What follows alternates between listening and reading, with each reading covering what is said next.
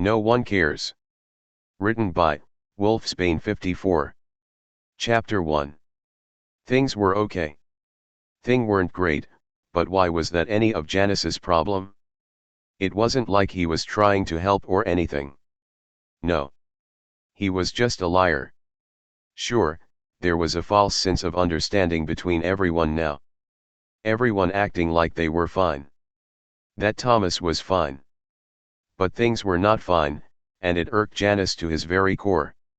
However, it was also something he couldn't outright discuss due to his job of being the keeper of all things not wanted. Or it was the one of the many secrets that Thomas did not want to admit to himself.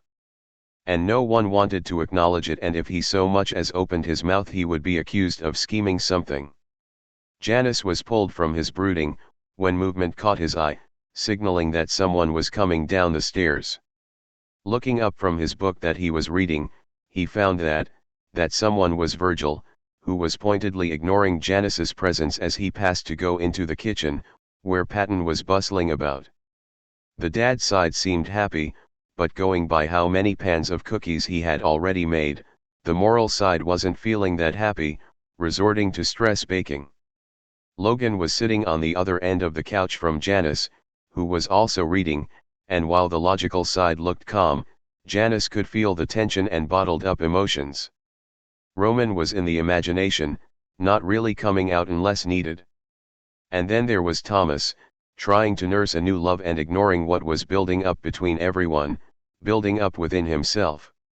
Now, usually Janus wouldn't just stick himself in the middle of such situation, especially when everyone, despite what they said, about giving him a seat at the table, calling that acceptance. It was a lie. They blamed him. They blamed him for showing up and starting trouble. They blamed him for letting Remus out and presented to Thomas. They blamed him for not going to the callback. They blamed him for going to the wedding. And they blamed him for the dysfunction in their little family. The only reason Janus was up and about, instead of in his and Remus's dwelling, was simply because he wanted to connect with everyone, including Thomas. He wanted someone to have the chance to sit down and talk with him, and hopefully he would be able to help. Plus, Remus was busy in the imagination, having fun bothering Roman and doing his job. Remus, until things got aired out and Thomas was more balanced mentally, was going to busy for a while, and it was lonely in the dark side. Considering how things seemed to be going, he should have just stayed in his room. He had better thing to do anyway. Sighing heavily, Janus stood up and began to leave. Just as he did, he felt a tug signaling Thomas was calling. And Thomas doesn't usually call for Janus. In a blink he found himself in front of Thomas, along with the others, excluding Remus. "What are you doing here?" Roman demanded. "Probably here to cause more trouble," Virgil grumbled, with a cold glare. "I wasn't summoned," Janus answered, simply, not in the mood for their drama today. "I don't see why. Thomas isn't in a situation where he needs lies, or self-preservation at the moment," Logan said. And he was right. Thomas was standing in his room, which looked like a hurricane had came through. Everything was thrown around and drawers were opened and half empty. Thomas himself looked panicked, and that's when Janus noticed that Virgil's eyeshadow was very dark. Meaning, Thomas was panicking for some reason. "I don't know, guys. Nico invited me out tonight and he said it was a surprise and I just don't know what I'm supposed to wear. Or maybe I just don't need to go. I mean, I do have several projects I need to complete. Maybe I don't need to go." Thomas rambled as he moved about, maneuvering his way around the sides as he talked, grabbing pieces of clothing as he went, holding them up and tossing them away before grabbing for another set of clothes. Ah, so that was why Janus was called upon. Thomas was nervous and so Virgil was nervous. Virgil acted as an alarm and Janus would act accordingly depending upon the situation. Anxiety and self-preservation worked hand in hand after all. Thomas had been thinking about making an excuse about not being able to go. but didn't really want to decline an invitation to a date night. Thomas didn't know if he wanted to lie to Nico, lie to himself, or to be truthful and just go on the date. Don't be silly, Thomas. Of course we want to go. Think about Storm McCloud, the romance, blossoming that you helped push into motion. Doesn't that make it all the more better? Roman flourished, grabbing Virgil and spinning him around. We can spin a few extra hours tomorrow on the videos, he reasoned.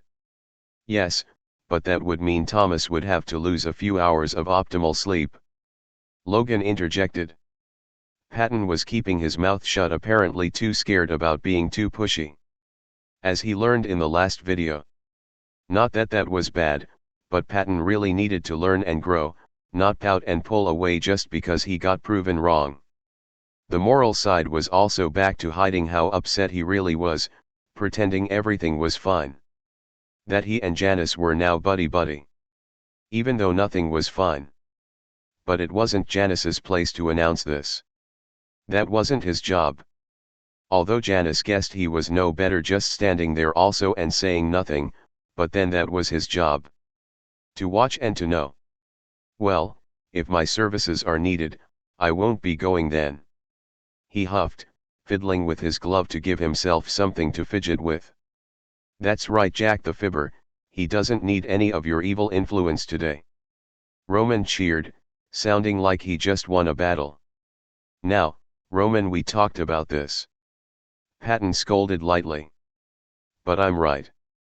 Thomas doesn't need two self-preservation instincts working tonight. Tonight is all about the romance.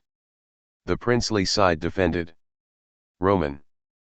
Patton gasped, appalled. That is where I think you dash. Then please, don't have a talk to Virgil and Thomas about calling me in the near future, then. Janus said, interrupting Logan, and only felt a little bad about doing so, but he had had enough, and so, left without another word, appearing in his and Remus's home in the dark side. The others would never truly accept him. Maybe Remus one day, but not him. Janus knew he himself would always just be out of reach of their understanding. But they could at least try. Put an effort in at least. Going to his room, Janus decided he was just to get some work done and prepare thing in case Remus came back from he imagination anytime today or during the night. He wastes so much time already trying to play nice. Why was it just so hard to believe he wanted the best for Thomas? Letting out another heavy sigh, and decided to just stop thinking about it and just focus on his work. Despite what everyone might think, he was not just a second self-preservation alarm. He was self-preservation. Virgil was the alarm. Janus was deceit. A dark side. He did his job exceptionally well. And he didn't care about the other. Even if it was a lie. With his thoughts now focused on his tasks, Janus collected only a few things from his room before descending even deeper into his and Remus's home. A door, appearing on a blank spot on the wall in front of him. This door led to the place where he had once had to lock Remus away, not by personal choice, it was something Thomas had wanted. And Deceit tried not to think about the others that were also hidden away, with no one to give them a second thought, except for him, their jailer. He sometimes wondered if Remus still resented him for being the one to lock him away. No, he reprimanded himself as he stepped through. None of that matters. He reminded himself. This was his job. Angry shouts and welcomed him, and he tried to sound upbeat and kind as he greeted them back. Hello. I hope you haven't had a pleasant day. He smiled, even though no one would be able to see. Trapped behind their doors as they were. Where they would stay until Janus could let them out. He ran his hand along the door that was sealed, checking over the deep crack and patched up holes that had formed on it. His touch leaving nothing but new door, still sealed and locked. Tight. I will kill you, Snake. You're going to regret everything. Janus hummed at the threat. It was the same thing that Remus had shouted once. The coming close to succeeding once, before all attempts stopped. I have severed doubts. But I'm sure you wouldn't try. He answered calmly. This particular side, Orange put up a fight and had taken both him and Virgil to lock away. Remus had been easy. The Duke seeming to become shell-shocked that his own brother had not tried to help him, and then, Deceit and Anxiety were the ones to help put him away. Orange, if he got out, would no doubt kill him or Virgil. And Janus couldn't blame him. But he couldn't let him loose either. Orange was the reason that the dark sides had to be locked away. Even Virgil. Janus would never forget the look of betrayal in Virgil's eye after they had sealed Orange when Janus had pushed him into his room and sealed the anxious side's door along with the others. And while Janus was never locked away, he had to play jailer, or gatekeeper, and pretend not to be bothered with having to betray his friends. He was certain the only reason Virgil was released was because of the collected nervousness from everyone, including Thomas. For only Thomas could release someone without Deceit stepping in. But that was all in the past. With the orange door fixed and locked up tight again, Janus turned to leave. He had other things to do before turning in for the night. As he turned, he watched only for a moment the orange door vanished, blending in the wall where no one would find it, unless Deceit called for it again. Later in the middle of the night, Janus snapped his eyes open and sat up ramrod straight in the bed. He was immediately wide awake, with the feeling something was wrong. His room looked normal. So why was he feeling like something was wrong? And where was something wrong? It was a sharp pull that only happened when Thomas was in need of his assistance, and with the combination when Virgil was so upset that it triggered Janus. Instantly, his first instinct was to go and check on Thomas. He immediately snapped himself out of his P.J.S. and into his normal attire and popped himself wherever Thomas was at this moment. It wasn't often when Virgil and Thomas called for him at the same time, especially in the middle of the night. Which was never. Chapter 2. Janus didn't know what he expected. It certainly wasn't to find himself following that urgent subconscious pull from Virgil and Thomas to the place he was sure no one but himself could go to, with Orange's door there, standing wide open. But that was impossible. Thomas was asleep, should be asleep, and Orange could not move their door. Unless Orange was using Thomas's sleep cycle as a way to try and escape. If Thomas and Virgil went in, where the hell were the twins? They were in charge of the dream cycle. One of them should be able to sense something is wrong. Virgil obviously did. Cursing silently, Janus stepped into the room, darkness being the only thing he could see, besides two huddled forms of Thomas and Virgil. Thomas. Orange's voice echoed around, and Janus silently and calmly made his way over to the two huddled forms in the darkness. This wasn't really Orange's room, he finally decided. It was a replica, a way to reach out and get attention. And it was Janus's job to shut it down, before any harm could be done. However, first he needed to get Thomas and Virgil out first. He didn't want to accidentally send this little piece of Orange back with the two trapped within. That would be disastrous. Thomas, you need me, not them. And he certainly couldn't let the beckoning call of the hidden side to draw Thomas in. Little early for dream walking, isn't it? Janus said, looking down at the two huddled forms. Instantly the air in the darkness grew heavier. Orange knew he was there, and he was sure that Virgil could feel the hatred radiating from the darkness as well. Janus could only guess that Virgil had intended to lead Thomas to safety before getting overwhelmed by the intimidating emotion, causing Janus to step in. Janus. Thomas said, looking up at the deceitful side. Very good, Thomas. Janus smiled, ignoring the aggressive energy swirling around them. What are you doing here? Virgil demanded, trying to hide how worried he was. The intense emotion was definitely getting to him. Did you bring us here? Oh, yes. It's not like I was called out of bed in the middle of the night or anything. You two must have made a wrong turn on your way to the dreamscape.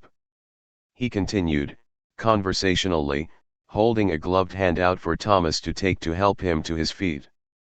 No one took his hand, In fact no one moved, so Janus lowered his hand back to his side and made sure to show that it did not bother him at all that Thomas didn't trust him enough to take his hand and lead him out. Anyway, nice room. Too bad it's covered in darkness, isn't it, Virgil? He asked, redirecting his attention to Virgil. If he could get Virgil riled up enough to ignore the heavy anger in the air, the anxious side would be able to lead Thomas out and Janus could send this door away and go and reinforce Orange's containment. If he could get Thomas to ever accept Remus, and move the Duke room, Janus would have no problem sealing the dark side off for good. He would have made up for his past betrayal to both Remus and Virgil then. They're not mine, if that's what you're hinting at. Virgil hisses, barely holding off the panic that was clear in his eyes. I didn't say they were.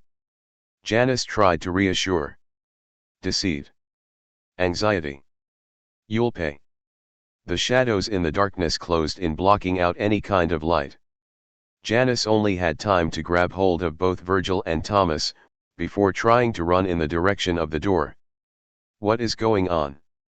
Thomas yelped, as Janus threw him with all the strength he had to where he last seen the door and breathed a sigh of relief when the darkness parted enough so he could see Thomas standing on the outside of the door. Sadly, the shadow solidified, grabbing hold of both him and Virgil. Nothing. Janus answered, still trying to stay calm. Orange was trying to keep him and Virgil. Everything is fine. He reassured, as he and Virgil tried to pull from the darkness, trying to pull them in deeper and away from Thomas. No, it's not. Give me your hand. Thomas insisted, grabbing Virgil's outreached hand in one and Janus's in the other, bracing himself against the door frame with his feet, to help pull the two sides out of the wall of darkness. You can't save both, choose. Orange's voice vibrated from the dark void, the darkness gripping around the two trapped sides. I won't do that. Thomas shouted desperately. Janus knew Thomas wouldn't be able to hold on to both he and Virgil without being pulled back in himself. You don't need to self-preservation. Choose or I'll choose for you. Orange insisted. You certainly don't know how to cause trouble, I see. I'll fix that later. Janus snarked, letting a taunting tone leak into his voice. Virgil was in a full-blown panic right now and was of no help. All the while Janus kept his eyes on Thomas, could see Thomas's eye lingering on Virgil, wanting to choose Virgil. Thomas wanted to choose Virgil, but didn't want to because he was a good person and didn't want to hurt Janus. And something within Janus wouldn't let him tell Thomas to just let him go. He was self-preservation after all. Virgil was just an alarm, but he had to give Thomas what he wanted. And Thomas wanted Virgil. Thomas, we aren't real. Nothing can hurt us. You cannot permanently lose a side, we would still be a part of you. We will still be here. Everything in okay? He said, saying everything that Thomas wanted to hear, so he could choose Virgil.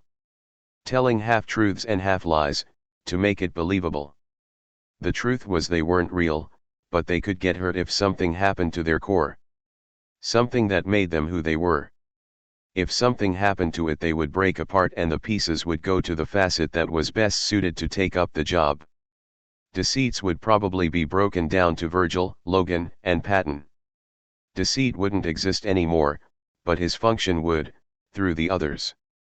Whatever Orange planned, it was going to painful and slow. Janus pointedly ignored looking at Virgil. He knew the anxious sides was looking at him. Virgil had to have caught on to what Deceit was doing. Deceit, that was who they saw him as. Not the name he had given them. The darkness wrapping around them began getting tighter, pulling harder, taking the air from their lungs. Black dots began dancing in his vision the tighter it squeezed, making his ears ring that he almost missed it what Thomas spoke. Almost missed it when Thomas let go of his hand to grab hold of Virgil with it instead. I chose Virgil. Deceit felt something within his break, when he registered what had just happened. He had succeeded in getting Thomas to choose who he wanted. And Thomas had chose Virgil. Not that he was that upset. but it hurt and he didn't fight when his vision was cut off as the darkness swallowed him deeper within, blocking his view of Thomas, who had pulled Virgil close, and the two just watched as he disappeared. Virgil's mouth was moving, but he was deaf to what was being said, and couldn't bring himself to care. "You're mine now, Snake. Mine to torture this time," Orange declared. Something sharp pierced in his chest and Deceit felt his core crack. It took a moment to register that Orange had manipulated the darkness into a pointed spike and had driven it into his chest, and another minute to realize he was screaming in pain. Orange was going to slowly damage his core, was going to slowly shatter him. He guessed he shouldn't be surprised. No one liked Deceit. Why should he expect mercy from his enemies, even from the ones he tried so hard to protect? 3 more spikes struck close to his core, making him scream, his throat raw. He barely heard when another voice spoke. "Hand over the serpent, you foul fiend." That sounded like Roman. "How dare you try to hijack my dream, you demon." The heaviness in the room retreating at the sound of the creative side. Orange wouldn't be able to hold this area if Roman forcibly took back control of the dream. Deceit felt his body collapse in one itself as the spikes vanished, and he was vaguely aware when hands pressed at his chest where the spikes once were, and flinched away, squeezing his eyes shut tight due to pain, trying to curl into himself to protect his core. It was already damaged and it hurt so bad. "Don't move, kiddo." Patton's voice was close to his head, a hand running through his hair. Where had his hat gone? Deceit, breathing heavily, tried to move away, but movement hurt. "Try not to move, Janus," Logan's voice cautioned nearby. "Virgil, the only shadows left belong to you. Can you go through your breathing technique with me?" "Is he okay?" Thomas's voice asked, sounding closer to Logan. He was vaguely aware as the area around them began feeling lighter, something more familiar to the dreams Roman made.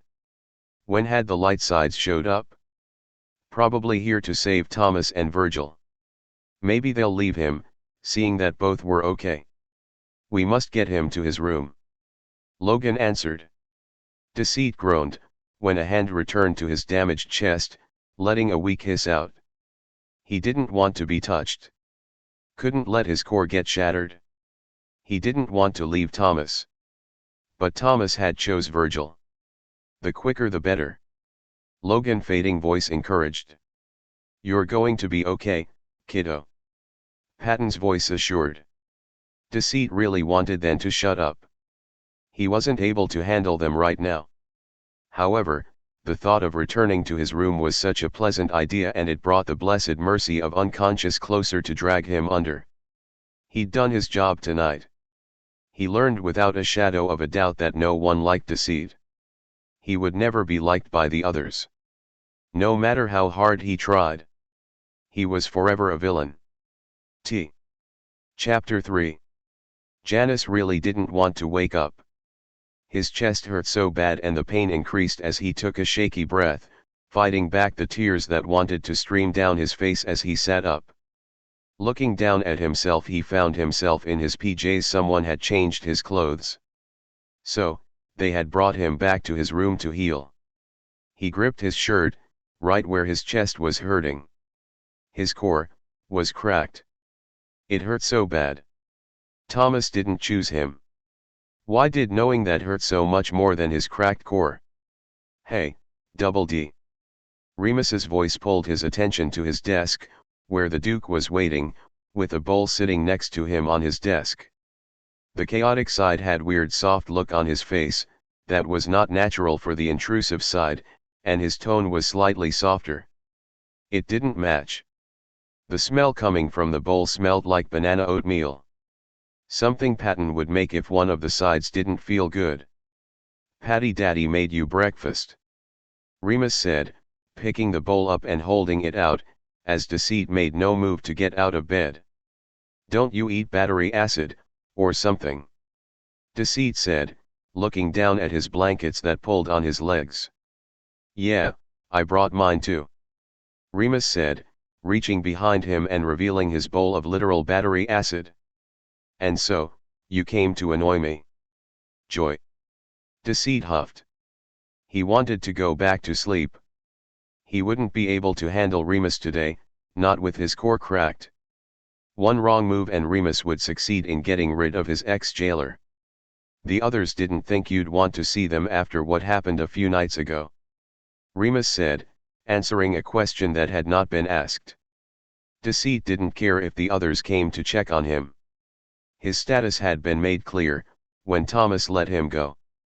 But at least he now knew he had been asleep a few nights. Made sense, considering where Orange had aimed those spikes. So you so graciously volunteered. Oh, goody.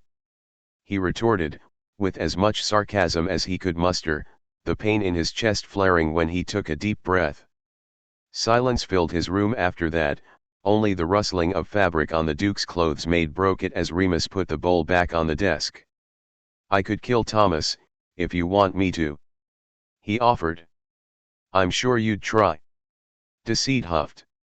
Remus would probably be the side that got the closest, if one of them tried to kill Thomas.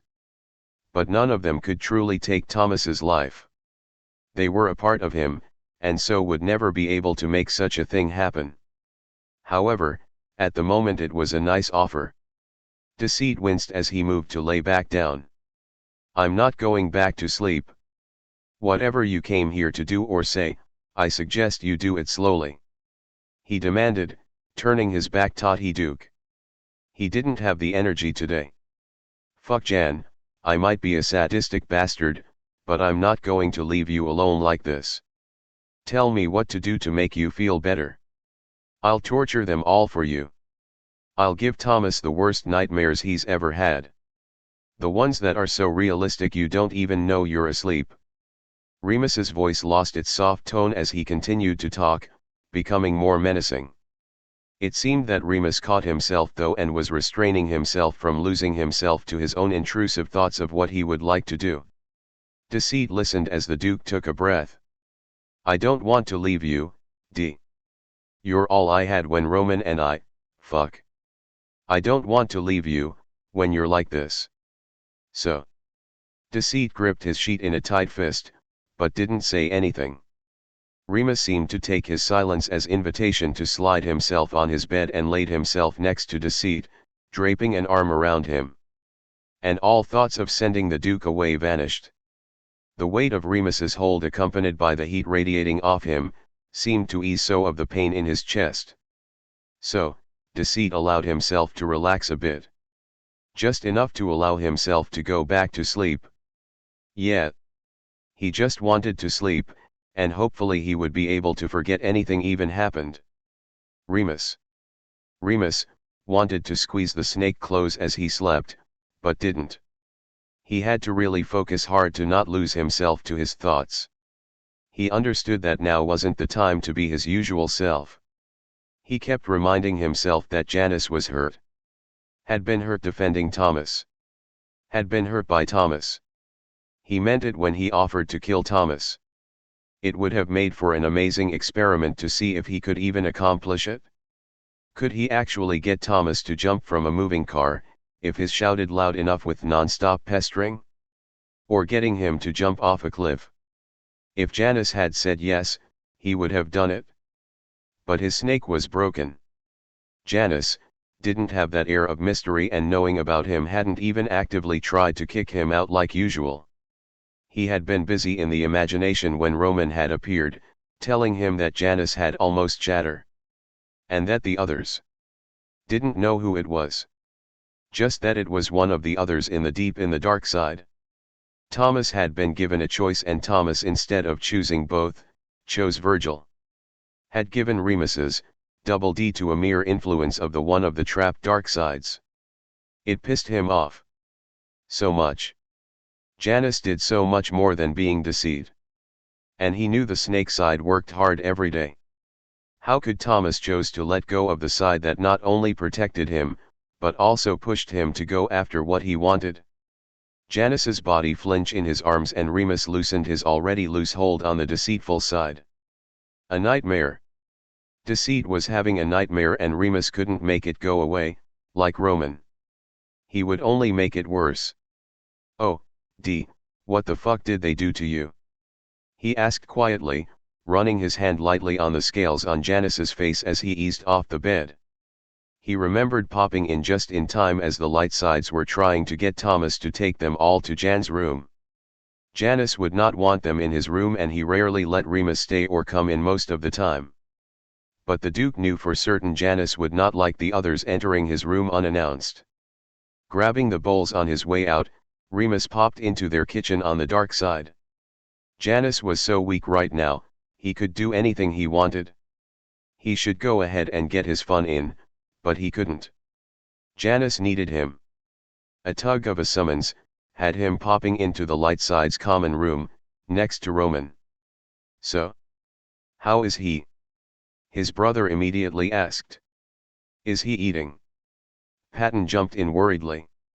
"Is he even awake?" Virgil asked, eyeshadow darker than ever. "He would have to be awake to eat the oatmeal Patton had sent, Virgil." Logan pitched in. "Remus," Thomas said, flinching a bit at the cold glare the Duke sent his way. Remus grinned at that. "Please, he's not. Please just tell me he's all right," Thomas practically begged. "All right." Remus sneered. "Don't you mean alive? Or did you mean unalive? If that's what you meant, sure. He's alive." Remus spat. He wanted to go batshit right now. He want to break something. To kill something. "Why the hell do you care? Want to see his dead body?" he asked, eyes bouncing onto everyone around him, took in grimaces and pained look on their face, practically snarled. "Now they care. Well, fuck that. How about this?" he said, stepping in the middle of the group right in Thomas's face. "Forget about us," he snarled. "Like you did before. Like you all did before. Jan doesn't need you. You obviously don't want him. So leave us in that hellhole, and I'll take care of D." He watched as Thomas looked more and more guilty. As they all looked more guilty. "We didn't forget," Patton started to say. "Bullshit. And to anyone else who want to spout it, I will literally put shit in your mouth," he threatened. Everyone clamped their mouth up. Virgil shrank into his hoodie, not once looking at Remus and not meeting anyone's eyes. Remus noted how Roman had scooted closer to the anxious side and grabbing his hand in a comforting manner. It made Remus bristle with anger. "Remus, I'm not going to leave you guys there. I'm moving your rooms." Patton said I could do that. Thomas offered, although he guiltily could not look Remus in the eyes. Having enough of the pity party, Remus decided he wanted to leave. "Yeah, well, I plan on giving you nightmares for the rest of your life, so instead of worrying about redecorating, I suggest you get prepared."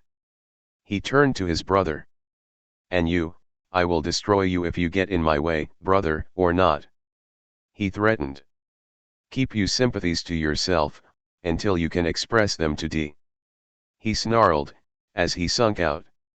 "Remus, I mean it," Thomas insisted, before Remus was out of earshot. "Fuck if I care," Remus huffed, as he appeared in his room. They broke his double D. And Remus didn't think he could fix what they broke. Remus didn't fix things. He broke things. And it took him a long time to stop blaming Janus for his imprisonment for over a decade. And Virgil. Virgil had ran as soon as he could, abandoning Jan and him both. And then had the nerve to look worried.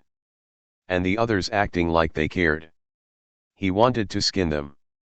He wanted to lay them in cement or something and stab something near their core, and see how much pain Janus had truly been in. If Janus got worse and succumbed to his injuries, no one would be able to stop Remus from acting on all the thoughts in his head. No one would be able to stop Thomas from not going through with them either. Not even Virgil, no matter how loud he got, would be able to stop Remus. "Don't leave me, D," Remus muttered as he let himself fall on his bed. "They may not want you, but I need you." There was a surge of energy as he felt his room move. He stayed where he was, he didn't need to get up to and check to know that the lights and Thomas had kept their word and moved his room, and Janus's. Of course, they did. They were the one who would always do what was considered the right decision. He just hoped no one tried to go into Janus's room. The thought had him getting up and out into the hallway, to see Janus's door across from his. Leaving his room door open so he could watch. Glaring at everyone who passed their rooms. D was always there for them. Someone had to be there for Janus, and Remus guessed, if it wasn't going to be Thomas, it was going to be him instead. Chapter 4. Deceit groaned as he woke to the smell of waffles in his room, and opening his eyes to find Remus sitting on the floor at eye level just staring at him. Any other side would find it annoying, but it was just an unwelcome sight at the moment, and let out a very unhappy hiss, at the sight of the Duke, that was choked off as his chest vibrated with pain. His core was still damaged it seemed. Morning, Noodle. Remus beamed, holding up waffles, with strawberry and blueberries on top with whipped cream, and syrup. Get out of my room, Remus. He grunted, as he turned his back on the Duke. It's either I bother you or the others come in here. Remus countered. Huffing and doing his best to ignore the pain around his core, Deceit heft himself into a sitting position on his bed, snatching the plate of food that was being offered. If he was an actual person he would describe the pain as heart pains. However, instead a heart, Deceit, and the other sides had a core, which was the center of all they were, including their jobs. It's what made them. It's what made Janus, Deceit. I want to see them. He mumbled. They know you don't. Remus said, rocking side to side on the floor, as he held a sticky waffle with something slimy on it in one hand, talking as he chewed. Oh, yeah, Thomas moved our rooms, while you were out. He added, before shoving the entire waffle in his mouth. What? Deceit asked, almost dropping the plate of waffles. Tomphs, mftarmfruumphs. Remus repeated with his mouth full. Both of our rooms? Deceit asked, getting to his feet and having to sit back down when his chest flared with pain at the sudden movement. Remus gulped the mangled waffle in his mouth down before speaking. Yeah. Great, right. Why would Thomas move our rooms? Deceit asked, as he hugged, one arm across his chest. He really hated getting his core damaged. Remus shrugged at his question. He was sure Thomas would move them back to the dark side until one of them screwed up.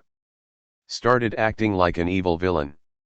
Just because they moved Deceit and Remus's room to the light side did not change who they were. Plus, it was obvious that the only reason Thomas had decided to move them was, because he felt bad. Well, Deceit didn't want their pity. And he certainly didn't want to live with them. Not anymore. Besides, he couldn't just leave the dark side unattended. Something bad could get out. Whatever. He hissed, agitated. Remus licked at his fingers as he grinned at the snake side. You know, if you don't want to see the others, you can come with me to the imagination. You can help me create new creature and then we can figure out cool ways to kill them. Deceit quirked an eyebrow, not really wanting to do anything, but he guessed it was better than being suggested to false pity. Fine. He had nothing better to do, until his core healed up.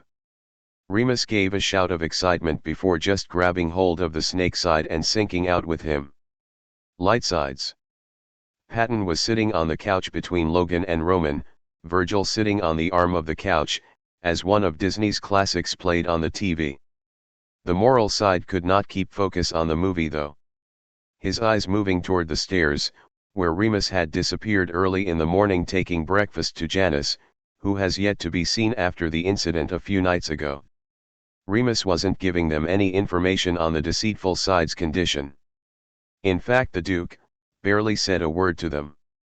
Besides being himself and keeping to his word about the nightmares, and so Thomas was not sleeping well, and Roman had been trying very hard to talk and squeeze on a good dream, but Remus hasn't been pulling any punches. And Roman couldn't hold Remus off like before. Patton suspected that this was due to Janus being the one that could communicate with the intrusive side. Remus wasn't listening to any of them. The most worrying thing though was that Janus had been severely hurt so close to his core. And that was just a bad thing to happen. Logan had hypothesized that the best solution was to leave Janus in his room, where he would have the best chance of surviving the injury. Thomas had even moved Remus's and Janus's rooms too after being told that what had happened that night had to do with the dark sides, and the Janus had in a way helped Thomas and Virgil even at the cost of himself. And Thomas was so broken up about it. Was so ashamed that he chose between two facets of himself and had let go of Janus's hand. Thomas had admitted to Patton and Logan that he didn't know how he was going to face Janus. Patton wasn't sure how any of them were going to face Janus. But it seemed that the Janus was not going to give them the chance to try, and no one didn't want to just barge into the Snakeside's room. Patton wasn't sure if waiting was the right move though. Shouldn't they at least try and attempt to go up and check on Janus?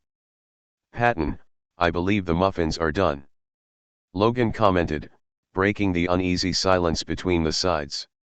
The movie on the screen, rolling credits signaling the end of the movie, Roman had played. "Oh. Thanks," he mumbled, standing up and going to the kitchen.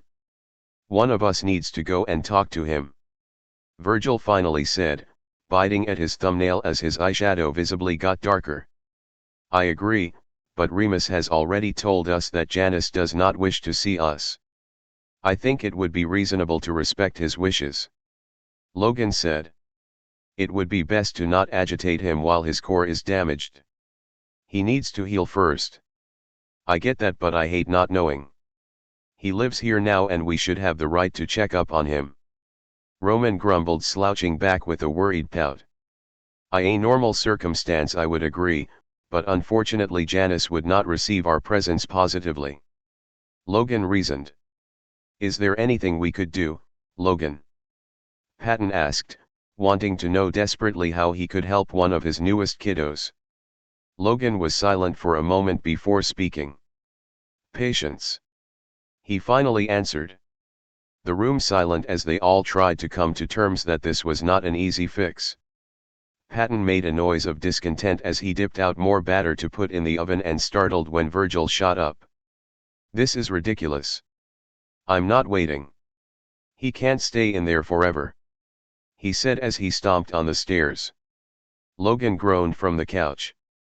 "No one ever listens."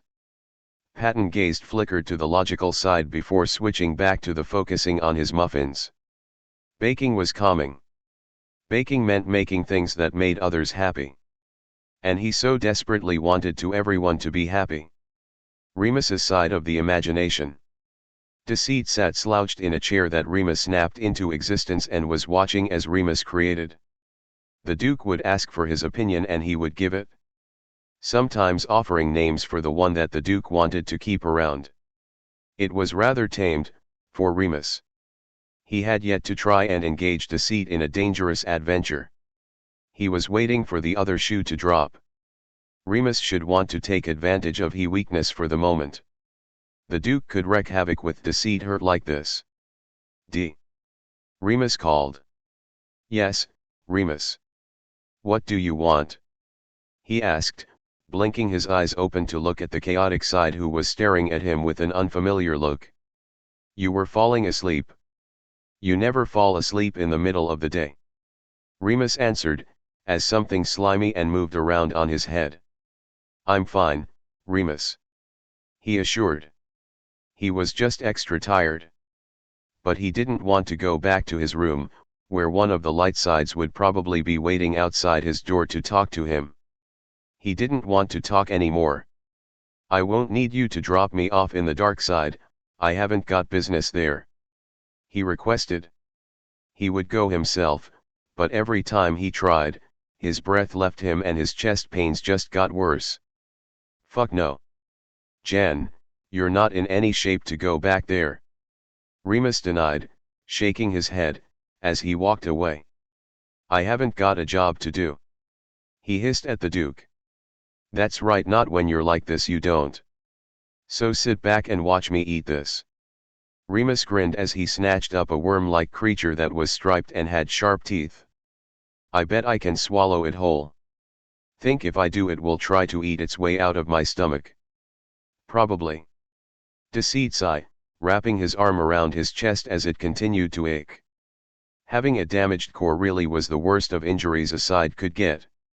And Remus seemed adamant on keeping him company. A tug pulled at him, the suddenness of it making his eyes go wide and yelp escape him as it tugged right on his core. A summons. Fuck. What's wrong? Where does it hurt D? Remus demanded. Dropping his mutant carnivorous worms and running over to him, but didn't touch him when he flinched away. Summons. He hissed, out as he felt the tug again. He chest felting like it was going to split open, and would Remus just enjoy that show? It hurt. It just hurt. Stay here. Stay here. I'll do something. Just stay here. Remus shouted as he sunk out and disappeared, leaving Deceit alone. Sud. Sud. Dot. He cursed. He could answer the summons, but it was probably another false summons. Something that he wasn't going to answer again. Not after with what happened with Orange. Speaking of Orange. He staggered up to his feet, pushing past the pain and let himself sink out. He better take the chance while he's got it and escape back to the dark side. Back to home. And then he was going to seal it. He was going to seal it so no one could escape and the light sides wouldn't wander in. Then he could recall his room and leave them all in peace. No longer would he darken Thomas's or the light side's doorstep, and Remus would be accepted without Deceit blocking the way. This was the best option. For everyone. Deceit would leave. Chapter 5. Virgil was upset. This shouldn't have happened. But it had, and Janus had taken the blow. Had purposely taken the blow. He couldn't have as easily convinced Thomas to let Og of the anxious side instead, but hadn't. The snake had known that Thomas wouldn't let go of both of them without assurance that nothing would happen to them. So his answer was to lie. And now everyone was on eggshells and it was driving him insane. He could feel the tension radiating from the whole mindscape, and he just couldn't take it anymore. Couldn't take the guilt that was eating at him that Janus had convinced Thomas to save Virgil. Couldn't take the guilt that at one time he wished for Janus to disappear. Someone had to take the first step, and if no one else was going to do it, then Virgil guessed it was going to be him. He was going to talk to Janus, whether the snake wanted to hear him out or not. Nothing was going to stop him from talking this out. Not even Remus, who seemed to be on the warpath. Janus. He called, knocking first, and stood quiet for a moment to listen, but heard nothing. I know you're in there, he said, after hearing nothing. He listened for another minute, before letting out a heavy sigh as he dug through his pockets, pulling out a paper clip. Okay, Jay, let's get this over with, he mumbled, as he began picking the lock. It took him a few minutes longer than it used to, before the lock clicked, signaling that the door was now unlocked. Jay, we got to talk, he announced as he stepped in, closing the door as he did so. Looking around the room and finding it empty. And you probably ran off to the imagination with Remus. Great, he grumbled, as he stalked into the room and letting himself drop in the desk chair, and sent a summons for the deceitful side. When Janus didn't show up the first time, he tried again, and took out his phone. Janus was just as stubborn as he was, and so was going to just have to wait the snake out. He was going to speak his piece. And Janus was going to listen. He wasn't even there 5 minutes when the room began feeling like it dropped, going down, feeling almost like an elevator coming to a sudden stop. Virgil found himself gripping the chair so hard that his knuckles turned white, during the sudden motion, and was breathing heavy. Someone had moved the room. Why would someone move the room? And where had they moved the room? Lightsides. They were all checking in on Thomas after Virgil left. Thomas had been having a panic attack and had wanted to know why, and since Virgil was busy, Patton, Logan, and Roman had answered. They were in the middle of explaining things when Remus popped in, all menacing and sharp teeth, shouting, "What the hell do you fuckers want?" making everyone besides Logan to shrike his surprise at his sudden appearance. Even Roman and Remus wasn't planning on letting his brother live it down either. What do you mean, Remus? Thomas asked, trying to compose himself. Patton was pale and clinging onto Roman's arm, the prince having moved away from his dark twin as soon as he appeared. I'm quite confused as well. We were just about to help Thomas through his newest dilemma, which was his panic attacks, which are due to Virgil being stressed as well as Janus, might I add. Logan explained. We were in the middle of trying to help him work through it. Roman added. Then which one of you shitheads are trying to summon Double D for? He doesn't want to see any of you. Remus growled. I would like to talk to him at some point. Thomas mumbled, not looking when Remus's cold glare pivoted to him. Me too. Patton added. Well, boo fucking who? Should have thought about that before you turned him into an outcast. Remus snarled. I mean, I get me. I like pushing limits. But despite everything he stands for, he is the one that you absolutely do not need to lose. Remus huffed. He hated being the one that made sense. It made him feel icky inside. Maybe he'd stab Logan before he left. Well, technically he can't afford to lose any of us. Logan hummed, in thought. But if we are talking about a situation where he had to, then I would have to agree, Janus is one of the few facets you would not want to lose. Why's that? Roman asked. Remus's fist connected with his brother's face. What do you mean why? He snapped. I was seriously asking. I didn't mean it any other way. Roman defended, seeing Remus getting into a fighting stance. Janus is deceit, and your inner coach of self-preservation. He is also your selfishness. He is the barrier between you and the lies you tell, be that to yourself or to other. You don't want to know something. Janus will make it so you believe you do not know it. If you wish to spare your friend's feeling, he is the one who will give you the words to create a falsehood that would spare that friend from a hurtful truth. Logan explained. Remus threw a balloon at the logical side, the balloon popping on impact, releasing mud with worms in it. The dork's right. But what he didn't say was that whenever Virgil signals that you are in danger and is in the freeze state, meaning you can't run away, Janus is the one that swoops in to help you. Wait. Are you saying Janus and Virgil are a team when it comes to safety? Roman asked, sounding like he didn't believe it. That's only a few things he does. He also makes sure that you and Remus stay in the right headspace as the pride, ego, and courage facets of Thomas. Logan added, finishing wiping away the mud and worms from the balloon. I didn't know that. Roman admitted. Oh, yes. Janus also has a duty to make sure that us as sides function to the best of our abilities. Thomas is his main priority, and so when we say selfishness and self-preservation, Janus's duty is not to himself, but to Thomas's self. Logan continued. He knows everything that Thomas's secrets, every lie and wants. That seems to also extend to us as well, from my observations. He does all that. Thomas asked. What the hell did you think he did, sit in a bilious liar coming up with evil schemes? Remus asked. Well, yeah. Kinda. Maybe. That would be absurd. Thomas and the light sides answered at once, all looking guilty. Well, he's not, so stop bothering him. He's hurt and needs to rest. Remus stated. Well, going back to your original question, Remus. None of us were trying to summon Janus. Have you asked Virgil? Logan asked. Virgil? Why would Virgil summon Jay on purpose? He only does that when you know Thomas is in danger of being unalived, or whatever.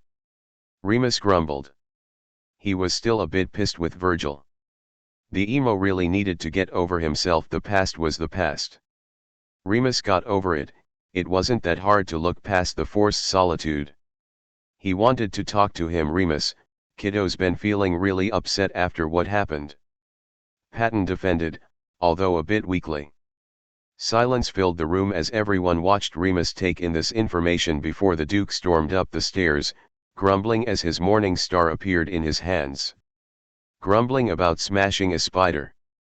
I would say we should go and save Virgil, but I don't want to, Roman admitted. Remus has been uncharacteristically feral in the imagination lately, and I don't want to test out if we can actually kill each other. What? Patton squeaked. Roman gave the dad side a serious look. Padre, it's all I can so to soften the nightmares. We clearly did not know how attached he is to Janus. Roman added. Well, of course we are going to help Virgil. Might be a good chance to also talk to Janus. Thomas suggested. I still say we should wait. But I too think maybe Virgil will need some assistance. Logan said, backing up half of Thomas's suggestions. Then let's go.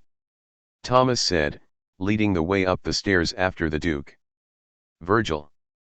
Once the room stabilized, Virgil quickly made to leave the room, but stopped in his tracks when he opened the door to see himself back in the dark side's hallway. The only door being Janus's, since other doors were on the light sides now. Who the hell would move Janus's room back to the dark side? They all agreed it was time to come together. All right. Who's the wise guy? He called. If this was Roman, he and Princey were going to have a go. He hunched into himself as he walked down the hall, missing the comforting safety Janus's room radiated here. He remembered when they were young, Jay's room was the place he would always run to. They were stronger together here. The three of them kept this side from destroying Thomas. Remus did the heavy lifting, Virgil scoped and prepped, and Janus conducted. Now though, after all these years, this side looked scary. It was when he went even deeper did he finally spot Janus, laying face down on the floor facing a wall with two intertwining snakes, that almost resembled the door to the Chamber of Secrets, his hand outstretched to it. Virgil recognized this as Janus, enforcing a seal, with a stronger one. Jay. He called, running and kneeling next to the snake side. Turning him over, Virgil gasped, seeing Janus's eyes open but blank, and his chest had a sphere-like hole in the middle. Virgil had only seen that once, and that was when creativity split into two, a singular sphere of light erupting from the old creativity's chest and then splitting in half in front of all of them, before Roman and Remus formed around them. Now the question was, where did Janus go? He looked back to the wall Janus was laying in front of, and examined it more closely. And that's when he spotted it. The two snakes on the wall were like paintings, but their eyes weren't. And Virgil could now see the faint glow in them, and the cracks that gave him his answer. He was looking at Janus's core self. Janus had removed himself to lock something behind this wall. His eyes widened, he had to get the others. He didn't know what any of this meant. Beside, Janus had created a stronger seal, but he had never known Janus to need to use his own core. He hurried back to Janus's room, taking the deceitful side's body with him. He couldn't just leave it on the floor. As he went he felt his breathing picking up as he tried to not go into a panic. The others will know. Remus or Logan will know what is going on. He kept repeating, kicking the yellow door shut with his foot before gently laying Janus's body on the bed. Okay, okay, okay. Gotta summon someone. He instructed himself, pacing back and forth quickly. Unable to get himself to calm down enough to summon just one, he summoned everyone, including Remus, and Thomas. He didn't even have time to blink before he ducked out of the way of the Duke Morningstar, diving behind Roman, who was the closest. What did you do to DD, you piece of shit? Remus raged, as soon as he spotted Janus's empty body with a hole in his chest. Oh shit. Virgil gulped. Chapter 6. Deceit took deep breaths, trying to breathe through the pain sinking out and recalling his room scent shooting through his core. When he looked down, pulling aside his clothes to look at his chest, he grimaced, seeing visible cracks forming. That was not a good sign, but he couldn't just sit back and relax, he had to tend to the dark side. The deepest part of it, at least. He stared at the wall that the hidden door was at. Already he could hear the entities of the mind wanting to break free, sensing that their jailer was weak. He tried not to think about how much damage he could continue to do to himself, but he couldn't just let them roam. He also needed to seal the dark side. He was going to have to take his core out to keep this wall strong, to activate a seal on the entire dark side. Hopefully this action wouldn't scatter him. A core was only as strong the closer Thomas regarded them, and Deceit knew he wasn't that close to Thomas, so he would have to be extra cautious at least. He didn't care if his physical body disappeared, as long as his core existed. His body would reform in his room. This way he would be somewhat sentient, and alert to any shenanigans happening. In a sense, he would put the dark side on lockdown, including himself and anyone in it. He took a breath and closed his eyes and grimaced at the energy it was directing to his core. And slipped into what was similar to a half-sleep, and awake state. Time slowed, some things became duller, other became sharper. The feeling of pain became a distant memory. He lost his vision, but gained better hearing. He could feel many things now, and hear the entities he kept locked away. He was with them, but then he wasn't. He was in his room and then he wasn't. He could detect odd movement, in the dark side's hallways near his room. He could detect movement where he left his body. He could be in many places now, it didn't matter about the odd movements he was detecting in the dark side, nothing could get out now. He had successfully locked himself into the dark side's walls, split in two, so on one half of him was aware of those locked away, and the other to focus on healing. He would be acting on instincts from now on, although he would be a bit slow to react at times. This was maybe a little extreme and not the best way to work. But it was less taxing on him this way. And he wouldn't be around to be called evil. Thomas and the others wouldn't have to worry about watching out for Deceit. Deceit was a function now, an instinct, and no longer would he be a bother to anyone. And he wouldn't have to feel that constant pain of rejection. After all, he wouldn't be Deceit if he couldn't figure out a way of ignoring the rejection of his own, right? Thomas, Remus, and the light sides. Remus, honest. I found him like this. Virgil practically begged, as he used Roman as a shield. I don't fucking care.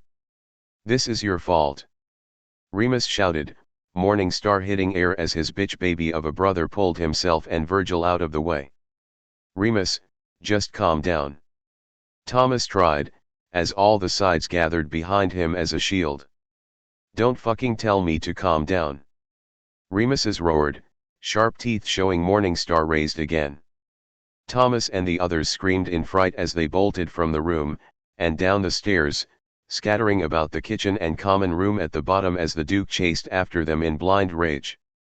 Remus was so pissed off, and seeing Janus with a hole in his chest and no core did not help the very thin line of control the intrusive thought had. He would kill them all. Remus, please. Patton begged, as he hugged close to Thomas. The Duke stalking over to them with the scariest grin he'd ever seen. Just as Remus prepared to attack, a yellow glow caught their attention, and it took everyone including Remus a moment to recognize that they were looking at Janus, who appeared to be a yellow-like holograph image, or ghost, that now stood in front of the raging intrusive side.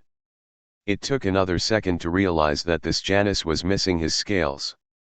J. Remus asked, frozen in his spot. In truth they all were. Intrusive thoughts. I have detected that you are acting out of line once again. You are aware that as an unwanted side that is not tolerated.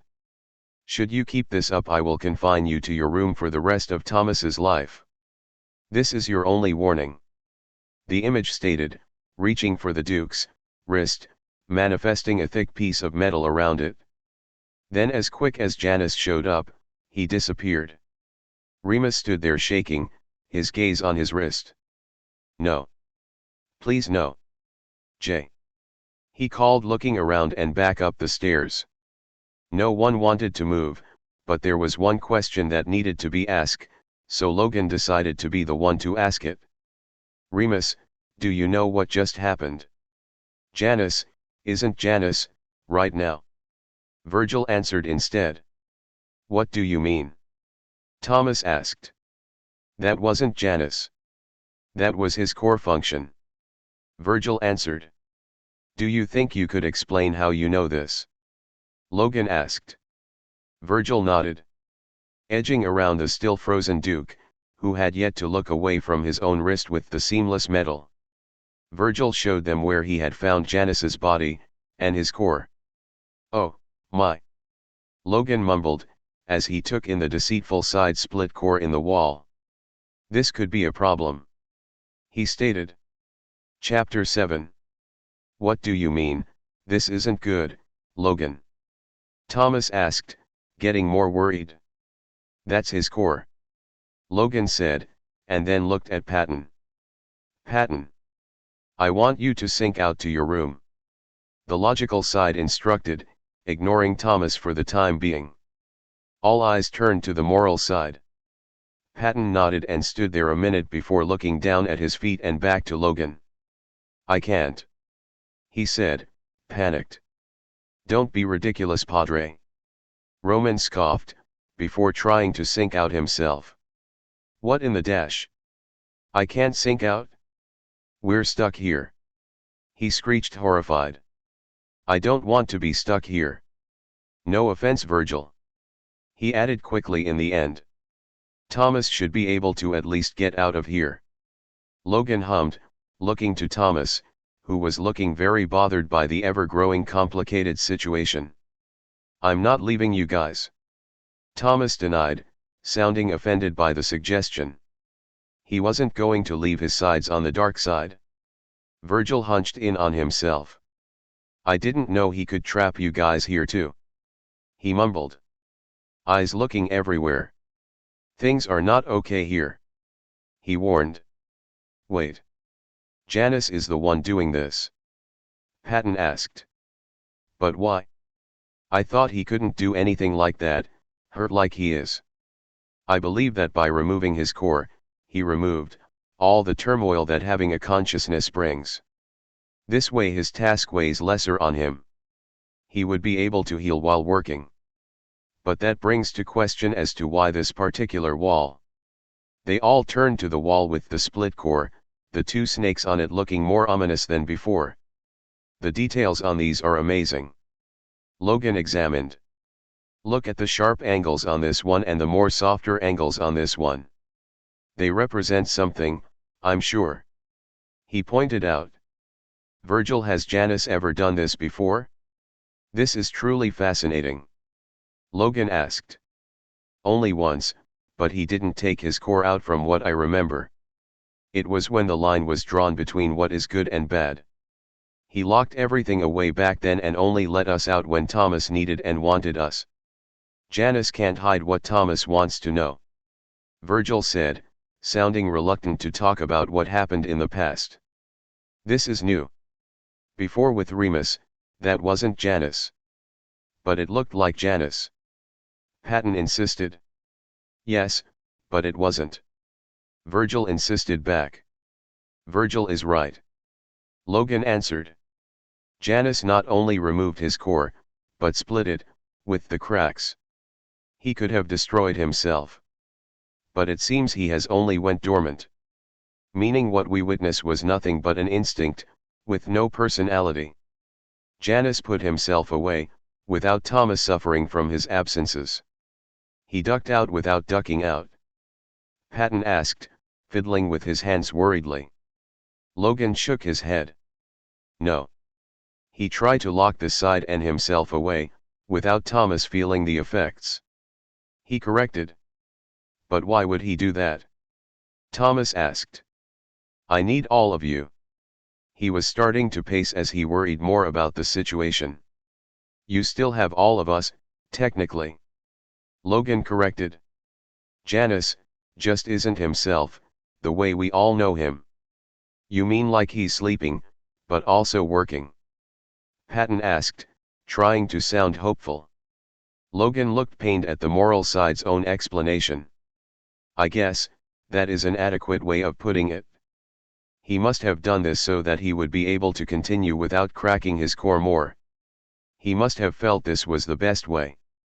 He reasoned. The other sides nodded along with Logan's explanation. You all are a bunch of idiots. I'd murder you all if I was Janus. It would be the least you'd deserve. Remus said, from behind the group, having crept up as they discussed Janus's condition. He looked pissed and was holding the wrist with the metal around it, as if trying to hold himself from acting out.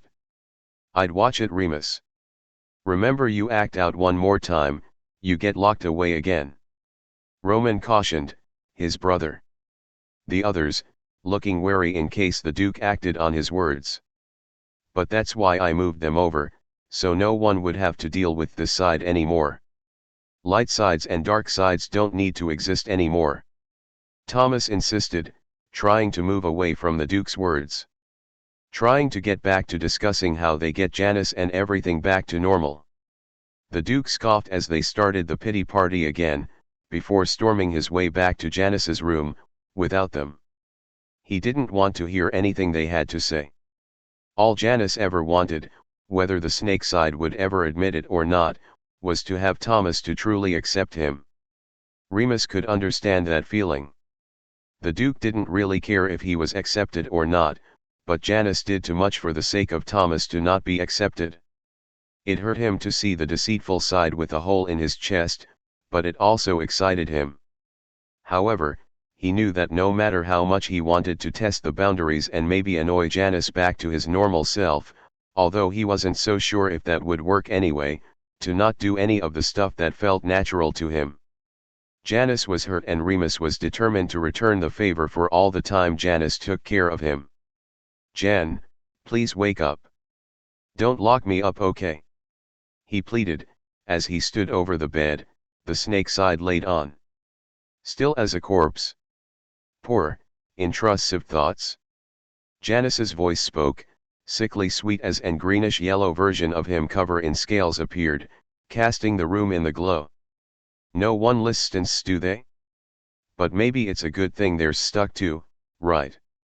The fully scaled phantom Janus asked, circling Remus, who was listening. It was good that Janus was able to still work, and obviously this part of him had work for Remus to do. The fully scaled version of Janus stopped right in front of the Duke, with a slick confident smile on his face. Not that we need them here. They think I need their help. What they don't realize, is that I got you. You will watch over me, won't you? Janus hissed sweetly. I don't want those pesky light sides to enter my room. Understand. Remus smiled, and stroked the scaled face of Janus. Damn, you're so sexy when you're all scaly and evil. He held up his wrist with the metal band on his wrist. Now what about this, my slithering noodle? I thought you weren't into kinks like that. Oh, darling. You know I never means such things. I'll take it off, if you help me. He assured, with a sly smile. Remus smiled back. He loved it when Janus played into his snake self. It was a turn-on for the Duke. And whenever Janus acted more snake than well, civilized, it was always a promise of fun. This Janus was planning something. Deal. He agreed. Fantastic. The scaly deceitful hissed as he vanished. The door to the room slamming shut with a click of the lock. Remus let out a cackle of anticipation and dropped to the floor in front of the bed that held his sleeping snake. Janus wanted him to watch. Then Remus was going to sit and watch. For like 2 seconds. Ugh, fuck. Being a guard is boring. He groaned, letting his head fall back on the bed and looked at the deceitful side's body, with wide eyes. He hummed in thought, as his many thoughts raced to the surface. At the same time back with Thomas and the light sides. As soon as they had noticed Remus had left, Patton went into dad mode on the creative side. Roman, you shouldn't have said that to Remus.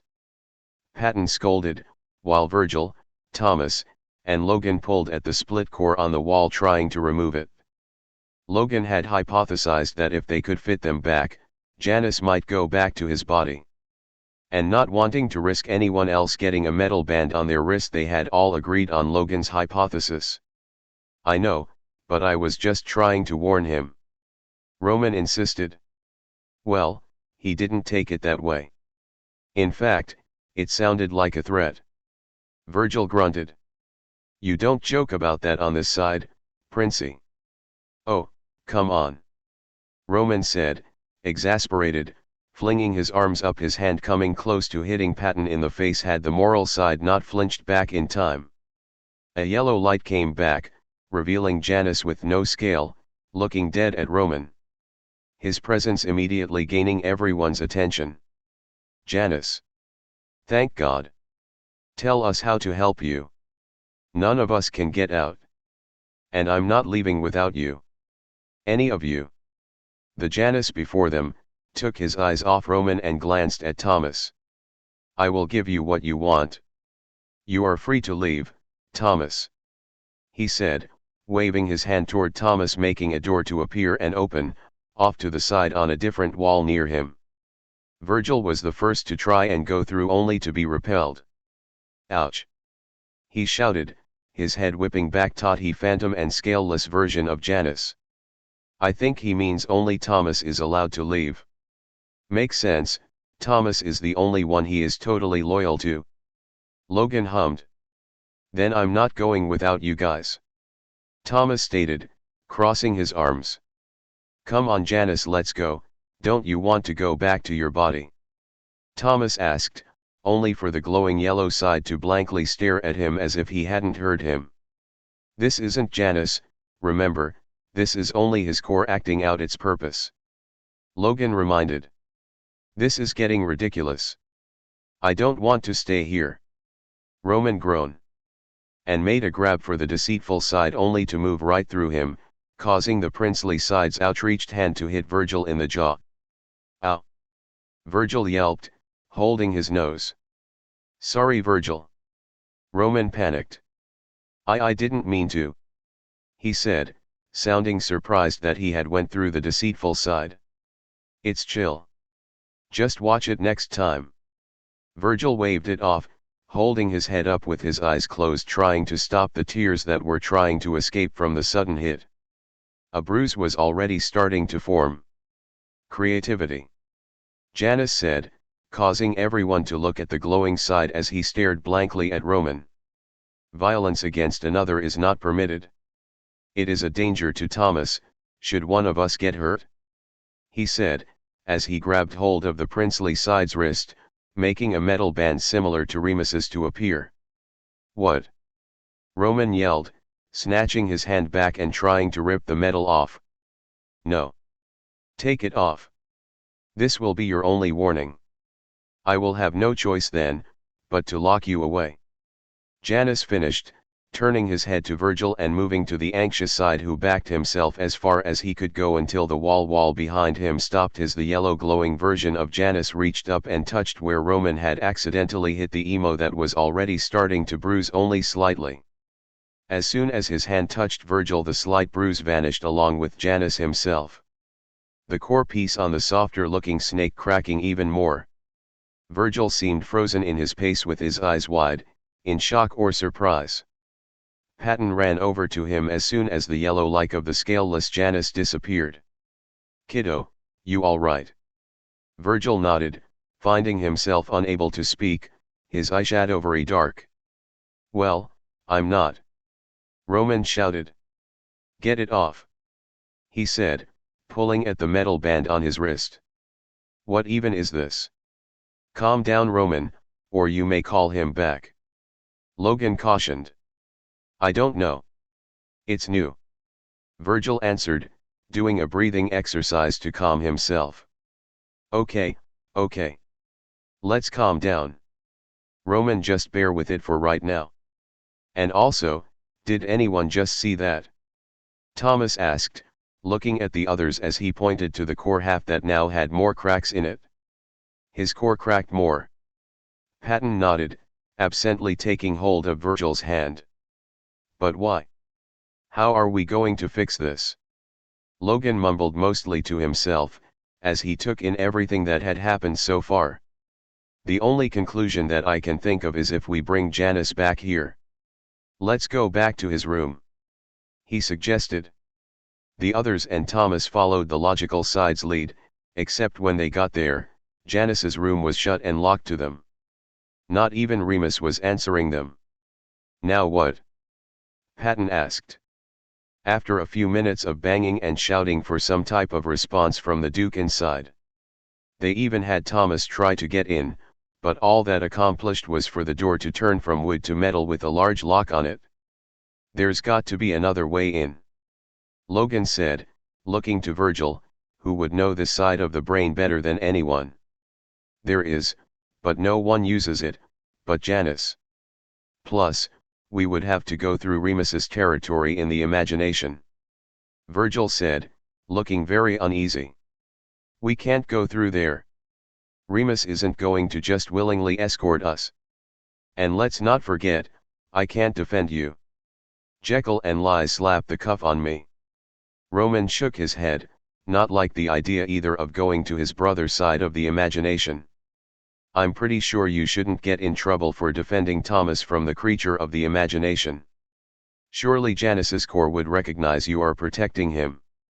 Logan assured. Plus, even if you do, we can always get Janus to let you back out once we get him to normal. Virgil added. Then it's decided. Logan stated. Whoa, whoa, whoa. I don't do this.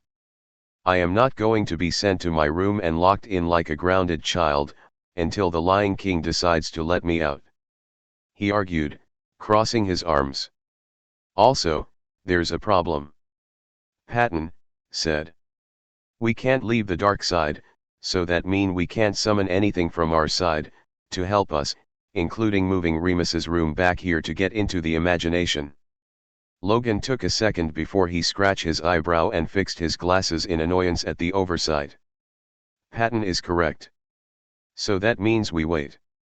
That can't be it. I can't leave you guys like this. We can't leave Janus split and not himself. We gotta do something. Thomas insisted. Unbeknownst to the group, the other Janus, with no scales, appeared and waved a door into existence, and vanished just as fast. The group only realizing when said door opened up to open land with hedges with roses and bright sunlight. Alice in Wonderland much? Roman said, as they all stared at the door. It looks like the imagination. Patton commented, going to peek inside. It's not. Feels different. Roman denied, shaking his head and forgetting the metal around his wrist for the time being. It's his garden. Virgil said, moving away from the door. We don't need to go in there. He warned. Only Janus goes to his garden. It's his. Why is it showing itself now then? Thomas asked, looking inside with Patton at the many plants. I believe that was Janus's core answering your desire to do something. Logan stated, moving past Patton and Thomas and into the room, stopping only when Patton grabbed his hand. Logan looked back at the moral side, who looked worried. If we weren't meant to enter, it wouldn't have opened up. Beside, Janus's core function is to help Thomas. And this garden appeared when he insisted we do something. And with those words, everyone followed the logical side into the room. The majority of the group jumping when the door slammed shut and vanished. Great, now we can't go back. Virgil hissed, worriedly. It feels weird here. Roman commented. You seem worried. Logan observed, watching Virgil. Janus never lets anyone near his garden. Virgil insisted, hunched in on himself, as if to make himself smaller to avoid touching any of the plants. It's a maze anyway. We'll never get out. So it's like a game. Patton piped up. So, there's got to be another exit," he said, trying to sound cheerful enough to reassure Virgil that they would get out. "More like mice in a maze," Roman grumbled. "Exactly like mice in a maze," Virgil agreed. "Only Janus enters his own garden. I don't know what's in here. We're walking in blind here." "Nonsense, we are not blind. That would only happen if Thomas went blind and his vision is fine." "He means that we don't know what's in here, Logan," Thomas said, phrasing Virgil's sentence another way. "Ah, yes. That is accurate. There could be many things in here, considering that Janus is also the side to keep things hidden from you. This is Thomas we're talking about here. We shouldn't have anything too terrible walking around," Patton insisted. Right. Right, I know this. We know this," Thomas agreed. "So, let's go see his garden and hopefully find a way back to his room," he said, not really sound confident as he started leading the way. Chapter 8. "Are we there yet?" Roman asked, making the rest of the group groan. They had been walking the maze for a long time and now no one knew how many twists and turns they had taken. For the 45th time Roman, "No, we are not there yet.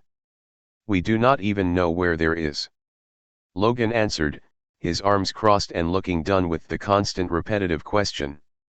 "We are never going to get there," Virgil insisted. "I told you only Janus comes here." He was practically hugging himself against Roman's back, without touching said prince. Hunched in on himself still, with his head constantly moving as if on a swizzle stick. "Well, nothing's happened so far, kiddo. So, I'm sure there's nothing wrong here," Patton reassured. "Yet," Virgil added, not placated at all. "Well, what's that over there?" Thomas asked, looking straight ahead where their path would split into 4 different paths, only by doors with signs. They approached slowly as they read the signs. "This is the right way." Roman, read one. "This door is right." Logan, read another. "This is the door you want." Patton read. "Open this door." Virgil read, "The last door." "So, which door do we want?" Thomas asked, looking to Logan. The others turned to watch as the logical side started to examine the doors. "They all say they're the right door. This is so like an Alice in Wonderland adventure." Roman groaned, impatient. "Let's just open one," he said, starting to open one of the doors. "No!" Virgil shouted, slamming himself on the door the creative side began to open to force it shut again. "Are you crazy? You can't just open up a door randomly. We don't know what will happen. We won't know until we open one," Roman argued. "I think Virgil has a point here, Roman," Thomas said. "We don't know a lot about Janus, or how his territory works. These could be red herrings, right, Logan?" Logan nodded. "I don't really know what birds have to do with any of this, but only one of these doors is the right one." "You figured it out?" Patton asked, looking hopeful. "Yes. Of course. All the doors are telling us they are the right one, but only one of these doors do not have the word door in its claim. So, the one Roman read is the right door," Logan insisted, stepping back a bit to look at the doors again to re-examine to reassure himself of his own assessment. "Yes, this is the one we must open. We go in together," Thomas said, when he seen Logan grip the door handle. As if in agreement everyone grabbed the closet's hand, when the logical side pushed the door open. And one by one, linked together they stepped through. The tall hedge maze vanished and they were greeted with a beautiful garden with a small and cute garden shed sitting in the middle. There were so many plants around them, so many that they didn't even know the name of. And the closer they walked to the garden shed the less alive some of the flora began to look, even some of the trees. "He takes care of all of these?"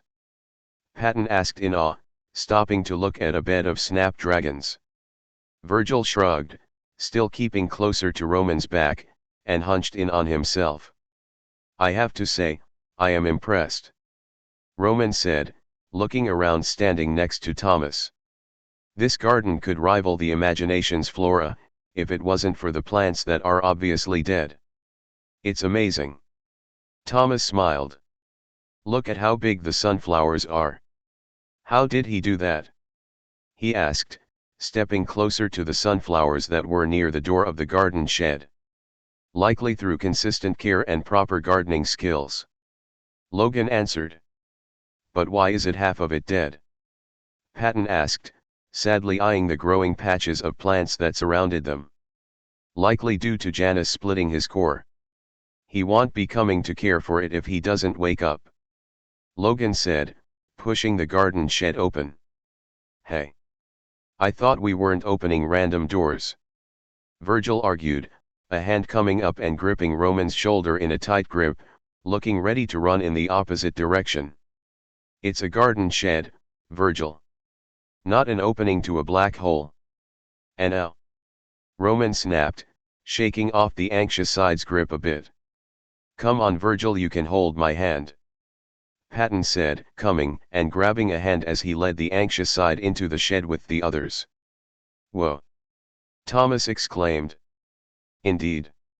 It's bigger on the inside, Logan said, with a grin. So we've went from Alice in Wonderland to Alice in Wonderland meet Doctor Who, Roman pointed out, as he spotted more doors, too many to count. And more doors. Great. I'm not liking this adventure, he grumbled. Well, too late to turn back, so let's see what we got, Thomas said. Secret. Lies. Wants. Self-care protocol. And repressed memories. I have repressed memories, he asked, not finishing in reading the doors and looking to Logan. Everyone has repressed memories. For example Logan said. But I can't see to remember yours. That's odd. I know everything you do, he said, after trying to think a bit. Looks what's written on the bottom, underneath the sign, Thomas said. Connected to the memories, restricted to everyone including Logan. What? Logan said, walking right up to the door to read it himself. This is ridiculous. Janus has access to the restricted section of your memories, but not me. Uh-oh, is the nerd upset? Roman teased, with a chuckle. Logan straightened his posture and was trying very hard not to let his emotions to show on his face. Nonsense. I just think that as the logical facet of Thomas the First should have access to everything in the library. My memories are manifested as a library for you guys, Thomas asked. Well, yeah, but Logan mostly tends to that area for you. I only visit when in need of inspiration. Roman nodded. And I go when it's time to remind you of past mess-ups, Virgil added. And I use it when you need to be reminded of all the happy things that have happened in the past, Patton piped up. And the sad ones. Let's not forget Guys and Dolls. Patton, you checked that memory out and still have not returned it, Logan added, still glaring at the door that was warning his entry. Oh, I lost it in my room somewhere, Patton chuckled. Well, if you know what I know, then isn't it good that you don't know my repressed memories? Thomas asked, grimacing at the look Logan was giving him, agreeing that he didn't need to know something. I suppose so, but the knowledge that is lost is just unheard of, Logan grumbled, reluctantly turning away from the door. Like baby memories? Patton asked with a pouty face. Yes, considering the memories gained as an infant become inconsequential at a certain age, it would stand to reason those are memories that would fall into the repressed memories category. Logan nodded. Now let us resume figuring out which door we need to go through. It's not going to be that easy, Virgil said, gesturing to a hallway that just appeared, with more doors. This is going to take forever, Roman grumbled. The group was unaware of the snake-like eyes watching them from the shadows with a big grin on his face, before walking through the wall so he was outside with the plants. Darlings. So, beautiful and luscious. There are intruders. Be vicious little things and give them a scare for daddy. Keep from certain rooms and make them slip up. The why don't belong here. He hissed, sweetly to the plants watching as the snapdragon started moving and ducking deep back into the earth, along with some creep vines that he and intrusive thoughts had planted years ago. Finished with making trouble, the scaled entity vanished, with a devious smirk on his face, befitting his snake features. Thomas didn't belong on this side and neither did the others, and what better way to get rid of them than to make them break the rules. Chapter 9. These doors go on forever. Roman shouted from where he had ran ahead. And he's got a back door to my room and the imagination. This I want to be addressed as soon as he's well enough. He complained, jogging back to the group, crossing his arms in agitation.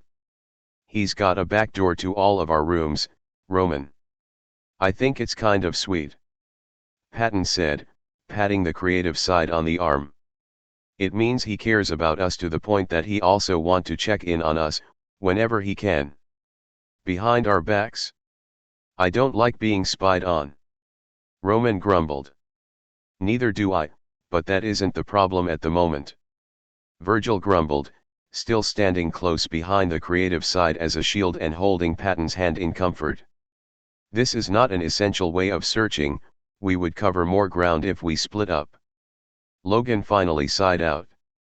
We are not splitting up? That horror movie rule 101, Logan. Virgil snapped. And may I remind you, we are not in a horror movie. We are in a hallway of doors, somewhere within Janus's territory, and one of these doors will lead us to his room in theory. Logan said, pinching the bridge of his nose. You don't know what happens on this side. Virgil growled out, clenching a fist into the back of Roman's shirt as he began moving toward the logical side, taking Roman and Patton with him, almost causing Roman to trip, as he was pulled backwards. Kiddos, stop fighting. Patton said, placing himself in between the two sides. Patton's right. We're not going to accomplish anything fighting with one another. Thomas nodded, agreeing with Patton. Besides, nothing bad should happen here. I have to agree with them, Virg. Besides, what could happen? The plants outside try to eat us. Roman said, shaking off Virgil's grip again, trying to sound teasing and lighten the situation. Even you have said, that you, yourself doesn't know what happens here, because only Janus enters here. So, calm down, nothing is going to happen. He finished, dusting imaginary dust off his suit. Besides, you're going to cause Thomas some distress if you keep in this high anxious state. Logan added, gesturing to Thomas, who was starting to look like he was on the edge of freaking out a bit. Collectively everyone took a calming breath, watching as Virgil's eyeshadow lightened with each calling breath. And then the floor beneath them erupted with vines of plants from the garden, causing all of them to scream in horror, as it seemed the plants had not only grown, but had evolved to be able to growl. Betrayal. Liar. Get out. They snarled. What were you saying about plants not trying to eat us, Roman? Virgil shouted, as they all began to run from the plant. As they began to run, the walls and doors around them began getting covered in growling flora, with thorns. This isn't the imagination, Virgil. Roman shouted back. Doors. Open one of the doors. Logan instructed. This one's open. Thomas shouted, ripping a doors open. It didn't take long for his instruction to be met. Virgil and Roman practically shoving each other to get through the door, with Logan and Patton pulling each other along. Logan grabbing hold of Thomas to drag him along, until a vine with red dahlia wrapped around Thomas just as the door slammed shut. We're your betrayal. The flowers growled. As their vines were cut by the closing of the door. Ah! Get him off! Get him off! Thomas shrieked. the sides quickly ripping the plants off him. Then they backed away and giving him space to breathe. After a moment Virgil punched Roman in the arm. Ow! What was that for? Roman snapped. You and your big mouth. Virgil snapped back. Not now guys. Thomas said, breathing hard. Look, we're all a little high-strung. But we got to keep it together. Thomas. I think we need to leave. Patton said, with a gulp. Go back to the man-eating plants. No thank you. Roman said, with a shake of his head. Patton is right, let's go. Logan encouraged, looking deadly serious. We shouldn't be here. You shouldn't be here. The scaleless Janus said, appearing before them, face still blank and lacking any emotion whatsoever. Logic. Morality. Creativity. Anxiety. You have trespassed into the repressed memories and are guilty of endangering Thomas. Warning was posted on the door. This time he didn't go to touch their wrists, allowing the metal bands to appear on their own.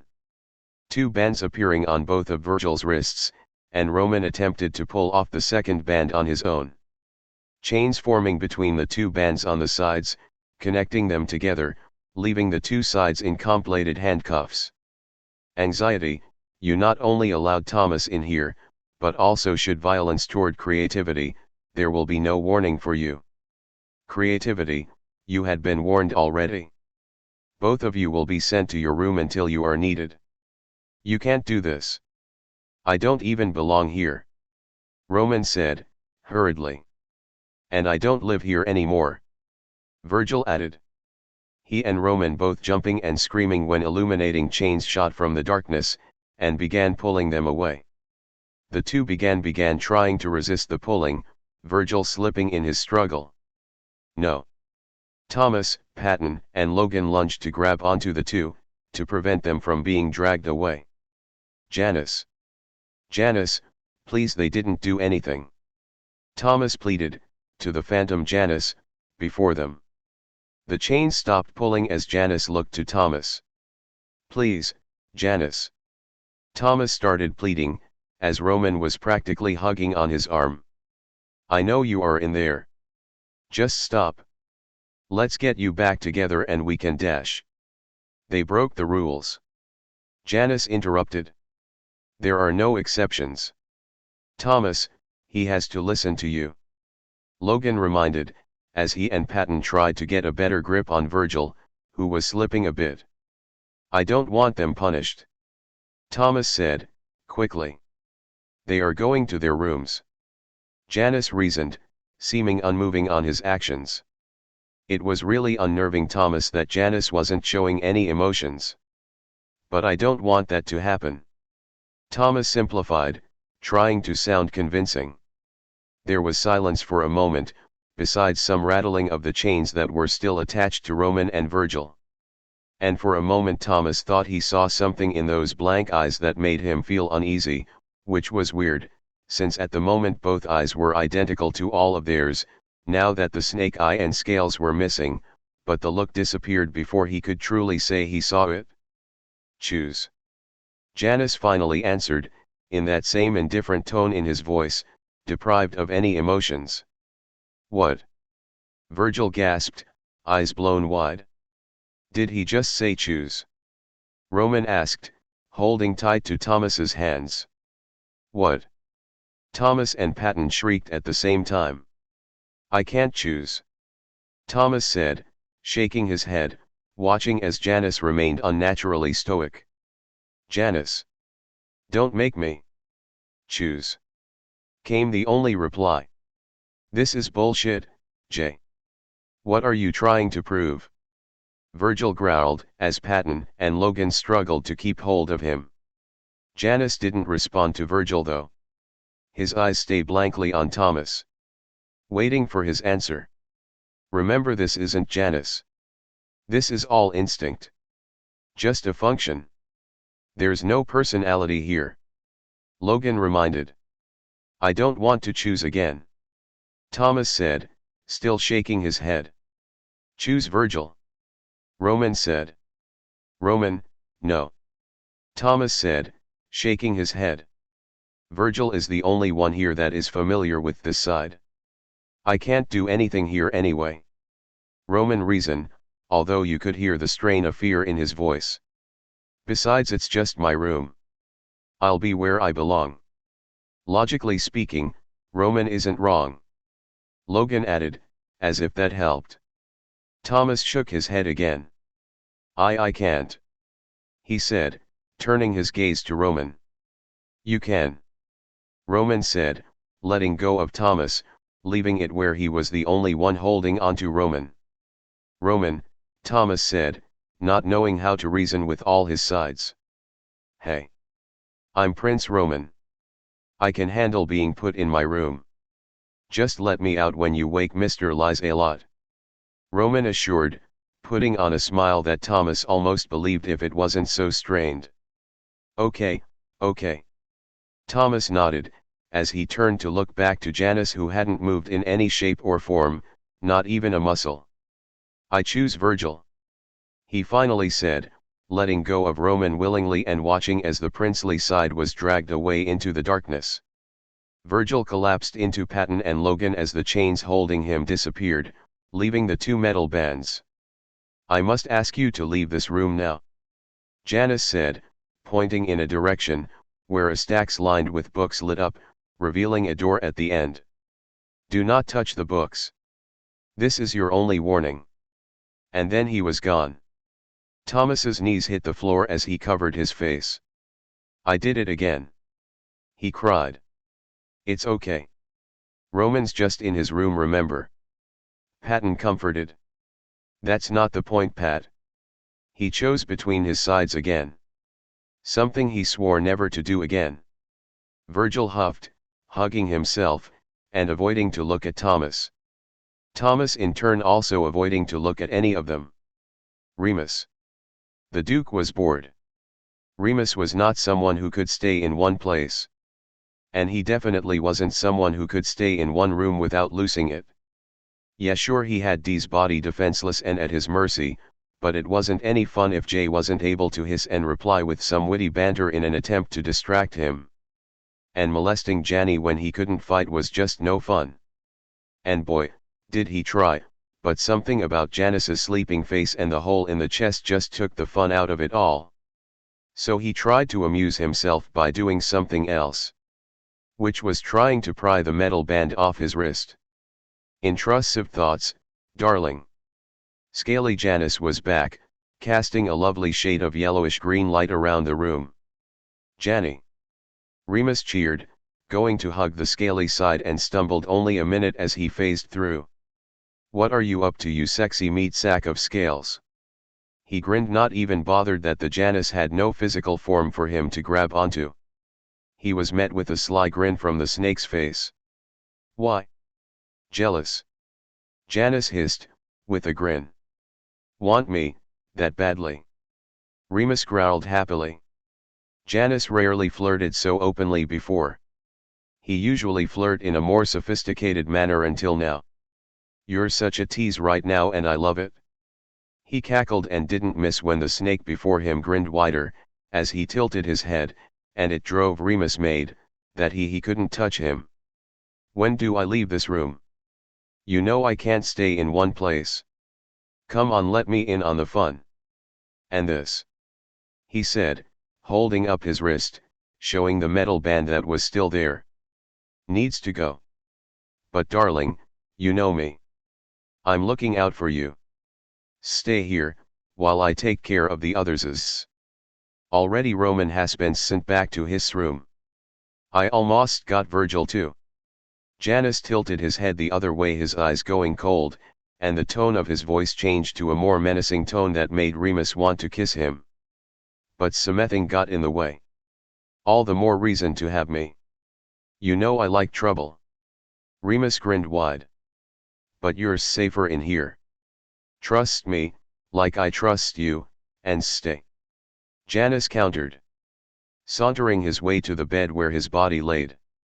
And after, I'll be all yours. Remus chuckled, loving his noodle, showing more of his devious side and more scales. Don't make me do something drastic, D. You know how I can get. He warned. Don't worry, my intrusive thoughts. I have never guided you wrong before. I'm going to make it where it is just you and I again. No one to judge us. No one to tell us we can't. We can strike while hidden in the dark. Doesn't that sound fun? And we won't have to worry about that traitorous anxiety to slow us down. Was the sweetly hissed reply. Remus would be the first on to hop on that train of thought too, if it wasn't so out of character for Janus to suggest such a thing. Not that he was hating this new Janus. But where was the fun if he couldn't join in? Unless, Janny, you wouldn't be trying to pull an evil scheme without me? Would you?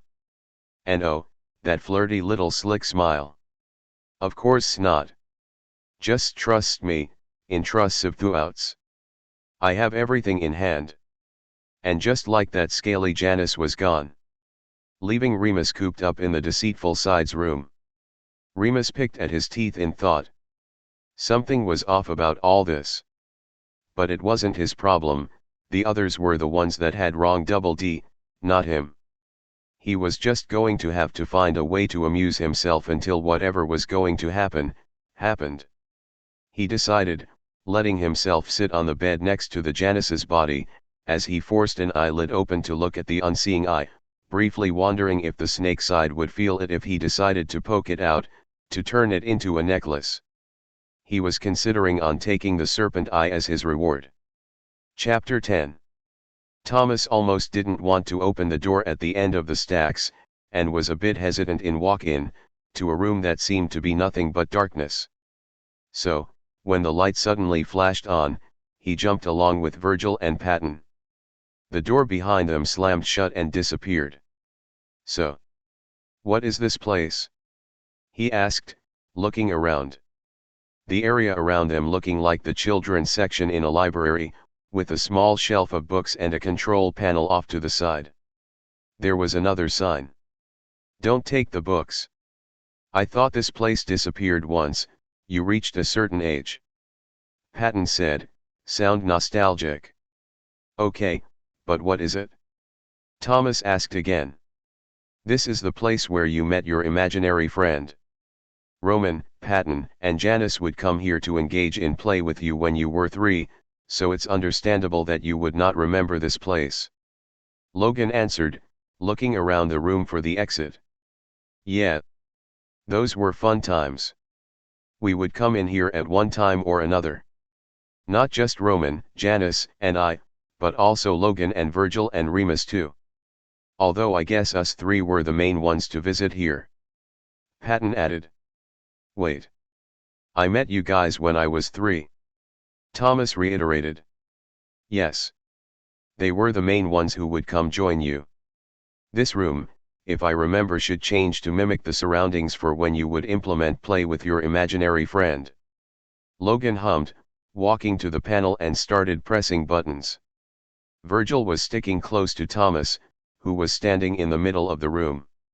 I think I remember Janus was needed for that to happen. Patton said, as he picked up one of the books on the shelf that had a child's handwriting on it with a similar looking picture. Ah, yes. You are correct. Logan nodded, abandoning the control panel. So, what's this doing near the repressed memories? Virgil asked. And Patton put that back. We don't need that phantom to come back. He warned. Nonsense, Virgil, he wouldn't have let us in here if it wasn't safe for Thomas. That is literally his job, and his main focus in his current state. Hence why he will not allow any of us to even playfully hit each other. A damaged side is a danger to Thomas. Logan disagreed, joining Patton and waving Thomas and Virgil over.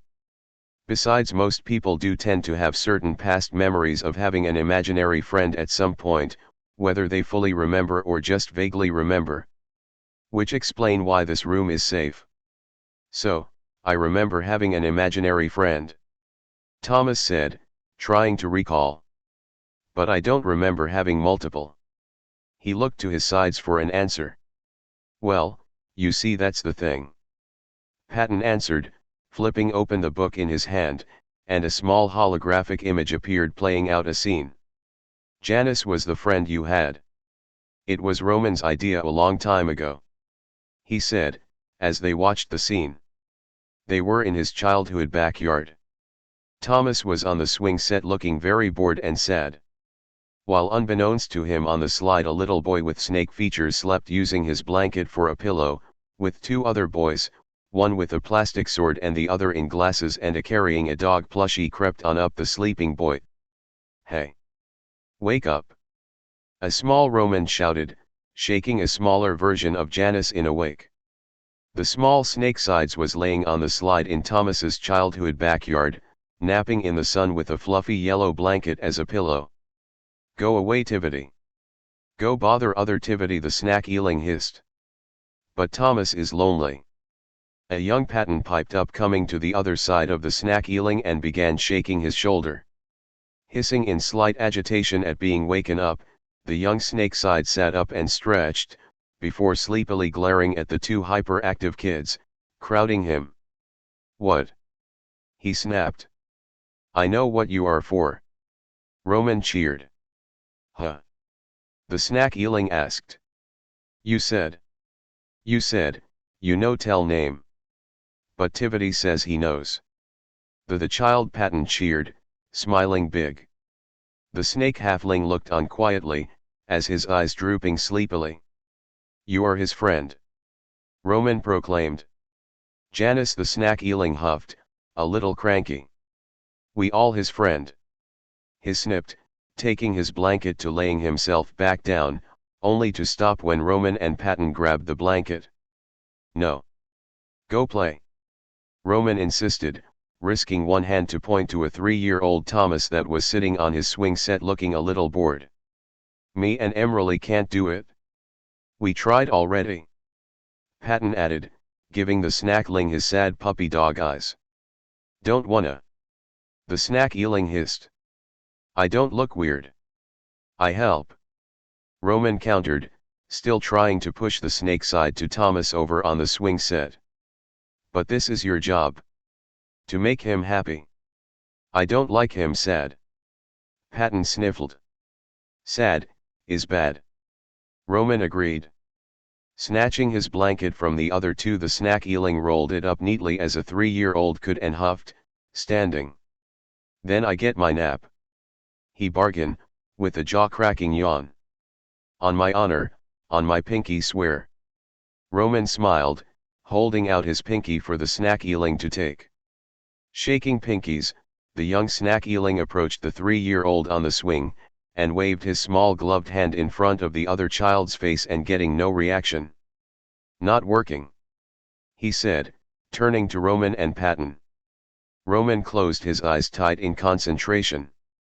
Feeling a little weird, the young snake halfling felt creativity's abilities change him, and looking down found himself in different clothes and was certain the young creativity had changed his appearance too. Where he looked like the bestest friend of Thomas's dreams. Now, he grunted, as a young Patton watched on excited. Turning back to Thomas on swing, the snack eeling fidgeted with his hands. Hi, he mumbled, and watched in fascination as Thomas looked at him. Hi. Thomas greeted, looking curiously at the new kid in his backyard. Can I play? The disguised snack eeling asked, a little hopeful. He could hear Patton and Roman behind him laugh and cheer in success. This was the first time one of them showed themselves to Thomas. Yeah. I'm Thomas. Thomas said, as the new child sat on the swing next to him. When the new boy didn't give him a name and looked nervous, he followed up with another question. Do you not have a name? The other boy shook his head. I'm nobody right now. And Thomas began thinking really hard. What about D? He asked. Okay. The new kid said, looking off to the slide where creativity and morality were at, but Thomas couldn't see them so misinterpreted the action. Want to go play on the slide? Thomas asked, perking up, at having playmate, since his brothers were inside. A nod from the other had the little boy grabbing his new friend by the hand and pulling him laughing to the big slide, unaware of the other two kids coming to join them. "Wow!" Thomas proclaimed. "I remember D. That was Janus." Virgil nodded. "Yeah, you named him. I think you subconsciously knew what he was. Even though the rest of us didn't." Thomas tilted his head in confusion. "Oh, we didn't know who or what Janus was at that age." Patton elaborated. "We didn't know he was Deceit, and we didn't know his name. He refused to tell us, until you no longer needed an imaginary friend. Now that I think about after that first transformation, he no longer needed Roman's help to switch his form. Of course by then, that's when we started realizing that he would use his ability as an imaginary friend to you to get you in trouble." Virgil added. "And none of us could show ourselves for some reason, only Janus could. I think it's because he was stopping us. But this room will only work with Janus inside. Plus we were young and still learning our duties. I believe providing Thomas a friend and switching his form was just something he developed to help with those duties." Logan hypothesized, taking the book from Patton and closing it, stopping the scene replay over and over, from the book. "I think we should leave now." "No, wait. I want to learn more about you all and Janus being my imaginary friend," Thomas said, reaching for another doodled book, that he hoped contained more of his childhood memories with him and Janus and the other sides. "We cannot stay here and reminisce at the moment, we should go." Logan encouraged, but sighed in defeat when another book was open. And patiently watched as the memory played. Off to the side the scaled phantom of Janus appeared near the control panel with a big mischievous grin on his face as he tapped on the control panel a few times, and vanished just as quick when the room began spinning and the calming children's library scene began changing at a fast pace, revealing more sinister landscapes, that Remus would thrive in and Patton would run screaming, and that is exactly what he wanted to happen. He wanted them to scream and run away back to where they belong. "What is happening?" Thomas asked, seeing the room changing at a rapid pace. "I don't know. But this room isn't supposed to become active unless Janus decides to turn it on."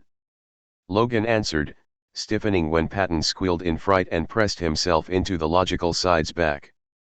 "I think he decided to turn it on, Logan," Virgil snapped. The fast pace the room was changing in scenery was causing him to start freaking out, even though he knew nothing was coming to get them, but still something turned the room on. And could a phantom of Janus actually touch the control panel? Janus was supposed to protect Thomas, not actively antagonize, making everyone think they were in danger. But were they? They could be. This was just so bad. "Virgil, we need you to calm down. You panicking is only going to make this seem worse than what it is," Logan said, trying to move around with Patton practically attached to his back. "Come on kiddo, remember your breathing exercise. Everything is fine. It's just pictures," Patton was saying, from his spot behind Logan, with his eyes still closed. Which wasn't helping ease Virgil's nerves. "Yes, it's just picturesque anxiety. Nothing harmful or dangerous at all. Nothing can jump out and grab you." "Ha ha ha ha." A sinister hiss echoed. The voice seeming to bounce off the wall all around them. "I want out. I want out now," Virgil gasped out. Me too," Thomas agreed. Both he and Virgil looking for a door that wasn't there. "Mwahaha. You, don't get that choice. Enjoy the ride." The voice cackled with glee. "Calm down. Just everyone listen to me, and stay calm," Logan was saying, trying to placate the three grown men now starting to panic the more scary and sinister the images. "Janus, this is highly immature of you," he said, speaking to the sinister voice. Nothing answered him beside more laughing, at their own expense. "Remus." As soon as the scaly phantom of Janus appeared again, Remus jumped from his spot on the bed, with a mighty swing of his morning star, the weapon, and him flying through this version of Janus and colliding with the Snakeside's desk instead, effectively destroying it. "Aw shit." Remus pouted, seeing his attack hadn't worked like he wanted. "Wonderful effort, intrusive thoughts." Scaly Janus praised, with a muffled clap of his hands, a big smile on his face. "I'm sure you're rather cooped up at this point.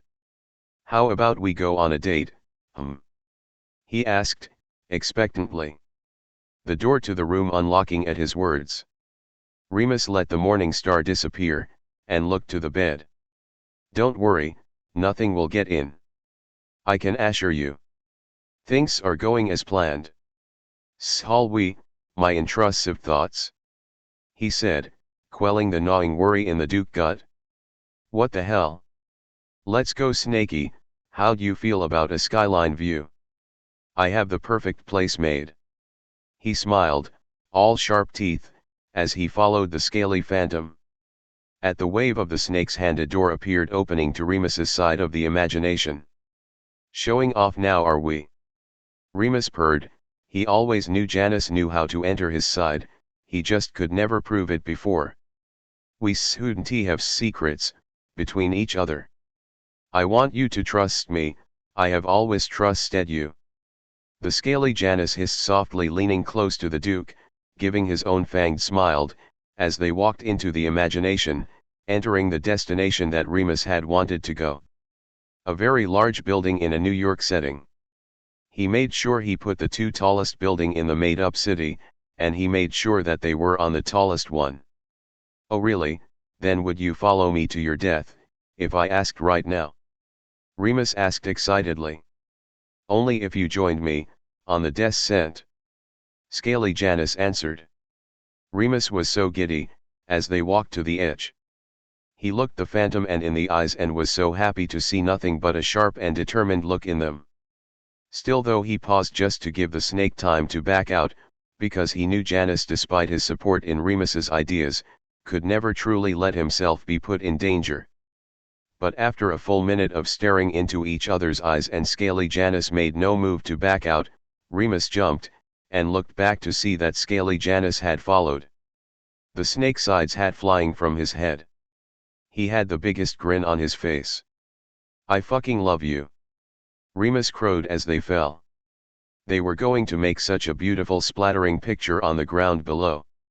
Thomas, Patton, Logan, and Virgil. They were a mess. Logan had abandoned trying to logic them out of their fear after the speed the scary images began to intensify and the lights began flashing on and off, for some reason. Thomas and Virgil were now hugging up to him as well, leaving him very little room to maneuver, but he made it work as he slowly made his way over to the control panel to try and stop the ever-changing room, that was delving deeper and deeper, it seemed, into fear that Thomas should have left behind in childhood. But then fears also had a trigger, and right now Virgil was uncommunicative at the moment. The anxious side's eyes were blown wide open, and constantly moving, tracking possible dangers. Usually, and Logan was just guessing but his was always right, but usually this would be when Janus would step in and make the situation less intimidating as possible with his exceptional gift with words. However, as he had stated earlier, Janus wasn't himself anymore. But this was a very unusual situation. "Logan, please hurry and find a door," Patton begged. "I cannot rush a door to appear," sadly Logan replied, calmly, trying not to further agitate the panicking men clinging to him, their only pillar of stability and calm reasoning. It was only a matter of time, really. Janus's instinct would sense Thomas and Virgil in distress and would let a door materialize before them. After another minute of letting his eyes roam around the ever-changing room, he spotted their exit. "There," he directed. As soon the words left his mouth, the three scare-grown men ran, practically screaming and crying, to the door, almost breaking said door when they turned the handle the wrong way, spilling out into the hallway. Logan was last to leave, and waited patiently as the three scrambled to the opposite wall. Patton finding the nearest corner and huddling there, hugging his knees. That was so horrible. Why did that happen? It was such a nice room. He asked. Logan was about to answer, until Virgil interrupted him. Pat, what's that in your hand? All eyes zeroed in on the dad's side, who had a book clutched close to his chest. Even Patton seemed surprised to see the book. I didn't mean to take it. He sputtered, hurriedly over his words. Morality. You took a book of memories from the room. There was a clear sign posted. You and anxiety will be sent to your rooms.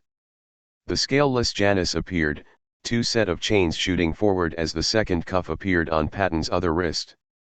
The chains attaching themselves to both Patton and Virgil, causing the moral side to squeak in fright. Logan and Thomas rushed to grab hold of the two sides before they could both be pulled away. But Virgil didn't do anything this time. Thomas said. And Patton is going to put the book back. It was merely an accident. Accident happen. Thomas wouldn't be a normal human being if we were all perfect. Logan reasoned, keeping a tight hold on Virgil, who had his eyes screwed shut with trying to help fight the pull of the chains, his eyes shadows starting to run down his cheeks like black tears. Thomas looked pleadingly toward he phantom. Please, Janus. You know Patton. You know Virgil. And Roman didn't deserve to be sent to his room. I know, Logan said, you might not know what you're doing, but you got to at least be able to realize that this isn't right. This is Patton you're trying to punish here. Again the phantom Janus had a look appeared in his eyes before it was gone just as fast again. Choose. Thomas went pale. Again, I don't, he looked pleadingly to his sides. Guys, I don't know what to do. He pleaded, tears coming to his eyes. While the phantom scaleless version of his deceitful side watched on stoically. Choose Virgil, kiddo. Patton spoke up, with a little tremor of fear in his voice. Pat. Thomas sobbed. No. I can't. You can. Patton corrected. Roman's right, Virgil knows what to expect of this side. This was his home.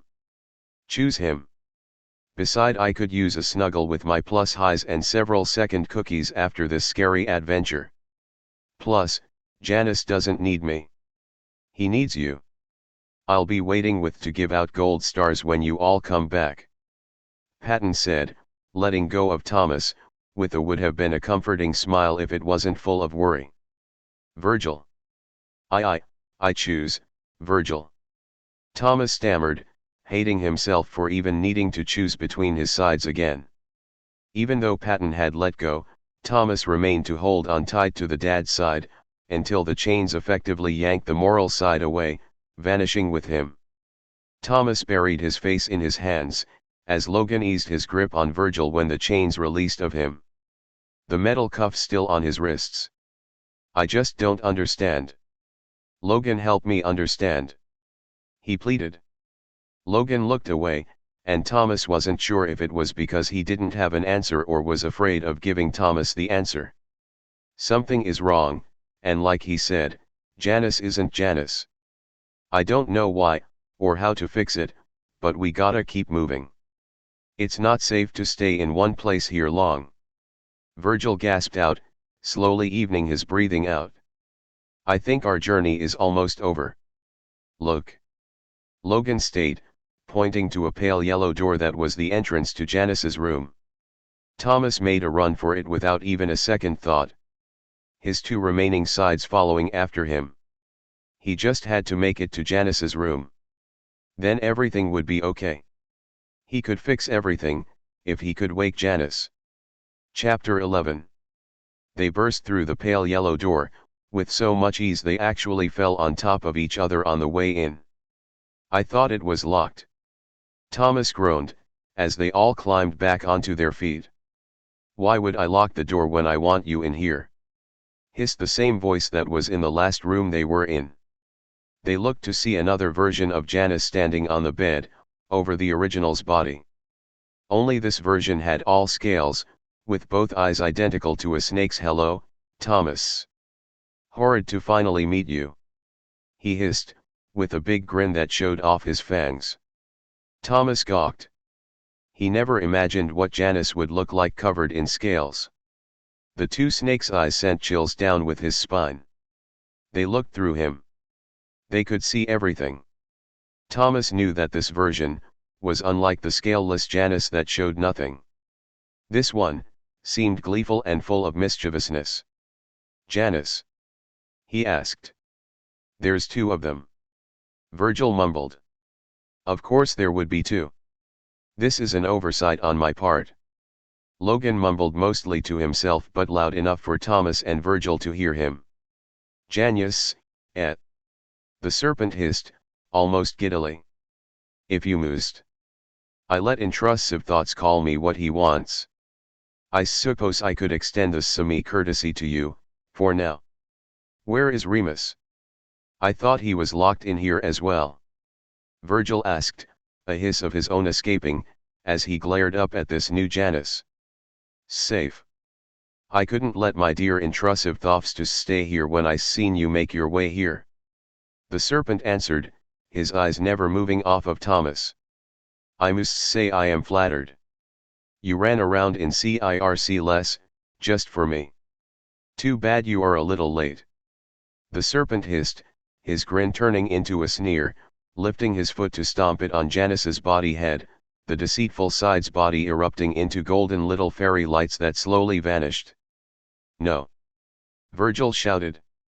Logan next to him looking just as shocked. Why would you do that?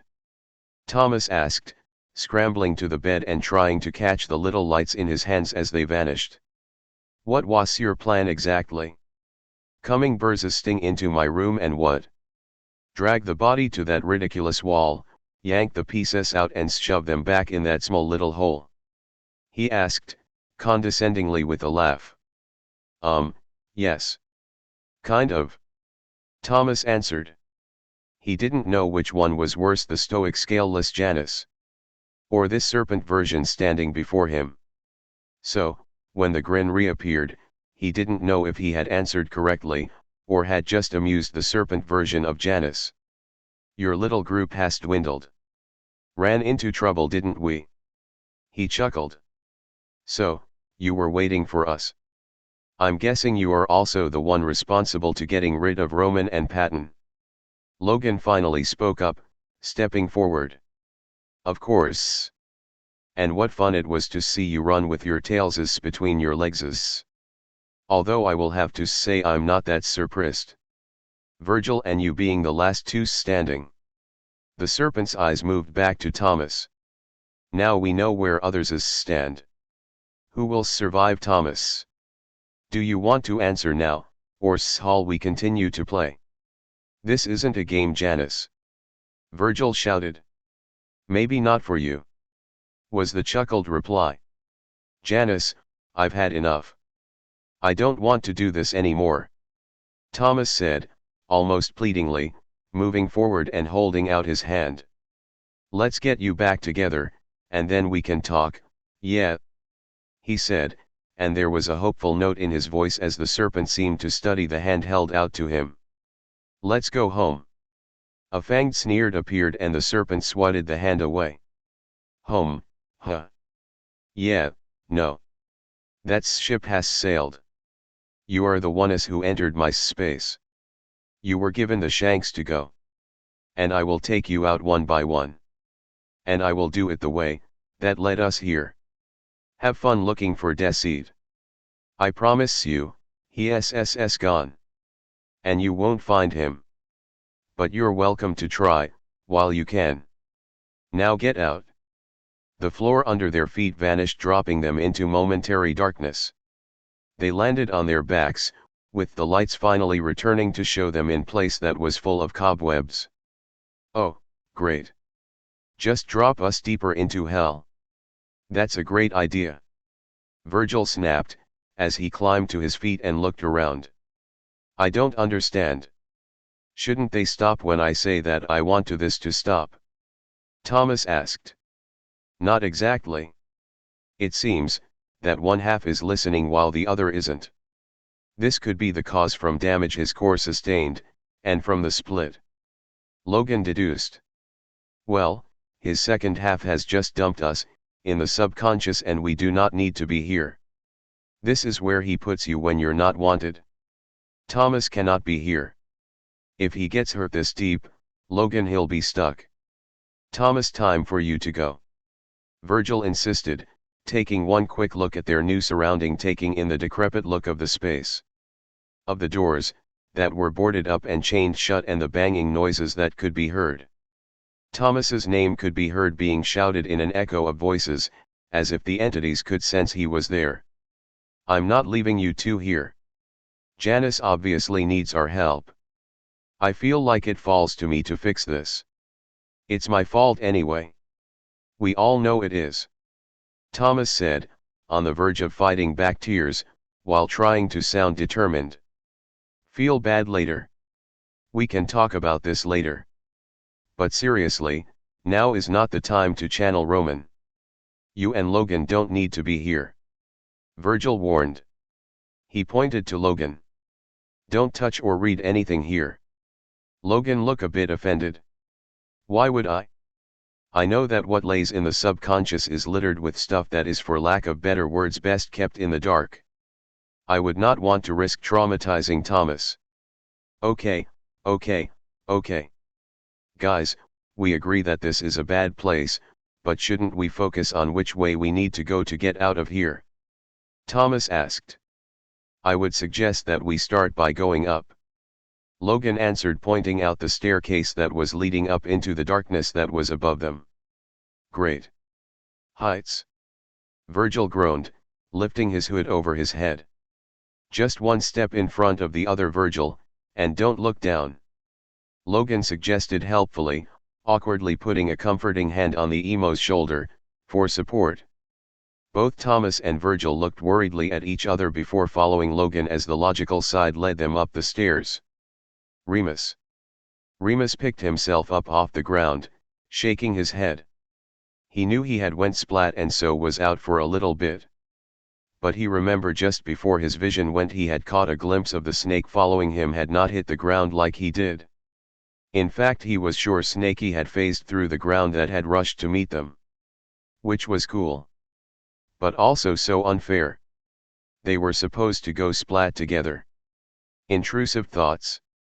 At the call of his name, the Duke looked to the version of Janus before him. The one that had given him the metal bracelet on his wrist. You are unharmed. The fuck? What the hell are you doing here? Where's the fun half of you? Remus asked, as he cracked his neck to get the leftover kinks out of it. The scaleless Janus just stared at him, before speaking again. Please refrain from activities that could risk your existence. Thomas needs everyone to function. If you persist, I will have to put you in your room. Remus arched an eyebrow. This was supposed to be the half with a stick up its ass, right? You know I can't do that.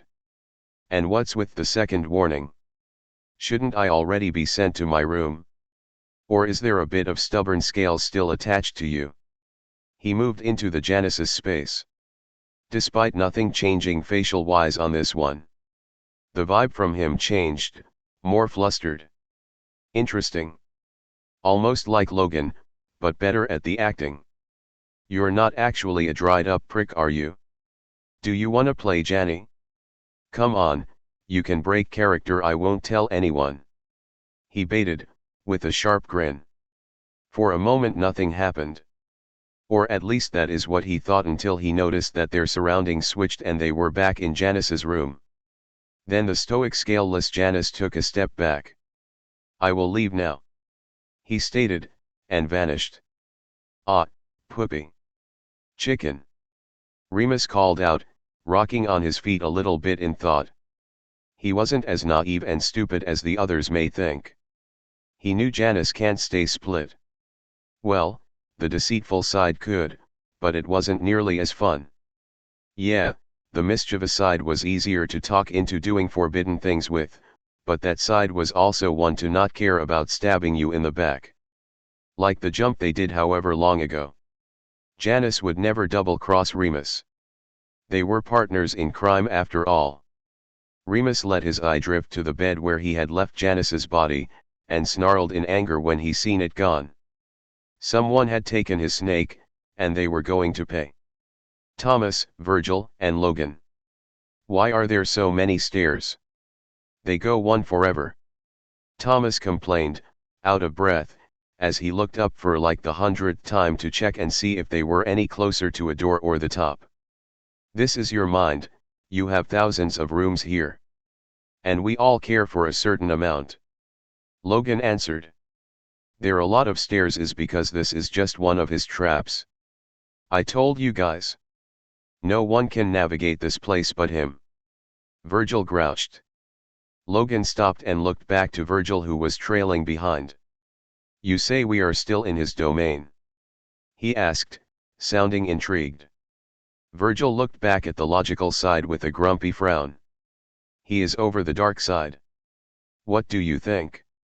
Logan hummed in thought. Then we must go back down. He finally stated. Thomas hung his head. But we just climbed over 1,000 steps. He breathed out. Actually we have only climbed 767 steps, thus far. Logan corrected. Now let's turn around. The other two groaned but did as instructed. They only had taken a few steps down before a door appeared, that had a snake's head engraved on it, mouth open and showing off its fangs. Well, I guess we need to go through.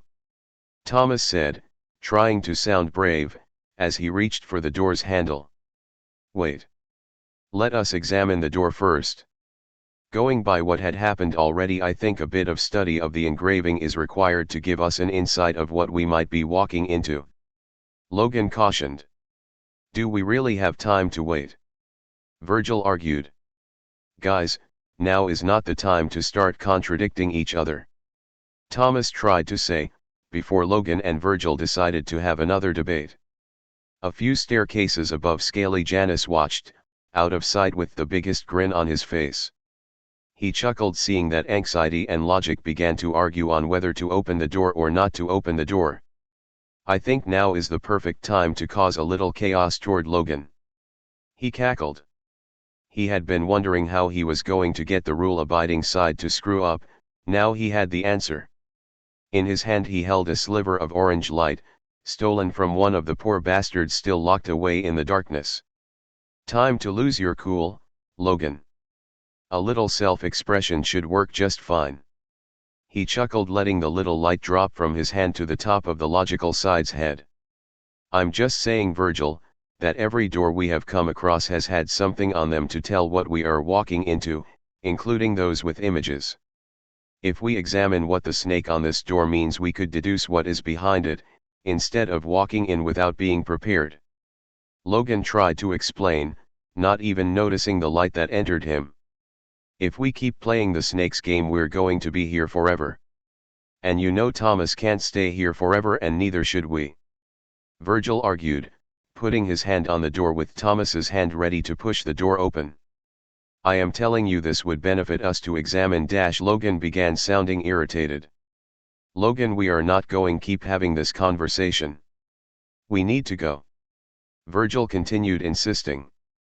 Thomas was trying to cut in every few words, but it seemed neither side heard him and soon found him, and Logan pulled and pushed through the door. To enter another set of never-ending staircase. With the same door in front of them. Damn it! Virgil hissed. Logan huffed, more annoyed than usual. As I was trying to say. The image on the door is a snake, and snakes are usually depicted as slippery. Seeing that we dash before he could finish, Thomas was the next one to open the same door, looking more panicked than normal, almost as if he hadn't heard the logical side speaking. Logan groaned loudly, seeing that Virgil was in full control now. They were throwing logic out the window. Oh, my God, oh, my God. We're stuck in a loop. How do we get out of a loop? Thomas asked, a hand reaching out and grabbing hold of Virgil. Virgil's eyes were bouncing everywhere, and his and Thomas's breathing began picking up, when eerie laughter sounded all around them. Back through the other door. He insisted, he and Thomas pushing past Logan and through the door.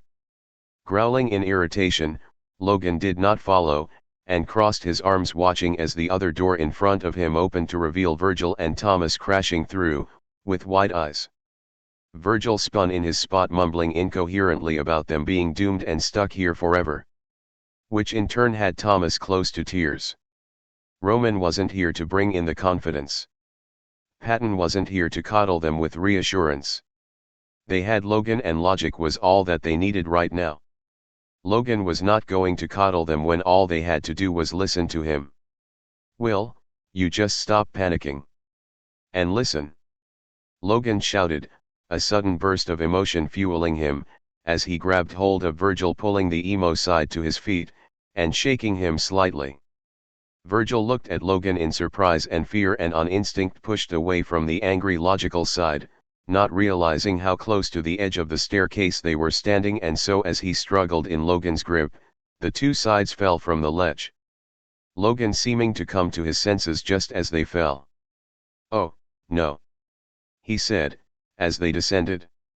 Thomas dropped to his knees, as he tried to grab hold of his sides.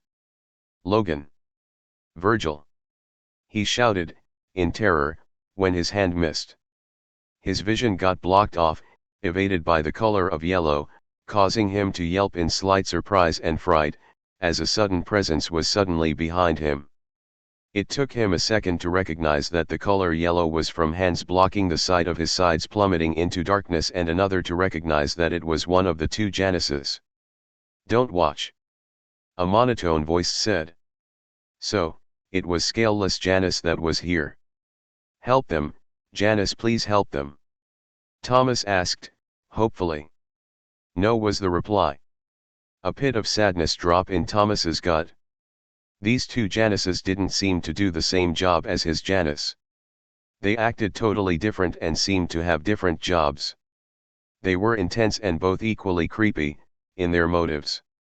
And didn't seem to care what anyone felt about it.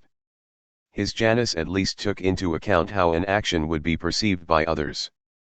The hands covering his eyes moved, giving him his vision back, for him to find himself off the staircase and on the ground level with Logan and Virgil in front of him, having landed on top of each other. The scaleless Janus had transported him to them. Thomas took a calming breath, centering himself, and carefully watching the two sides as they climbed to their feet.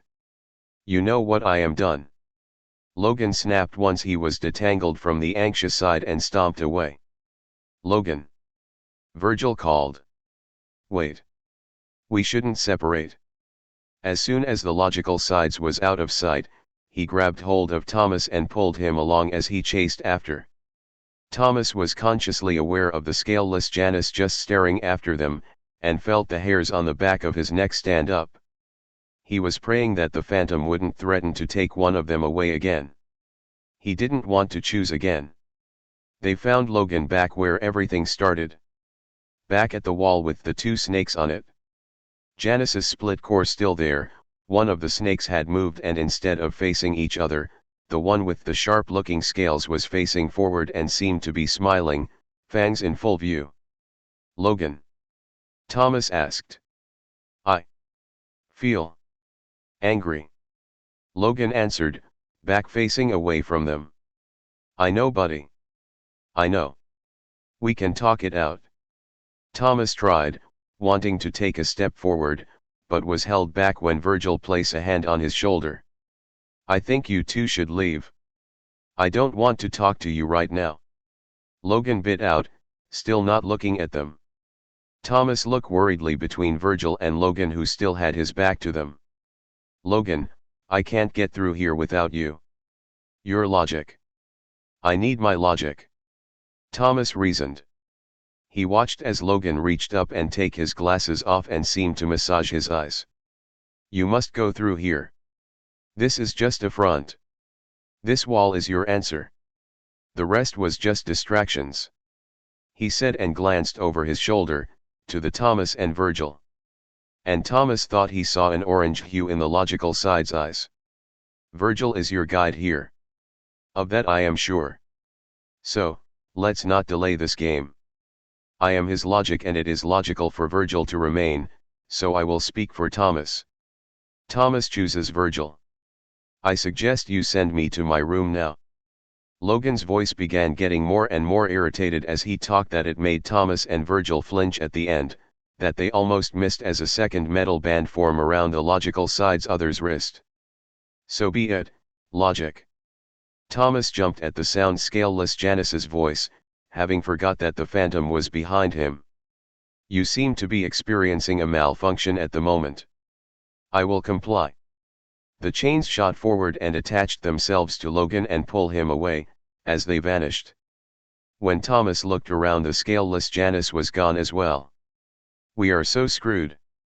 Virgil mumbled, still looking at the spot where Logan once stood. Chapter 12. Remus screamed in rage as he destroyed the wall in front of him. His snake was gone. Someone had removed the body while he was gone. And he was going to find out who. If he had to wreck every wall in the Mind Palace, then so be it. He wasn't as stupid as they thought he was. He wasn't as dull-minded as the Lightsides. He couldn't leave the room, so he was going to destroy it. He was going to get to the bottom of this, because as fun as this was, he was the only one who was supposed to cause chaos in this mind. He and Janus were partners in crime, and he was sick and tired of this. He wanted his snake back. He was going to go berserk otherwise. Where are you fuckers? He growled out, destroying Janus's empty bed. Intrusive thoughts, my darling, did you call? Hissed a sweet voice. You will stop this rampage this instant, intrusive thoughts, I will not give you another warning. Another of the same voice said, although not as sweet, and was devoid of emotion. Don't be such a square. We both know you won't be sending my intrusive thoughts anywhere. I won't let you. The serpent grinned, at his other half, who was focused on the Duke, like he hadn't been addressed by his snake look-alike. The Duke looked at the two Januses before him, and gave a rueful grin. That's what I thought. He let the morning star rest on his shoulder as he took in the two Januses before him. Now, let's have a heart-to-heart, and see which one of us will leave with one. He said. You are not Janus. He stated. The serpent tilted his head with a deceiving sweet smile and began to open up his arms invitingly. Of course I am intrusive thoughts. I will be whoever you want me to be. You are correct, I am not Janus. But it seems to calm everyone to call me as such. The other stated. Remus groaned and rubbed at his face, letting himself drop onto the floor with his legs spread out in front of him. Damn it! Tell me who you are, he demanded, glaring at the two. I am self-preservation. The boring one answered without a beat. And I am selfishness. At your service, my darling. The serpent announced with flourish, getting to his own knees and sexily crawling into Remus's lap, snuggling close. Have I every told you, I adore that devious little brain of yours's. So creative and clever. Not like creativity. I want you for Miss Self.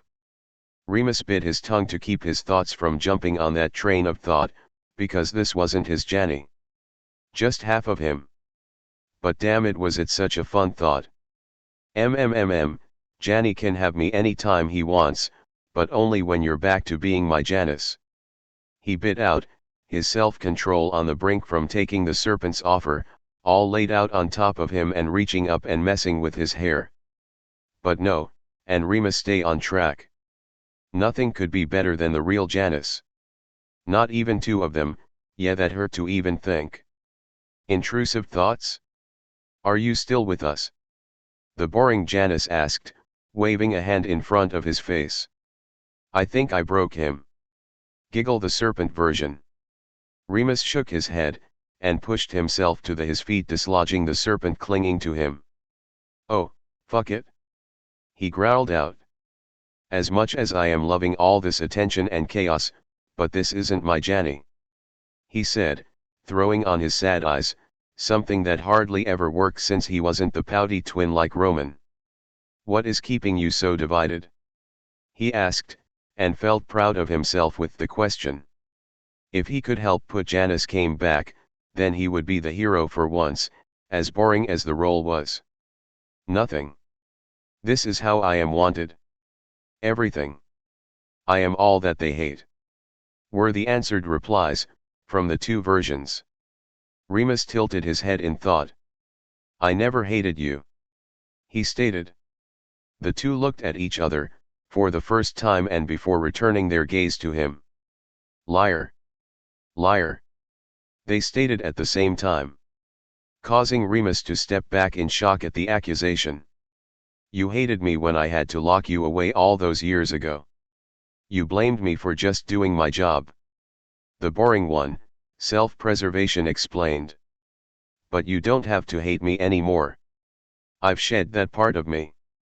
I'm the fun half that would never lock you away where your genius can't be appreciated ever again. Selfishness purred. Remus sighed. So that was his problem. I never hated you. Upset, sure. Who wouldn't, after being told you weren't going to see the light of day again? Is that what you thought this whole time, that not even I was with you? He asked, taking a step toward the two. Both took a step back from him. This is the best way. I trust you will stay here. Intrusive thoughts. Self-preservation stated, just as the two vanished together. Remus blinked and stared around the destroyed room for a moment to process everything. Well, fuck.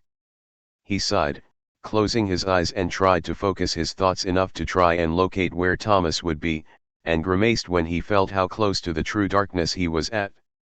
There was one thing about the subconscious that the light sides and Thomas would never be able to truly comprehend that the dark sides did. The subconscious was deep and Janus was in charge of its maintenance. With Remus to help to do the heavy lifting. You could seriously get lost down there. And the dark side's living space, the one that mimicked the light sides, was really just a gateway in disguise. Thomas wasn't supposed to go that deep. Ugh, fucking shit. I hate being the fucking good guy. He gagged, holding his hand out, creating a nightmare that would best shake things up a bit. Something that could help him leave and slip into the walls or something. Thomas and Virgil. Thomas and Virgil stared at the wall with the two snakes on it, just now realizing how intimidating the pictures were now. Thomas glanced over at Virgil, who had his shoulders hunched and eyeshadow darker than ever, while his eyes bounced off the pictures on the wall, shaking his head. Virgil, do you know what's in there? He asked, hopefully. However, when the emo whipped his head to look at him with haunted wide eyes, Thomas immediately regretted the question. We are not going in there. You are not going in there. Janus isn't thinking right. Logan even said it. His core got damaged and he's not thinking right now. You are not going in there. Virgil's tempest tongue echoed off the walls around them. Thomas felt the instinct to run from the wall at his words. Okay, okay. Virgil, buddy, deep breath with me. Please, we both don't need to go in a state of panic. We're not doing anything right now. We're just talking. Talking does hurt anyone. Let's do our breathing exercises and tackle this with a clear head. He and Virgil both took a moment to settle themselves, although Virgil's eyeshadow stayed dark, almost pitch black. So? He asked, seeing the Virgil was calmer. It's too deep. Things that you never want to remember or to be at the surface is in there. That is the dark side. This is just the entrance. So, Logan was right when he said, we were being ran around. Thomas concluded. Yeah. I didn't think he'd make you go deeper. I didn't think he was that pissed. But he's risking you. And that just can't happen. Thomas, if you get hurt by anything in there, you will not make it. Virgil warned, with a pleading look. Thomas gulped. He had already made Janus feel like he belonged here to the point, that the Snakeside's core was damaged and he himself and his split his core. Thomas was determined to fix this. I can handle it, Virgil. I got you. The others volunteered themselves and trust you to get me through this. We can't let them down, I can't let myself down. He reasoned. I know, it's just. This is so much pressure. Virgil mumbled, taking a deep breath and nodding. Okay. But you have got to stay next to me the whole time. No wandering off. He warned, eyes staring hard into Thomas.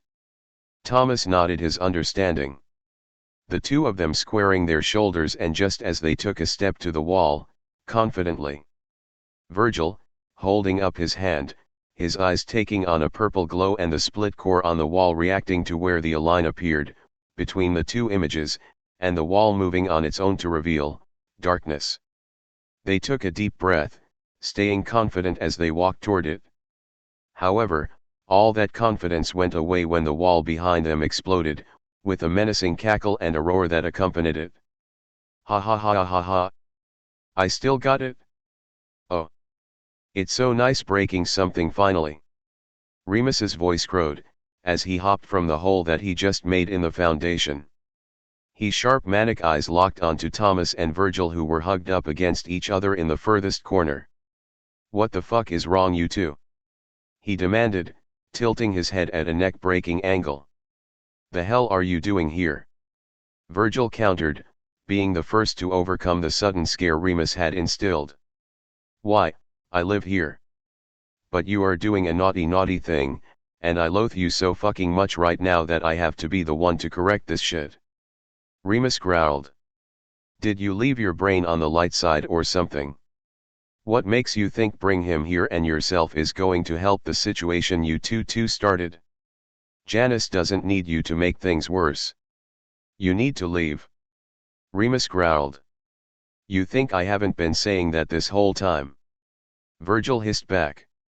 Thomas slowly moved himself from the corner he had pushed himself in and edged toward the darkness. He wasn't going to leave. He was going to help Janus. If he had to walk through darkness and conquer fears to do it, then he would. He wasn't going to let his fears stop him now. Logan had directed him here and he was going to follow his logic's advice. Janus, please. I just hope I can find you. Meanwhile, Remus and Virgil were still hissing and growling at each other. Remus would have enjoyed the getting under the emo's skin, now just wasn't the time. Janus was on the line here. And it pissed him off to be the first one to notice that Thomas had disappeared. Virgil.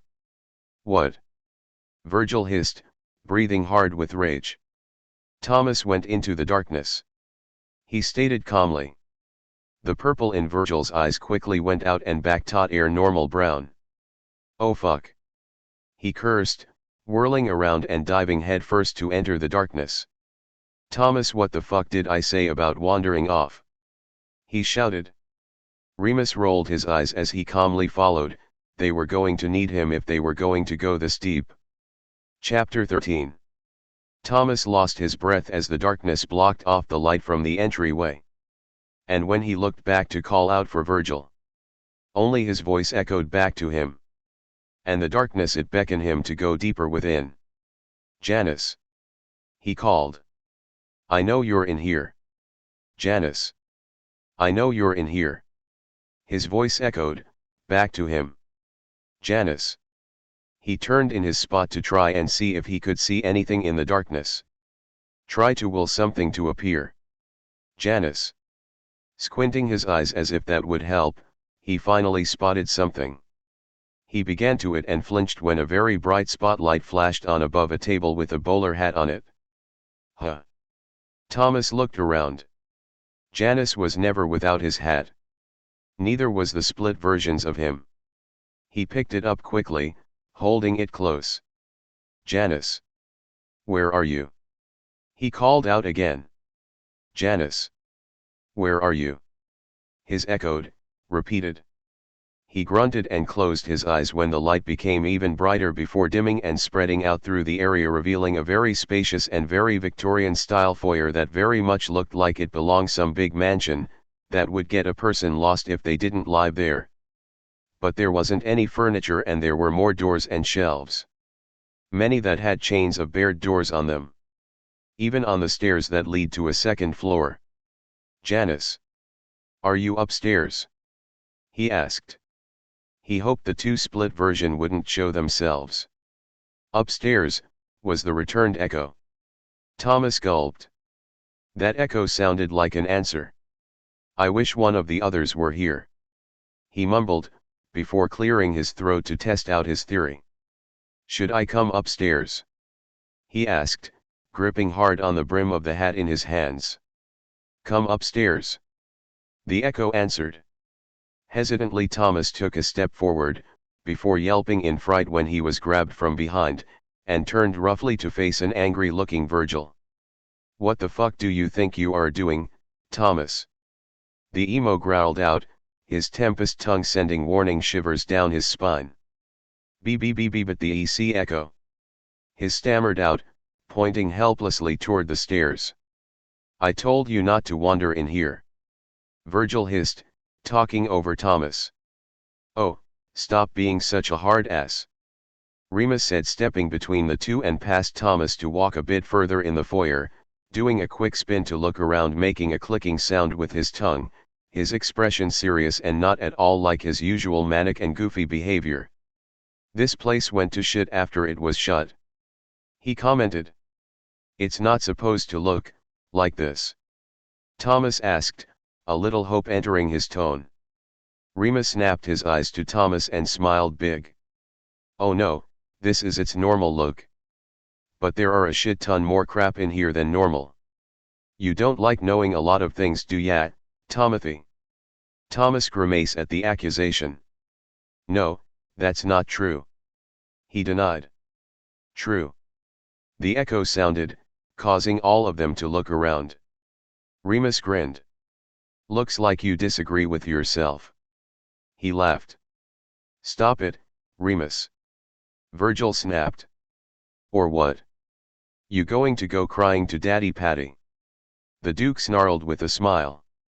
Virgil didn't reply, instead glared hard at the Duke. "Fuck you," he finally snapped. "Every night, emo."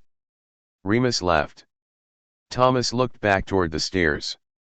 Despite the echo being his voice, every time he heard it, he would swear on his channel that he could catch a hint of Janus's tone in it. And so, while Virgil and Remus were once again distracted, felt himself being pulled to go up the stairs. As soon as his foot touched the first step, the scaleless Janus appeared, blocking his way. "I must warn you to not proceed any further. You must turn back," he warned, with blank eyes. "I want to help you, Janus," Thomas insisted. "That is my job. I don't need help," the Phantom replied. "Janus." Thomas didn't know what he was going to say, but didn't even get finish. "Why do you persist, when you have already made your choice?" Janus mumbled, his scaleless feature not moving, but a glimmer of confusion could be seen in his eyes. "Janus," Thomas went to move forward to his split side to try and comfort. However, the scaleless half moved away shouting, "I am not Janus," before vanishing, leaving Thomas standing there shocked at the sudden outburst. "Ah! I wanted to be the one to make that one break," Remus whined, from behind him. Thomas kept looking where the scaleless half had stood. "But you are Janus," he mumbled, confused. He turned to Remus and Virgil. "What did he mean by that?" he asked. Virgil let out a heavy sigh, while Remus just sent a silent glare his way. "Nothing. Janus isn't himself, that's all," Virgil answered. "Once we are able to put him back together, we can get out of here," he assured. "Yup, keep telling yourself that, emo," Remus said, with a mean-looking grin. "You know how much of a topsy-turvy, twisty, sticky place this is.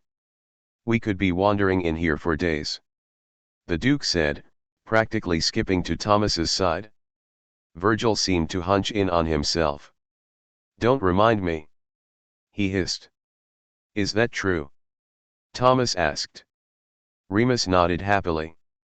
"Oh, yeah.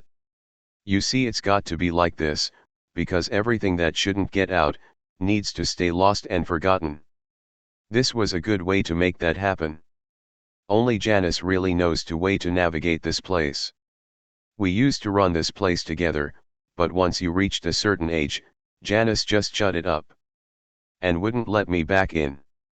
Which was a shame. I had the most fun here. Remus rambled. Walking past Thomas and up the stairs. And as if to prove Remus's words right, Thomas noticed that the doors and wall going up had changed and the walk up the stairs seemed to have gotten longer. You guys run this place? Thomas asked. No, Janus runs this place. Remus corrected. I'm confused. Thomas groaned, rubbing at his eyes. Stop messing with him, Remus, and let's go already. Virgil insisted, shoving past the Duke, as he walked past, grabbing hold of Thomas's wrist and pulling his along. We can only go forward now. He grumbled. Thomas breathed out, trying to relax, and began to let his eyes wander around his surroundings as they walked. And was in awe, watching as he was able to spot certain areas changing. He spotted one wall that opened up into a hallway. And then they walked past a wall that was an optical illusion. It seemed like it took forever until they reached the second floor, and he almost wished they went back down, but aborted the thought, when he looked back to see the stairs had vanished and the second floor now dropped off into darkness. The second floor was littered with almost everything he was scared of, that he forgot he was scared of, from a young age to now. With shadow people walking around, with dead eyes, mumbling something that he couldn't hear. So, what's up here, that's so bad? He asked. Just keep your head down and don't listen to anything that is said. Virgil warned, as they moved forward. Selfishness and self-preservation. The two have stood in front of the wall, staring at the split core on it. They didn't need a physical form or to actually move to go to where Thomas was. They could see and feel exactly where he was, just standing there. In truth, they had never moved from this spot ever since it was decided that to be split was the right call, even if it was hurting them both to be split like this. They were meant to be one, but that hadn't worked out. So, this had to be better. Selfishness didn't mind being hated, he liked to do what he wished, with not sense of what is right or wrong. And self-preservation could be all that they wanted, without all the mischievousness that had once clung to him. But to fully implement the plan they needed Thomas out of this part of the mind. But they couldn't force him away. Not when he kept insisting he wanted to be there. Wants. The two halves, both represented want. Represented self. Thomas's self. We need to continue to show him what he wants. Self-preservation finally spoke. We who definitely show him what he doesn't want. Selfishness said, with a smile. He will meet with us soon. Self-preservation pointed out. What a horrible way to go. Selfishness hummed. Self-preservation glanced at his other half. We will continue to remove what doesn't belong here. That includes intrusive thoughts. He will not be able to stay with you. Selfishness smiled even wider. Then I better make the most of my time with him. I will cry at the thought of how much chaos we could have brought to this place. Such beautiful schemes that I will never be able to plot with him. Selfishness sighed out blissfully. The snake on the wall with the sharp scales rumbled, its body moving stiffly like it was sighing with selfishness. But that snake was selfishness. Self-preservation tilted his head as he gazed at the core on the other snake. The core was cracked and looked like that just a touch would shatter it. When he took a breath, his snake did not breath with him. But then that's what they wanted. For him to be this. He would be removed from it once they were done. He would be rid of his other half, just like the others wanted. Just like Thomas wanted. He would be everything that they would love. I will not miss you. Selfishness grinned, but did not look at his other half, as the wrist cuffs appeared on both his wrists. Liar. Self-preservation accused, flatly. We are nearly done. I will make you take intrusive thoughts next. He will put up a fight and I don't want to have to hurt him to leave him. Selfishness said. He must break a rule for me to send him to his room. He will not be happy. Self-preservation reminded, dully. He will make your life a living hell after this. Selfishness laughed. The snake image on the wall rumbled with him as he laughed. Self-preservation hummed and nodded in agreement. Our domain is not safe for him. We have him in the most benign level of the darkness. However, should he succumb to the it will eat him away. He reminded calmly, his voice not changing in volume or pace. Not my problem. That is yours alone now. I am content with playing with him until the very end. Selfishness giggled. Should I make the darkness swallow them? That would make my intrusive thoughts so happy. My parting gift. The snake hissed sweetly at the thought. Self-preservation didn't reprimand selfishness for his plans. Either way he knew he would let nothing happen to Thomas. He and selfishness had always been one, and even though now was their first time apart he could still feel that no matter how much selfishness was willing to go, he wouldn't actually hurt Thomas. They were still connected, but not for long. He silently tuned his other half out as he walked to the snake image and placed his hand on it. He was leaving it. He was going to become a full-on light side after this. Deceit would be gone forever. Closing his eyes, self-preservation without leaving his spot was back watching Thomas, anxiety and intrusive thoughts. Thomas had his hands over his ears, with his eyes closed, with anxiety leading him with a grip on his shoulder, pushing him forward. The shadows that were on this floor were usually quiet mere whispers of false lies that was said or thought of at one point in Thomas's life. Now though, they were screaming. Screaming words that Thomas had long since forgotten. Anxiety was moving fast, doing his job and moving Thomas away from the screaming shadows, while intrusive thoughts casually followed, walking through some of the shadows and disrupting their shouting. Intrusive thoughts and anxiety, having been here before, knew that if they kept going forward, they would return to where they first began. But if selfishness wanted intrusive thoughts safe in his room, then his other half was going to have to make a move. Self-preservation opened his eyes. They are going to the 3rd floor now. The unwanted are there, he said, giving his other half the side eye. Selfishness smiled wider and closed his eyes. I know exactly how to set intrusive thoughts off. It's playtime. Thomas, Virgil, and Remus. Virgil didn't let Thomas open and uncover his ears until they were safely, or as safe as they were going to get, on the 3rd floor. The 3rd floor was bare besides locked up doors. So there was no way for Thomas to open random doors and unleashing something he would regret later. The stairs behind them had changed as soon as they stepped off, with a hallway behind them that held more locked up doors. Remus was being himself, not even bothered like the other two, whistling a happy tune as he banged on the doors he passed.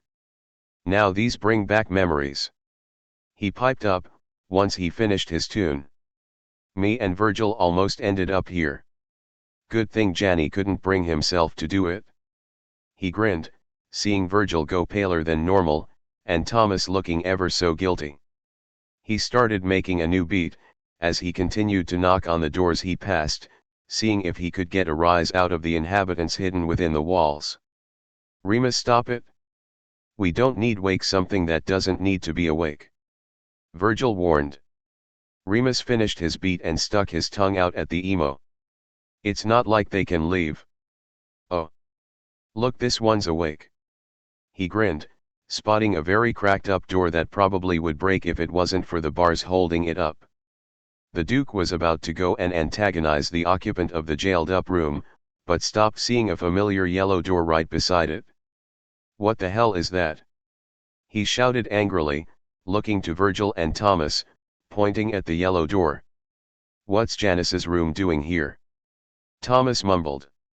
It was in the commons, Virgil muttered. Unless. Don't you dare fucking say it. Remus growled. Don't you dare fucking say it, cause it's not going to happen. He seethed, eyes laser focused on Thomas, with a silent promise if it did. Thomas was shaking his head. Remus, I don't want Janus to stay here. I didn't move it here, I promise. He squeaked. At least he didn't think he did. How was supposed to know if he moved one of their rooms? He had to have Patton, Logan, and Roman to help move Remus's and Janus's rooms to the light sides. He didn't think he was able to do it with them here. Remus was no longer listening, however, his attention back to the yellow door that obviously belonged to Janus's room and practically breaking the door handle trying to force it open. Fuck. He cursed when it wasn't budging. I feel Thomas close by, the occupant in the next room rumbled in a familiar voice, that Thomas was sure he wouldn't hear again. The voice that had made him choose the first time. Let me out, Thomas. Let me out and embrace me. Oh, shut up, you bastard, and go back to sleep.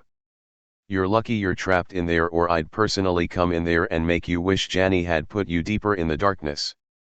Remus threatened, kicking the bars on the neighboring door. Remus, stop it. You know, Virgil was about to scold, but Remus interrupted.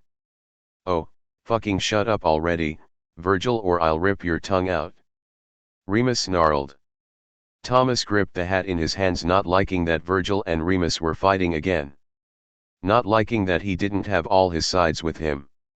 As Virgil and Remus shouted at each other, the doors around them began making banging noises as the prisoners' occupants within seemed to awaken at the promise of disharmony, and the promise of breaking the barrier that kept them hidden would reveal them to Thomas.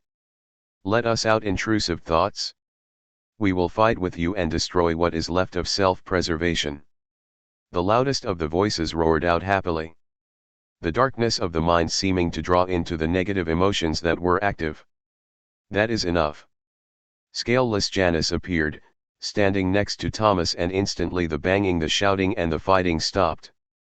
Even the darkness receded. Remus still stood in front of the yellow door, breathing heavily. Intrusive thoughts, I cannot allow you to stay anymore. You threaten an uprising of the unwanted, if they become too rambunctious. I am sending you to your room. His face never changing and tone as calm as ever. Why did you move it here? Remus demanded of the split side. Selfishness decided this room would move here. I merely agreed. After today, this room will be insignificant. This is where it belongs now. Was the answer given? Remus snapped his eyes to Thomas. Move it back. He demanded, stalking menacingly to him. Now. Self-preservation placed himself between the Duke and Thomas, holding a calm hand up in a halting motion. Although his eyes did not move to look into Remus's. His face stayed resting and blank, his eyes blank as well, never wavered from where they seemed to look through the Duke. He cannot. Deceit is no more. A new room shall be made. My room. He placated, not even looking bothered that a feral-looking Remus was towering over him in the anger. Looking very close to wanting to commit murder. You are not even whole right now, so what you say does not count. You will bring him back. Remus roared. His eyes focusing on Thomas again. He didn't even notice when a second metal band appeared on his other wrist. I will not let him stay this way. This isn't my Janus. You all call me scary and evil, but who's the evil one to even push a part of themselves to think this is the right thing to do to be accepted? It laughable, you fucker. I will send you to your room to let you calm down. Self-preservation said, calmly over the Duke's shouting. Chains shooting from the darkness for Remus. Remus reached and grabbed Virgil by the hoodie, yanking him in front of him as a human shield, the chains hitting him in the chest too and immediately attaching themselves to Virgil's cuffs instead. Thomas was quick to grab hold of his anxious sides to try and prevent him from being pulled away like the others, dropping Janus's hat in the process and accidentally stepping on it in his haste. Self-preservation blinked, but other than that made no other sign of emotion. He hadn't even moved to help Thomas grab for Virgil. He didn't look in that direction. His gaze always looking forward unless prompted to look, which was rare. It irked Remus so much to see this half of Janus so dissociative and no flair of life and sass. In a last-ditch attempt, knowing he wouldn't be able to outrun the chains, throwing Virgil in front had been a move that wouldn't work twice. So, he took advantage of it, before Virgil was released and the chains came for their true target. Remus pulled this half of Janus into his arms and squeezed him tight in a hug. "Jay, please come back. You can't fucking leave me. I can't stand seeing you like this. I need you. I don't give a fuck about anyone else, stay for me. Come back for me," he pleaded. He heard and felt the tug of the chains as they finally attached themselves to the metal band on his wrists. He refused to let go as they started to pull him away. Self-preservation just stood there, like a statue. He made no move to return the hug. There, intrusive thoughts. "All will be well," he said, although his tone stayed void and emotionless the whole time. "Yeah, Jan, yeah. No matter what, I am going to take care of you. I never hated you. I'll prove it to you, January," he whispered, into the split side's ear before finally letting go, letting the chains take him. He didn't even spare a glance to Thomas or Virgil, who were huddled together, having collapsed to the ground once the chains had released the anxious side. Thomas and Virgil slowly got to their feet, staring at the Janus before them. Thomas halted in what he was going to say, when the scaleless Janus moved his head to look toward him. He felt unnerved with how lifeless the side of Janus seemed. "You didn't make me choose, this time," he said, with a confused look. "You would have chosen to keep anxiety. Or did I misjudge your decision?" was the reply. Thomas clamped his mouth shut and Virgil looked away from the two, pulling his hood up to try and escape the awkward moment that was happening. "You said, Deceit is gone. What does that make you?" Thomas asked, wanting to know. Because Remus had been right. This wasn't Janus. "I am your self-preservation. But you may call me Janus if that is what you wish." And with that self-preservation left. Thomas looked to Virgil, who was gnawing on his lip with a guilty look on his face. "We did this," he finally said, shoving his hands in his hoodie pockets. "You guys said, Janus was personification of self-preservation and tendency to be selfish, that make him the moniker of Deceit. Does that mean the one with all scales is selfishness?" Thomas asked, looking to Virgil. "I don't have all the answers, Thomas. I'm not even sure if I'm the right side that should have stay with you. He's picking us off one by one, and Thomas, I'm scared," Virgil admitted. "He doesn't want my help. I wouldn't want my help." "Virgil, buddy, calm down. It's fine. You exactly what I need. You know how this place works. We are going to help Janus. We are going to show him that all he needs to be is himself. That I need all of him," Thomas said, trying to pump himself and Virgil up. "Come on, Virg, let's keep moving." "Where to next?" Virgil's eyes moved to the next set of stairs. "We're going to keep walking in circles, we'll always end up where we first started, because it is too dangerous for you to go any deeper. Janus isn't going to let you get into extreme danger, split or not, it's his job. And it's mine," Virgil explained. Thomas nodded, showing that he was understanding. "So, we'll end up in front of the snakes again?" Virgil nodded. Thomas picked up the crumpled hat that belonged to Janus and frowned, seeing its state. He tried to fix it, and when it looked at least like a hat again, he placed it on his head. "Let's go put Janus back together," he said, confidently. "Remus." Remus shook his head as he opened his eyes to find himself on his bed. The metal bands were gone. The Duke wasted no time in jumping to his feet and to his door. He hesitated only a moment to grab the handle and push the door open, remembering that the last time he was sent to his room by Janus's chains, he had been unable to leave for a long time. The door would not open. This time though he had to remind himself that self-preservation was only half of Janus and had only sent him to his room, not lock him in his room. And so when the handle easily turned and opened, he felt himself release the breath he hadn't even realized he had been holding. He stepped out and wasn't surprised to see himself back in the light side. But it made his rage come back a bit seeing Janus's door still gone, from its spot in front of his. He let this morning star manifest into his hand as he stalked himself downstairs, to see the light side sitting on the couch with a plate of cookies in front of them. Even though it seemed like no one was really eating any, it still made Remus growl in anger, and he let a bit of it out by smashing the coffee table into pieces. And relished in the fact that he made all of them shriek in fright and surprise. "Why the fuck are you sitting around?" he accused. Logan, being the first to recover, stood up to answer. "We cannot return to the dark side. The only reason we were there in the first place was through Virgil's summoning. If it was possible we would have returned. We wouldn't abandon you all, kiddo." Patton nodded, but immediately shrank in on himself and snapped his mouth shut when Remus sent a menacing look his way. "We don't belong to that side, Remus. What do you expect us to do, crawl in the walls like rats or something?" Roman asked, blade in hand, just in case his brother attacked. Which you couldn't really be sure with Remus. Remus was sometimes unpredictable. "Blah, blah, blah. I don't give a shit."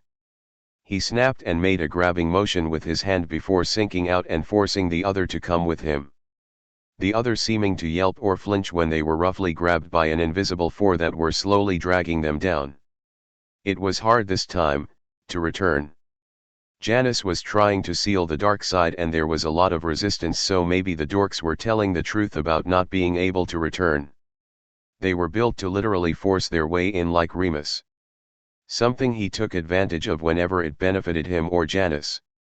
But if those Janus knockoffs thought they were going to keep Remus out, well, that was just as silly. They were only half power split like they were. Remus was going to crumble anything that tried to keep him away. "Hold on to your balls, you might lose em." He grinned at the challenge.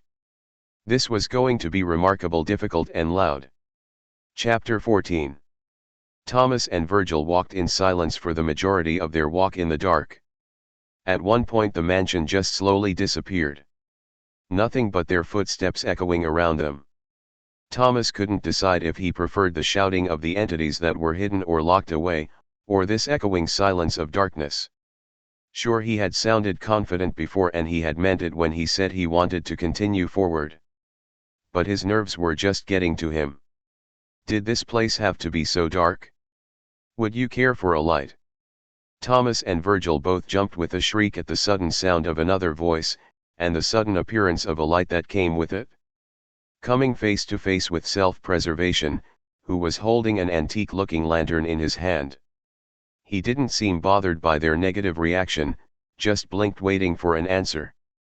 "Don't do that," Virgil hissed. Self-preservation tilted his head, but his eyes stayed on Thomas, who took a few calming breaths before speaking. Yeah, a light would be great, thanks." He nodded, rubbing at his eyes stressed. "I didn't think we'd see you this soon," he added. "I sensed you were getting scared. And as your self-preservation I cannot let you be scared of yourself. I could help you return to the light side, if you are ready to give up and leave this venture." Self-preservation held out his hand to Thomas, in an offer. Thomas shook his head. "No. I am going to help you. All of you. I want you whole again," he insisted. Self-preservation tilted his head to the other side, face still blank and eyes not blinking as he lowered his offered hand. "If you insist." Virgil was looking around. "Where's the other one?" he asked. Moving closer to Thomas, where they were shoulder to shoulder. Selfishness is no longer allowed to leave his position. "Soon, it will be just me. I will full light. And the dark side shall be locked away forever," self-preservation answered. You can't do that. You would lock half of yourself away. Thomas shook his head. He holds too much power here. And I will only be able to contain. This way you will not have to worry about a disgusting inhumane stain attached to your character. I will leave everything unwanted locked away. Self-preservation answered. Then why is Remus still allowed free? Virgil hissed, and grin spreading on his face, thinking he found a hole in this Janus's logic. Thomas uses creativity, and intrusive thoughts daily now. Intrusive thoughts will need his freedom to continue his job with creativity to create new ideas and projects. It would be counterproductive to lock him away now. Thomas would suffer without him at this point. Self-preservation answered, eyes always on Thomas. Then what about Janus? Virgil asked desperately. I am here. You have already decided this. Self-preservation responded, taking a step forward of the two. I will guide you the rest of the way, if you wish to say on final farewell to selfishness. But I must warn you to not get too close. He may become a bit desperate near the end. He could lash out. Self-preservation warned, taking the lead, holding the lantern outward to light their way. Virgil and Thomas shared a worried look before following the scaleless Janus before them, who looked much more solid and whole than when they first seen him. Remus and the others. Remus growled and gritted his teeth in concentration as he tried to force his way back to the dark side, while dragging the nerd squad with him.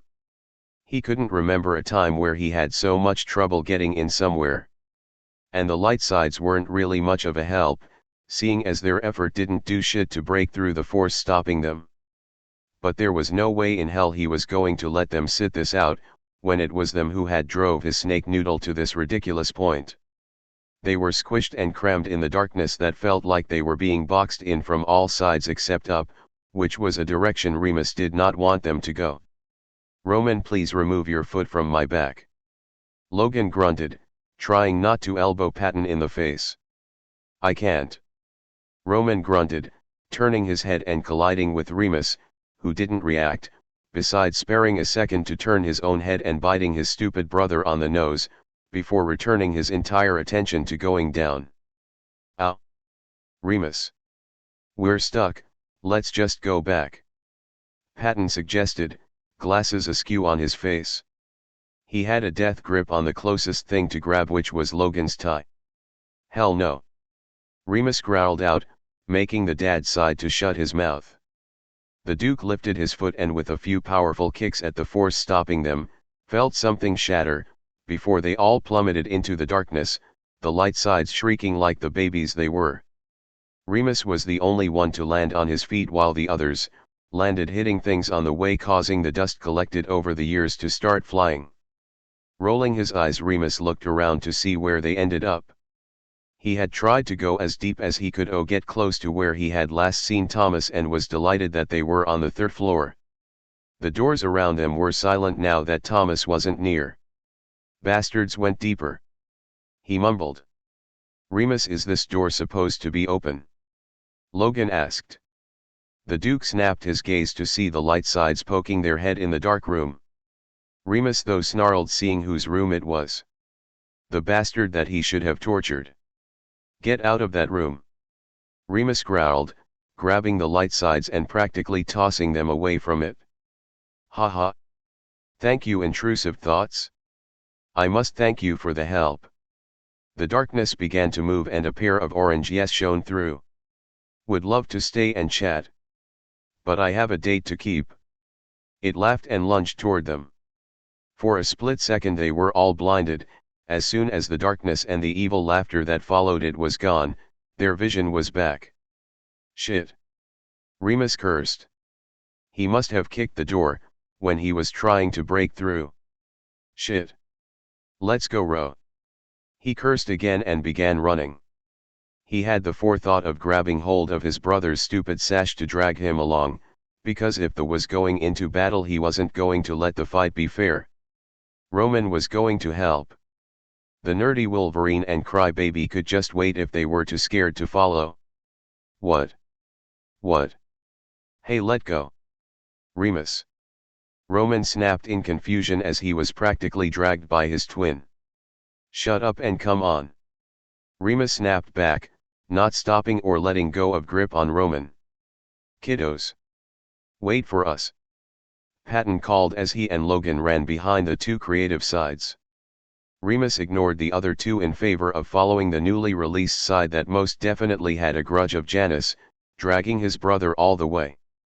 If only Roman wasn't a light side, then Remus would be able to pop in, where Thomas was at. But with the light sides unable to move like him and Janus this deep, he'd just have to book it as fast as he could. Thomas and Virgil. Self-preservation didn't talk as they walked. Didn't even look back to see if Thomas and Virgil were following him. He just walked forward with the lantern lighting the way. Thomas really wanted to talk to him, but this half version of Janus was just blank and only seemed to act within his job. It was un-Janus behavior. Had he really made Janus feel like this was what he had to be accepted? Virgil was walking slightly behind self-preservation, and Thomas noticed that the anxious side was trying to avoid looking at the side that was leading them. Thomas knew Virgil felt guilty for being part of the reason Janus felt this way, but the blame solely rested on Thomas. And Thomas knew that was the truth. Self-preservation. Thomas started. And the side's head tilts a little to show that he is listening. "Want you miss selfishness?" he finally asked. 'Cause Thomas has been thinking about this for a while and about how much he missed Janus already, and selfishness and self-preservation were part of Janus, so wouldn't the two feel like something was missing? That a part of them was missing. Because Thomas could already tell he, himself was missing Janus. "Don't worry. It is not necessary for me to miss him to do what is required of me," self-preservation answered. Thomas stumbled on his own feet at the answer, but decided to stay silent. Virgil, however, growled at it and yanked self-preservation to a stop, making him turn and face him, though his eyes never landed to meet Virgil's. His eyes focused on Thomas, blank and uncaring. "How can you say that? This isn't Janus. Don't you get that? This isn't right. Why would you decide to do this to yourself? Why couldn't you have come up with a way to get back at us or something? You could have even gotten Remus to help you. Hell, I rather you had done that than split yourself apart. You and I both know this isn't healthy. You can't help Thomas with just half of you." Virgil hissed, shaking the unmoving side, his eyes desperate as he tried to make eye contact that just wouldn't acknowledge him. Self-preservation lifted his free hand to gently push himself from Virgil's hold and took a step back and turned around and continued to walking forward. "Selfishness is this way. We've been moving the picture deeper. Sadly, this is as deep as I can allow you to go," he announced. At his words, the area around them lit up, reveal the picture of the two snakes. From the distance they were at, Thomas thought selfishness was just standing in front of one of the snake images. But the closer they got, he realized selfishness was tethered to the image and the snake in the picture was breathing with each breath selfishness took. "Thomas. Anxiety. Welcome. Come to give some sweet partings, before I depart? How touching." As he talked, Thomas watched horrified as the side was slowly being pulled into the wall. It wasn't a fast pace either, but a slow pull that if he hadn't been staring intently at the fact selfishness was attached to the wall, he might have missed it. Thomas immediately began to run taut he trapped side, only to come to a halting stop when self-preservation held an arm out to block his path. "Not too close," self-preservation warned. "Let him go," Thomas pleaded. "I cannot," self-preservation denied, flatly. Virgil made run to the wall, swerving from around them. However, his attempt to reach the trapped half of Janus was stopped by chains attaching to the metal band on his wrist and pulling him to a halt and back to Thomas's side.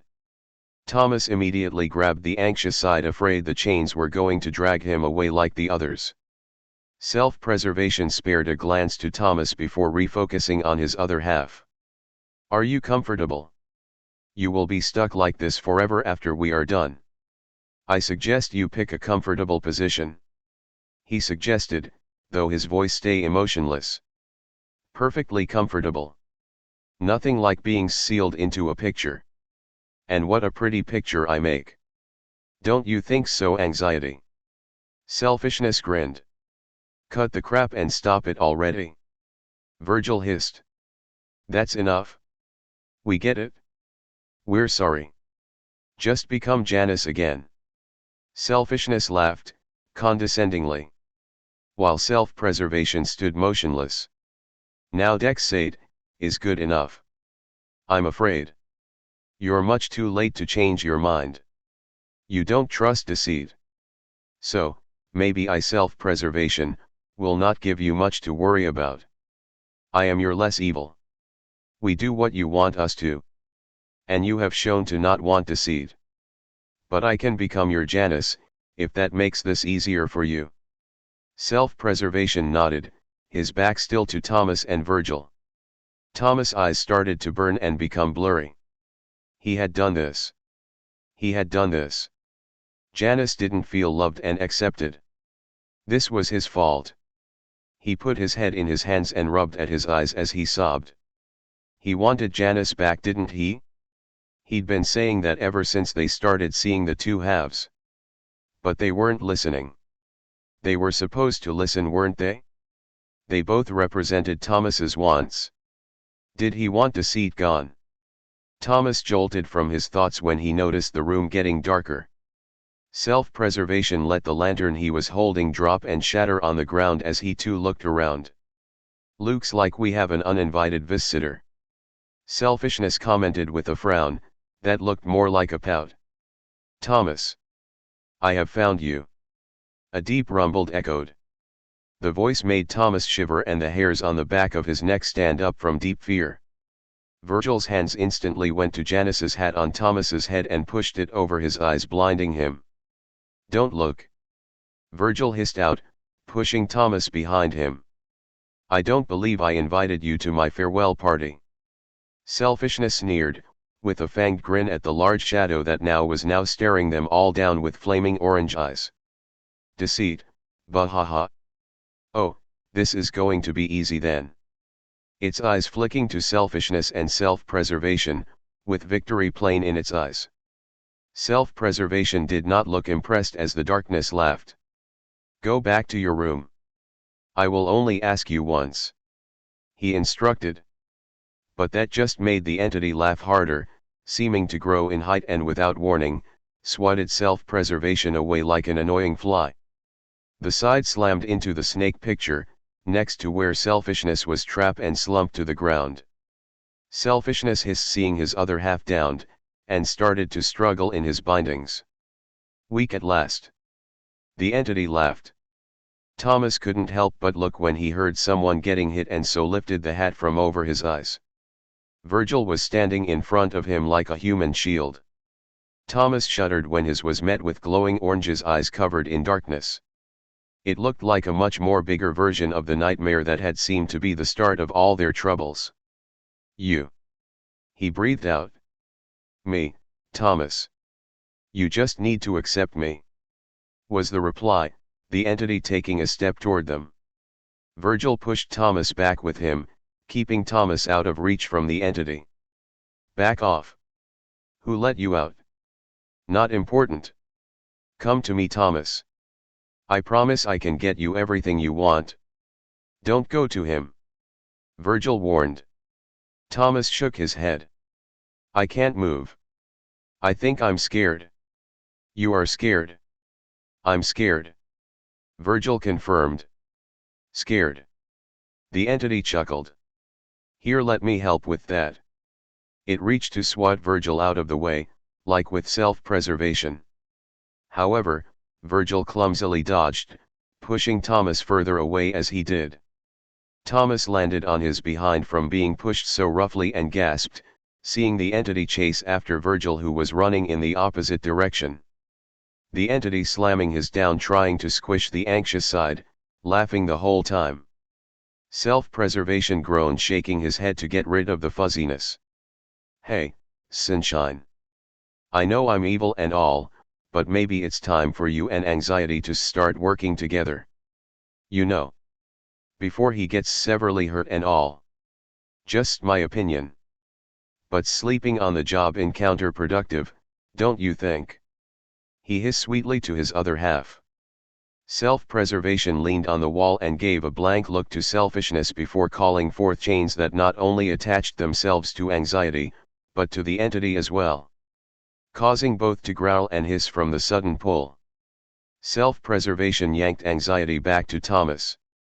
Then entity, however, resisted, putting strain on the half side as he tried to pull the entity back. Virgil recognized the help and was quick to call on the shadows to swarm the entity with the orange eyes. Their combined efforts starting to nudge it slowly back a few paces, but not enough. Thomas felt like he had ran a marathon, which was silly since he was on the ground in a sitting position.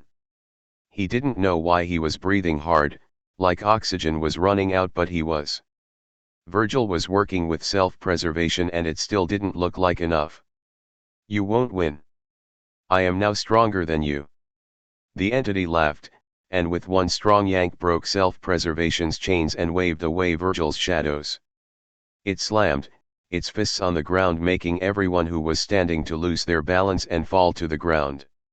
It took the advantage to reach for both Virgil and self-preservation, grabbing both by a leg and pulling them to it. I'll get rid of you two first, it declared. Selfishness looked down when he felt self-preservation touch his knee before he was pulled away to his doom. The snake hissed, in agitation, and shook his head as he felt the walls that would become his prison loosen on him. His other half asking for help.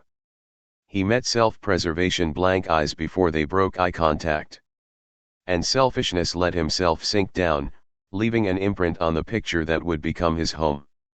Thomas tried screaming. Tried pleading, but his voice was gone. He was too scared. He was going to lose not just Janus, but Virgil too. The entity was throwing both Virgil and self-preservation around, slamming them down on the floor and against each other. And in a spin that was much too graceful for something of its size, flung both self-preservation and Virgil toward the furthest wall. At the last second, chain snatched Virgil from the air and safely back on the ground. While preservation himself hit the wall face first, dropped to the floor in a heap. His chains leaving Virgil as soon as the anxious side was lowered near Thomas again. The metal links crisscrossed several times, forming a shield in front of Thomas, who still seemed to be unable to move.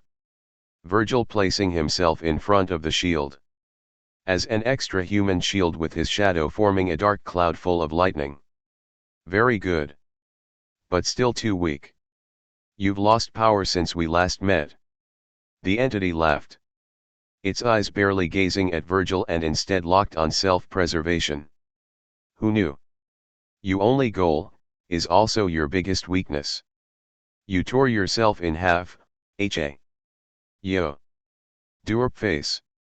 You should pick on someone your own size. Virgil's voice called, making everyone turn to look at the anxious side, who looked to go a few shades paler. I didn't say that, he said, quickly. The entity grunted and turned his attention to Virgil. Looks like paranoia grew a spine while I was away. Let rip it out for you. It growled, orange eyes narrowing, and advanced to the emo. No, Thomas squeaked. And at Thomas's frightened plea, self-preservation weakly lifted his head and called forth his chains again. Thomas wants it, so save him, he directed, as the chains attached themselves to Virgil's cuffed wrists and dragging the anxious side kicking and screaming away into the darkness. The entity paused at this and moved its burning eyes to focus on Thomas. Something like morbid victory seeming to take on its postured. Thomas. It cooed, with affections, ignoring Thomas's frozen state. Its form shrinking into a mock shadow of Thomas's shape and began taking a step toward him. However, was stopped immediately when arms, with metal bands on both wrists, with broken chains attached, encircled him. One arm's around his neck and the other around his chest. Looking very much like something of a mock hug, but with a threatening promise. Such a naughty, naughty boy. You're ruining my farewell. How rude. And I thought I was the one that liked attention. Selfishness hissed in a deathly sweet voice, causing the entity to take a startled deep breath. Chapter 15. Remus and the others. We're not going another step until you tell me what's going on. How do we know you're not just leading us to a death trap? Roman growled, pulling back on his twin's hold, his heels digging on the floor as Patton and Logan kept a firm grip on him. The fact that Remus was still able to drag them along, even though it was at a slow pace now, it was still unnerving. I agree, I would like to know what was released back there, Logan said. He wasn't really holding on to Roman and pulling. Patton wasn't pulling against Remus's pull on Roman either. The moral side has just holding onto he and Roman, in case Remus got enough momentum again, and he and Patton wouldn't be left behind. Besides, Roman was resisting the Duke just fine on his own. Remus growled back, and kept a firm hold on his twin's arm and sash, unwilling to let the light sides weigh him down. He was literally pulling all three of them, and not making much progress in making it to where Janus and Thomas were.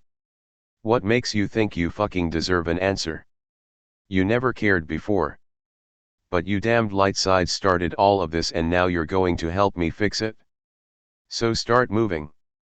I'm not going to lose the one person who stuck by me all these years. I'm not going to let him disappear. I'll kill you all, even Thomas, if it happens. Remus snapped. His eyes no longer looking sane, the more angrier and irritated in their resistance he became. Remus, we can't go into battle without knowing what we're up against, Roman argued, although a bit more cautiously. They all knew that out of all the sides, that if any one of them would attempt to off all of them, it would be Remus. Remus snarled, gritting very sharp like teeth, before suddenly letting go of Roman, causing his brother to stumble backwards and colliding backwards. Logan and Patton moving back so not to be taken with him.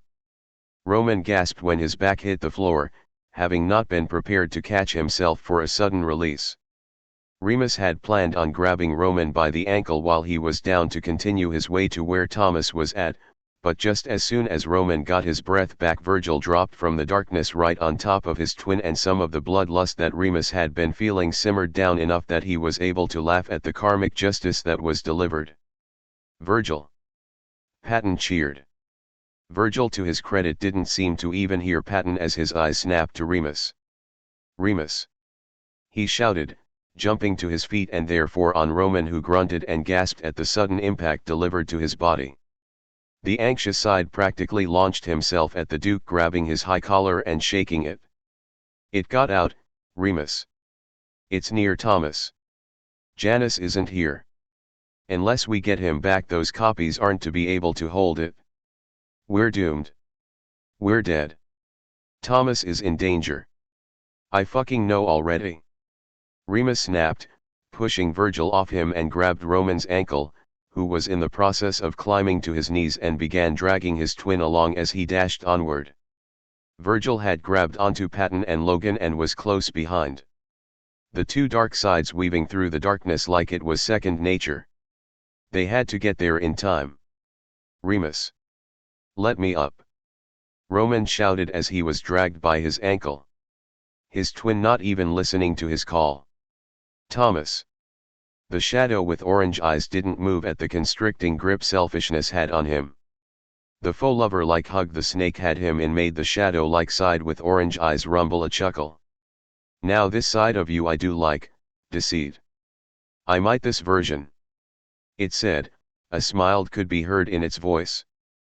Selfishness caught Thomas' eyes, that were blown wide in fear, and sent a mischievous smirk his way. That if Thomas wasn't so scared, would have probably seen that it was meant to be comforting, despite that fangs that peeked out. So sweet of you to say. You could join me, there's enough room in my painting for two. Selfishness hissed, into the shadow's ear. There was a clinking of chains as self-preservation had relinked his chains together on Selfishness's cuffs, that links pulling, trying to pull the serpent and the shadow he was wrapped around, back taught he snake paintings. Wouldn't that be homey? Just you and me forever. No one to bother us. We will thrive here. Resting. Peaceful. Calm. Selfishness continued with a victorious smirk, trying to distract the entity of their slow guidance to the painting. Away from Thomas. The entity suddenly moved, gripping the chain links on Selfishness, twisting and breaking them again. With a wild and angry look in its eyes. You're just as slippery this way. Getting help from you other half. Do you think I will give you a chance to even work together? Ha! I won't even give you the chance to become yourself again. It sneered, yanking the serpent around. Selfishness hissed, as his hold was broken and his distraction failing. You were always the stubborn one. He bit out, before sinking his fangs into that hand that held onto him, forcing its release. The entity roared at the pain of the bite, punching Selfishness in the face. Bitch! It growled. Self-preservation, who had slowly risen back into a standing position, calmly walked to stand in front of Thomas, holding a palm out to him, when Thomas seemed to shake of his frozen state and went to move. I would caution against sudden movements. Stay behind us. He cautioned, in a voice with no hint of urgency or signs of worry. Like they weren't facing something that was dangerous and rallying to kill him and Selfishness. You're both going to get hurt. Thomas stated. Self-preservation blinked, and a small smile graced his face for the first time, trying to appear comforting to Thomas. That is our job, he said, the small smile leaving his face when he turned back to the entity and Selfishness. Back to his blank and calm composure. Staying on guard, and not going to help Selfishness as he wrestled with the orange-eyed entity. His job was to protect Thomas, not his other help. He would not let anything touch Thomas. Selfishness ducked out of range of other punches thrown at him, leading the entity in a strange and deadly dance of violence, not throwing any hits of his own. He was Selfishness. Not self-preservation. Not fight or flight. He was Selfishness, and he wasn't going to allow himself be hit but once. But he also didn't want the entity to focus on Thomas. His chains rattled as he tumbled away from another lunge, from another attack, maneuvering himself behind the entity again. Come now, no need to be frisky. We'll have plenty of time, after all. He grinned, flicking his wrist just right to allow the chain attached to his wrist to twine themselves on the entity's neck, where it was bending backward slightly from the height difference. Isn't that a more tempting thought? So come with me. Self-preservation moved the chains and again and more attached to the painting, leading back to Selfishness, as the entity started growling and snarling again, twisting and convulsing in Selfishness' grip and the chains that ran to connect to him. His size growing again in the process, making him towering over the two half-sides. Laughing as it once again broke the chains. Selfishness, seeing this, jumped from the orange-eyed entity with a hiss, landing right next to Self-preservation, who was focusing very hard and trying to make his chains stronger, and failing. Something deep in Selfishness rose up and hissed at him to take Thomas away. So he turned to him, walking around the shield of chains Self-preservation still had up. Come with me, he said in a sweet tone, trying to be comforting, while everything in his being was urging him to just force Thomas to move, to just grab him and run. Thomas was his to protect. Thomas was his to spoil. His to give everything to, and Thomas deserved everything. He reached his hand out to Thomas, slit snake eyes staring unblinking into scared brown eyes. Self-preservation will be fine. The lie slipped easily from his lips. Self-preservation nodded, agreeing with his other half's lie. Something in said it was best for Thomas to believe the lie. Thomas's eyes flicked from Selfishness to Self-preservation's back to the giant and scary shadowed entity that seemed hell-bent on taking out Janus. No, he said, a slight stammer in the tone, lightly slapping the snake's hand away. A look of hurt flashed in the snake's eyes, but was gone just as quick, replaced with a look of mischievous glint, and a rueful smirk. I see. You choose self-preservation then. Thomas saw it though. He was close enough now to know he hadn't imagined it. Janus, he mumbled, reaching his hand out. Only for selfishness to flinch away from him. I am not Janus. He hissed, sharply turning back to the fight to see self-preservation on the ground under the entity's foot. It was laughing as it slowly began to add pressure. The snake ran at that, going to save the good part of him. Thomas wanted that half of him. He could do something not evil once in his life, right? Thomas could hear the hurt, the same hurt that had been in self-preservation voice at the denial. But that was what it was. Denial. Both were denying who they were. They were trying to convince themselves they weren't Janus. Trying to convince Thomas they were Janus. But they were. They were, and Thomas wanted Janus back. He wasn't going to let Janus lie to himself. Ignoring the warning to stay away. Ignoring the shield that refused to let him walk around it, and step to face the entity, that now had the two halves in a death grip in each hand. Put them down. He demanded. Looking up at the orange-eyed entity. Causing it to stop and look dead at him and laugh. I cannot allow you this close, Thomas. Get out of here, and let me handle this. The two hiss out at once to Thomas, although self-preservation isn't as expressive as his other half. They struggled in the giant's hands, holding them high above the ground, poised to smash them on the floor. You don't need them when you have me. It retorted with a chuckle, hands squeezing both, causing them to groan. Selfishness hissing when it took a step to Thomas. Stop. Thomas pleaded, not wanting it to get closer to him. There had to be a reason. Selfishness and self-preservation, and even Virgil seemed adamant about this thing not getting close to Thomas. And at his words Thomas would swear on his channel that he saw self-preservation chains strengthen. The entity even glanced, and as it was being pulled back more effectively, away and to the painting, another form of imprisonment. No. It roared as it realized it could no longer break free, but did not drop the two halves of Janus in its hands. The room around them seemed to get darker as soon as it started to get pulled into the painting, the snakes on the painting hissing and moving to make room. Janus's split core, seeming more cracked than ever on the two snakes. The darkness in the room sending deep cracks through the interior. The sudden shaking of the room causing Thomas and the giant entity to fall, but even that did not help selfishness and self-preservation, as it seemed its grip only tightened. However, the loss of its balance made it where its descent into its new prison was proceeding a lot faster. It roared in outrage and tried to resist while also refusing to let go of its prisoners in its giant fists. Thomas ran forward, grabbing hold of the two half sides, trying to help wedging them out from the fists. It seemed to shock the two, their eyes widening a fraction when Thomas's hands grabbed onto their wrists. And pulling. Let them go. He grunted as he pulled. You want to get rid of me? Me?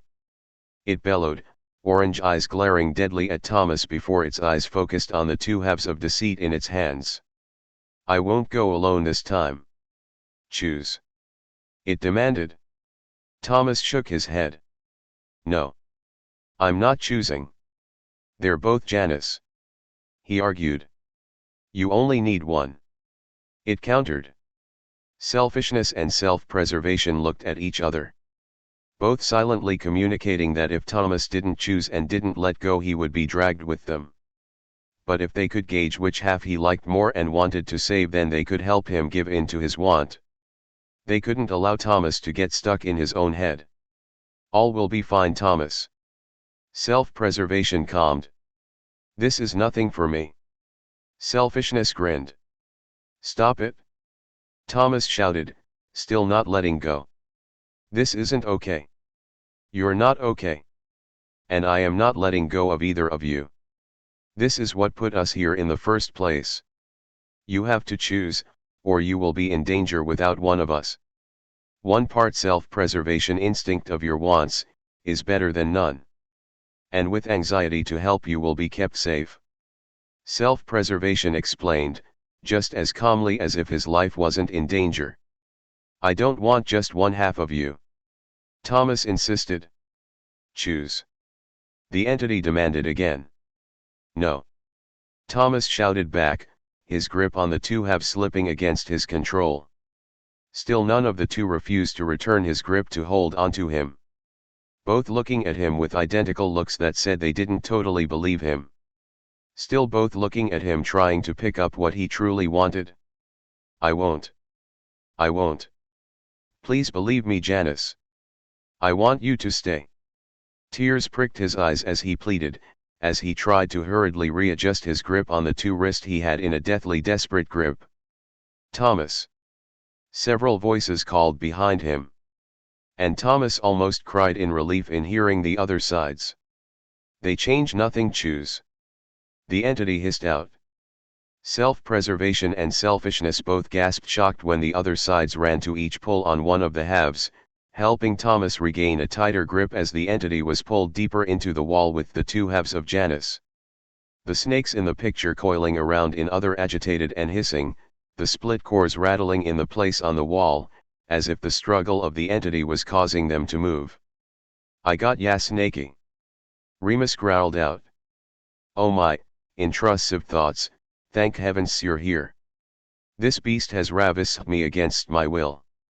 Have you come to defend my honor, my strong and brash intrusive thoughts? Selfishness hissed, sweetly with a flirty smile on his face and with a few rapid fluttering blinks, despite being pulled to his doom, gazing lovingly at the Duke who was the closest to him, his forked tongue sticking out cutely for the Duke. Remus, I swear if you respond I will let go and let this nightmare have him. Roman gagged, in his brother ear. Oh, creativity, I didn't see you there. Should I remind you of you delicious crush on anxiety? Selfishness said, his flirty smile turning slightly on the vicious side of a second. I'm letting him go. Roman quipped, face red. Thomas let out a stressed laugh, from behind the creative side. Virgil's just as red from the other side as he tried to help Patton and Logan keep hold of self-preservation. This time the normal-looking half of Janus was focused on the three sides that was trying to help Thomas keep him. His face expressionless as he and Virgil locked eyes for what seems like the first time. I swear you start spouting nonsense, I am going to let you have it when you're back to normal. Virgil hissed, keeping eye contact which was rare on occasions. You are helping. Self-preservation stated, his eyes moving over the three sides refusing to let him go. Kiddo, we love you.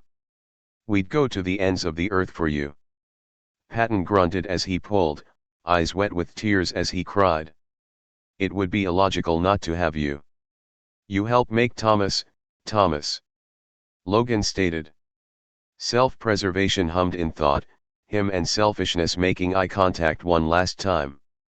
Nodding to one another before ripping their hands from the other and both eyes and their entire being turning yellow as they maneuvered themselves in the giant entity's grip raising both hands in the air. And the snakes in the pictures came to a halting stop and seemed to glance at the two halves, posing in a ready-to-strike position. No more than a second had passed since they ripped their hands from the other, did a set of hands grabbed both of have by the back of their collars, and in the same instant when the two have brought their hands down, and the snakes in the picture launched themselves at the entity's backside to bite, were the two halves yanks roughly from the crushing grip of the entity's giant's hands, landing roughly on top of Remus and Thomas. Both Thomas and Remus had lurched forward at the same time when the two halves had pulled away. And both Remus and Thomas had yanked the two halves from the grip in a desperate attempt to get them back. To not lose them. They all rolled to their feet as the entity screamed in pain as two giant snakes coming out of the painting on the wall coiled around him and bite, hard, rendering it immobile for the moment. Intrusive thoughts. My Savire, I should grant you a boon. Selfishness smiled, where he snuggled up to the Duke's chest, grabbing one of Remus's arms and curling it around him. Still glowing yellow. Later, when you're you again. Remus groaned, taking his free hand and scratching at his own eyes as he tried to resist the flirty snake against him, body tense and shaking before reaching over and outright punching Roman. Ow! What was that for? Roman snapped. It's too hard to resist this. Remus snarled, pointing at the snake, reaching up to twirling a piece of silver hair between his gloved fingers with a satisfied look on his scaled face. Selfishness. Self-preservation called. He was already on his feet, still glowing himself. Selfishness groaned, looking very much like he didn't want to leave Remus. Fine. Letting his tongue flick the Duke's nose before turning to his scaleless double. Thomas stood up and watched worriedly as the two stood in front of the group, raising their hands once more, as the snakes lifted their heads as the two raised their hands once more. I will not let you get away again. I refuse. You can't suppress me forever. It roared, outraged. Hands scratching at the dark and cracked floor, the snakes helping in slowly pulling it to its new prison. Anxiety, a little reinforcements on the binding, please. Self-preservation called, not looking back. Virgil nodded. Thomas, Patton, close you eyes. He warned before calling upon shadow of fears that answered only him, intertwining them with the chains connecting the entity to the picture. With the effort of the both snake, chains, and shadows, the giant entity was forced on its feet, stumbling as it was forced back. Still clawing and struggling.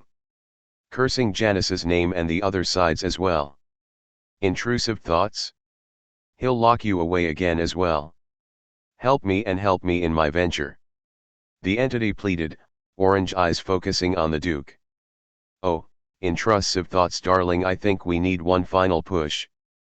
Right between the eyes just for me. Selfishness hissed in a viciously sweet tone. Target locked, snaky. Remus grinned, pushing Roman off to the side to give himself room, as he held his morning star in a hammer throw position. Spinning around 3 times before releasing the weapon with expert aim and hit his mark. The entity screamed in outrage as it was knocked back and into the painting. Virgil's hold releasing just as it was slammed into its new prison. The snakes in the painting hissing in almost victory and barreled into the painting, taking their prey with them. In a flash of yellow light, both selfishness and self-preservation, both smiled wide, both revealing fangs as they phased out of existence as the painting on the wall solidified. Thomas and Patton opening their eyes in time to see them vanish from sight. The painting becoming finished with 2 twin snakes both poised to strike as they were coiled around a monstrous shadowed entity frozen in an uncomfortable state. One last rumble on the wall had the split core falling from their place. And in a frightful screech of fright escaped everyone as they scrambled to go catch the pieces. Patton, not being able to bear the sight of one of the sides that he called his kiddos get hurt, was first to catch the piece that was horribly cracked. While Virgil was the closest to catch the other half, his hands shaky from the rush of adrenaline that the piece slipped from his fingers and scattered on the ground. Many things happened at once. Remus let out a demon's screech and hit his knees, scooping up the shattered core. Roman grabbed onto Virgil, who seemed frozen in his position from when the core slipped from his hand, and pulled the emo into a comforting hug. Logan taking care to place a comforting hand on Patton's shaking shoulders as the moral side began to cry more tears. Thomas stood frozen. Oh my God. That's not. He's not. He couldn't form the words. He started hyperventilating, and when he looked over to Virgil could see that despite Roman attempts to comfort Virgil. Thomas. Logan spoke up, and waited until Thomas locked eyes with him. It is time to go. You have been here all day. It is time for you to go back. And go to bed. Logan said. Patton standing by his side sobbing and cradling the piece still in his hand. Remus himself still on the floor trying his best to pick up every piece of the broken core. I can't, I have to dash. Thomas shook his head. Leave. Remus muttered, not even bothering to look at the other. Get out. Thomas sobbed as his vision became blurry, looking at his other sides. Patton nodded at him, although not looking him in the eyes. We will stay with him. He mumbled. Just close your eyes and take a deep breath. Roman spoke up, and it was hard to tell if he was talking to Virgil or to Thomas, or both. But Thomas closed his eyes and took a deep breath, and when he reopened them, found himself alone in his apartment. He let himself fall on his side on the couch and grabbed one of the couch pillows, holding it in a tight hug. He just watched half of Janus's core shatter. Janus wasn't coming back. He just lost Janus.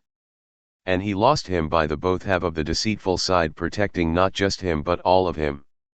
What was going to happen now? How were they going to function without Janus? How was he going to continue life without Janus's help? Janus was important just like the rest.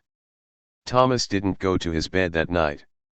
Instead he stayed curled up on the couch crying himself to sleep with the television running through a random show for some background noise, but nothing was helping. He cried all night, mourning and worrying what was going to happen next. Chapter 16. With Thomas safely in his bed, all the sides seemed focused on the Duke that was still on his knees scooping up the broken pieces, being too quiet for a facet like the intrusive side. Patton cradles the cracked half of what remained of Janus's core close to his chest, afraid of gripping it too hard. Logan still had a hand on the moral side, knowing the Patton was barely containing his emotions. Roman had a still frozen, wide-eyed Virgil in his arms, rubbing soothing circles on his back, trying to bring the anxious sides out of his frozen state. Around them the walls began to groan and seemed to bend inward toward them. A force none of them could resist had them spiraling, with darkness taking their vision from them, only to part with them safely in the light side's common room. While shocked at practically being spat from the dark sides, Remus finally stood up to his feet, wild eyes landing on Patton's hands. "Give him to me," he demanded, taking a threatening step to the dad side. Almost immediately Logan and Roman, still holding tight to a still Virgil, jumped in front of Patton, blocking Remus's path. "Remus, perhaps we should all sit down first and calm down. Patton will not let anything happen to the core piece," Logan placated. Remus gritted sharp teeth and stood nose to Logan, staring right into his eyes. "Give him to me," he said again, slower and darker, and not breaking eye contact. His other hand holding the shattered piece. He and Logan kept eye contact for what seemed like an eternity but was really just a few seconds, before Logan let out a defeated sigh and turned to Patton. Roman holding his hand that was not holding onto Virgil, out to continue to withhold his brother from advancing with Logan's back turned. "Patton," Logan said, placing his hand back on the moral side's shoulder. Patton lifted his face to look at Logan, with his face red with tears and snot on his face. His fingers curling protectively over the core piece in his hands. "Please, Patton," Logan asked, holding careful hand out.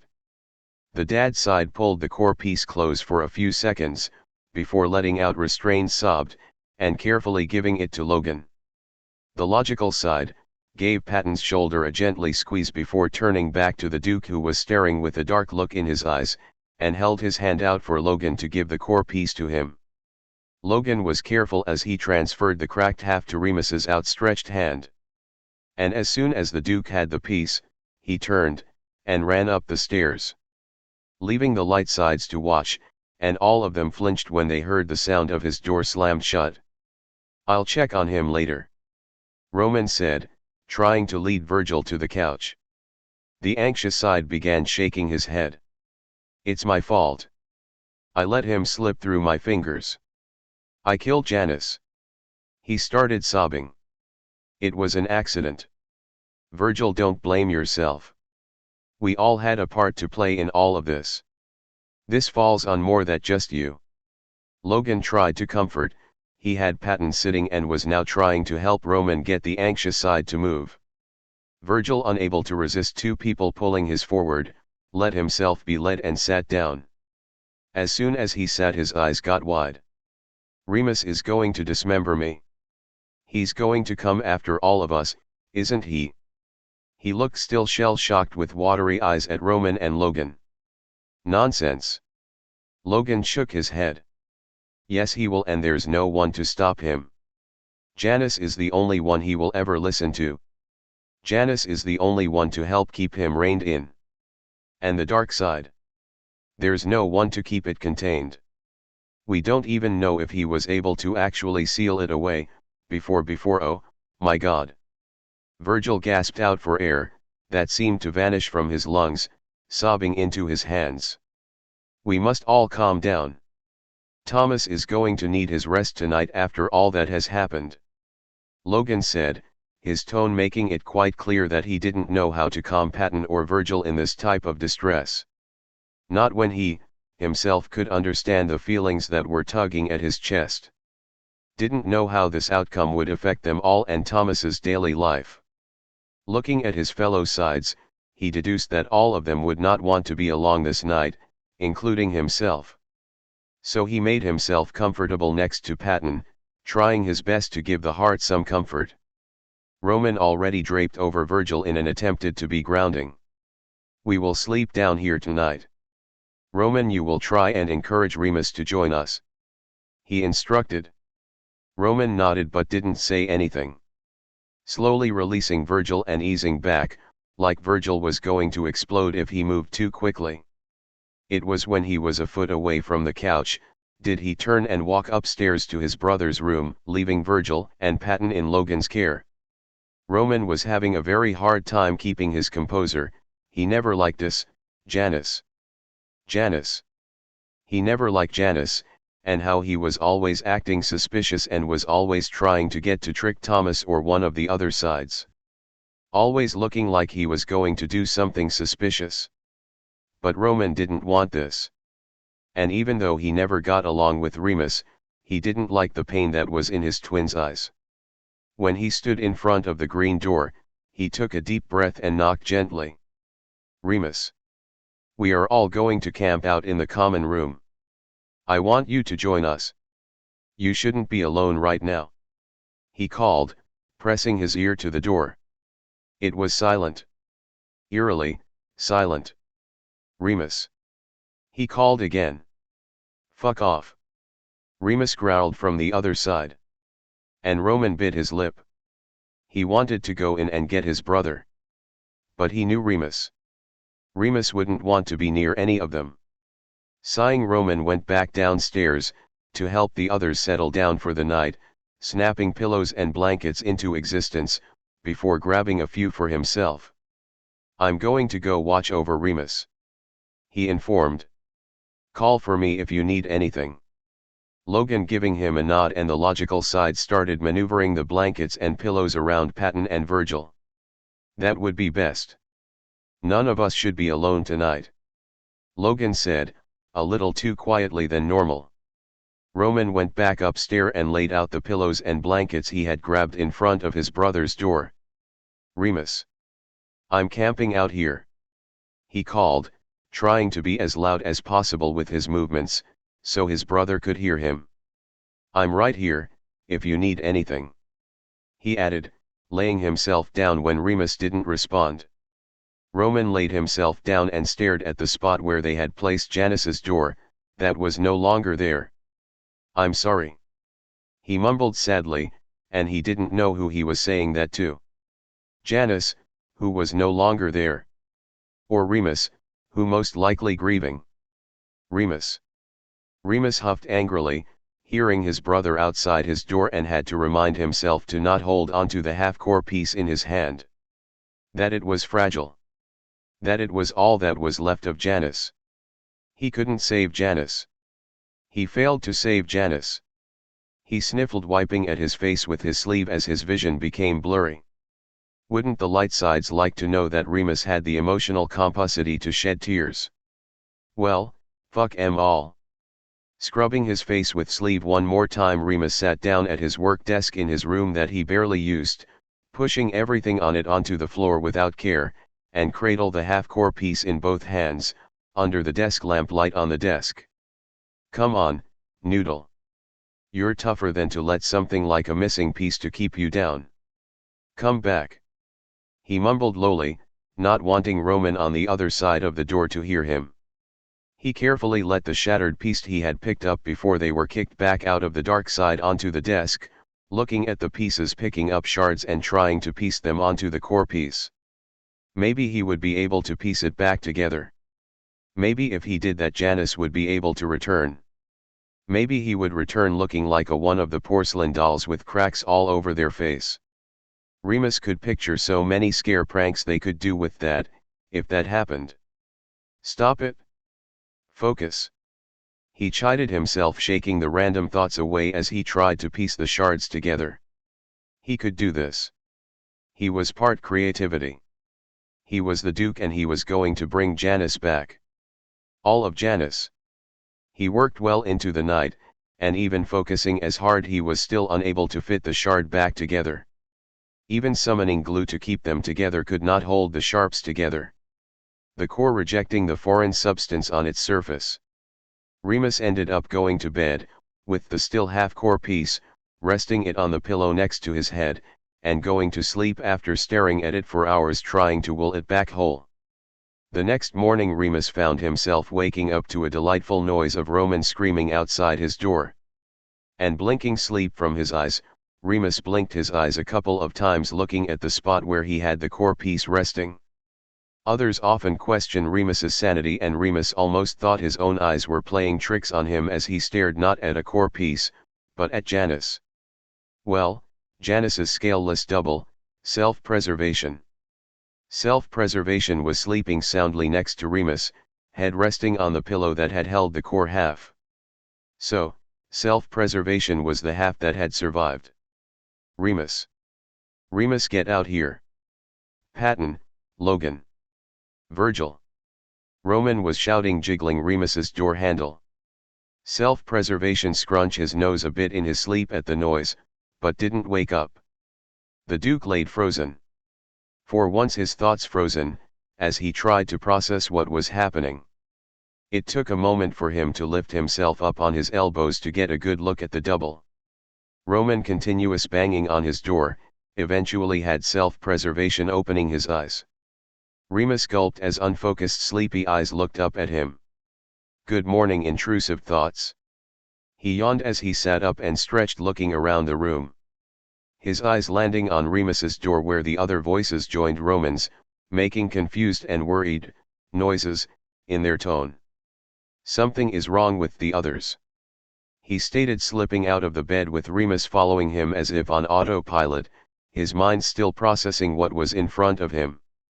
Self-preservation opened the door, revealing the four other sides, who turned and gawked at him, the worry on their faces turning to shock when they glanced at him. He roamed his eyes over all four of them, not seeing why they were all upset so early in the morning. I do see any trouble here. Has something happened? He asked. As if a spell had been broken, Patton launched himself at the scaleless double. I'm so sorry. Janus.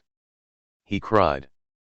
Self-preservation did not return the hug, and blankly look at Patton, before his eyes roaming the others again. So will Janus be my name now? Or should a new one be given? He asked. Hell no.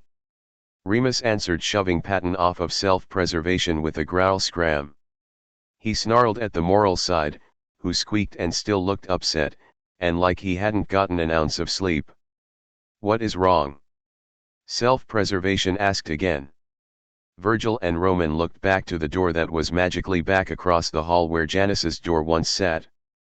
It was the same door, but the color was an off-shade. Lighter in color and not the bright yellow it had once been.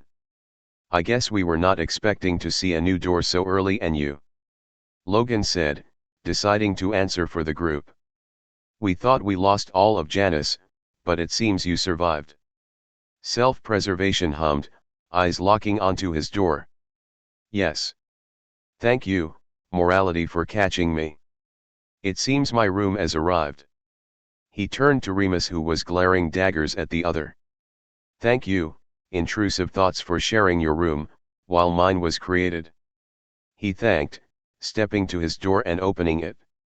He was immediately yanked away by several hands, when the door opened into a dark abyss. What in Hades is that? Roman asked, as they all pushed him back into Remus's room. both Remus and Virgil blocking his path out as if the darkness was going to jump out and snatch him from them. That is interesting. Logan hummed. Usually a room would be in there. Maybe this has something to do with him being only a half of Janus. He suggested. I don't like it. I don't think he should go in there. Patton whimpered. Self-preservation look around blank face as always. It's as simple. That is my room. He stated, and went to walk forward and to his room again, only for Virgil and Remus to physically stop him. Although he didn't fight their hold. Over my fucking dead body, and even then I'd come back and stop you. Remus huffed. His eyes moving to Virgil to give him a glare, that had the anxious side removing his hand from self-preservation. Is there even a room in there? Roman asked, gazing hard into the darkness. Good question. I suppose we could test it? Logan suggested. Remus held his hand up and a length of rope appeared tied to a stuffed bear that light up when he shook it. Toss this in there, he said. Self-preservation watched silently as Roman was the one to take the rope and the toy and tossed it into the room. As soon as the toy vanished into the darkness, the rope went slack and fell to the floor, like the darkness had cut it. And when Roman pulled the rope back to them, the rope came back as it had looked. Cut off from where it laid on the floor, between the light of the hallway and the darkness where the room should be. Everyone stared shocked at the severed rope. The toy lost within the abyss that was supposed to be a room. And it seemed they all were thinking the same thing. The abyss within the supposed room ate the toy. Self-preservation blinked, and tilted his head. I can go and get the toy, if that is what is bothering everyone. He said, going to move again, but stopped when Remus's grip on him tightened. Intrusive thoughts was tense and he was still trying to figure out how to help his fellow side to relax. However, it wasn't just intrusive thoughts that seemed on edge but everyone. I think I speak for everyone when I say, no. Virgil finally spoke. I agree. I think it best you continue to share with Remus. Logan nodded. Self-preservation hummed, taking in the other's body language and come to the conclusion that he was not going to be able to enter his room this day. Okay. He said, sliding out of Remus's grip and moved to go downstairs. Where are you going? Patton asked, jumping in his path. Self-preservation looked at the dad side. Family breakfast. He answered, stepping around the moral side. Everyone watched as he disappeared down the stairs, the pale yellow door, closing on its own, making Patton and Virgil jump some at it. At once they all started to follow after self-preservation. Remus elbowing and pushing himself ahead of the others, beating them to the kitchen to see self-preservation standing in the kitchen, looking around blankly as if unsure what to do. He hummed to himself, looking to the group. Morality, would you mind helping me locate where the pancake mix is? He asked. Patton cut his eyes over to Remus, before stepping forward. The Duke was like a statue and had been far too quiet than what was normal. It felt like a predator was in the room with them, and one wrong move from the others towards self-preservation would cause him to lash out. Why yeah, kiddo. I keep it on the top shelf on the left. Patton answered, as he joined self-preservation in the kitchen, putting on a small smile on his face for the half side. Self-preservation let Patton move around him in the kitchen, the moral side moving in a routine that was more natural for him. Preparing a meal for the others. He helped the moral side, of course, mixing the ingredients that morality would put in a bowl while the others seemed to get the table ready. He noticed that there wasn't much talking. And that didn't feel right. Family breakfast was a good way to greet and start the day right. Intrusive thoughts seemed to be sticking close to his side. Every time he turned to look over his shoulder, there was intrusive thoughts staring at him or one of the others. Self-preservation looked down where he was holding the plate of pancakes as morality piled them on.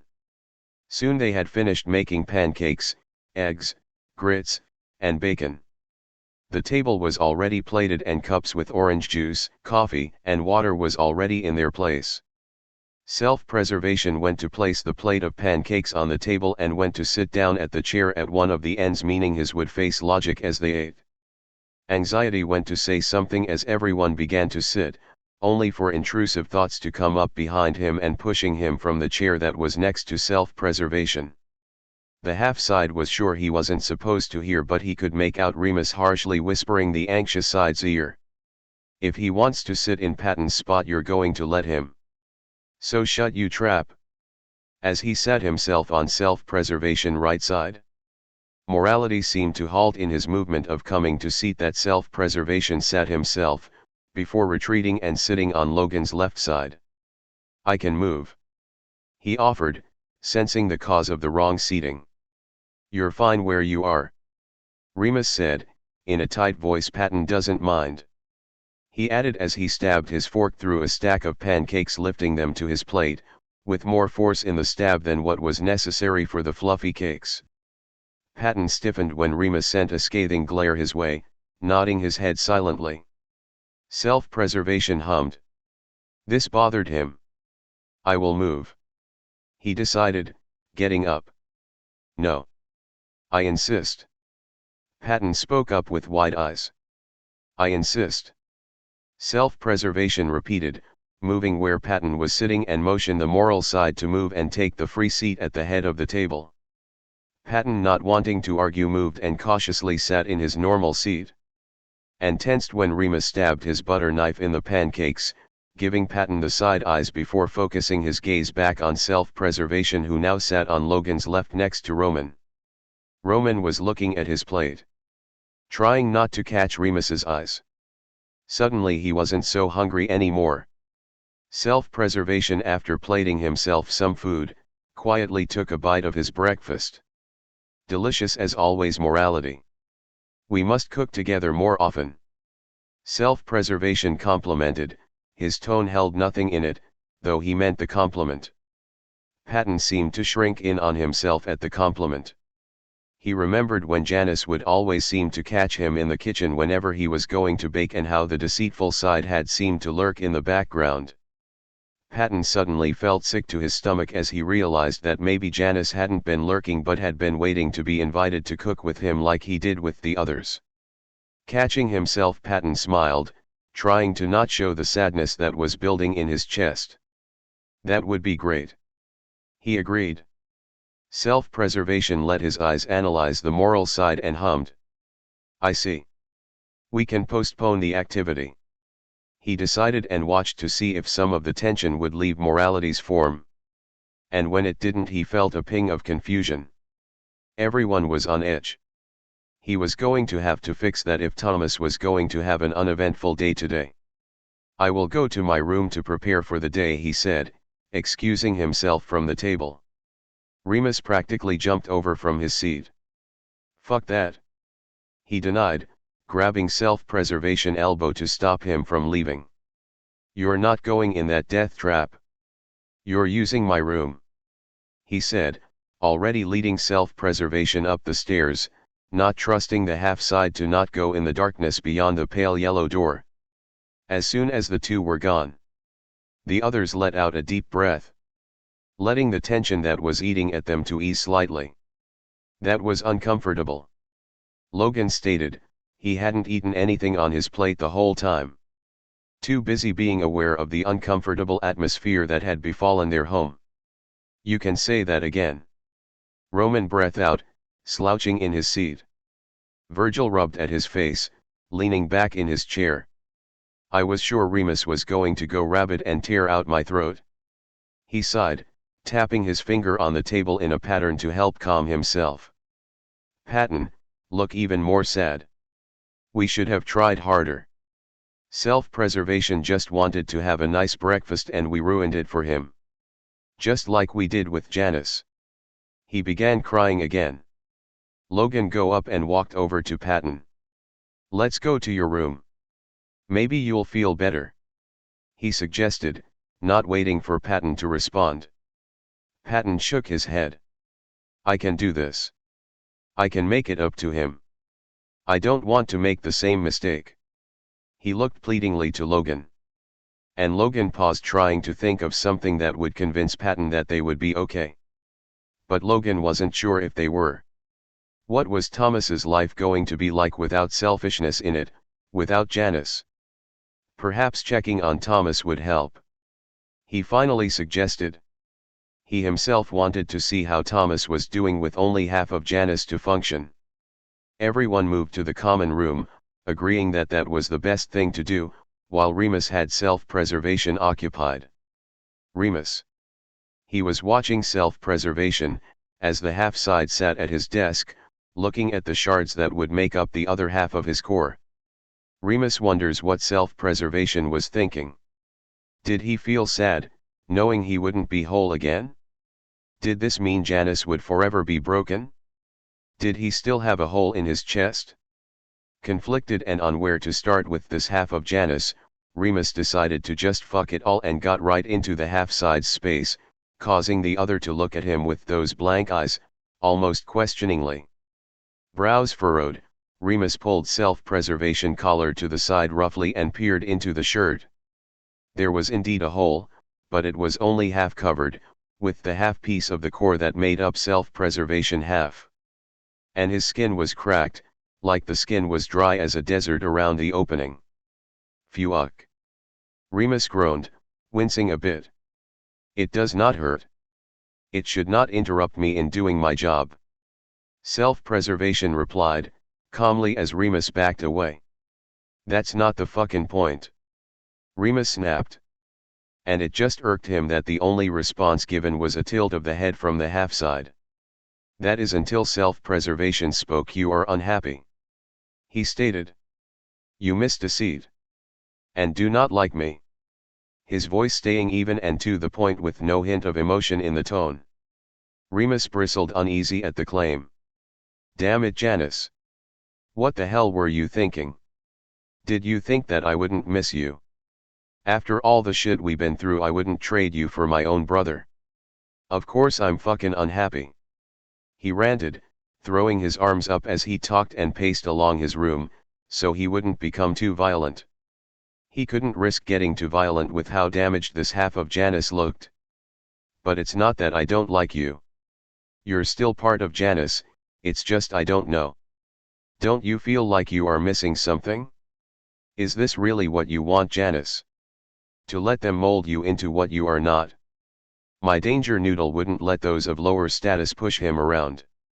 He would laugh at their disgust with glee.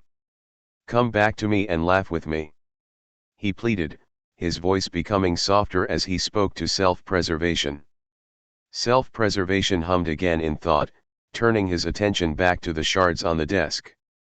This cannot be fixed with glue and a hug, intrusive thoughts. Selfishness is for too damaged and cannot be pieced back. I think we should put them in my room, self-preservation suggested, looking over the mess on the desk from last night. The mess Remus had made trying to piece the core together. You mean to toss them in to let it eat them? Remus asked, and it was so hard to not let the excitement at the thought slip out. Self-preservation nodded, already scooping up the shards.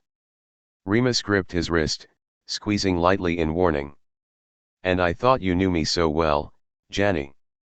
He chuckled before fixing the half side with one of his famous manic looks. If you even think about going near or in that room, I'll strap you to the bed and never let you go, he warned. If you insist. Self-preservation blinked. He watched as the tension left intrusive thoughts at his words. Fucking hell. What am I gonna do with you like this? Remus breathed out, reaching his hand and taking the shards from self-preservation. A thought did occur to him that maybe he should just shove the shards back into his chest, and maybe that would bring Janus back to himself. Would bring all of him back. He had to forcibly shove those thoughts to the side. And focus instead of the shards in his hand. Opening it to reveal that he had turned the shards into a necklace that was spiked around the edges with a see-through glass encasing the shattered shards. He knew trying to use his ability to piece them together wouldn't work. He already tried that last night. Maybe if self-preservation wore his shattered pieces that would help thing. Here, he said, holding it out. Self-preservation took the gift. And watched as even more tension left intrusive thoughts when he slipped the necklace around his neck. "You seem to be feeling better now," he stated. "I must check on Thomas now. I feel that he may need my assistance." And proceeded to sink out with Remus following close behind. The Duke refusing to let self-preservation leave his sight. The popped in seeing Thomas in the middle of eating breakfast, or in the process of deciding to eat breakfast, while he texted something on his phone. Patton, Logan, and Roman, all bickering about what was being texted. "He can agree to this. We have a script to write," Roman was saying. "But they need our help," they asked. Patton replied. "We shouldn't have answered until we looked at our schedule for this week. It's illogical to even accept new tasks after what has happened with Janus. In fact, I say we should have postponed certain ones. We do not know the effect this could be having," Logan interjected, exasperatedly. "But we set a schedule and already made it public, we can't disappoint everyone," Patton said, looking upset at the idea. Virgil was the only one staying quiet before his eyes landed on self-preservation. He didn't say anything, but he gave the half-side a funny pain-like look. And self-preservation could feel a very great need to fix the situation. "Perhaps I can be of some assistance," he offered. And everyone quieted at the sound of his voice, all eyes turning to him. He took that as his permission to continue. "Thomas seems to still be exhausted. This is bad health-wise. I think canceling a few non-important scheduled tasks for the day, and wait to see how he feel tomorrow. We could use half of today to rest and collect ourselves. Does this sound like a satisfactory compromise?" he asked, eyes watching all of them. Thomas stared at him wide-eyed. "Self-preservation," he finally blurted, pointing a figure at the half-side. "Does that mean, did selfishness dash?" "No, selfishness did not survive. But do not worry, I can work just fine without him," self-preservation reassured. It was bothering him with how upset everyone seemed. It nagged at something deep in his core. He had to fix it. "We are not yet sure if this is a permanent situation," Logan spoke up when Thomas failed to respond. "So Janus, there's still a chance for Janus to come back. Like all of him to come back?" Thomas asked, looking wild and wide-eyed at the other sides for answers. Self-preservation was first to speak, and it was more instinctual to tell him what he wanted to hear. "If that is what you wish, and would make you happy, then yes," he answered. Although not even he knew the answer. He just knew that is what Thomas wanted to hear. And it did work. Thomas looked hopeful. The others even looked hopeful. Hope only lasts for a little bit. To keep Thomas happy, he had to make Thomas believe what he said. Including the others. But at least he had time now. "Let's go with self-preservation plan. Let's do the stuff that just require us to stay home." Roman finally spoke, going back to the reason self-preservation had appeared. Without much of a fight, the others quickly agreed. Self-preservation tilted his head. That was easier than he thought it was going to be. "I will be going then. Happy to be of service," he said, in a muted tone as he tipped his head slightly, "return in Tati mindscape." Remus stayed behind a few minutes, sending a threatening glare to Thomas and the others, before following after. He returned to find self-preservation standing and waiting on him. "You are upset again," he stated. "I think you need to let off some steam. You respond well, when you're able to let out your energy and thoughts." Intrusive thoughts did not respond to his suggestion as he had hoped. And it was worrisome. He should be able to read intrusive thoughts well. And intrusive thoughts was making no move to go to the imagination. The one place that could handle both creative sides' antics, and a safe place for them to let loose. So self-preservation place a gentle hand on the intrusive sides should to help him pop into the imagination. Due to him not being connected to the imagination, they ended up somewhere in a meadow. He called on creativity as well and was pleased when the creative side popped in the meadow with them. What in Mount Olympus? Creativity mutter, before locking eyes on him and intrusive thoughts. Creativity and intrusive thoughts were close, so it made sense for the two to be together when one needed support. Something self-preservation was aware that he wasn't one to provide at the moment. He was as expressive as selfishness had been. Creativity. I believe you and intrusive thoughts would benefit in spending some bonding time here in the imagination. This will help in aiding Thomas to relax if both creative sides also spend some leisure time here. He offered. And tilted his head, and his way to indicate that he could not grasp their hesitation. Creativity seemed to open his mouth to say something before shutting it, looking to intrusive thoughts, who was sending a hard look his way. Remus. He finally muttered. Self-preservation looked to intrusive thoughts, who had moved his eyes to meet his. Something strange in his eyes as the hardness melted away. If I do this, you have to sit on the sideline and not move, he said. I cannot promise that. Self-preservation shook his head, his face as always in a neutral resting position. Then I can't promise to do as you ask. Janny, he countered. Both creative sides waited for the half side to think it over. Roman mostly staying quiet, due to the fact that Remus looked ready to snap at any moment. But maybe self-preservation was onto something. Remus would probably feel better if he let out some steam. Then everyone could stop walking on eggshells. I will watch for as long as I can. Self-preservation finally decided. Roman could tell that Remus was not happy with that answer, but he could also tell his brother really want to attack something. And what better opponent than Roman in the imagination where they couldn't kill each other? Sit there, Remus said, pointing to a boulder that was off to the side. Roman decided to maybe make it more inviting, replacing the boulder with a plush-looking chair with a wave of his hand. He caught Remus giving him a suspicious look. But Roman really wanted to help persuade the half-side to stay like Remus wanted. He didn't like how hurt Remus seemed with Janus not himself anymore. Even Roman was missing the sassy, deceitful side. He never realized how much he would miss the snake side. But he did. Things just felt wrong without him. Self-preservation took his seat looking more like a stiff statue, instead of the leisurely sitting style Janus would usually take. Both creative sides waited until he was safely seated before weapons were summoned and both ran in for the attack.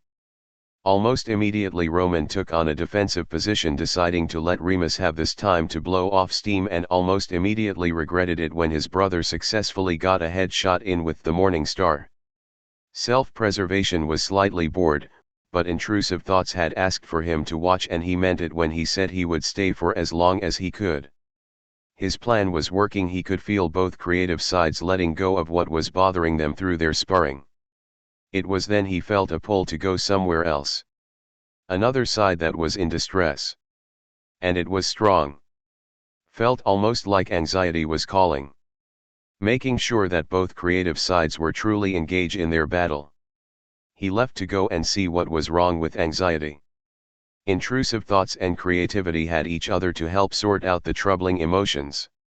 Soon they would be creating and helping Thomas to relax. Chapter 17. Self-preservation found himself standing in front of anxiety's door. He was trying to come to decide how was best to approach anxiety. Change could badly affect the anxious side, and self-preservation wasn't unaware that he, himself, was new. He would have to be cautious.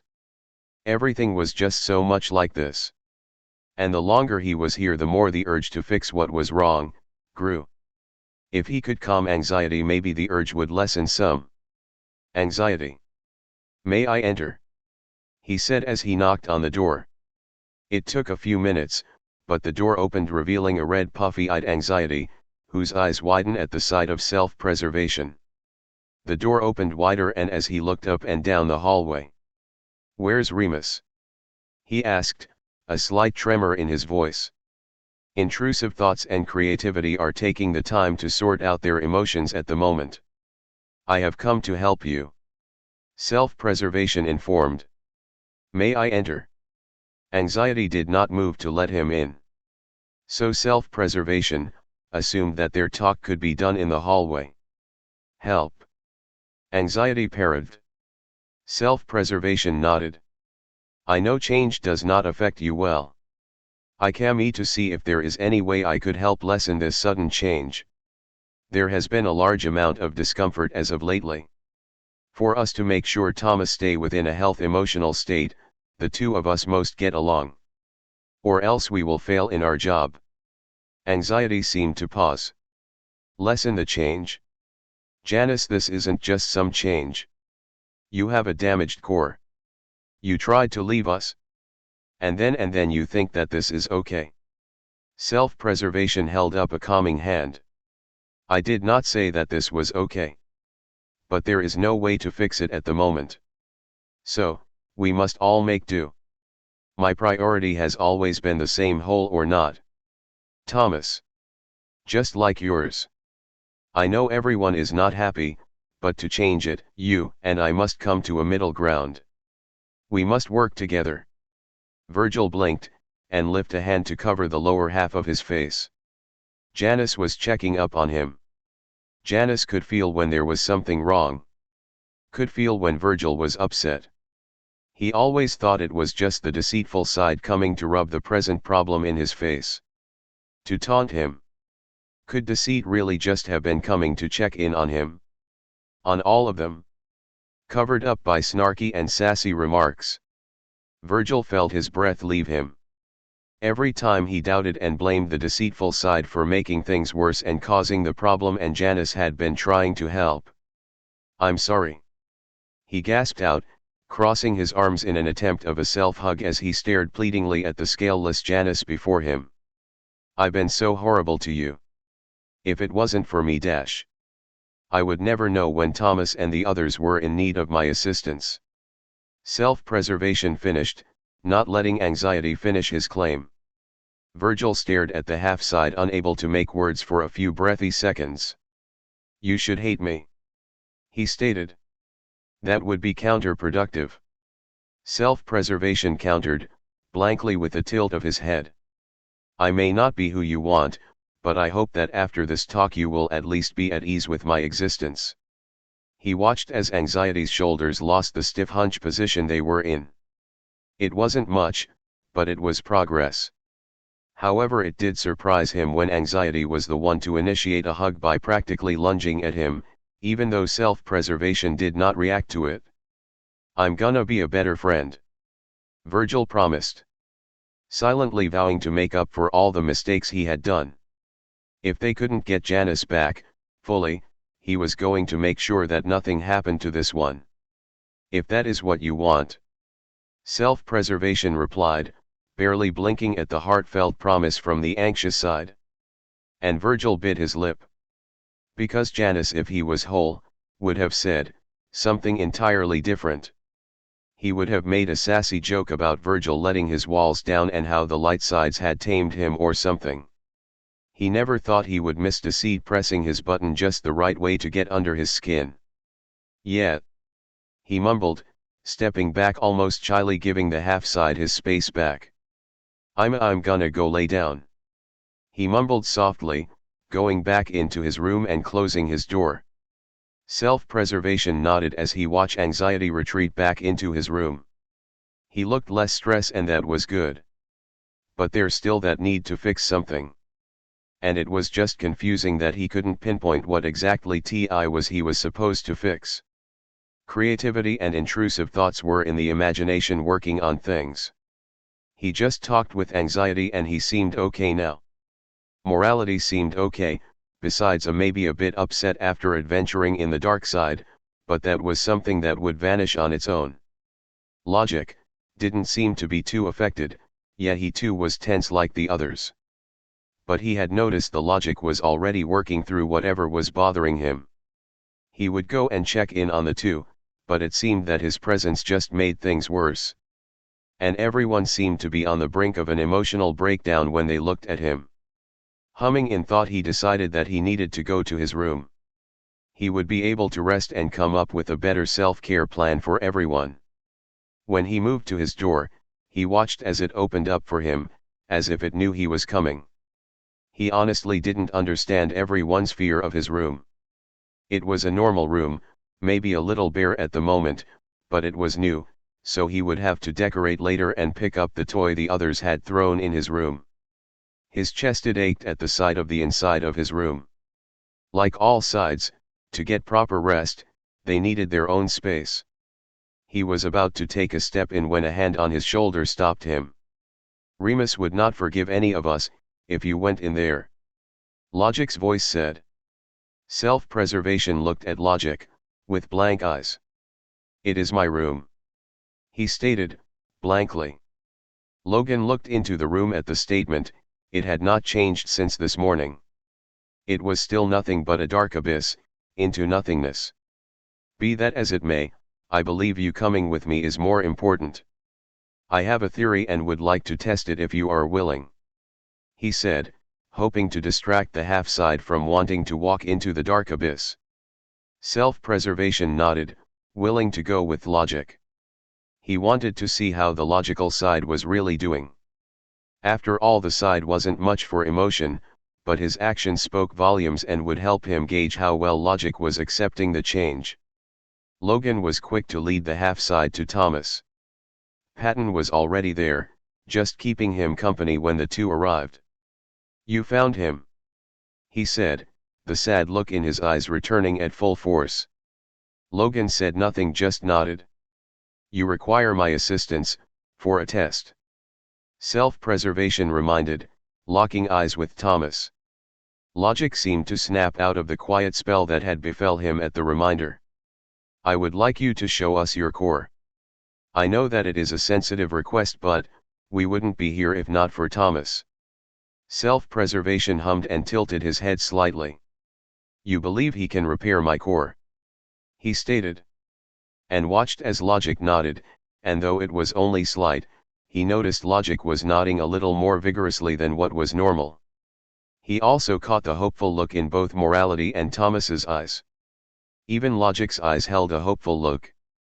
If you insist, he said, and pushed his capulet back as he began unbuttoning his shirt, exposing his chest.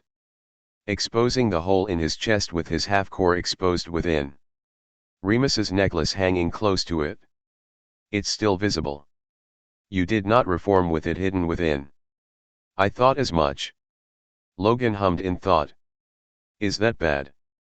Patton asked, wringing his hands together nervously. Isn't that dangerous for you all?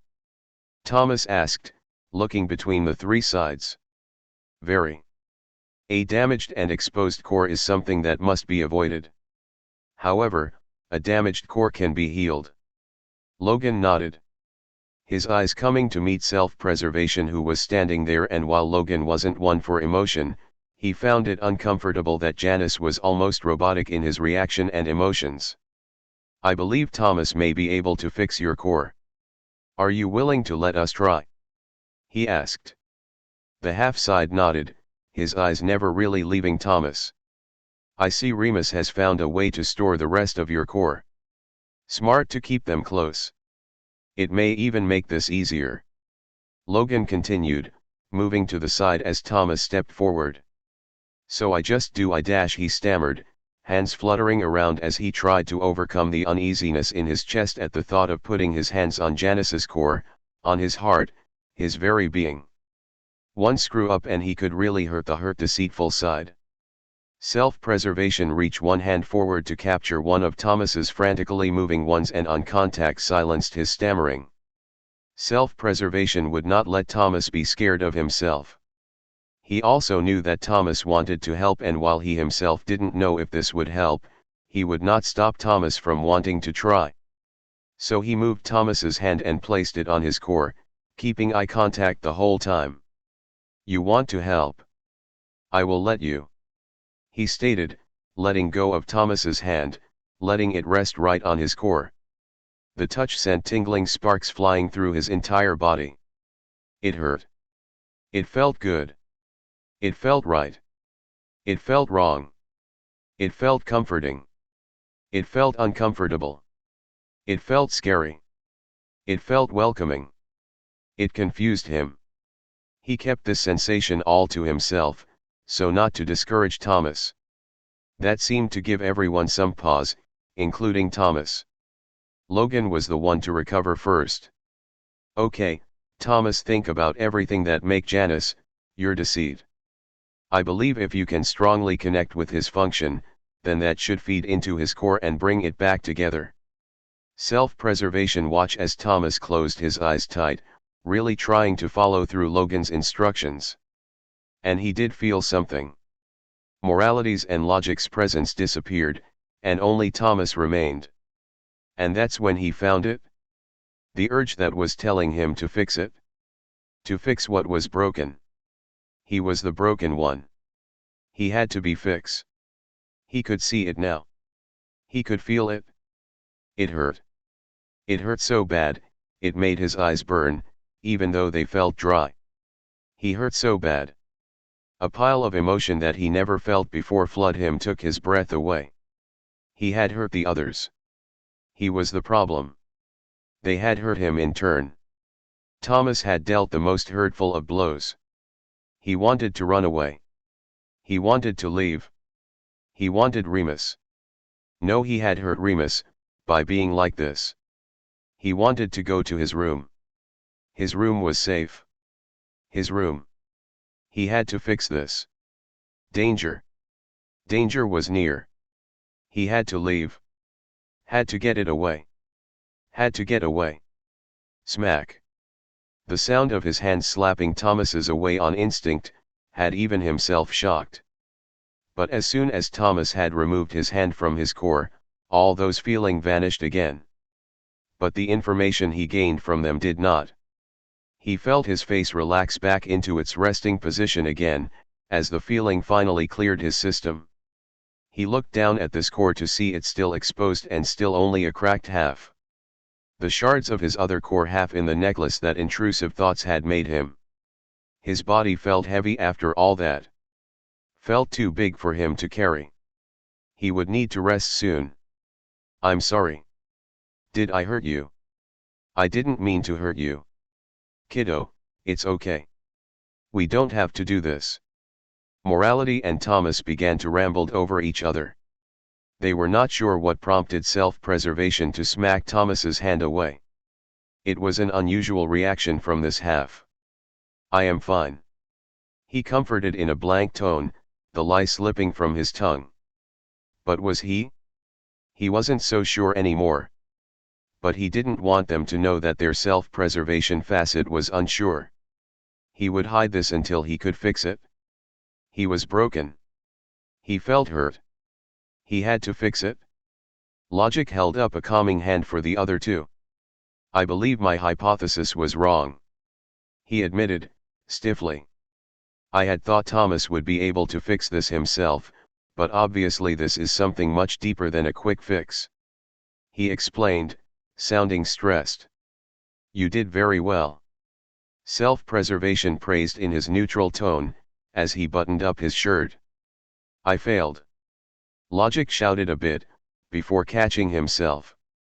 I made an oversight. And that was right. Logic didn't like being wrong. You will get it next time, Morality spoke up. And self-preservation wasn't surprised to see the logical side sink out. I will go with him, he stated. Because the urge to check on all of them was more strong than to leave them to suffer, he couldn't let them suffer. The urge to just let them know someone was there was more stronger, than to just go to his room. Morality would be more efficient in comforting Thomas. Morality, for some reason, while still upset, seemed to be trying. Anxiety was at least willing. And intrusive thoughts, while possessive, was at least not showing the same reaction as the others. He had a thought that once he fixed everything, intrusive thoughts would become more at ease. He found Logic in his own room, the door only half opened. He knocked politely. May I enter? He requested. How did I not see it? Logan said instead, asking his own question. Self-preservation tilted his head. I do not know. What didn't you see? Logan refused to look at him. I had the most major oversight that it's laughable that I am Thomas's logical side. I claim to not let my emotions rule me, and yet I let them get my hopes up.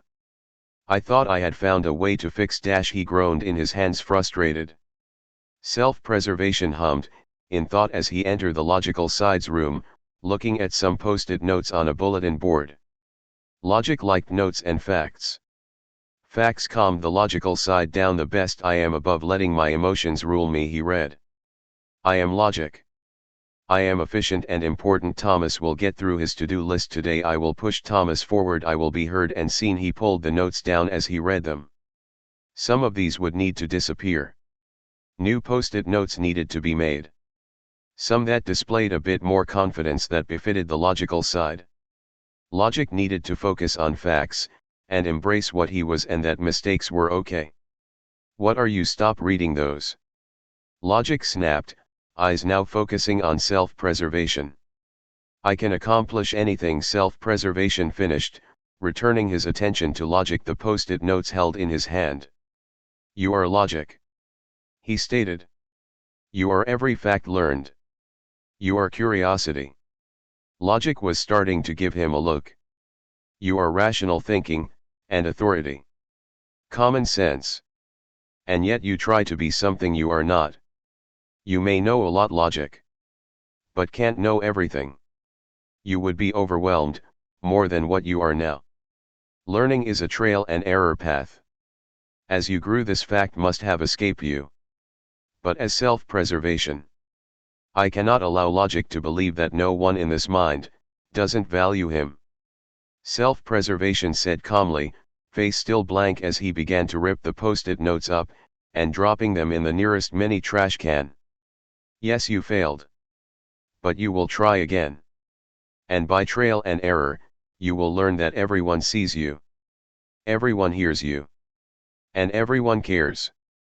Logan blinked, from his position sitting in his desk chair. You just destroyed my notes, he stated. Self-preservation nodded. I did. And you will create new ones. Better ones. Because you are logic. And logic is knowledgeable. You will create something better. Logan sat straight, mouth gaped open as he watched self-preservation leave, apparently done talking with him. It had always bothered him on how in the past Janus would destroy something he had written or planned out. It had upset him in the past when Janus would manipulate things to go his way and not Logan's. But now that he looked back on it, every time something like that was done, not only did it give the others a way to wind down, but also gave Logan some downtime doing something he liked doing. Janus in the past knew how to push the others, and Logan. Janus had been helping. Logan huffed to himself as he turned to face his desk with a pen in hand and small smile playing on his lips. When they got Janus back to himself, he would have to let the deceitful side know how much he appreciated his efforts. Self-preservation felt when logic was less tense. Could see the tension leave the logical side the more facts that he told him. Facts comforted logic, always have, so it didn't take much to reassure logic.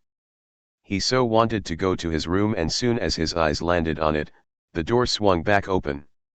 So inviting. However, logic had a point earlier. Intrusive thoughts would not like him going in there. But he so needed to go in. As a courtesy, he decided he would go back to the imagination where he left the creative and intrusive side. To let intrusive thoughts know where he can find him later. After Thomas trying to fix his core, he didn't think he could stay away from his room for much longer. He needed his room to properly rest and recover. This body was too heavy and too big. When he returned to the imagination, he was still unable to land right. He found himself not in the meadow that he had left the two brothers in. He was more near a cute little village. Strange, he had been sure he had pinpointed where he had left them. Self-preservation casually walked toward the village. He would not be able to navigate the imagination with creativity or intrusive thoughts, so the best option was to stay at the nearest village, instead of running into a strange creature created by the twins. As soon as the first villagers spotted him, it seemed that they all vanished, hurriedly bustling into the nearest building, and the shops closed as he passed. There was a very loud bell being rung in a church that seemed never ending. It was peculiar. Self-preservation looked down at himself, and then behind him, making sure nothing was charging for the village. Then he stared out back to the now empty village street. That was odd. Maybe they were just cautious of new people. That would be a great detail thought from creativity. It would make role-playing adventures that more exciting. Excuse me. Self-preservation called, knocking on the nearest inn. Would anyone know when creativity or intrusive thoughts will pass through? I am searching them. He asked, trying to open the door that should be open for anyone, but was met with resistance. Begone, villainous creature. A shout beyond the door shouted. Self-preservation blinked and looked back over his shoulder, double-checking to make sure the village was not under attack. They weren't. Our prince will come for your head this day, monster. Continued the person behind the door. Self-preservation shrugged and continued on his way, deciding imagination people were weird. The further he went into the village, the louder the ring bell got, until he was just in from to the church and he spotted the people ring it. Scrambled to hide. He wasn't too upset about it, the bell was getting annoying, it hurt his ears. Sighing, he sat himself on the fountain that wasn't too far away. He suspected that it was to signify that he was in the middle of the village. And still no sign of creativity or intrusive thoughts. He sat down on the edge, deciding to just wait. The person in the hotel had said that creativity would be coming today. He didn't have to wait long before the sound of horse hooves reached his ears, and a large majestic white horse came charging into view, slowing enough for its rider to slide off, sword drawn. Prepare yourself, Villia Janus. Hello, creativity. Self-preservation greeted. Looking to Roman before turning his head to look at the white horse that had came to a standstill close by. You're the one they called me for. Roman said, letting his sword vanish from his hands, not wanting Remus to find him near self-preservation with a weapon out. Self-preservation nodded. I didn't mind waiting, he said, as he stood up and slowly made his way over to the white horse, holding his hand out, so the creature could sniff at it before he petted it. Roman shook his head a bit. That's not why. Never mind. He cut himself off. You were looking for me? He asked instead. Intrusive thoughts? Self-preservation corrected. But it is good to run into you too. I see. Intrusive thoughts did not hold back. He added, letting his gaze focus back on the creative side. Creativity was covered in bruises, even his prince attire had definitely seen better days. Self-preservation was glad that he had brought the two to the imagination to spar. Here they were at least safe from permanent damage. Yeah. Roman sighed, letting his form relax just a bit. Self-preservation took notice that creativity would not meet his eyes. Would you like spar with me? It seems that is the role this village sees me as, a villain. Creativity's body immediately went stiff. No. He practically shouted. Self-preservation watched as creativity started looking around as an uncomfortable tension settled between them. Creativity seemed to be trying to think of a way to talk to him. So he was going to give him all the time he wanted. I can take you to Remus. Creativity finally settled on. I'm assuming you can't navigate the imagination well. He added. Self-preservation moved off to the side as creativity came closer and grabbed the reins of the white horse, letting the straps and saddle disappear at his touch, and patting the creature before letting it run off. Self-preservation let creativity lead him out of the village. I do not mind role-playing the villain, he offered. Roman removed the hand he had on the half side as if he had been burned. No. Why would you? He asked, his voice trembling slightly. Self-preservation didn't even have to think about the answer. Because it will make you feel better. Hoping that would ease creativity a bit. And he almost missed that it had the opposite effect. He was getting really tired. And his chest was starting to hurt. Not painful, but it was there, and something was just telling. He was getting sleepy. Roman felt ice travel down his spine. Janus had played the villain because they had wanted one. Janus was let them make him the villain and embrace the role they had given him. Had let them ridicule and make him an outcast because it had made Roman and the others feel better. Roman had wronged Janus so bad. What could he say to that blunt answer? "I am so sorry," he mumbled, his voice barely coming out. "You do not need to apologize. I'm just doing my job." Self-preservation replied, his expression staying blank, despite being so tired. Using Roman to lean on slightly. Roman didn't push self-preservation away. It honestly shook him a bit that self-preservation felt comfortable enough to even lean on him, and it just unnerved Roman so much. He missed Janus being Janus. It was torture him to see Janus like this. Squaring his shoulders and trying to put on the princely persona so to hide his regret and sadness. Janus had been dedicated to his job so much he had tried to rip himself apart to make Thomas happy. Roman refused to treat this Janus as a villain. He would not make the same mistake twice. "I know. Come on." Remus went back looking for you. He really lost it when he noticed you had left, you know. He said, trying to push everything away. He was going to be better. To Janus and to Remus. Self-preservation hummed, in acknowledgement.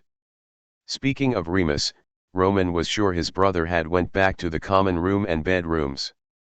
He sinks out taking self-preservation with him, ending up back in the hallway where their rooms were. They can hear Remus shouting in Virgil's room that prompted Roman to hurry into the emo's room to see his brother, corner the anxious side, threatening him and shouting about finding self-preservation. Self-preservation did not follow creativity, trusting the side to be able to handle calming his brother and anxiety down. He was going to go to his room. Again his door opened up for him and he was greeted to his room just waiting for him. And a very comfortable bed. Looking one more time where all the noise was once coming from, he saw intrusive thoughts practically bolt from the room and to him. "Janny. Don't." The intrusive side shouted. Self-preservation looked back into his room. He couldn't stay away from his room, he was tired. And as much as he liked sharing a bed with intrusive thoughts, he needed his room. "I won't be long." Intrusive thoughts, he said, taking a step into the room, barely making it as intrusive thoughts made a grab for him. The door slamming shut after he finished stepping past the threshold. Yawning, self-preservation climbed into bed humming at how comfortable it felt. The ache in his chest easing and turning into a nice warmth. He cradled the necklace full of his other shards close, as he fell asleep. Now that he was here, the feeling that something was broken, that he was broken, that he had to fix it vanished altogether. Intrusive thoughts would understand when he woke back up. Chapter 18. Remus shouted in outrage and denial when he was unable to grab Janus's boring half and pull him from the pale yellow door, to stop self-preservation from walking purposely into the abyss within. The Duke started banging on the door and yanking at it. He was going to get into that room and save what was left of his Janus. He couldn't lose Janus. Without Janus, there would be nothing to save anyone. No one to save Remus from himself. Nothing to save the others from each other. Nothing to save Thomas. They would all be lost. Remus. Remus. Roman was calling his name, but he was a bit preoccupied, making a new opening. He was going to get in. He was intrusive thoughts. He could get in anywhere. Kiddo dash a hand touched his shoulder and Remus whirled around, fist swinging. Someone pulled Patton out of the way in time for him to miss. "Don't you dare fucking touch me," he growled out. "I blame all of you." The lights and Virgil were all huddled close together, looking at him with so much fear and worry. And wasn't that just fucking hilarious? "Just calm down," Logan began. "Don't you dare tell me to fucking calm down, or I'll make a wallet out of your skin," Remus snarled. Logan took a steady breath, placating hands held out in surrender, as if that would help calm the raging Duke in front of them. He may be all right. It is a room made for him. Logan tried again. Remus really wanted to kill them all. He found himself stalking to the group, and a part of him was delighted when they all took a few collective steps back from him. I will tear this mind apart. I will drive Thomas insane. For as long as he doesn't come out of that room, intact, I am going to wreak chaos. And if he is gone, I'm taking us all with him. He threatened, letting a feral grin spread on his face. And I dare you to try and stop me. Remus, you know you can't do that. Roman went to argue. Everything started going dark. And Remus let out a dark laugh. Challenge accepted. Brother, he said, and with a snap of his fingers drowned the whole place in a dark fog, disappearing from their sights. He was going to show them. He was going to make them regret everything. Including Thomas. Starting with sleep deprivation. The dorks better hope self-preservation does come out of the abyss behind the door. They better hope he comes back soon. And make them suffer he did. He even scared sleep away, which was a bonus. He drove them to the very edge of sanity the longer Janus stayed in that room. He caught Virgil trying to pick the lock, and even when the door opened, no one was able to walk into the abyss, this being tested by the door slamming shut on its own when one of them had tried. So he continued his reign of terror, going as far as to enter the others' rooms, their safe place, and sticking monsters of all sorts in their closets and under their beds. He turned their food into bugs and their liquids into poisons. He gave Thomas nightmares after nightmares and squashed any good dream Roman tried to deliver. And none of them could stop him. Only Janus was ever able to stop him. But Janus wasn't here now. And he was making very damn sure he was made it all of their problems. Self-preservation. Self-preservation opened his eyes, feeling well rested, and was greeted with the sight of the ceiling in his room. His nice and warm room. He really did feel drastically more better after napping. Taking a deep breath, he sat up and uncurled his fingers from around the necklace pendant that held his other shatter core piece, humming in thought as he looked at it, before putting it back inside his shirt so the two core halves were next to each other. He supposed he should go and check on the others. It should be dinner time by now. When he exited his room, he was greeted by creativity and anxiety fighting with intrusive thoughts, and intrusive thoughts was fighting tooth and nail against the two, who seemed to be trying to pull him down the hall and to the stairs. Logic and morality was taking up the back end in case he got away from the two. The whole hallway was covered in a thick dark fog, and there were cracks everywhere running along the walls. Remus, it's been 3 days. Thomas can't take this anymore. Anxiety was grunting, and for his efforts was kicked in the gut that made him be the first to take a tumble down the very stairs they were trying to herd intrusive thoughts down. Kiddo, please. Morality begged, scooting along the wall to get to the fall side. I don't listen to you. I don't have to listen to any of you. I gonna make you all suffer. Intrusive thoughts was screeching to the top of his lungs, struggling his brother's grips. This was not what self-preservation thought he would wake up to. What seems to be the problem? He asked. And everything stopped. All eyes focused on him, but no one answered him. Perhaps everyone should go to their rooms to calm down. Fighting amongst ourselves is not good for Thomas's daily life. He reminded. Before he even finished speaking, intrusive thoughts pulled him close and away from the pale yellow door, wrapping himself around him. Jan. Fuck. I told you not to go in there. Why would you do that? Intrusive thoughts rambled, squeezing him tight. It is my room. He stated, not bothering in returning intrusive thoughts' very tight hug. He was still taking in the drastic change of their home. What has happened? He asked. What has happened is Remus trying to drive us, and Thomas insane. Anxiety growled out, an arm wrapped around his stomach, apparently still hurting from intrusive thoughts' kick. I was gone for a few hours, there was no need to worry. Self-preservation stated. Everyone gawked at his claim. Janus, you were gone for 3 days.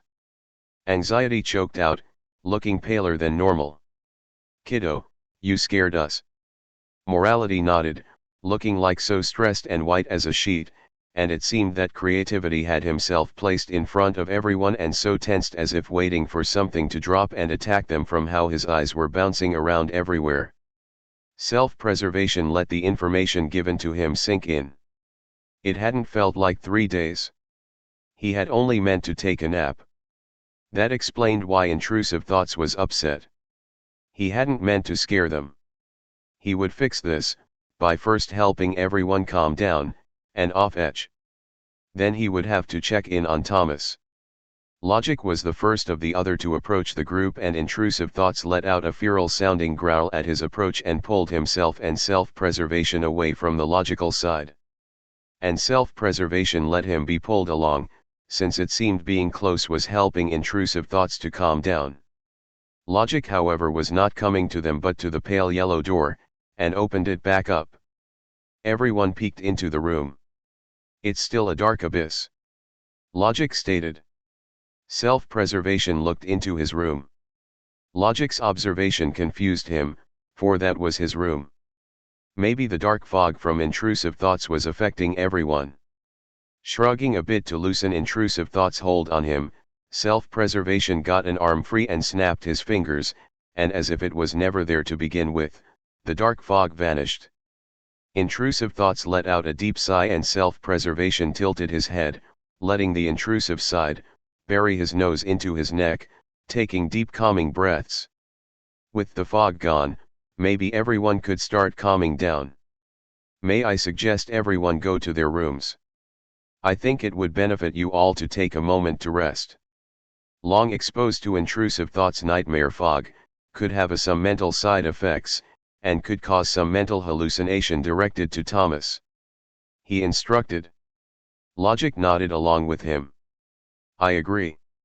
I think we could all use a moment to ourselves. He agreed. Patton, would you like someone to accompany you to your room? I can check the closet for you. Morality was quick to nod and latched himself onto the logical side. Creativity and anxiety also went to their rooms, both casting cautious glances toward him and intrusive thoughts. Intrusive thoughts. You cannot play such games with the other. Especially with morality. He is not equipped to be able to handle your creativeness. He lightly scolded, his voice calm as always. Janny. If only you were still you. Those words would never leave your mouth. You would have found great joy in my designs. Intrusive thoughts, growled out. If you say so. Self-preservation hummed. Now I think you should return to your room. If you have been letting your nightmare fog out for 3 days, you must be exhausted like the others. I will check on Thomas in the meantime. He suggested, waiting patiently for intrusive thoughts to let him go and follow his advice. No intrusive thoughts answered, gripping him hard. Jay, please, just let me stay with you. I can't lose you. I will lose it. We both know I will.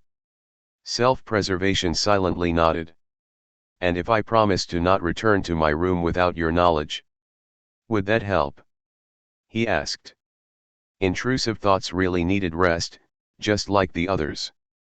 Intrusive thoughts made a disgruntled noise that seemed to be covering up a yawn as he tried to hide how the exhaustion was starting to take him. Now that things were calming down. Fuokike. I don't want to leave you.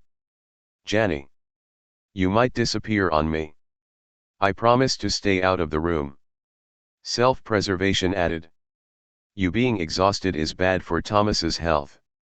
I would not be doing my job if I let you stay overworked. I will be here. He insisted blankly. Intrusive thoughts, pulled back a bit looking at him with a look that was foreign to him. I will not go to my room, I will wait for you to return before I go. And you will come with me, please. Intrusive thoughts countered. Self-preservation nodded. If that will make you happy. He said, and left to check on Thomas. Thomas. To say Thomas was having a horrible couple of days was an understatement. He hadn't been able to go to get any real sleep for 3 days, and he was having such a hard time not agreeing to too many favors and promises. The sides had all tried their hardest to help. But with no one able to subdue Remus and self-preservation apparently in his room, that no one was sure if he would come out of again. Thomas felt like he was going to go insane. He couldn't live like this. He would swear he could see monsters in the corners of his home. He could see monsters lurking in the shadows outside too. He would swear there a monster under the couch just waiting for him to touch the floor to drag him to his doom. You should be in bed. The sudden sound of a voice in his too quiet of a home made the grown man cowering on his couch let out a scream of fright, his head turning at breakneck speed to see self-preservation looking at him with blank eyes. Self-preservation. He gasped out, crawling across the couch to the side. I need your help. Remus hasn't stopped. You gotta help me. I can't take it anymore. I'm going to go insane. They're everywhere. I can feel them watching me. He hurried to explain, pleadingly to the one side that seemed to always keep the Duke from becoming too much. Calm down. Self-preservation said, although his tone stayed in its neutral-sounding cadence. I have calmed intrusive thoughts. He needs rest now. Just like you. He informed, his eyes unblinking as he watched Thomas with a blank gaze. I will not let anything harm you.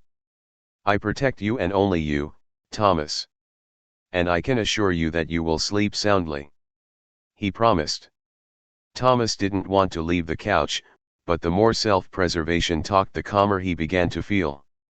Now that he thought about it, suspicious of Janus he had always been, but he had never been afraid of Janus. Why is this happening? He whimpered, bring his hands up to rub at his tired and aching eyes. You are stressed. Self-preservation stated. It was a rhetorical question, but yet. I wish I could take everything back. Janus, is there anything I can do that would help you? Thomas sighed, tiredly. Pleadingly looking at the half-side. Self-preservation tilted his head. Go to bed. He answered, simply. Thomas looked sadly at what was once his deceitful side. He so wanted Janus back to normal, but he had done this. He done this to Janus. He done this to himself. He couldn't even bring himself to be mad at Remus for scaring him and the others, and keeping him up for 3 days. Thomas knew they deserved it. If someone had treated one of his friends, like they had Janus, he knew he'd be pissed too. Okay, Janus. He nodded dejectedly. I'll go to bed. Self-preservation hummed, in answer, and watched as Thomas slowly and cautiously made his way upstairs. He followed and watched silently as Thomas got himself ready for bed. Quieting all his fears of nightmare monster from hallucination of sleep deprivation was nothing to worry about. It didn't take long before Thomas was falling fast asleep. I was wondering when you were going to show up and ruin my vacation. Sleep said, loudly popping up in the bed next to Thomas, who was on the verge of sleep, and too tired to want to respond the presence of sleep. Hello, Sleep. Self-preservation greeted blankly. Sleep lifted his sunglasses slightly, taking a good long look at self-preservation, who tilted his head in question. You trying out a new look, babe? He asked, letting his sunglasses fall back onto his face. I have always looked like this.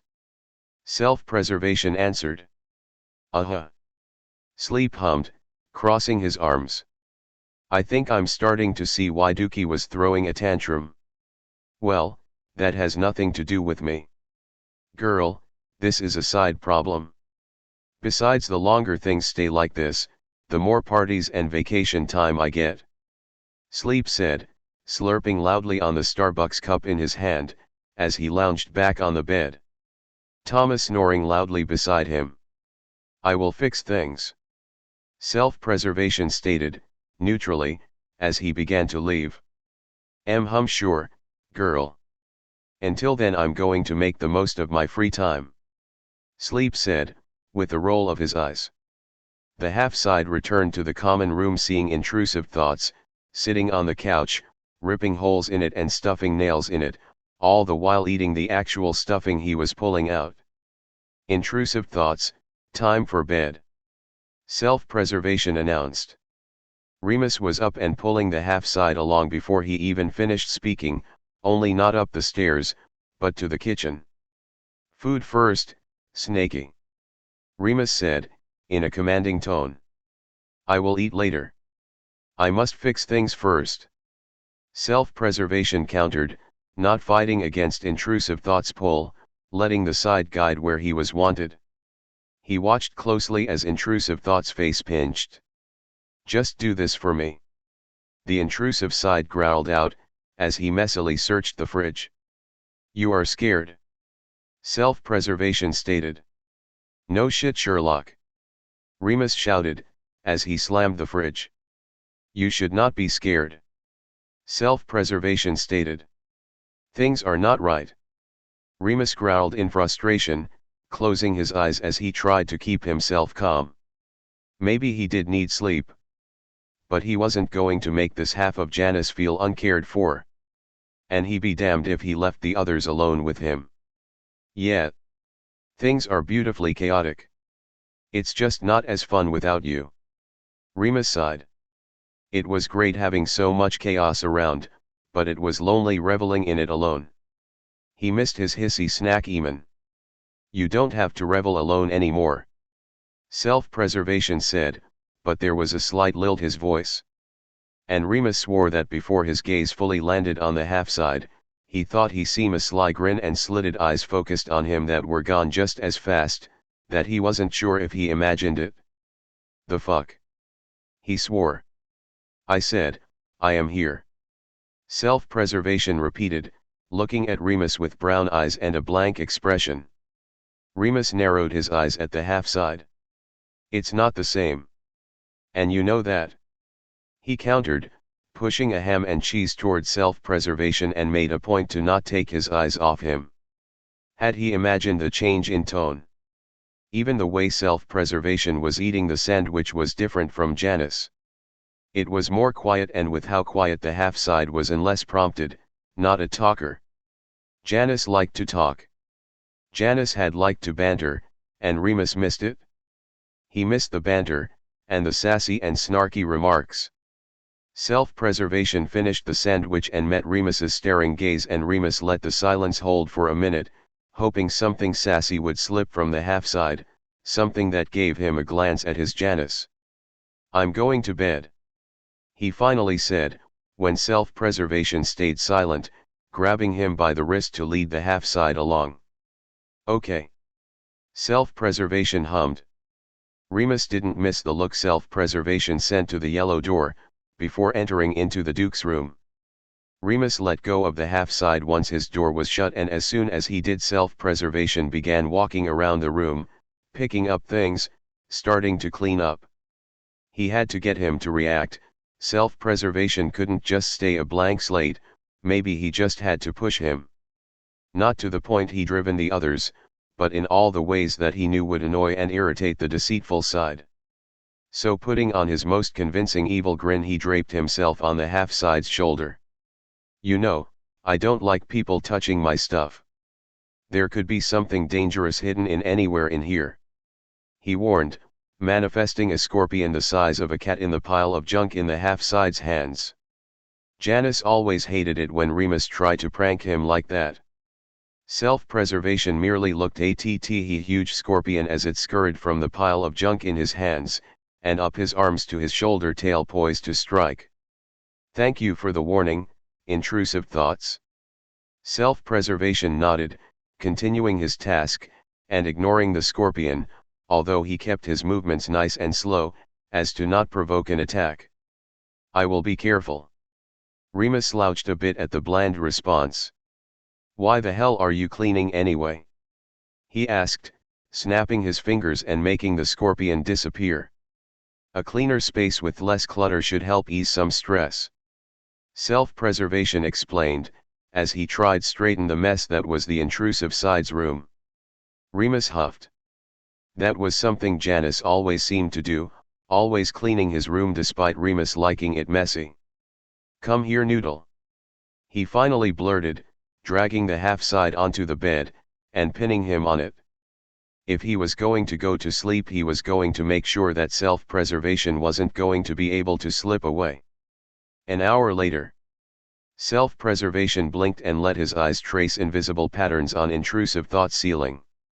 He was well aware of beady eyes in the shadows of the room. The thumping in the closet. Movement under the bed. Was very aware of his half-core piece and the shattered one slow close to each other, and the ache that was starting return. That deep-set feeling that something was broken and he had to fix it. And while he was comfortable laying in intrusive thoughts bed while the side rested, he was aware intrusive thoughts was having a hard time. But he couldn't stay laying around either, not when he could hear the others outside the room.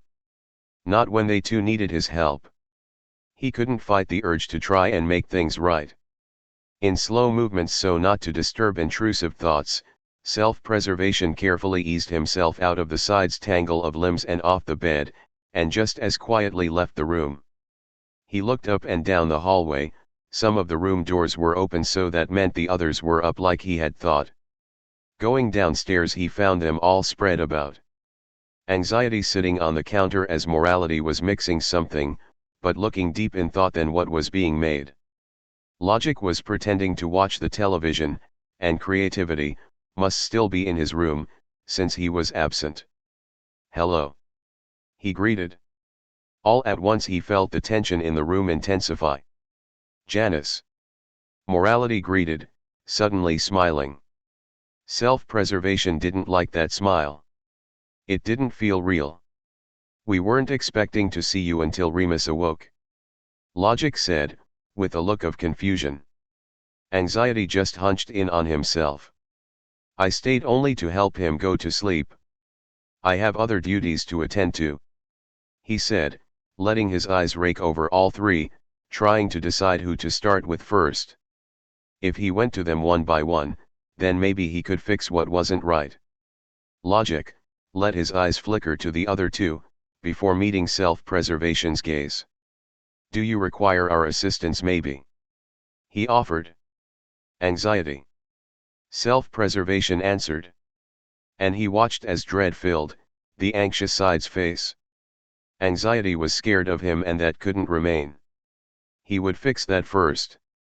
He would have to find out what is wrong. Then they can work seamlessly together once again. "Me?" Anxiety gulped. Self-preservation nodded. "I would like to investigate your workspace. It should not take long," he added. Anxiety slowly let himself slide off the counter and trudged himself to him, looking like a very guilty child. Self-preservation held his hand out for the other to take. However, Anxiety just kept his hand stuffed in his hoodie, as walked past self-preservation cautiously before leading the half-side into his room. Logic and Morality staying downstairs, watching like hawks as the two went. "So, what do you want?" Anxiety asked, when the door to his room closed. Self-preservation hummed, taking in the dark room. "You are avoiding me. Something that should not happen," he stated. "No. I haven't," Anxiety denied. "You have. You seem to blame yourself, and while that is a side effect of your job, you should be able to shake it off with ease," he said, paying close attention to the family pictures hanging around the room, few they might be but their position very telling. Anxiety had been looking over a picture that just held himself, intrusive thoughts and deceit in it. "You mourn deceit," he stated. The ache in his chest flared slightly, at his own words. "Why? This is what was wanted. This is what you wished for." He watched blankly, with a tilt of his head, as his words hit home. As Anxiety took steps away from him, with glassy eyes. Why was everyone so hurt, and how could he fix it? What did they want? Virgil shuddered as self-preservation bluntly with his neutral tone. It was not normal. It was un-Janus-like and the lack of scales, but he couldn't hate self-preservation, and he couldn't deny what was so bluntly put. He had wanted Janus to disappear, but not like this. He hadn't actually meant it. And now he just wished he could take it back. Could take everything back. He missed Deceit, Janus. I didn't actually want any of this to happen to you. I never meant any of it. You did. Self-preservation countered, blankly. Maybe in the past, but not anymore. Especially lately. Virgil mumbled, avoiding eye contact. He just couldn't face Janus. Not even half of him. So now, you wished for me to change again. Virgil looked up at self-preservation quickly at the change in tone. Only to find the never-changing blank face of self-preservation. It was spooky. He couldn't have imagined it, could he? What? He asked. He wanted to make sure he heard right. I know change is hard for you. Self-preservation repeated, with a tilt of his head. We must work past it to be able to work past this drastic change. This way we are able to ensure Thomas stays safe and healthy. So we must find a common ground. Virgil narrowed his eyes. Maybe he had imagined it? And how do you suppose we do that? He asked. Self-preservation's eyes moved to the picture with the 3 dark sides in it. It was a picture of them in the younger days when you couldn't even separate them. I do not know. He finally answered. Virgil sighed. Self-preservation wasn't going to give the answer. At least that was something, self-preservation had in common with their Janus. Or self-preservation was just too much of a blank slate to even be able to give an answer. Virgil missed when he and Remus and Janus got along. That had so much fun. And then things just got bad, and if he was honest, he was part of the problem but had blamed it all on Janus to make himself feel better. He's the one that broke their group. When he should have stuck up for them. Not knowing what actually he should say, or do, Virgil decided to take a page from Patton. So, gulping down the bundle of nerves and guilt in the pit of his stomach, Virgil lunged forward and did something he hadn't done in a very long time, and hugged self-preservation. I know it's probably too late for this, Janus. But I don't hate you. And I'm sorry. Self-preservation didn't hug him back, merely stood there and waited patiently. Does this mean you will stop avoiding me? Self-preservation asked, as he was being hugged. Virgil let go, and gave a small smile to the half-side. Yeah, Jan. And I'm gonna help Remus take care of you. I'm going to make myself not lose hope. You gotta be somewhere in there. The anxious side nodded. I am glad our talk helped then. I have other duties to attend to now. Self-preservation excused, face unchanging despite the heartfelt hug. Chapter 19. Self-preservation left anxiety, with the feeling of tension between them lessened, but still there. His goal had been to get rid of the tension. Maybe he would have to have a sit-down with morality. Morality was Thomas's feelings, maybe calming the tension between himself and the bubbly side would help lessen it. He was just about to make his way back downstairs when Creativity's room opened, and Creativity himself stepped out, only to halt at the sight of him. He and Creativity had a minute staring contest before Creativity backed himself back into his room, closing the door as he went. Self-preservation blinked. Maybe his talk with morality would have to wait. It seemed Creativity required his attention. It was not right for Creativity to be the first to retreat. Creativity. He called, as he knocked on the creative side's door. There wasn't any answer. That wouldn't do. He couldn't leave Creativity. He wanted to help. He wanted to fix what was wrong. The slight aching in his chest worsened a bit, to the point it took his breath away, making it where he gripped his shirt right above his half-core.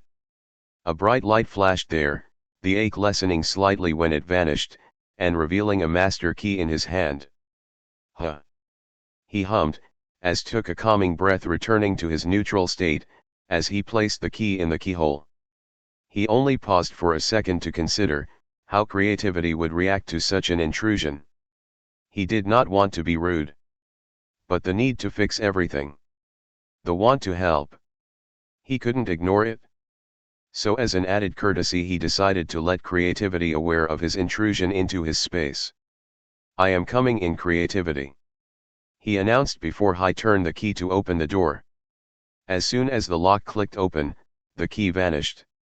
Creativity's room was spacious and was as loud as the creative side's personality. A second door was in the room, just like intrusive thoughts. This door led to the imagination, and it was slightly opened. Mean creativity had ran through it to get away. Something in self-preservation bristled a bit at the thought of everyone avoiding him, tiptoeing around him. It contradicted his presence. The ache in his chest grew again, and so he took a silent breath to keep himself calm. His eyes jumping around the room until they landed on a broken mirror hanging on the wall, with silent whispers echoing from it. Curious and feeling pulled to the possible source of creativity's strange behavior, self-preservation picked up a broken shard and held it to his ear. "Stupid prince. It's all your fault. You are the villain of this story. You have destroyed him. You're the monster. Worse than your brother. You're no hero." Self-preservation hummed, as he pulled the piece away from his ear and tilted his head in thought. An enchanted mirror, that pointed blame. Apparently blame creativity definitely believed. It wasn't self-preservation's job to tell creativity if he was at fault or not. It was his job to make sure creativity functioned right. To keep his spirits and motivation up. The mirror would have to go. Meaning creativity would need to deconstruct it. Letting the piece of broken glass fall back onto the floor, self-preservation turned to the creative side's desk. It was littered with artwork and scripts, and a lot of balled-up paper that just littered the work area. Underneath it all, the balled-up paper and artwork, was a journal, flipped open and revealing its pages. He let his eyes move along the words, reading them silently, digesting every private word written in its pages. "Hey!" Creativity's voice shouted, as a hand came into his sight and quickly closing the book. "That's private," he said, looking upset, and avoiding self-preservation's eyes. "You left it open," self-preservation stated. Creativity sputtered a bit. "Yeah, this is my room. How did you get in anyway?" he asked, trying to change topics. "I got a key," self-preservation answered, blankly. Creativity looked doubtful. "There shouldn't be a key. Where is it then?" he asked. "It vanished. I could try to resummon it if you like," he offered, with a tilt of his head. Already attempting to make the key reappear, but all he got for the slight effort was the ache in his chest flaring up and getting increasingly tired all of a sudden. Of course his outward appearance stayed as neutral as ever. The only sign of expression was him blinking when no key appeared. "No. No, it's dash." Creativity took a calming breath. "It's okay, Janus. I believe you," he reassured. "Just don't read my diary. That's private, okay?" Roman sighed, and took another deep breath. "Is there something you wanted?" Creativity asked, putting on a smile. Self-preservation hated that smile. It wasn't real. "You are not happy," was the statement. What? "I'm happy." Creativity tried to reassure, putting on a more convincing smile. Self-preservation blinked, but otherwise didn't say anything. Creativity was still refusing to meet his eyes, and soon after a few minutes of creativity was the first to break the silence. "Look. Remus isn't going to like you in here. Let me escort you back to him," Creativity offered, reaching out to gently take self-preservation by the arm and lead him back to intrusive thoughts. Self-preservation moved away, shaking his head. Intrusive thoughts is resting. You require my attention. He countered, blankly. No, I don't. Creativity denied. You need my assistance. Self-preservation rephrased. I don't deserve it. Look, Janus, you're safer with Remus. You can wait until he wakes up. Creativity tried again. Self-preservation tilted his head to the side slightly. You don't deserve my help? It is my job to help. He inquired. Creativity seemed to go pale at his words. I don't need help. I meant I don't need help. He corrected. Self-preservation hummed and walked back to the broken mirror and picked up a piece again, then held the piece up to Creativity's face. You don't deserve his help. You're a monster, what makes you think you're worthy? Worse than your brother. He's safer with Remus than with you. You shouldn't protect anyone. Creativity snatched the mirror piece from self-preservation. I meant to fix that. He mumbled. Self-preservation hummed again. You should get rid of it. He suggested. And was a bit confused with the look Creativity was giving him. It is not mentally healthy to bully yourself. It is also not good for you to put yourself down. You are Creativity. You are brave. You are strong. And you are heroic. He stated bluntly. Roman gulped down the surge of emotions that wanted to swarm him. How could this Janus want to help him? After all he'd done, Janus still called him heroic. He didn't deserve that title anymore. He wasn't heroic. He was a bully, plain and simple. No. I'm not. He shook his head. I'm not a hero. I didn't this to you. He said, almost pleadingly, for self-preservation to agree, because it hurt too much seeing this Janus so blank yet also so helpful. Something that Janus had always been now that he thought about it. Roman blinked his eyes and rubbed at them, letting his gaze fall to the floor in shame. How could he have ever painted him as a villain? You're more crybaby than Prince at the moment, that SSS for sure. Roman lifted his head so fast he heard it pop at the speed. Being so wrapped up in his thoughts, he was sure he heard wrong. Self-preservation stood before him, staring blankly, and no sign that such a tone had left him. What? He asked. He needed to be sure. Self-preservation turned his gaze to the broken mirror, no longer focusing on Creativity. Get rid of the mirror. It is wrong. You are Creativity. You are also the ego. It is not healthy for you to let yourself be degraded. It is hurtful. Roman sighed deeply and waved his hand, wiping the broken mirror out of existence, even the piece in self-preservation's hand. There. He said. It's gone. Self-preservation decided that this was a good first step. Thank you, Creativity. Might I ask, why you seem to be scared of me? He asked. Roman paled. I'm not scared of you. I am. He couldn't even find the words. What could he say? Sorry was just too small of a word. Self-preservation hummed. That is okay, Creativity. I will try to be better for you. I hope we can still work peacefully together. He finally said, hoping to soothe anything else that could be bothering the creative side. Maybe we can journey together and you show me around the imagination someday. He suggested. Roman snapped out of the daze he was in. Yeah. We can do that. He nodded. Self-preservation nodded his head once in return and turned to leave. Roman waited a few slow minutes when self-preservation left before making a move to leave his room and hurriedly over to Virgil's.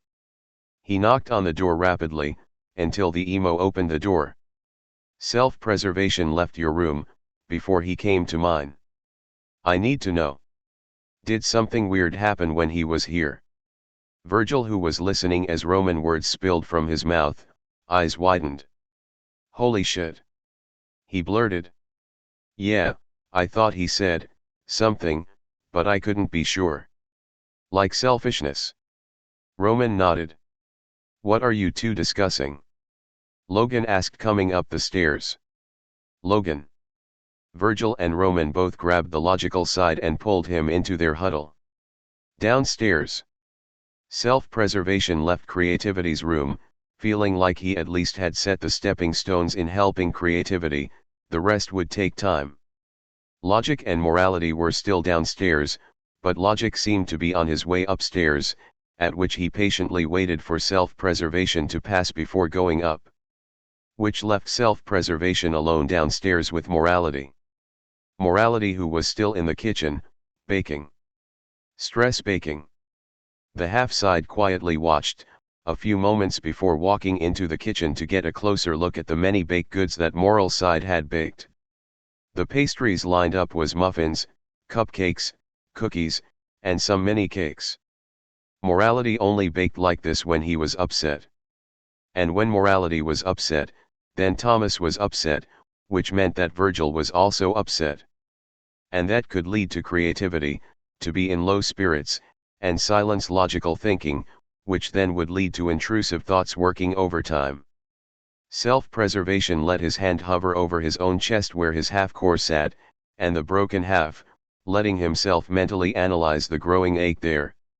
He had thought it gone at one point, but it seemed that the more he worked the more he ached. And nothing seemed to get fixed, no matter how hard he was trying. But if he could help morality, then it might be easier. Oh. Kiddo. Morality greeted, turning around and suddenly seeing the half-side. I didn't see you there. Self-preservation lowered his hand. Hello morality. He greeted, before letting his eyes fall back taught he many treats on the counter. You want one? Morality smiled. And there it was. The smile that didn't belong on morality. The fake one. The one that was meant to cover up that something was wrong. Just like the desserts he baked. No, thank you. Self-preservation answered. Oh, well, then any special requests then? I'm in a baking mood. Morality offered. Self-preservation eyed the pastries some more. No thank you, morality. He said, watching as the fake smile faltered a bit. Patton fought back a frown. He didn't know what to do. How could he make this half of Janus feel welcomed and loved, without hurting self-preservation's feelings at the fact that it hurt to even look at him? Patton felt like such a bad dad at the moment. He hurt one of his kiddos. He watched as self-preservation's eyes moved slowly across the many treats he had baked, and yet there wasn't a glimmer of want or happiness in those eyes. They stayed blank. He ruined Janus. Do you want to help me bake? He asked. Self-preservation's gaze lifted to meet his then, and it hurt Patton to see nothing. No happiness. No mischievous glint. Nothing. Would that make you happy? Self-preservation asked. Patton bit back a sad whimper that threatened to take him over and let himself cry. It just hurt. It was wrong. What had they done? They ruined him. He ruined him. He was the worst parent ever. Let's do something that make you feel good, kiddo. He suggested, putting down his mixing bowl and spoon. Self-preservation's head tilted. Whatever will make you happy, morality. Patton froze at the answer. Sure you want to do something? He insisted. My job. You are sad and hiding it. That is not good. Self-preservation answered bluntly. Way. What are you talking about? I'm morality, of course I'm happy. Patton said with a wide smile. He couldn't weigh down Janus when he was in this state. He'd done enough as it is. Self-preservation blinked. You must express what is bothering you. I am here to help that happen. Patton sighed and looked away. Self-preservation seemed to be not easily tricked, and seemed to rival Logan in the sense of duty. You don't need to worry about that. I do. You hiding what you are feeling will affect Thomas, and I cannot allow that. Morality, you must express yourself. You are sad. Everyone is on edge.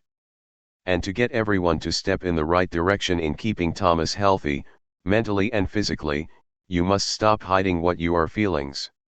If you do not wish to open up to me, may I suggest one of the others? Self-preservation offered, body turning halfway to the stairs as if he was seconds away of leaving. No. I mean that's not necessary, Janus. He gave a reassuring small smile. Nonsense, if I am the source of your discomfort, it would be more helpful for someone to come and discuss certain feelings. Self-preservation said, not straying with what he had come to do. It's not you. It's me. Patton blurted, unable to let self-preservation believe he was the problem. Janus wasn't the problem. I caused you to do this to yourself. I hurt you. He cried, reaching out and pulling self-preservation close into a tight hug. He owed Janus so many hugs. He didn't ever want to let him go. But it hurt a little when self-preservation did not return the hug. Sniffling, Patton finally pulled away and blinked the tears out of his eyes, and met self-preservation eyes. Only to meet two yellow slitted snake eyes. It was such a shock it caused him to gasp out in shock, and he had to blink the watery tears away to make sure he wasn't seeing things. Once his vision cleared, he met self-preservation gaze again. His eyes meeting the two blank brown eyes of self-preservation. Oh good, you're still here. Logan's voice said, as the logical side came down the stairs with Roman and Virgil following. The two staying further in the back as the Logan approached Patton and self-preservation. Hello Logic. Self-preservation greeted. Janus, I realize that this might be an odd question, but were you able to sustain your ability to shapeshift, after the events in the dark side? Logan asked. Patton looked from Logan to Roman and Virgil, who had not entered the kitchen but were watching and listening intently from their place on the couch, where they were fully facing the kitchen. Self-preservation turned so he was facing Logan. I do not know. He answered. So you could shapeshift and not realize you are doing it? Logan hedged. I could.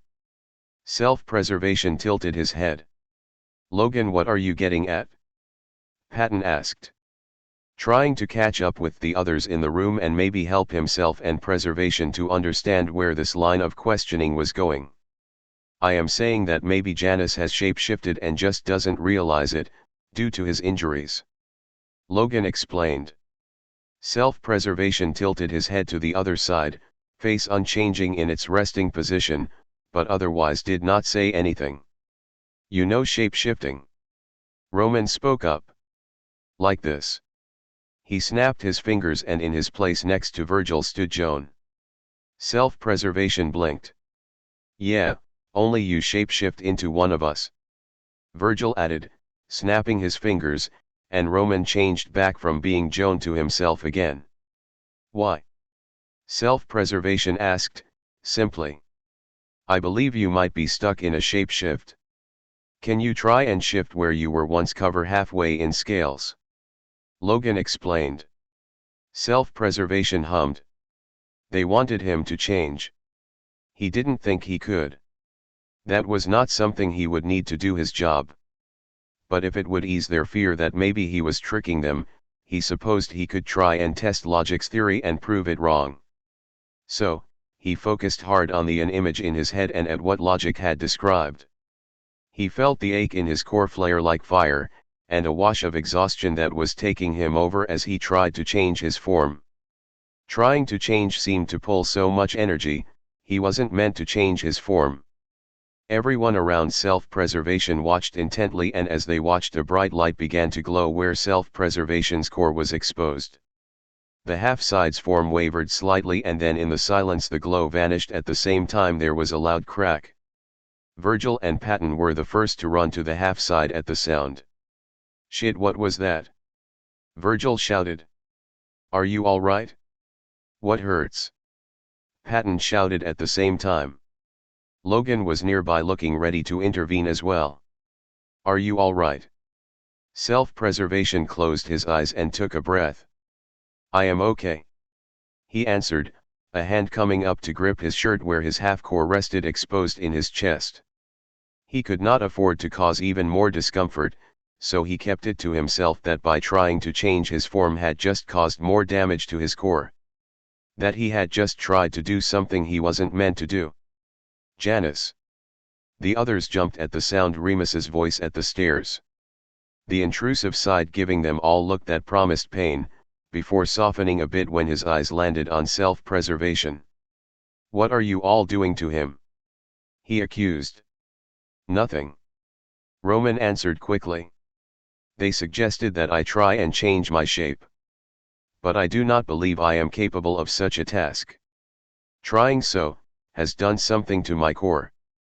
I must return to my room. All is well. Self-preservation answered, at the same time.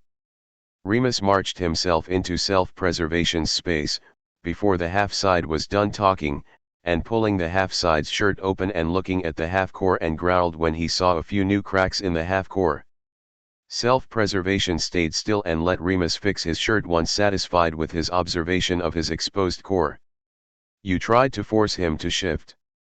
Remus accused with a growl, pushing Virgil and Patton away, making it so self-preservation was safely behind him. We didn't force him to do anything. We asked and he agreed. Logan quickly said, trying to avoid angering the Duke further. They did not force me. Self-preservation agreed. He did not want them to all fight.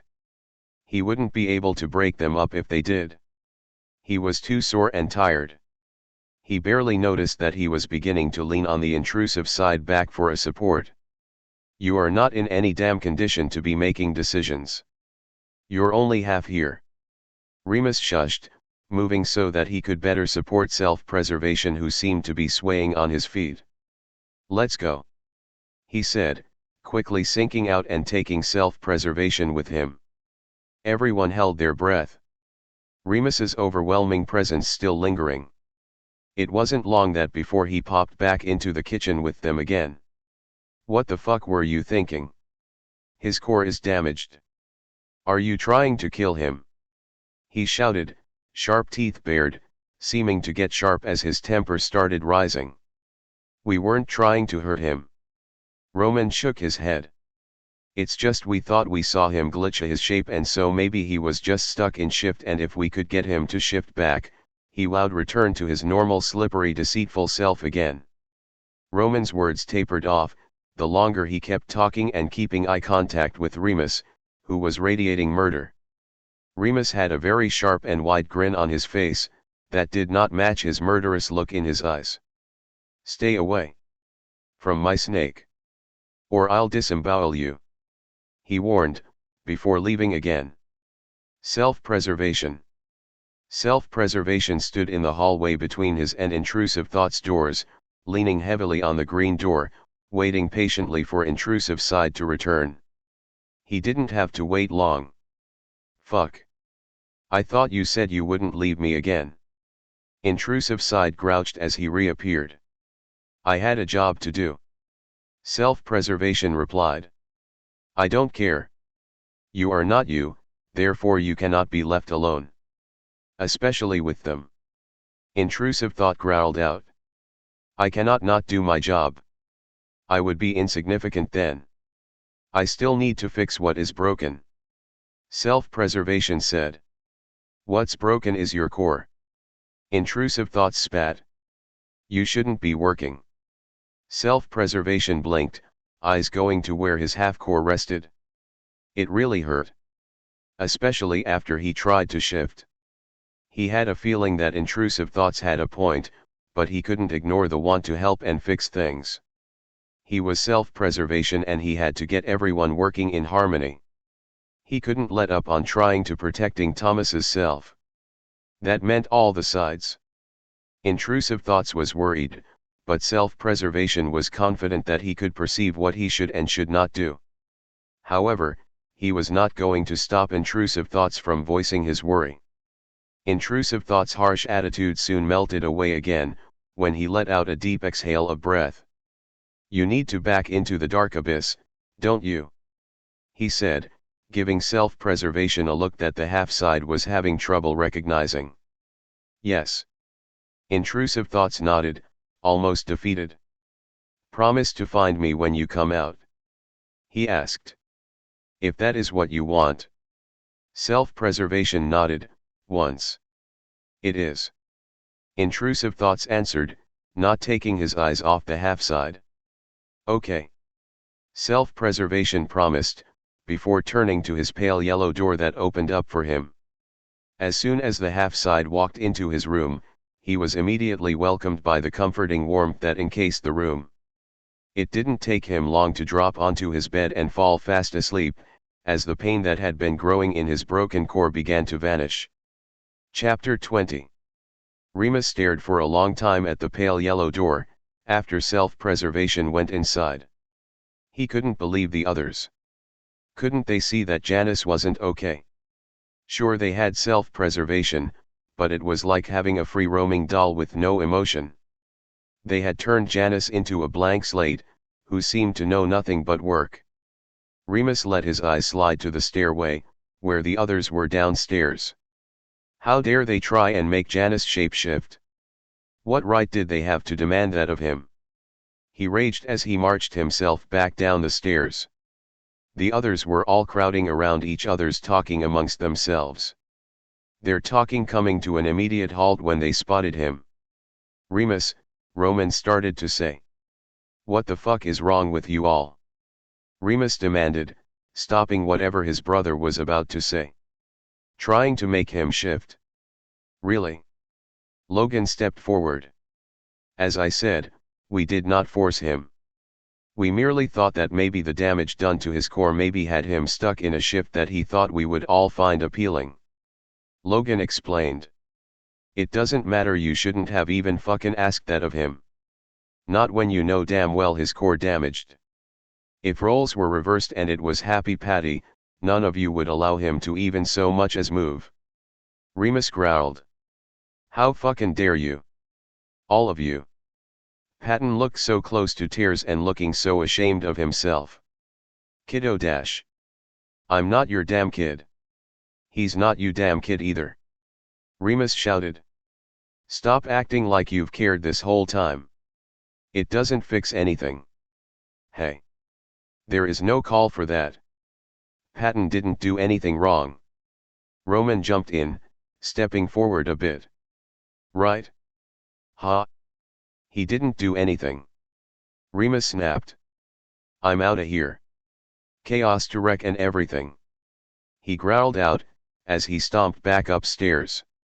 Everyone let out a collective breath of relief, once they heard Remus's door slam shut. "He's right. I did nothing to help Janus feel welcomed." Patton mumbled. Logan nodded. "I think we are all to blame when it come to attempting to make them feel welcomed. We all could have done more." Virgil huffed, otherwise didn't say anything.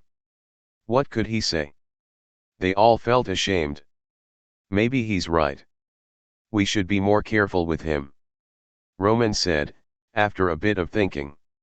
"He's like a blank slate right now. We can do better, and show him we can do better." He looked around to gauge the others' reactions.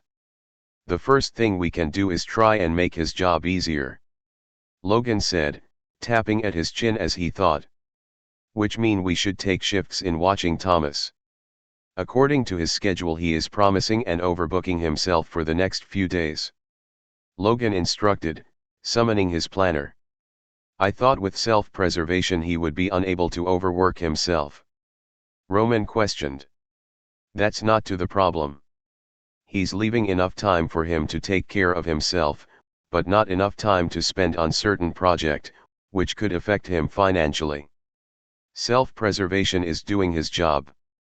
But without that be of deception of selfishness, Thomas lacks the ability to say no. Not that he can't say no, but that it is harder to say no." Logan explained. "But what about the script?" Virgil asked. "Unless one of us can convince him otherwise, We will not be even touching the new episode within 3 weeks. Logan informed. What? Roman shouted, appalled. He could lose his audience if we hold off too long. Virgil grumbled. Logan nodded. That is why I think Roman and I should be the first to go and supervise Thomas. Fantastic idea, Logan. Roman smiled. And we will leave Virgil and Patton to help watch over Janus. It's the perfect setup. We'll have to come up with a plan, so we don't upset Remus anymore. Virgil mumbled. How are me and Patton supposed to stop him if he decides to rampage again? Logan hummed. As long as you keep yourselves open in your movement and include him whenever you are near Janus, there shouldn't be a problem. They all nodded in agreement. It was as close to a plan as they were going to get. Meanwhile, in Self-Preservation's room. Self-Preservation was in a deep sleep, blissfully unaware that the room around them was changing and shifting, losing its roomy look and more into the dark abyss that the other were able to see. The bed at which held the sleeping half-side vanishing along with the rest of furniture, leaving the sleeping facet laying on nothing. His shirt unbuttoning as if by invisible fingers, revealing the broken core and its many shattered shards trapped inside the necklace around his neck, exposing the pieces, as gravity also vanished. The broken pieces taking on a yellow glow, and the body of Self-Preservation becoming translucent, almost invisible, leaving the core pieces and broken shards free-floating. As a single thought echoed around the room. Why am I not enough? 2 weeks later. Remus was laying in his bed, trying to go sleep. But it was so difficult. He had been spending the last 2 weeks guarding and camping outside of Janus's room.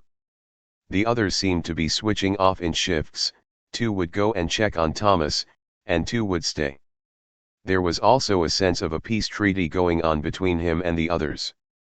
They left him alone, besides coming and getting him when it was time to eat, or invite him to movie nights. Now not sleeping for an extended number of days didn't bother Remus. But then he had also had Janus to help back then. It felt like he had just closed his eyes when the door of his room creaked opened.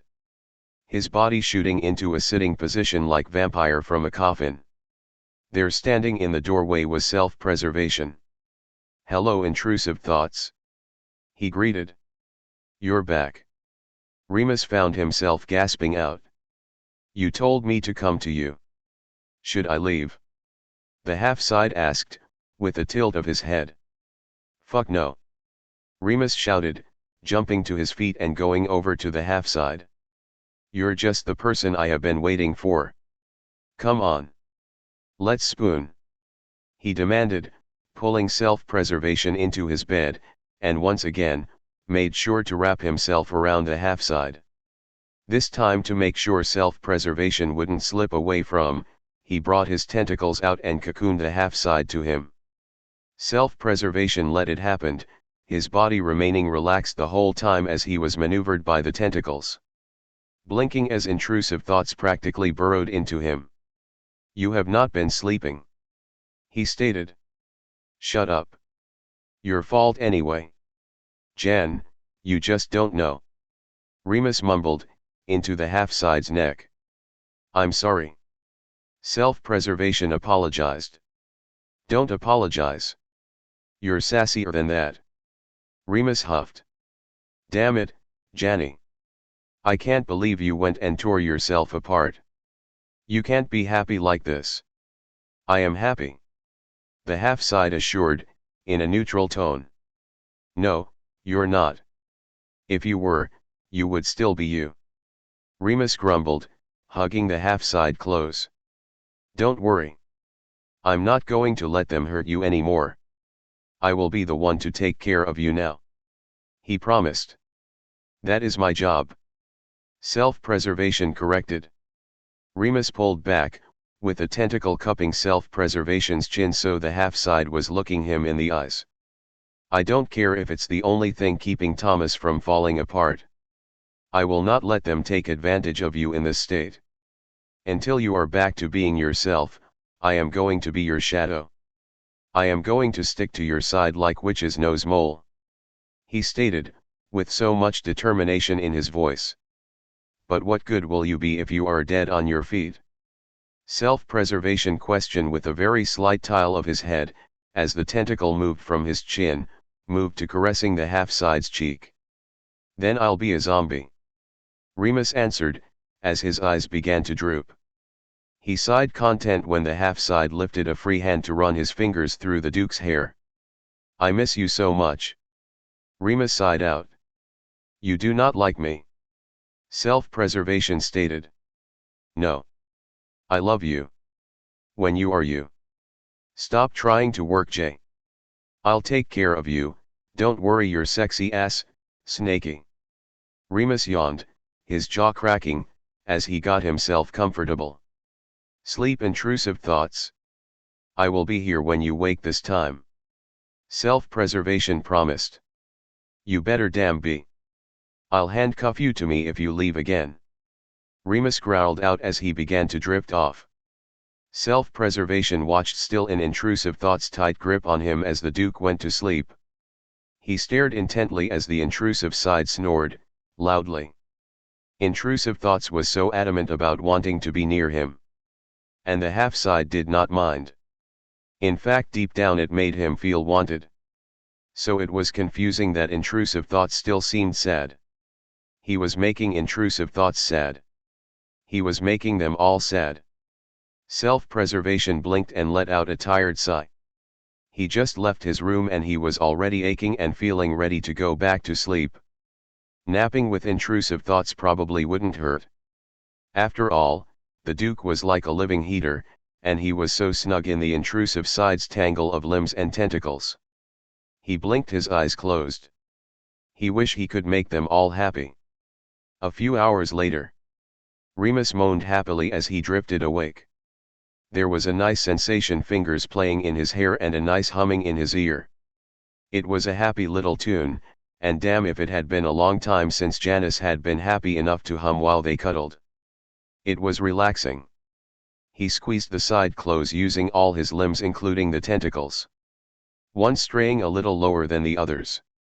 Getting a little frisky in our sleep now, aren't we? Came the chuckled response. Remus snapped his eyes open and was met with two adoring slitted snack eyes and a face full of scales. Awake, my intrusive thoughts? Selfishness grinned. What the hell? Remus sat up, quickly. Too quickly that he bonked his head against the half-side. Ow. Jay.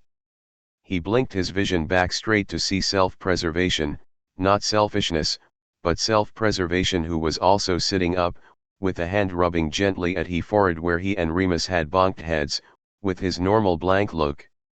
Ow. Self-preservation said, after a delay, his eyes closing a bit. Shit. You okay, Jay? Remus asked, grabbing self-preservation's head and bring it close, checking for any damage. I am fine. Self-preservation confirmed. I scared you, he stated with a tilt of his head. No.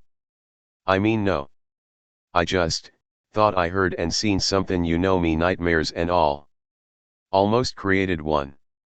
Remus said, deciding midway to just not mention that he thought he seen and heard selfishness.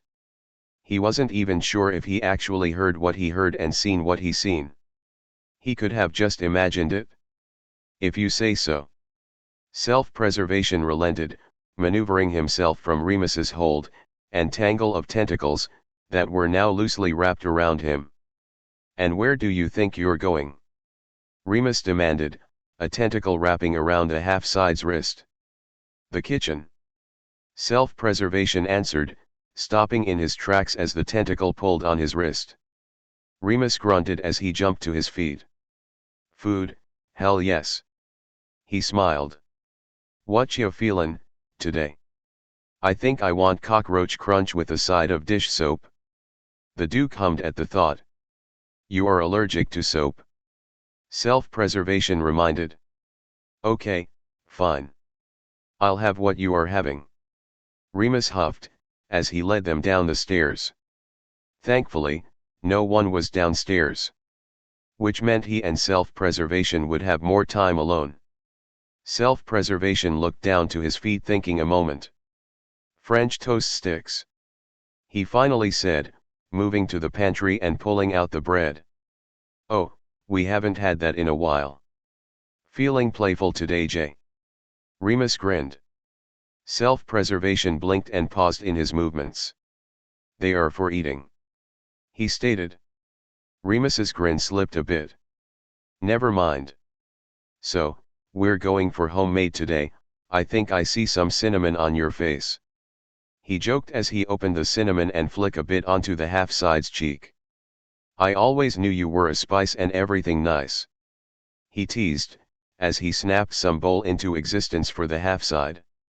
Self-preservation paused again and touched his cheek where the cinnamon had landed. I am?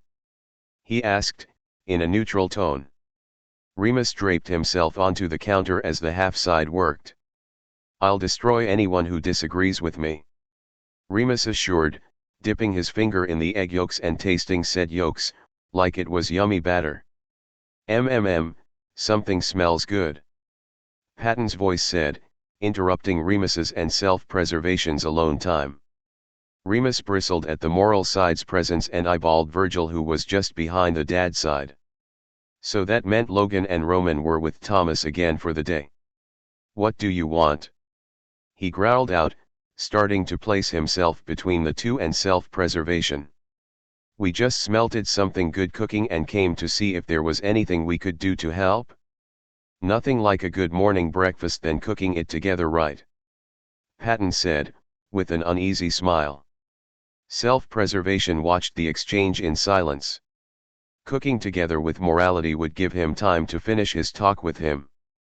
So, in a slow and calm gesture, he placed a reassuring hand on intrusive thought's arm, causing said side to look at him, and the angry look that was on the Duke's face melted away into one that confused self-preservation. Intrusive thoughts should not be worried. This would have to be addressed later. Fine. Intrusive thoughts relented, moving out of the way so morality could pass. Anxiety went to follow, but was stopped when intrusive thoughts blocked his path. Not you, he growled, out. Why not? Anxiety hissed.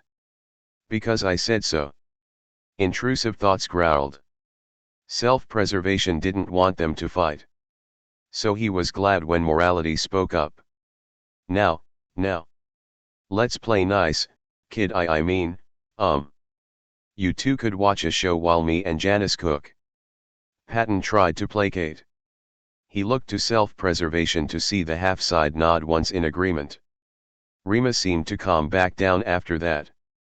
And Virgil looked less on edge, though still a bit upset that he was banned from the kitchen. Virgil liked watching Patton cook sometimes. Even helping out sometimes. However, the two did not move to go watch TV. Instead they moved themselves to the table and sat, facing each other in a silent stare down. Now, kiddo, Patton said, turning his attention to Janus, who was quietly watching the batter-dipped bread sizzle in the pan, feeling the place with the scent of sugar and cinnamon. What were you planning to cook with these? Any fruit, or chocolate? He asked. Oh. We could dust them with powdered sugar, he added. Okay. Self-preservation said. So, Patton began grabbing what come to mind, that would go great with French toast sticks. He even pulled out the white chocolate. Janus doesn't like white chocolate, Remus said from the table. How do you know what he likes and doesn't like? You don't know. Self-preservation could like white chocolate, Virgil grumbled. I know him better than you, Remus snapped back. I'm just saying you don't know his tastes might have changed, now that he's, you know. Virgil huffed, slouching in his chair and wishing he's just kept his mouth shut. Patton chuckled nervously. I'll just put them back, he said, not wanting the two to argue. Going to do exactly what he said he was going to do. He could see that off the side Janus had stopped watching the bread in the pan and was now silently watching Remus and Virgil. Don't let Remus tell you what to do, Pat. If you want white chocolate, use white chocolate. Virgil said, not losing eye contact with Remus. Janus is the chef today. Not Patton. You eat what's made for you. Remus said, gritting his teeth. What the hell's your deal today? Get off Patton's back. Virgil snapped, slamming his hand on the table. My deal? What the fuck is wrong with you? Remus snapped back, manifesting a knife from thin air and pointing it at the anxious side. Something burning caught Patton's attention, and he realized that the bread in the pan was burning. That Janus had not flipped the piece of bread at all. Even thought the half side was no longer watching the two arguing sides. Here, kiddo, let me. He offered, taking the spatula from the half side, who gave it up easily and let himself be moved to the side. Hey! Stop telling him what to do. Remus' voice snarled out. There was a loud sound of a slight scuffle with a few curses, from both Virgil and Remus. Patton was quick to turn around to see that the Duke had jumped to his feet, storming his way to Patton, but was blocked by Virgil. Chill. Dude, seriously. You're being way too possessive, Virgil growled out. Patton gasped when he saw the two fall to the floor in their scuffle, and forgetting the food ran to make sure both were okay. The knife Remus had in his hand flying in the air and somehow landing blade first in the wall instead of stabbing someone. Hey now! Break it up, you two! Patton said, standing with his hands on his hips, and giving his best dad glare. Remus. Virgil. He said, seeing the two still fighting on the floor. Intrusive thoughts, food is ready. Self-preservation's voice said, neutrally, holding a plate with the burnt French toast cut neatly into strips, with strawberries and whipped cream on it. Should I make you one as well, anxiety? Just the way I like it? Burnt. Remus said, as he made his way to the table. Patton watched almost amazed as Remus's mood switched. How easily he knocked Virgil away and just stood up and sat back down at the table, but not before sticking his tongue out at Virgil, who also seemed just as shocked. No, I am good. Virgil said. You're lost. Remus said, between bites. Patton watched as Remus seemed so happy eating something that Janus made. Patton hadn't seen Remus more like himself than now. The only thing that took that happy look away was when Remus's eyes flicked to him and Virgil. And sadness flickered in those usually manic eyes when they landed on self-preservation. That's when it hit Patton. Remus and Janus only had each other for so long, and while they had all accepted Remus's presence, they had practically shunned Janus. Even under the guise of acceptance, they had unknowingly tried to break up a long-standing relationship between Janus and Remus.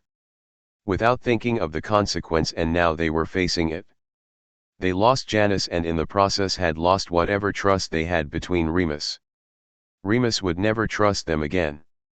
He would never trust them with self-preservation. He had a right to. Patton couldn't blame him. Wouldn't blame him. All he could do now is try and help. Try to take care of all of his kiddos. Virgil usually likes chocolate chips to go with his, same for the pancakes. I'll show how I like mine.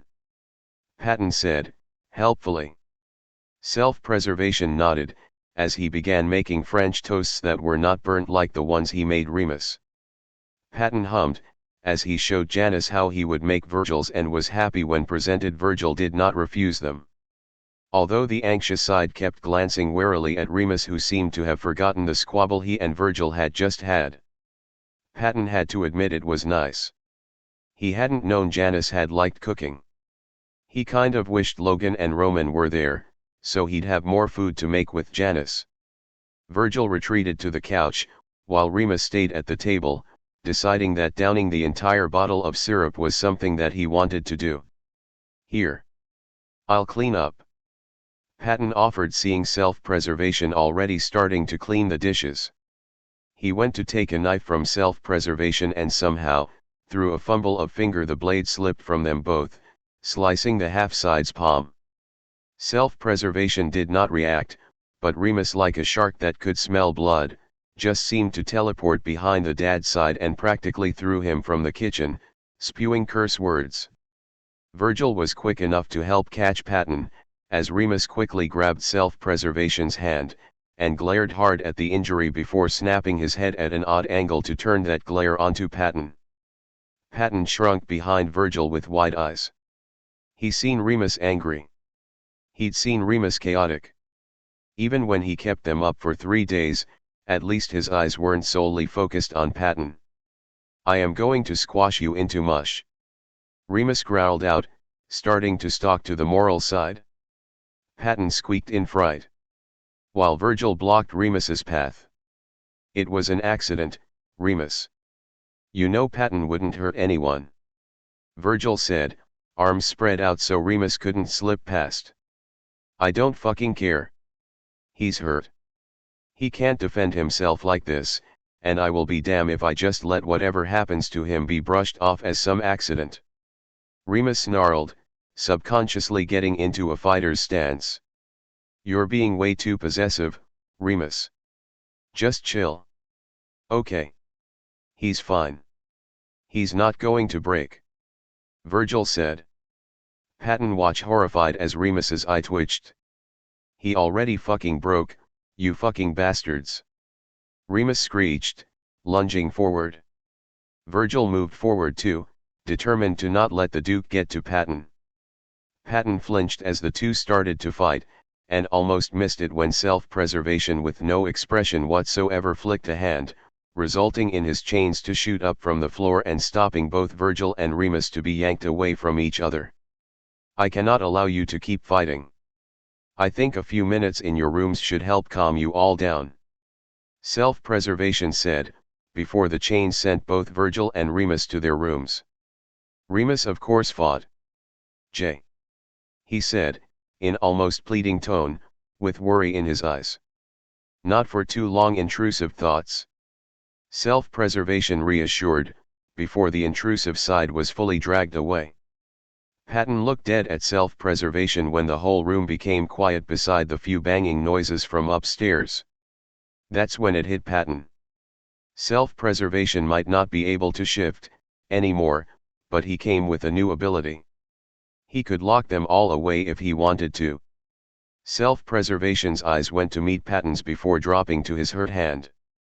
And though there was no inkling of emotion in those brown eyes, Patton could see the contemplation happening. "Do you think I am broken too, morality?" was the question asked from the half-side after a minute of silence. "No. You're fine just as you are. You were fine just as you were. Whichever way you chose to be, you are perfect to us.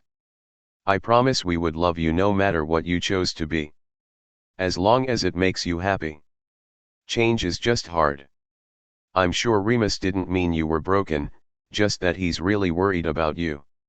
He really cares about you, you know," Patton quickly answered, not even sure if he was answering correctly. He could hear himself fumbling over his words. "I think you all do not like me. You all miss Deceit," self-preservation said, moving to grab a paper towel to place on his cut. That's when Patton realized he should move. He should help. Janus was one of his kiddos. "Here, let me help," he said, practically running to the half-side and started digging for the medkit Logan had under the sink. "We love you, kiddo. And yeah, we miss you as Deceit. But no matter what you are, Janus. You'll always be Janus to us." Self-preservation didn't move as the moral side ducked under the sink. "Do you mean that? That you would love me no matter what I chose to be?" he asked. Patton hummed in an affirmation as he finally caught sight of the medkit shoved in the back of the sink cabinet. "Of course, kiddo," Patton said, as he stood back up and waited for self-preservation to give him his hand. "I know I never showed it in the past, but I do care about you. I just hope it's not too late to prove it to you," Patton said, mumbling the last part, as the thought that it actually might be too late. He felt his eyes begin to burn, so kept his head down and focusing hard on dressing the cut on the half-side's palm. You wish to prove it to me? Self-preservation asked. I wish I could. I hope I can. I know the other would too. Patton said, finishing with a band-aid on the cut, and with a deep sigh, lifted his head to look at self-preservation. He felt his breath leave him when his eyes met not blank brown eyes, but yellow slitted eyes. Well then, morality. Let SSS have some one-on-one then, shall we? A broken yellow glow came from Janus's chest and Patton watched stunned as Janus's clear human skin slowly got cover in scales. Taking self-preservation away and leaving in his place selfishness. The snake chuckled at the moral side stunned silence. Did you miss me, morality? We're going to have such a fun time together. And I have just the plaques in mind. The half-side said with a mischievous fanged smile. Grabbing hold of the dad's side's wrist and sinking out with him in tow, ignoring the surprised squeak that left the moral side. Chapter 21. Patton found himself stumbling as he and selfishness popped into the dad's side's own room. Selfishness was quick to let go of the moral side's wrist, and running to a shelf that held several pictures on it. Wha? But how did Janus you dash Patton stumbled over his words. Selfishness turned his head to the moral side still smiling with his fangs in full view. Gosh, morality, I'm so flatter, my press sense has rendered you speechless. Selfishness said, giddy, hugging the picture he picked up close to his chest. But what happened to self-preservation? Patton finally sputtered out. Selfishness let out a sly smirk. Why? You like him better? Was the dark tone that left the half-side. What? No. I mean, I am just worried. I thought you couldn't shapeshift. Patton tried, not wanting to offend selfishness. Shapeshifting is something that was sticksy its thing, sweetheart. I just thought instead of spreading time with boring and perfect little self-preservation, you would enjoy my company more. Selfishness chuckled, doing a quick model spin looking so happy with Patton's discomfort. Or were you lying about loving all of Deceit? Selfishness asked, his look turning more sinister. I wasn't lying. Patton shook his head, denying the claim. Selfishness turned back more mischievous. Good. Because we're getting this. He declared, not even bothering with showing Patton the picture in his hand, just taking it out of the frame and folding to fit in his pocket. And to get this we are going to need to go to Logic SSS room, and take control of the banking. Selfishness said excitedly, practically hopping up and down as he grabbed hold of Patton one more time and sinking them out and popping them into Logan's room. Once again, not used to popping into a place, Patton almost lost his balance. He had to catch himself on Logan's desk, while selfishness had already somehow logged onto Logan's computer and was typing away on it. Wait, what are you going to have Thomas buy? Patton asked. Logan has him a strict budget. Patton said, trying to lean in and see what the half-side was doing. Oops. Janus hissed. Not looking the least bit worried, when the logical side computer went red screen and making a loud alarm. Scrum. He giggled and was quick to leave Patton behind, as he sunk out. What happened? Patton asked looking around, not knowing what to do. Patton. Logan's voice had the moral side wanting to disappeared, as it registered in his head what it looked like from Logan's point of view. The twins I would expect this behavior from. I thought we had established rules regarding entering one's room, without permission. Honestly, Patton, do you know how over budget you just made Thomas go? Logan lectured as he walked into his room, looking annoyed, tapping a few keys on his keyboard to stop the alarm and turning the screen back to normal. No. Patton answered. $1,799. Logan practically shouted. Really, Patton, what in Newton's name made you want to break into my room and book an room at Palm Beach Spa and Resort? Patton held his hands up in surrender, even though he knew he was innocent. I don't know. Logan took a step back and took a calming deep breath. Let's just hope we're able to cancel and get most of the money back. Logan said, sitting at his desk, eyes locked on the screen. Patton slowly backed himself out of the room, and closed the door just as quietly. He looked up and down the hallway trying to figure out where Janus could have went. He was just walking past his room when it opened and a gloved hand reached out and yanked him inside. Okay, so we have a room. We just need money, to go with it? I was thinking raising prices on the merch. Starting a members only. Oh, and raising the prices on Patreon. Of course, for that to work, you all are going to have to make some appearances here and there. Also, music, we need to start charging for music. A concert. They will eat up a concert. Selfishness rattled off. Writing in a book as he settled himself on the moral side's bed. Wait. Patton cautioned, quickly taking the book that just so happened to be Logan's planner from the half side. We can't do that. That's mean and greedy of us. He said, shaking his head. Janus, you don't do stuff like this. He said, hoping to trigger something of the old Janus within the half side. Selfishness rolled his eyes, immediately looking bored. Morality, darling, I don't know how to spell this for you, but I am not you pitiful Deceit, that you're so used to ignoring and walking over. I am selfishness. And I and Thomas have wanted to go to this resort. I am not missing this Shanks. The snake side hissed, reaching and grabbing the planner that morality refused to let go of. You set me up. Patton accused, not going to let Logan's planner go to the half side. The perfect lamb for sacrifice. A necessary causality for something so worthwhile. Was the hissed reply. This isn't you. Patton shook his head. Selfishness hissed annoy. Oh, so now you're an expert of me. Going to tell me that I'm in the wrong, morality. I thought you wanted to prove you could love me too. The snake side half pouted, tone almost mocking. I do. Patton assured.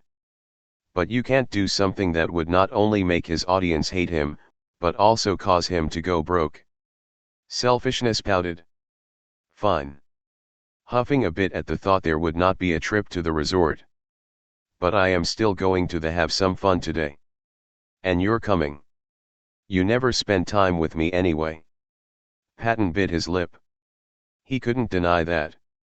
He had never spent time with Janus, since they were children, before they separated to light sides and dark sides.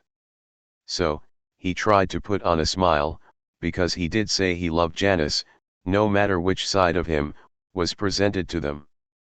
Patton was going to prove that even the worst of Janus wasn't the worst and was loved. Okay, kiddo, what did you have in mind? He asked, trying to sound happy. The smile on the snake side's face disappeared for a split second. The half side hated the fake smile. But if morality wished to pretend, far be it for selfishness to ruin such a performance. So he let a wicked grin take on his face. How do you feel about trespassing into creativity SSS domain? He asked, watching as the fake smile on the moral side slipped again. He knew morality wouldn't like the things he was suggesting, but he was selfishness and this is what he did.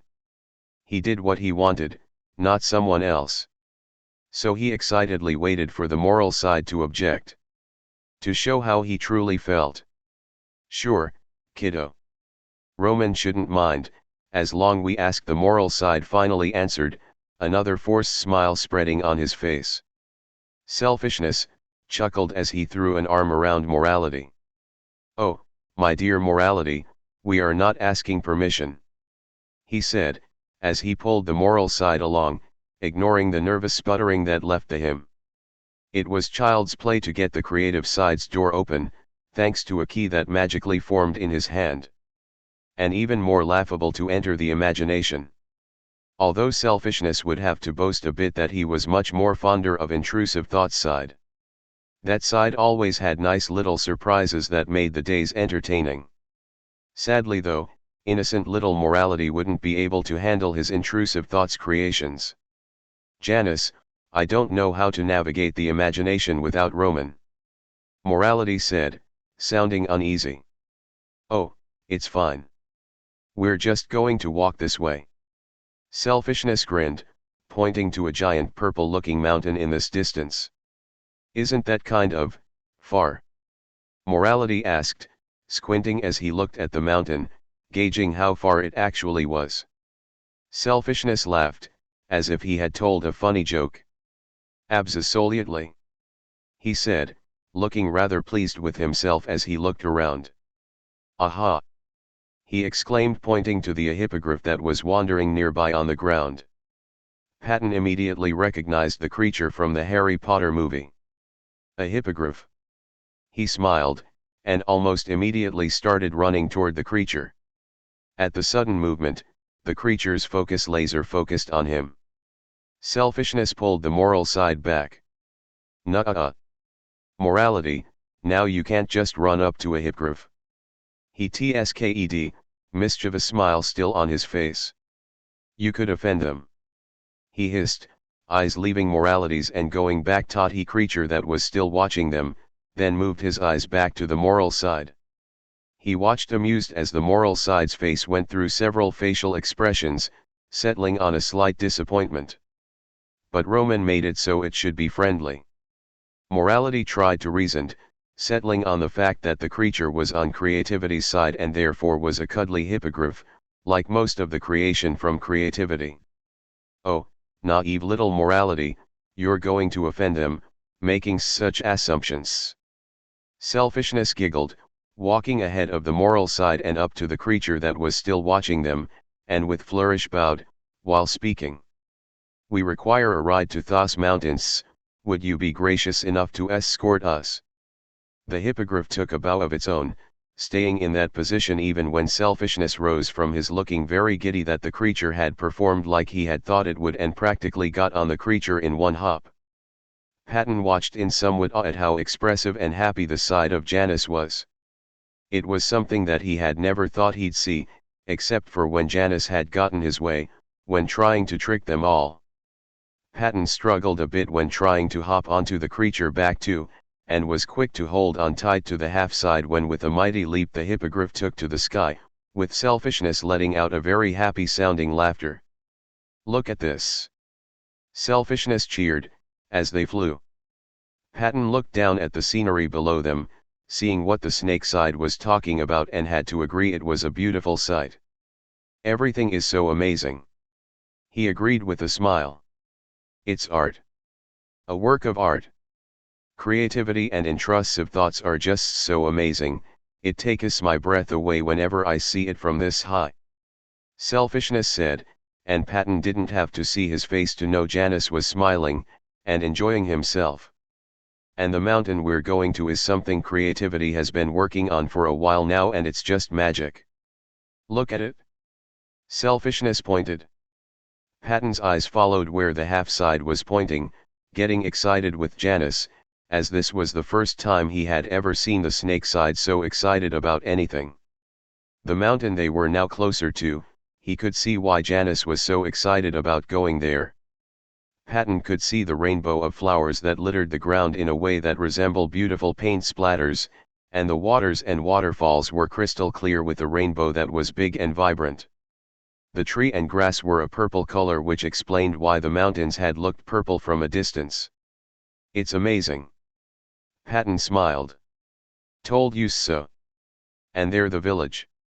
Selfishness pointed out and signaled the hippogriff to land. The village that they were landing near, looked like a candy village, and its villagers looked to be made out of cookies. Wow! Patton gushed, as he and Selfishness got off the creature. Patton face planting in his attempt, but he got up fast, with only a slight ouch on his hand from where he caught himself. Selfishness was hopping from foot to foot, as he waited on Patton, and that lasted about on a 20-second before he started running for the village. Patton laughed at the childish antics, as he ran to catch up. However, he slowed when he noticed how the villagers in this village, even though they looked like cute cookies in humanoid form, practically shied away from them. Patton decided to show they were friendly and so walked up to the nearest vendor, that Selfishness was standing in front of looking at the products that were being sold. "Hi," Patton greeted, and took in the details of the gingerbread vendor. "Welcome." The vendor smiled, warmly at the moral side, however the smile vanished when the cookie vendor looked back to Selfishness, who seemed too enthralled with the many cookie-themed jewelry on the table, to even notice or care. Morality. "Look, this one has an Aria dog, with marshmallow pugs," Selfishness said, pulling Patton close as his other hand pointed to a set of the jewelry out on the table for display. Patton awed and cooed over the cute trinkets, and was quick to follow when Selfishness pulled him to another stall with just as many cute trinkets for sale. And while none of the shopkeeper and vendors said anything or took action, it did not escape his notice the disdained look toward the half-snake side. And those looks ruined this wholesome moment Patton was having with the snake side, who seemed blissfully unaware, and ignorant of the looks. So, when they entered a hat shop and the clerk welcomed Patton like all the others, giving her best customer service to the moral side and ignoring the half side that was owing and awing over certain articles, Patton could help but start feeling angry for Selfishness. The final straw for Patton was when they stepped back into the village square where they were immediately surrounded by Aria-themed police and devil dogs. Patton barely paid attention to a church bell that was ringing, and seeming to never stop. "Hands in the air, monster!" one of the Aria officers demanded. Patton was quick to comply, confused, but when he looked to the half side he looked almost bored. "And pray tell why should I surrender to you?" Selfishness asked. "Thievery," was the singular answer. Patton watched as Janus scoffed with a roll of his eyes. "Oh, please. Like you have any proof that it was I?" the half-side huffed. "You're intruding on a father and son date. Isn't he that right morality?" Selfishness said, sending a grin to the moral side. "Why yet?" Patton answered, nodding his head in agreement. A little confused and upset with the villagers' sudden switch to aggression. "Then you will submit to a pat-down?" the Aria officer demanded. Selfishness laughed, like that was the funniest thing he had heard. "You dumb creation, I would only willingly submit to intrusive thoughts, before I even consider letting you lay hands on me. I do have standards after all." The half-snake side hissed, low with a sinister grin on his face. "So you admit to being part associated with the Duke? You will punished for trespassing, and causing a disturbance, and the possible kidnapping of one of the prince's loved one," the officer said. One of the cookie officer reached for Patton, but had Selfishness yanking him away from the hands. "Hisss, stay away from him. He sss mine now. It sss my turn to be loved, and cared for. This is my day," snapped Selfishness, fangs elongated and on full display in threat. "Son of the Dragon Witch!" someone shouted. "I take that as a compliment." Selfishness hissed, the sinister grin turning more feral. Patton looked on a little startled seeing the slitted pupils shrink to pinpricks, and that was the only warning he was given before the half-side launched himself at one of the smaller Aria officers and biting a big chunk from the cookie villagers, being sure to pull Patton along, as he jumped away taking advantage of the surprised attack to run them from the village, the devil dogs hot on their trail. "What in Disney is going on?" Roman's voice echoed behind them. And Patton could faintly hear the villagers shout, "Son of the Dragon Witch!" Selfishness had slowed at Roman's voice, slitted eyes still pinpricked in with that feral look still there and fangs still sharp and long, and Patton spotted something against the yellowish-green scales and glassy eyes, that broke his heart. That made him want to hug the half-snake side. Janus was angry, and crying. He was crying. "Janus!" Patton cooed, softly reaching forward carefully to pull the half-side into a hug him. There was a quiet sob from the half-side before pushed something in Patton's hands and pushed him away. Turning and running where you could see Remus's and Roman's lands crossed. Padre. Roman shouted, and a moment later appeared next to the dad's side. You okay? Patton nodded, looking down at the necklace of the marshmallow pug in his hand. I'm fine, but Janus is not. He admitted. Roman. We're bad people. He said, looking at the prince with tears spilling from his eyes. And one look told Patton Roman knew what he was talking about. Janus, I need to still fix their reaction to them. This place wasn't ready, so I hadn't. Come on, let's go back and let the others know what has happened. Roman suggested. Patton nodded.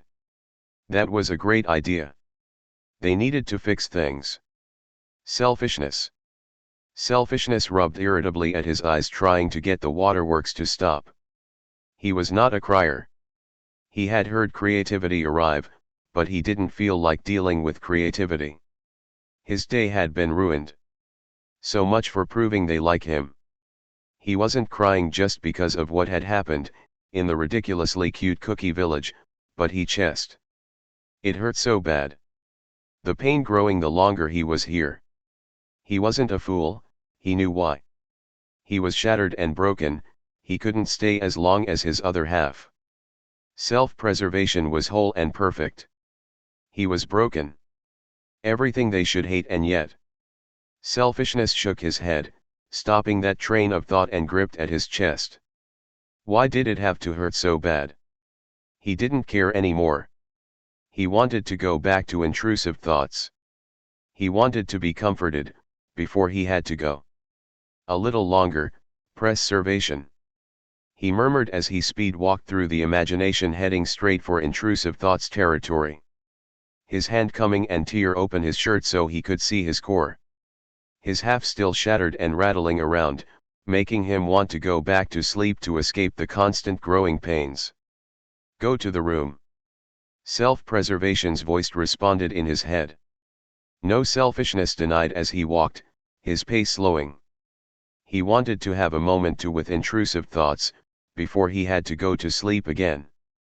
I will not be able to last much longer, without the room. And neither will you. Self-preservation stated. Shut up. I will make it. I have to. I want to. Selfishness hissed out. By this point he was barely even lifting his feet. He was in intrusive thoughts forest, right where both lands met. The pain was starting to make him feel dizzy, and vision was starting to have black dots appear, distorting his field of vision slightly. And it seemed to be getting colder. You must think of yourself first. Take care of you. Self-preservation said, as if he could make selfishness do anything. I am. Selfishness hissed out tiredly. I am tired. Self-preservation stated, sound just as tired as selfishness felt. The snake half hummed in agreement, as he slouched against a tree, feeling listless and thoroughly disconnected. They were switching again. He tiredly made note of the sound of wings beats that were getting closer, as a shadow hovered above him, as he faded. Janus. Intrusive thought's voice called, along with the dragon's growl. Self-preservation fought to open his eyes and watched tiredly as the Duke approached. Intrusive thoughts. He greeted tiredly. My room? He asked. He wouldn't be able to get there on his own. Not without risk. What the hell are you doing all the way out here, Snakey? Intrusive thoughts asked, as he gathered the half-side in his arms. Self-preservation mumbled an answer, but it was unintelligible. His eyes closing on their own as he let intrusive thoughts rush them from the imagination. To say Remus was at his limit was an understatement. He was watching as Janus's form seemed to flux from scales to non-scales in his arms as he carried him. He was listening to the sickening cracking sound of a core threatening to shatter and disintegrate from the constant change in appearance. He wasn't a caregiver. He didn't know the first thing what to do. And fuck it if it hurt him to admit that he needed help. But he didn't want to go to his brother or the others. So, his last option was the one they represented. Thomas. Thomas owed Janus, it was time to pay up on the built-up debt, and heartache that the snake side had to deal with in the past. So, it wasn't a surprise that he popped in on the man, just as he was coming from the bathroom, with a desperate and feral look on his face as he thrust the unconscious side in the startled man's direction, demanding, "Fix him, now." Thomas looked like roadkill that had been reanimated, and some part of Remus was delighted that the man was suffering. "Why, what?" Thomas asked, sounding scared and confused. "I said fix him." "You did this so you fix him?" Remus demanded, his tone getting harsher. "Remus, I've tried. I can't." Logan even said. Thomas tried to speak. "Fuck what Logan said. Fix him, before I make you eat dog shit. Janus isn't here to stop me now," he threatened. Thomas gulped loudly and slowly stepped to the two, wincing when he spotted the half-core and its shattered pieces up close for the first time. He reached his hands out and went to touch it, trying very hard to imagine it whole with no cracks. No shattered pieces. A perfect core piece. Janus's body flickered out of existence for a frightening second, and a painful sound leaving the unconscious half-side, that had Thomas yanking his hands away. "I hurt him when I try," Thomas said, sound like his was about to cry. "I hate this, Remus," he finally admitted. "I want to help him, but I can't because I did this. I can't even talk to anyone with him, I need him. I didn't realize that he was that filter, that part of me that helped me communicate and be able to live a healthy life. I didn't realize that there were good lies, that he was more than what I thought he was. I'm sorry, I'm so sorry." Thomas was sobbing now. Remus was breathing hard, trying to keep himself focused, to stay calm while he held his double D. "Fuck you," he spitted, leaving. He appeared right in the center of the light sides, who seemed to be discussing something, and it made him much more angrier, seeing that Thomas has followed him. "Fuck you all," he snarled, backing away from them. "Remus, please," Thomas pleaded. I really want to help him. I just don't know how. I've been trying to lie even though I can't anymore. I've been trying to being a little selfish and self-care. I don't know what else to do," Thomas pleaded. "It was all of you. You all hated him," Remus shouted, hugging the half-side close when he noticed Logan and Patton taking a few steps closer. "We did not understand him," Logan corrected as gently as he could. "And now we want him to. We want to help," Patton added, almost as pleadingly as Thomas was. "Stay away from us. Stop acting like you care, when you never have," Remus snapped, taking another step away from the group, more toward the stairs. The quickest escape he had was his castle, and he was certain none of them, not even Roman, would want to even enter his part of the imagination. He could protect Janus completely there. Come on dude," Virgil placated, hand out in front of him to try and show he meant to harm. Looks really bad right now. And didn't that just hurt?" Virgil, using a nickname long forgotten when the anxious side left all those years ago. How dare Virgil think he still had the right? Remus snarled when he noticed they were slowly stepping closer to him and Janus. "I said to back the fuck off," he snapped, adjusting his grip on the side so he could aim a kick to the closest side near them, which happened to be Roman. His twin easily avoiding the kick. "Remus, come on. Look, I know I haven't been there for you. I have been a horrible brother, but let me show you I have changed." Roman tried. Remus pulled his lip back, showing his unnaturally sharp teeth at that. "I'll start now," his brother sighed, looking to Patton, who nodded after a second of silent conversation between the two. Janus switched to selfishness, and took himself and Patton to the imagination. Remus snapped his eyes to Patton, who shrunk under his gaze. "I wanted to prove to him that I loved him, no matter which half he was. I love all of him," Patton admitted quietly, opening his palm to show off the marshmallow pug necklace that Janus had gave him before running off. Roman nodded. I'm still adjusting my side to be more welcoming. So he wasn't well received when they sneaked into my secret village. The princely side explained. Oh, how touching. Remus spat. You know what contradicts what you all are saying? The fact that Thomas can't fix him like he's supposed to be able to. That touching him hurt him. He growled. Thomas paled at the reminder and refused to meet Remus's gaze.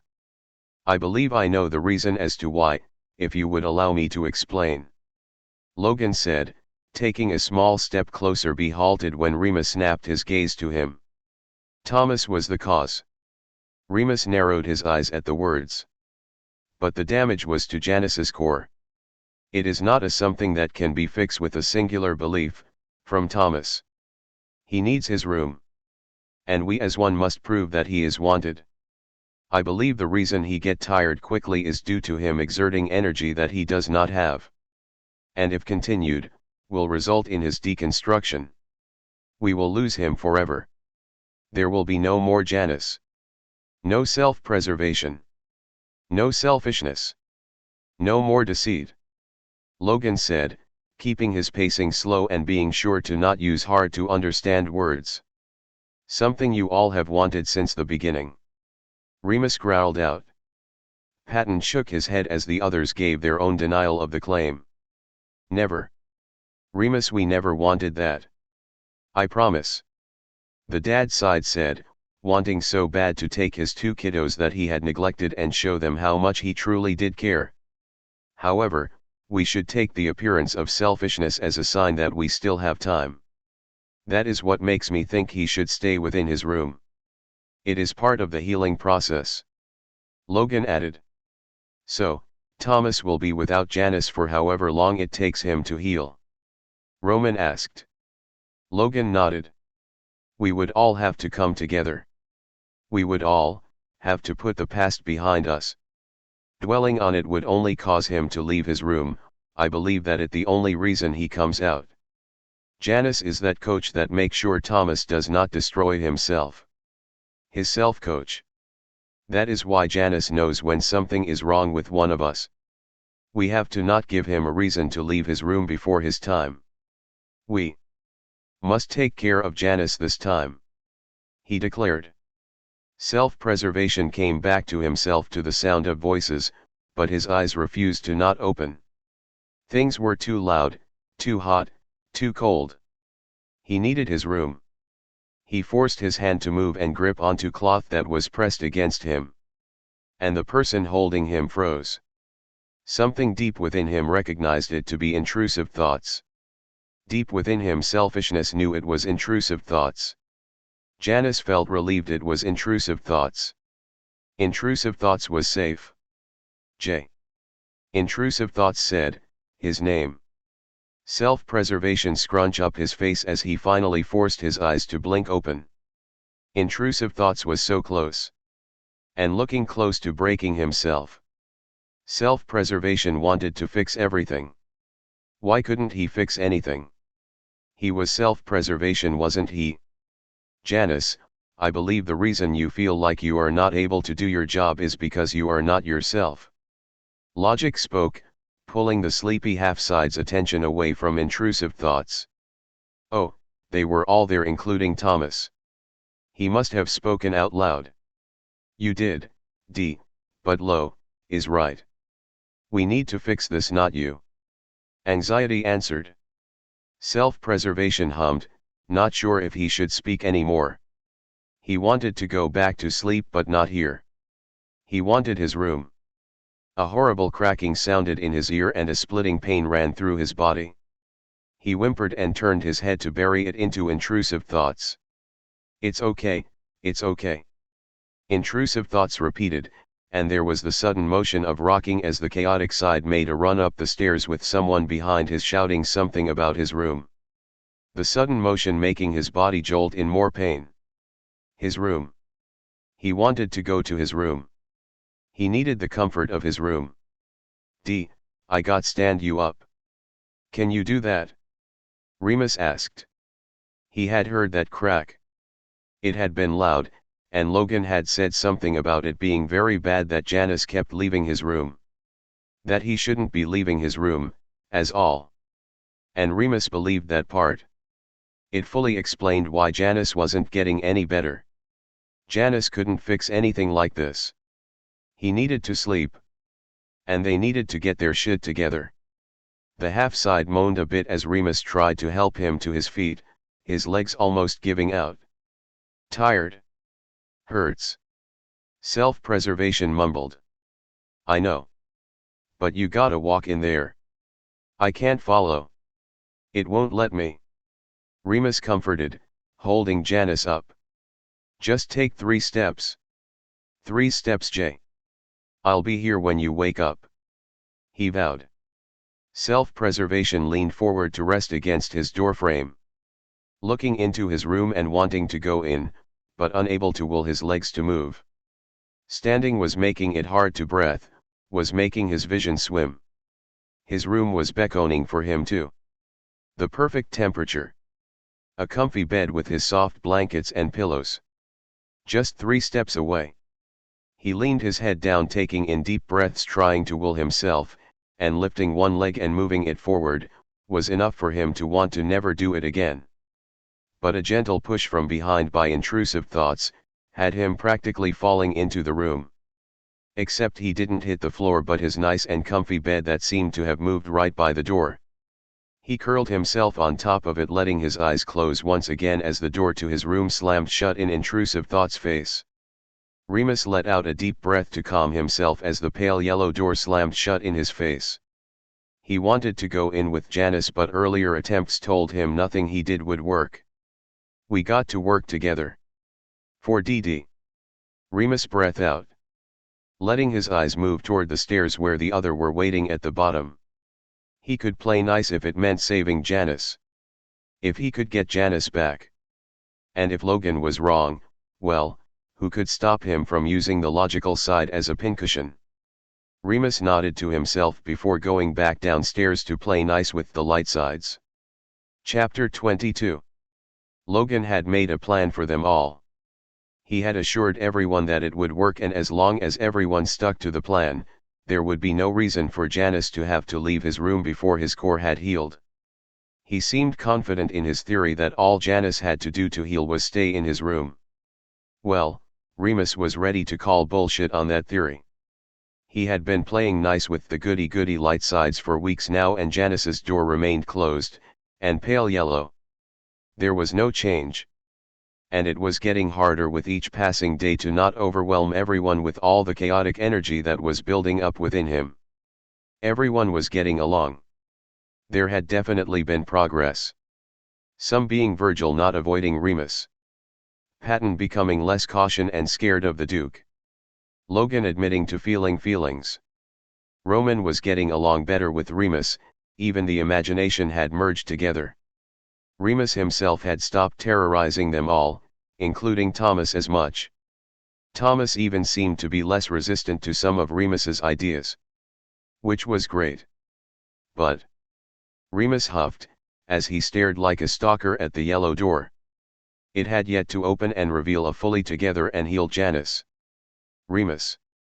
Roman called softly, seeing his twin standing like a statue, staring at the pale yellow door. Logan said, "It's not good to ponder on, well, you know." The princely side reminded softly. Remus let out a deep breath, trying to recenter himself from the spiral he was letting himself fall through. "What do you want, bro?" he asked, forcing his eyes away from the door to focus on Roman. They have been getting along. They have been creating together. Things were changing. Change was good for Janus. At least that is what Logan claimed. "We're all going to the imagination for a family outing. Since we're done fixing everything up and all," Roman trailed off, seeing his brother's gaze return to the door. "He wouldn't want you to stay in and miss all the fun, you know. All the chaos and mischief that can be have," Roman said, hoping to catch his brother's attention. "Yeah," Remus said, sounding sad, and not his fake pouty kind of sad. "I guess. The Duke turned his focus away from the door to walk toward his brother. He had to go the family outing, everyone was starting to get along.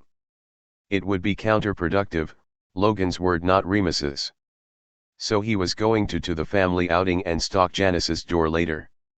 As soon as the twins were out of sight, the pale yellow door opened, revealing 2 blank brown eyes and a scaleless face. Self-preservation let out a silent yawn as he watched the 2 creative sides disappear, and closed the door, hiding away when they returned with the rest of the sides. Listening intently to the silent conversation between them. There was a nice feeling blooming in his chest hearing everyone sounding much more chipper, but there was still that nagging ache that just wouldn't leave. Something still needed to be fixed. And since going around to everyone and trying to work out the problem that way wasn't working, now was the perfect time to go straight to Thomas, who seemed to need his help anyway.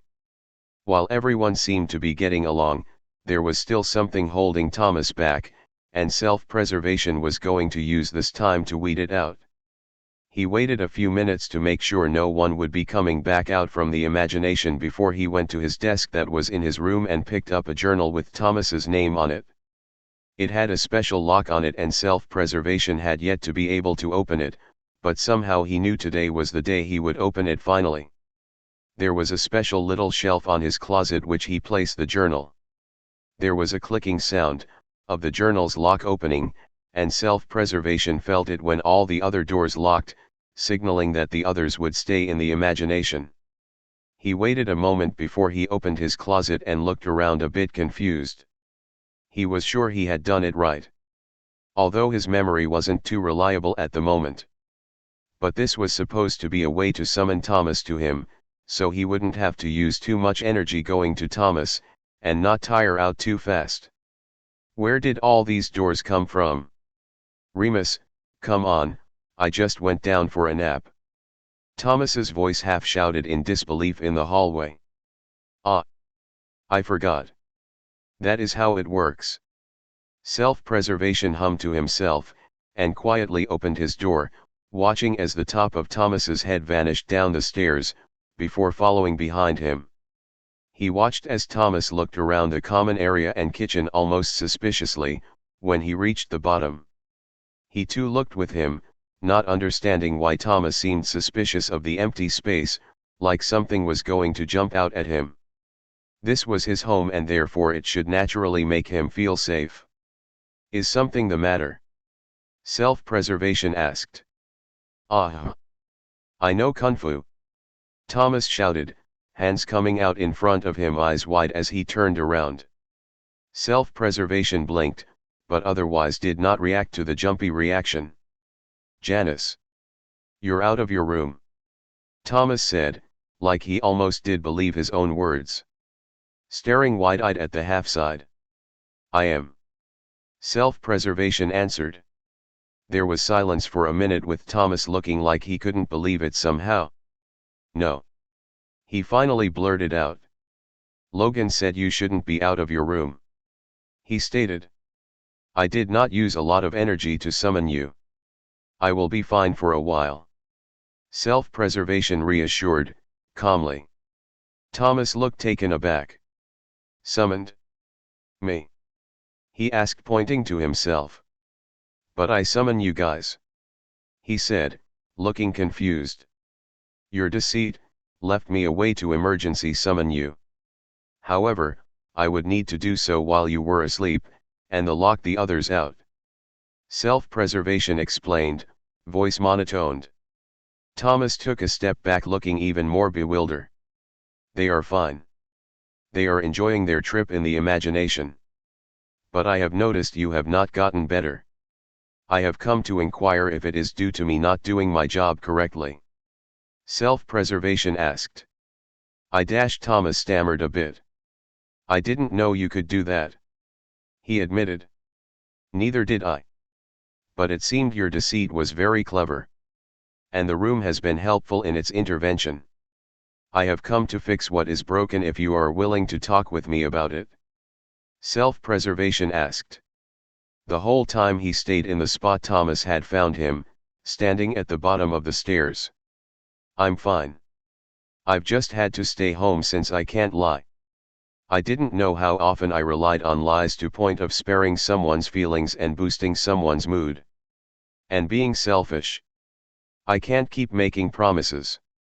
Logan has suggested I stay away and quarantine myself, until you can come out, and, you're out of your room.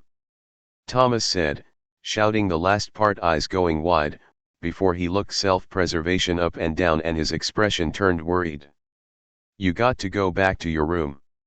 He ushered, looking ready to herd the half-side back up the stairs. Self-preservation ducked under one of Thomas's outstretched arms to where he was now standing, where logic would stand in the videos. I don't need to go back to my room. I am completely fine. Thomas was shaking his head. No. No. You have to go back. You have to stay there until your core is back together.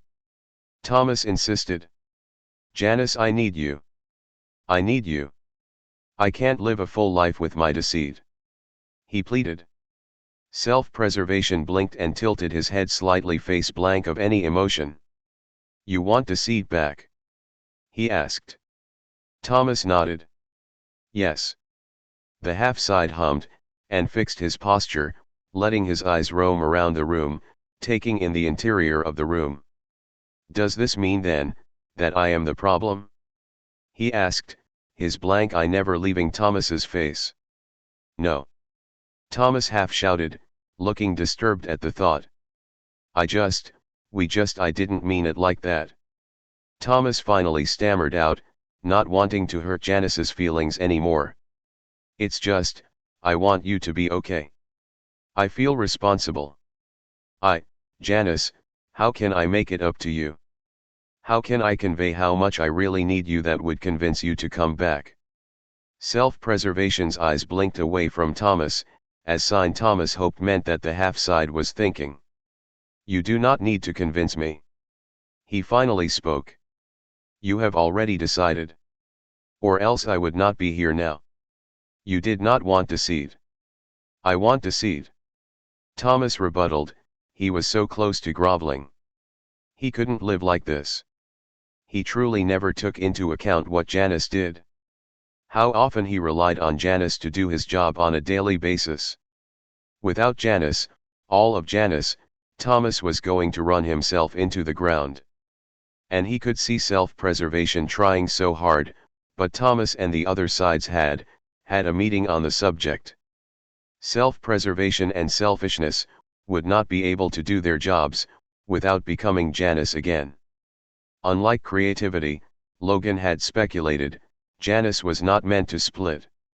If he was meant to split, he would have around the same time Roman and Remus had came to be.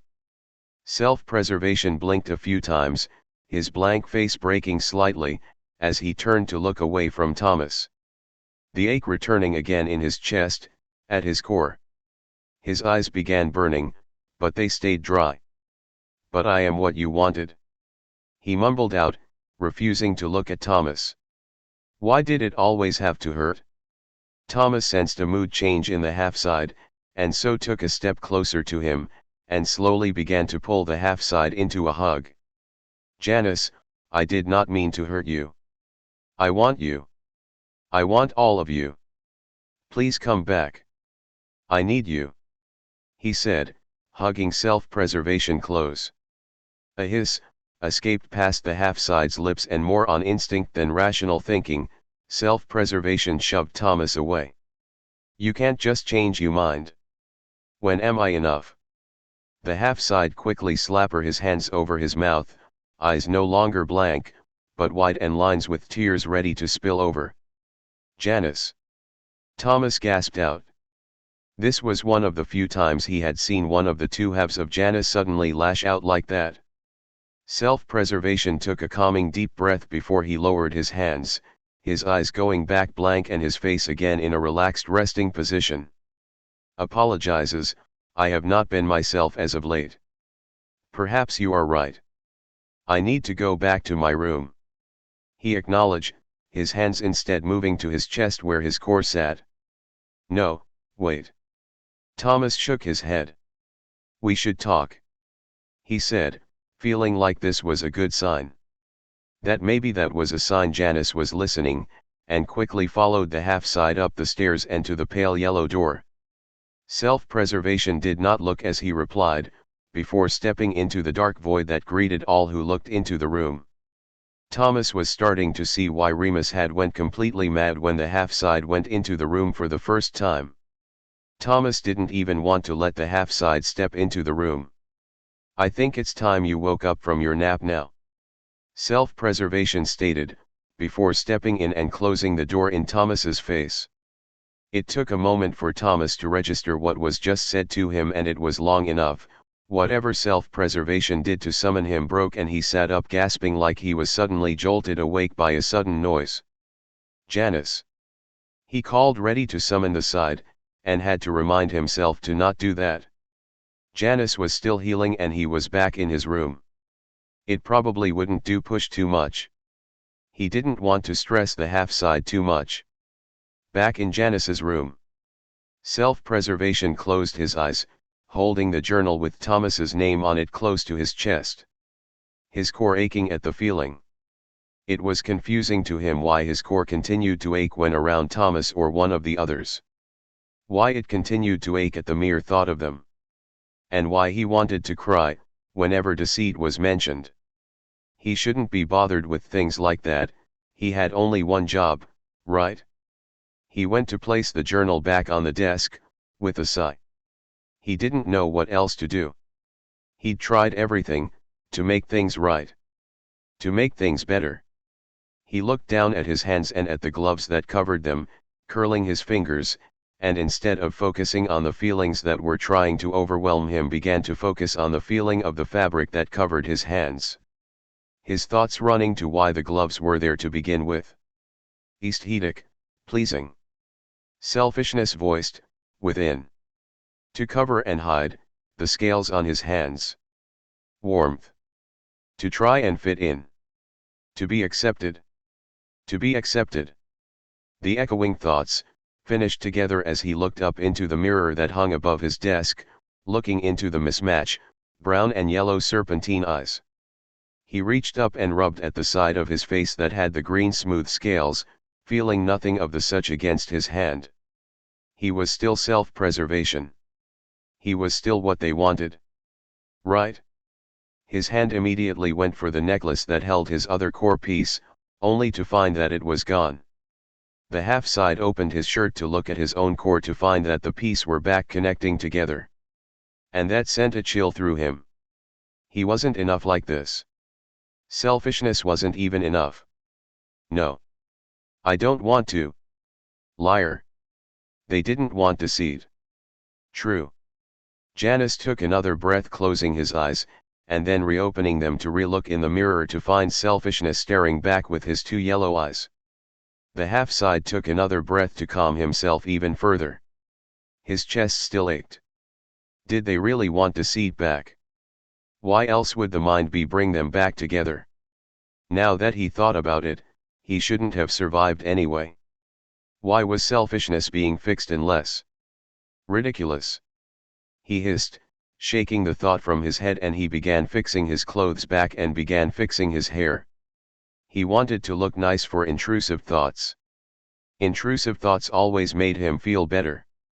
He had enough time to make sure his scales shines for when the Duke returned from his get-together in the imagination with the others. Despite the sudden turn of events with everyone now seeming to get along, intrusive thoughts tell him if this was so. Remus. Remus returned to his room after spending the whole day with the others. It had gone better than he had thought it would. Patton hadn't recoiled from his sudden outburst and thoughts. Roman hadn't scolded him from creating something that was icky. Virgil had joined in on a few pranks. And Logan had helped with some finer details. They had a great time. He was surprised they had such a great time together. Of course, playing nice was exhausting, since that meant he also had to be mindful about how far he went with his pranks. Remus was ready to get some shut-eye before it was time for another movie night, later tonight. He did go to Janus's door just to check before he had entered his own room and laid down on the bed. He had hoped that Janus would have emerged a few weeks ago. But sadly it seemed his snaky was still not ready to come back yet. He wouldn't say this to anyone, but Remus was hoping that Logan was right and all this getting along and getting closer to each other was helping Janus. Things just weren't the same without the deceitful side. And Remus was having a very hard time holding himself back from driving Thomas insane. Hell, Thomas couldn't even go out, even with Virgil working extra hard on trying to protect him. Caution could only take you so far in life. Remus dropped onto his bed and stared at his stained ceiling. He wondered what Janus would think about them all getting along now. He hoped that when he came back they would all still get along. That was all Janus had ever wanted. It was something he had always preached. For Thomas to live a healthy and happy life. They all had to be accepting of each other. It still pissed Remus off that it had taken them almost losing Janus to finally get their shit together and come together. He wanted Janus to experience this when he was better. Remus yawned, smiling when his jaw cracked, as he settled in for a nap. He wasn't sure how long he was laying there when his door creaked open, but the sound brought him from the light sleep he found himself in. He laid still, listening as the intruder got closer to his bed and climbed in. Almost immediately he recognized the person to be Janus, by the feel of his clothes. Beside, only Janus was ever brave and bold enough to enter his room uninvited. Even now, when they were all getting along, no one would enter his room without knocking first. Of course he'd never let them in to begin with. So without opening his eyes, he snarled real loud as he tightly wrapped his arms around his noodle and rolled onto his side, where he knew they would be laying face to face. There was a happy hissed response to his antics. Before he opened his eyes to greet the snake in his arms, he hoped that Janus was whole in his arms again. He had to hide the disappointment in when he opened his see a fully scaled Janus smiling up at him. Intrusive thoughts. The snake greeted, hissing happily as he snuggled closer into Remus's arms. "You're not supposed to leave your room yet," Remus stated, remembering Logan's words about how Janus needed his room at this point of the process. "Oh.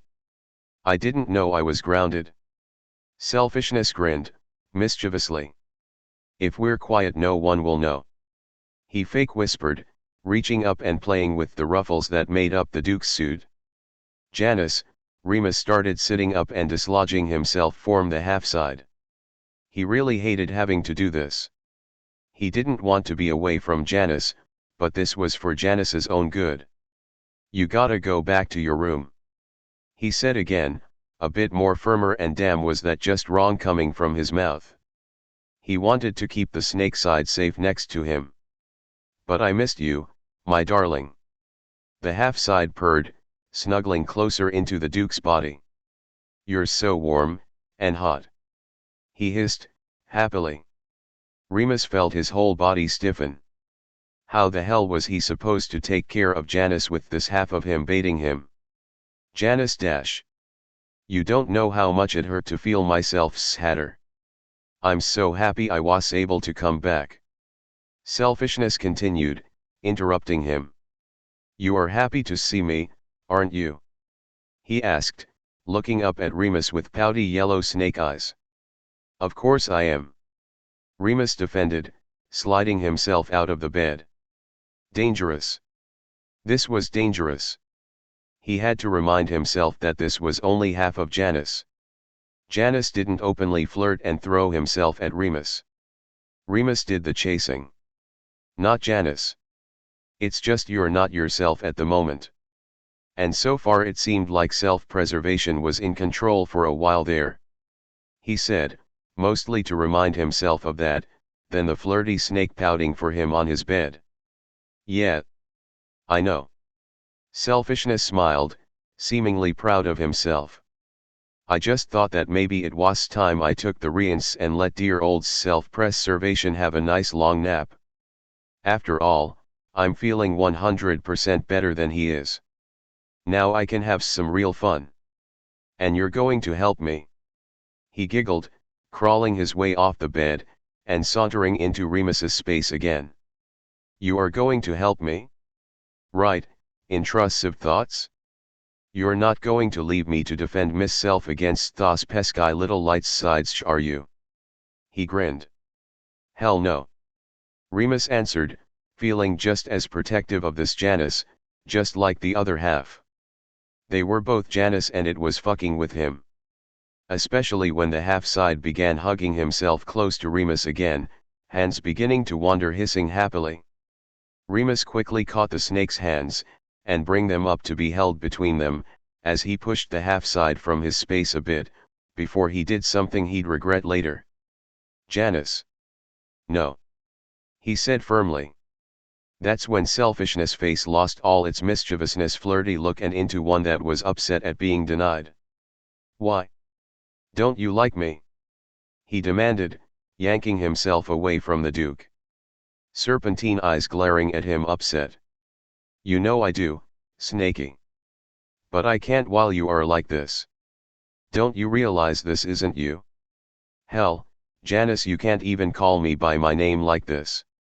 Remus said, almost pleadingly. Maybe Janus didn't realize he wasn't himself.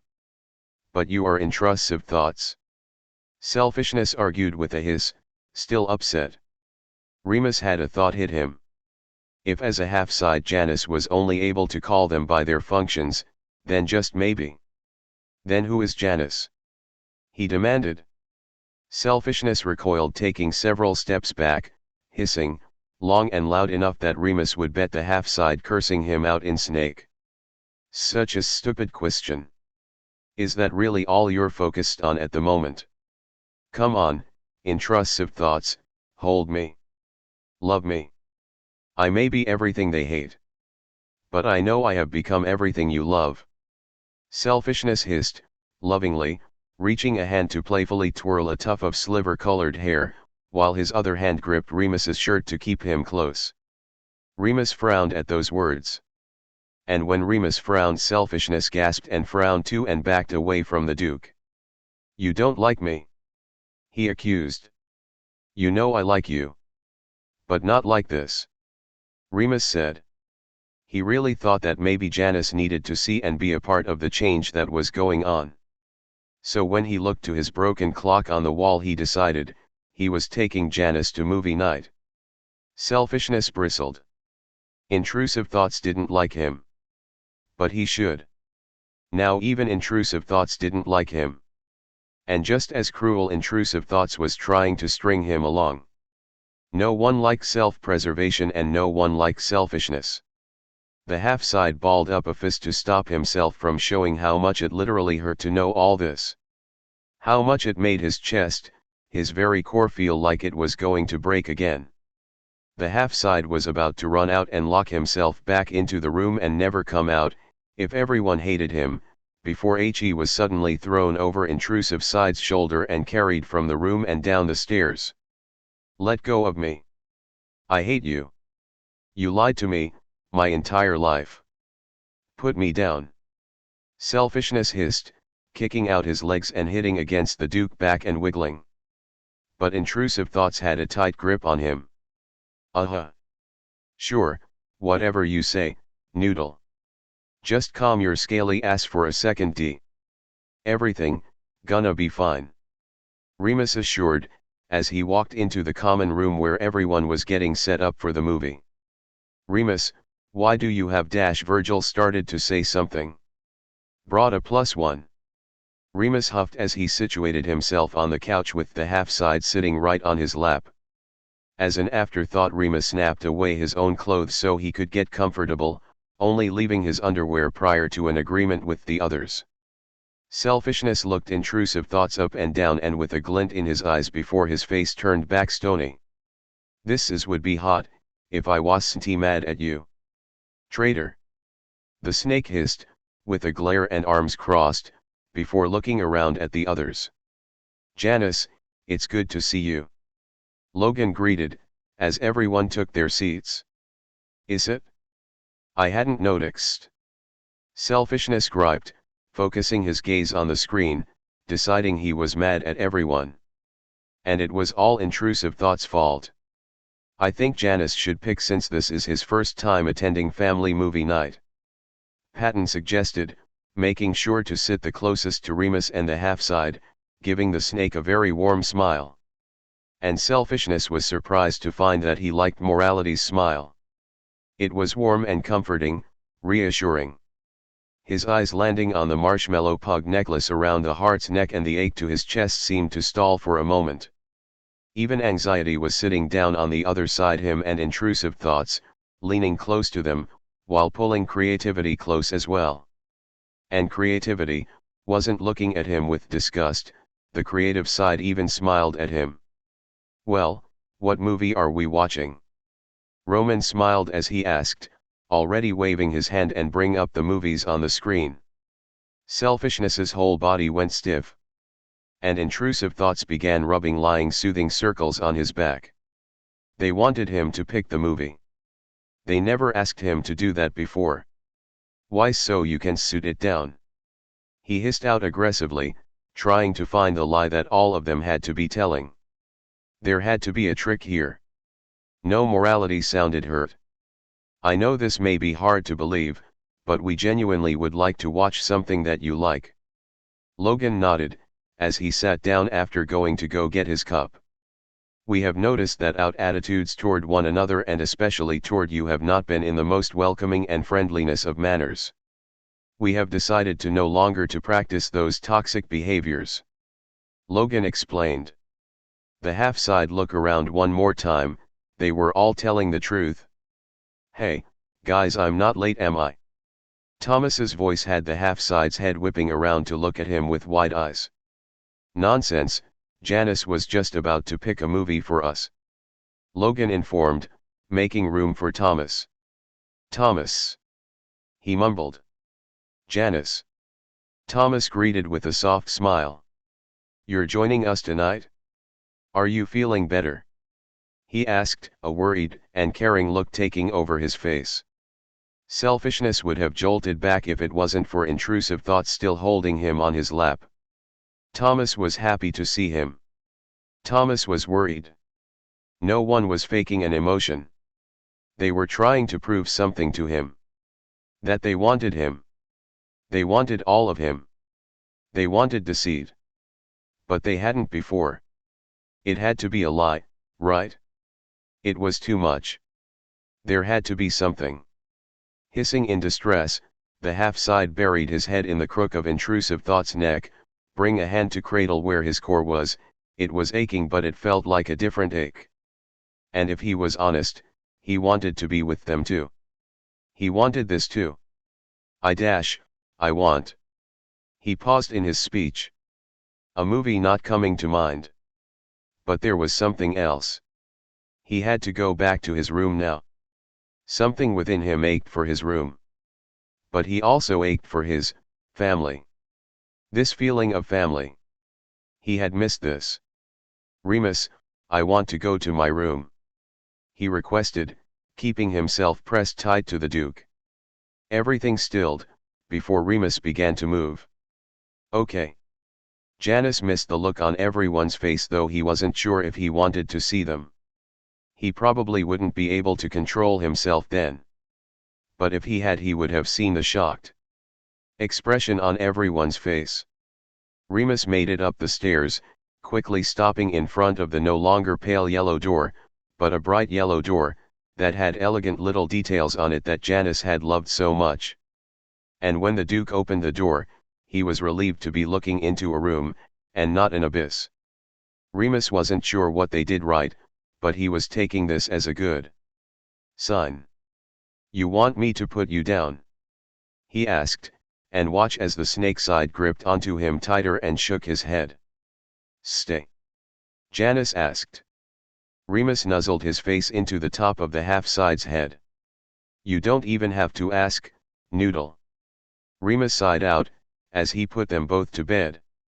Janus was out as soon as his head hit the pillow, and Remus was just content to just lay there and watch over the snake side, wanting to watch the transformation process, but nothing was happening. Janus was still all scales.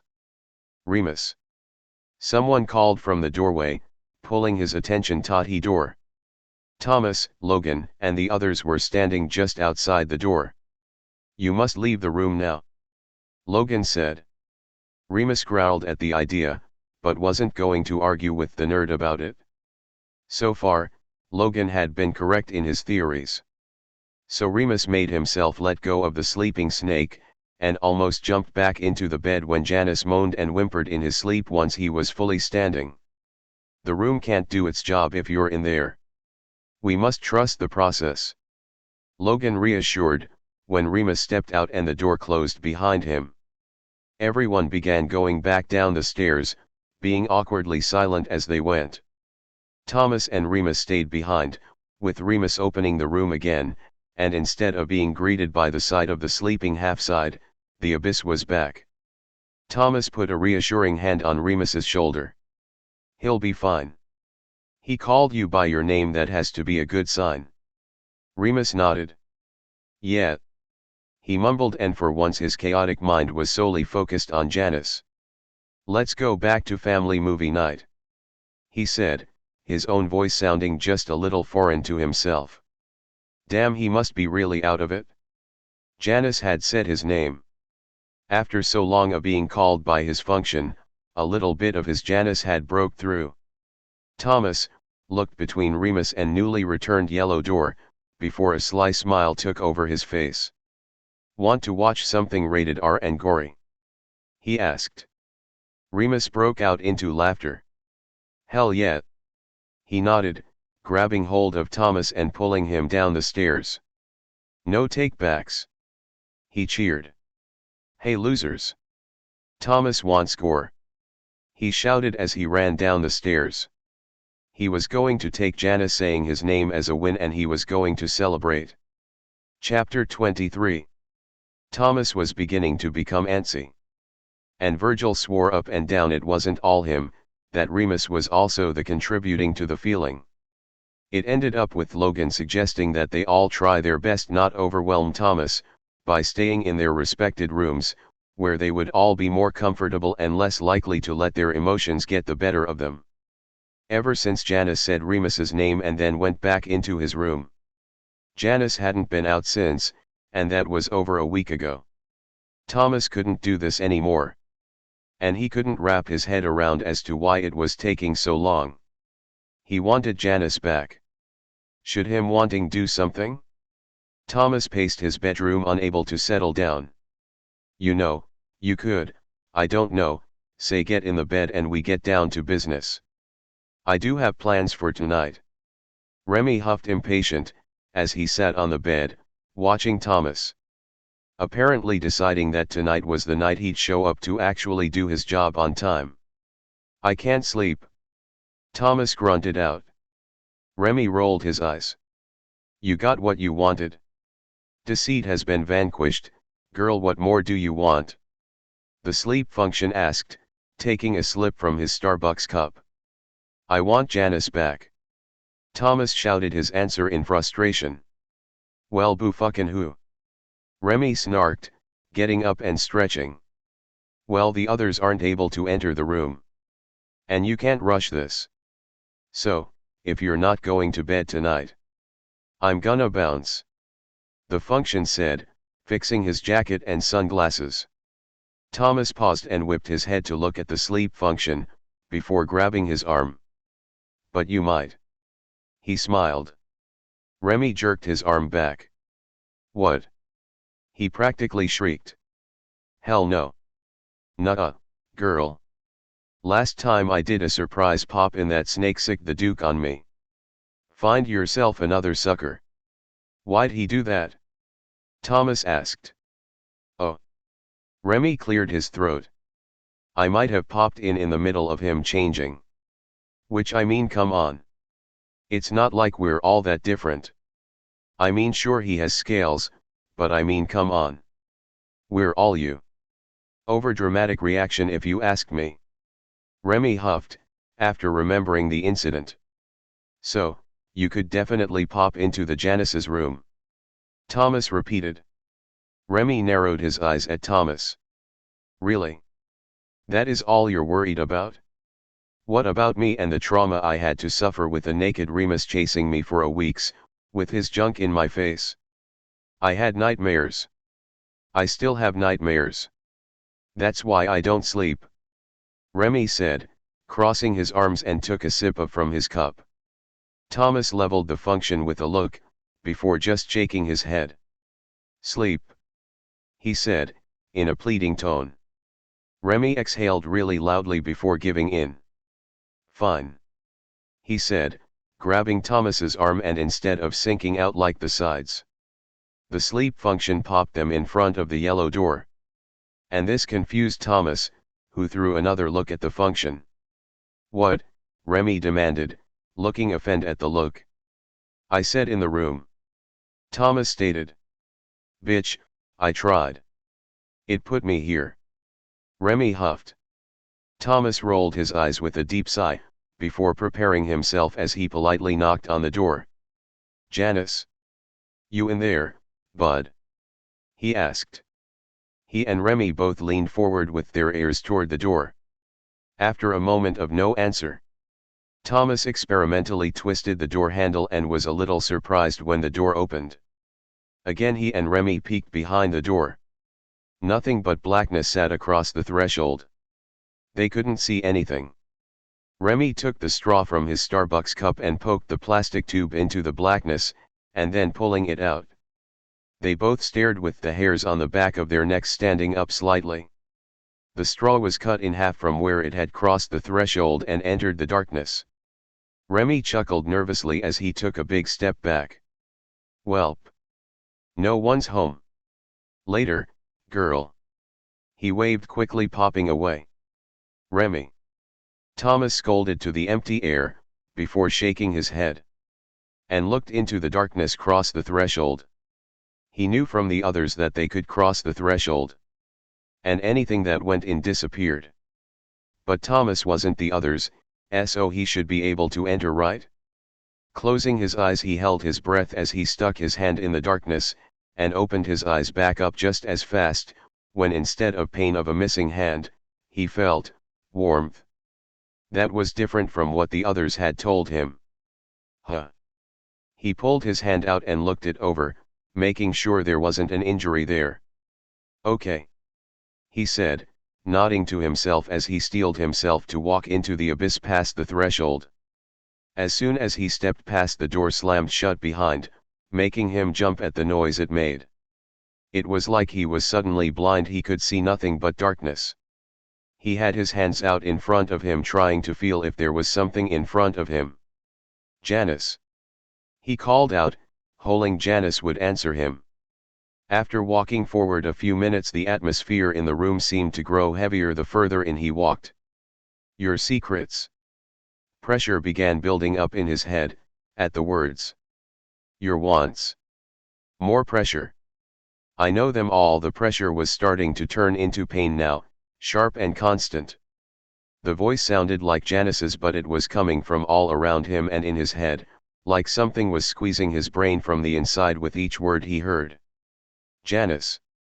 He called out again, hoping the snake side would come and help him. It was like the room was pressing down on him. A spotlight flashed on, revealing a smaller version of Janus standing in front of him with an unreadable expression, and it took Thomas a second for him to grasp that he was looking at Janus as a child. Janus? He asked, his tone turning softer. You're not allowed in my room. The snackling said, crossing his arms. Why not? Thomas asked, bending where his weight rested on one knee so he was level with this child form of Janus. You're not mean. Janus proclaimed. No, I'm not. Thomas said, quickly after, as the dark space around them seemed to convulse inward, adding to the already adding pressure on him. Liar. Kid, Janus stated, crossing his arms and somehow succeeding in giving Thomas a look of judgment. I try not to be. I didn't mean to be. Thomas said, and something in him had him reaching out from this little version of Janus, only to have the child take a step back, avoiding him. And the light flashed off, taking his side once more, before coming back on, revealing a teenage version of the deceitful side, looking down on Thomas with a disgusted look on his face. No one ever means that. The teen hissed. I got tossed away as soon as you found something you didn't like. Thomas stood up. I didn't know at the time. He said, pleadingly. That's no excuse. Do you know the trial I have to go through, because your mind decided that I should look like this? The teen shouted, with a stomp of his foot. Why did you make me the outcast from the very beginning? You did this to me. The light switched off again, taking the teenage Janus with it. I didn't know. Janus. I know I hurt you. I should have listened. I see that now. I need you, Janus. I literally can't live without you there to help guide me. I was a jerk. Thomas said, jumping when the light flashed on behind him, revealing self-preservation and selfishness standing side by side. The pressure in the room continued to get heavier, and when he looked into both of the half-side's eyes, a sharp pain like talons digging in took him to his knees with a cry. Where were you in the beginning?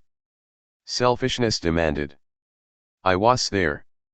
I did my job right then and there, and as soon as I grew into my role, I stopped being that cute little freak with the scalus, to that demon's spawn that was the devil on your scooter.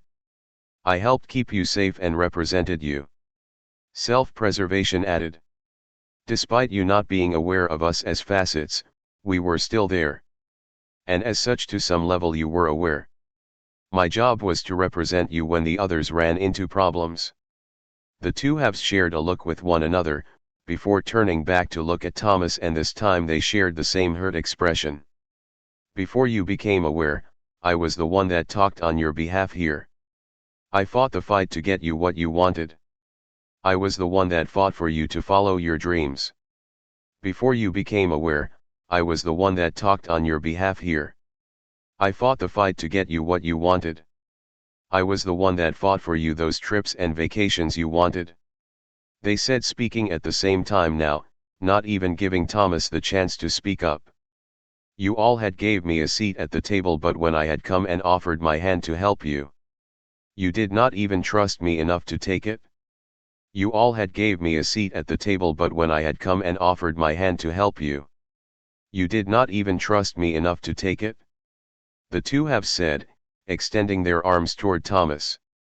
Thomas went to reach for their hand, thinking they were offering to help him to his feet, only for them to lower it before his fingertips even grazed them. The spotlight on them turning off, taking the two half-sides away and bring back the darkness. Thomas wasn't sure when his breathing started picking up. But as the sharp and pressure in his head grew more heavier, I was wrong. Janus, I didn't know the extent of the consequences of not having you. And I can't express how much I hate myself for my own actions. I should know better. We all should have known better. He looked around, trying to will himself to stand, but it was like the darkness kept him on his knees. The light flashed back on with Janus standing in front of, looking down at him with a scarily blank expression. And then when I give you what you wanted, you still were not happy and threw yourself headfirst into the dark side of the subconscious. I would almost think that as an attempt to undo my hard work to help you reach where you are now. I'm almost offended, Thomas. The pressure increased onto Thomas, and whispers started to speak all around them, but it was like 1,000 of voices that were whispering right in his ear. Whispering long-forgotten secrets that he never knew he had. But it was hard to understand what was being said. But the words still hurt to hear. They're quite loud, aren't they? Those darling little lies and secrets. Janus said with a tilted his head, like he too could hear the whispers, but it was not affecting him like it was Thomas. And Thomas had a thought, that these voices were part of Janus's room, and that is why the thousands of whispers didn't bother the deceitful side. How does it feel to have no filter to keep them silent? Janus asked, bending at the waist to look Thomas in the eye. Janus, please, it's too much. Thomas said, tears spring to his eyes. Janus fixed his posture, not taking his eyes off of Thomas. My room should reform soon. It is impossible for it to hold its shape when trying to heal me, he said, taking his eyes off Thomas just long enough to scan the darkness around him. But I suppose out of everyone, it shouldn't try to attack you. So, the deceitful side reach out with both gloved hands, hovering them just at the side of Thomas's head, pausing in his movement. And Thomas, despite all the pressure, pain, and thousands of whispering in his head, noticed the hesitation and the uncertainty in Janus's mismatched eyes. And Thomas understood why it was there now. Janus wasn't sure if Thomas would accept his help this time. And Thomas was going to fix that himself. So he grabbed hold of both of the snake side's wrists and looked him dead in the eyes. "Janus, please help me. I want your help," he said. The uncertainty in Janus's eyes vanishing, and instead now had determination, as his gloved hands cradled both sides of Thomas's head. And with gentle guidance, with hands still cradling the side of Thomas' head, guided him to stand on his feet. Now he and Janus stood face to face, with Janus's serpentine eye seeming to have a certain glow to it. It took a moment for Thomas to realize that he was unable to blink and look away from Janus's gaze, as he seemed to see something within him. "Be quiet," Janus finally spoke, with a slight hum, and released Thomas's head from his hold. Immediately, the shouting whispering stopped, and the darkness thickened around them. Janus," Thomas said, reaching to grab hold of Janus's sleeve, feeling like a child suddenly scared of the dark, as it began closing in. "If fine. You're fine. Everything is fine. I'm just suddenly tired," Janus reassured. Thomas wasn't sure if he believed him, but decided that he would trust Janus's words. "I think it's time for you to wake up. And then get Remy to put you in a more normal sleep," Janus said, and pushed Thomas, forcing him to take a few steps back, which sent him stumbling out the door. And when the yellow door slammed shut in his face, Thomas snapped his eyes open, finding himself on the floor of his bedroom. "Well, that took longer than expected," Remy said from the bed. Thomas looked at the sleep function. "This is where you ran off to?" he asked. "Bitch, don't judge me. Go back to sleep," Remy scoffed, offended, before snapping his fingers, and sending Thomas back into REM sleep. "This is where you ran off to?" Remy mocked, as he got comfortable on the floor, deciding on ignoring the fact he sent Thomas to sleep on the floor. Chapter 24. Everyone, including Thomas, was sitting in the common area looking at the TV, but not really watching what was on it. The weeks that passed had not been easy, and it was starting to really wear everyone down. Things were better for everyone, but pulling double duty for weeks were bring them to the breaking point. Things had never been this hard before.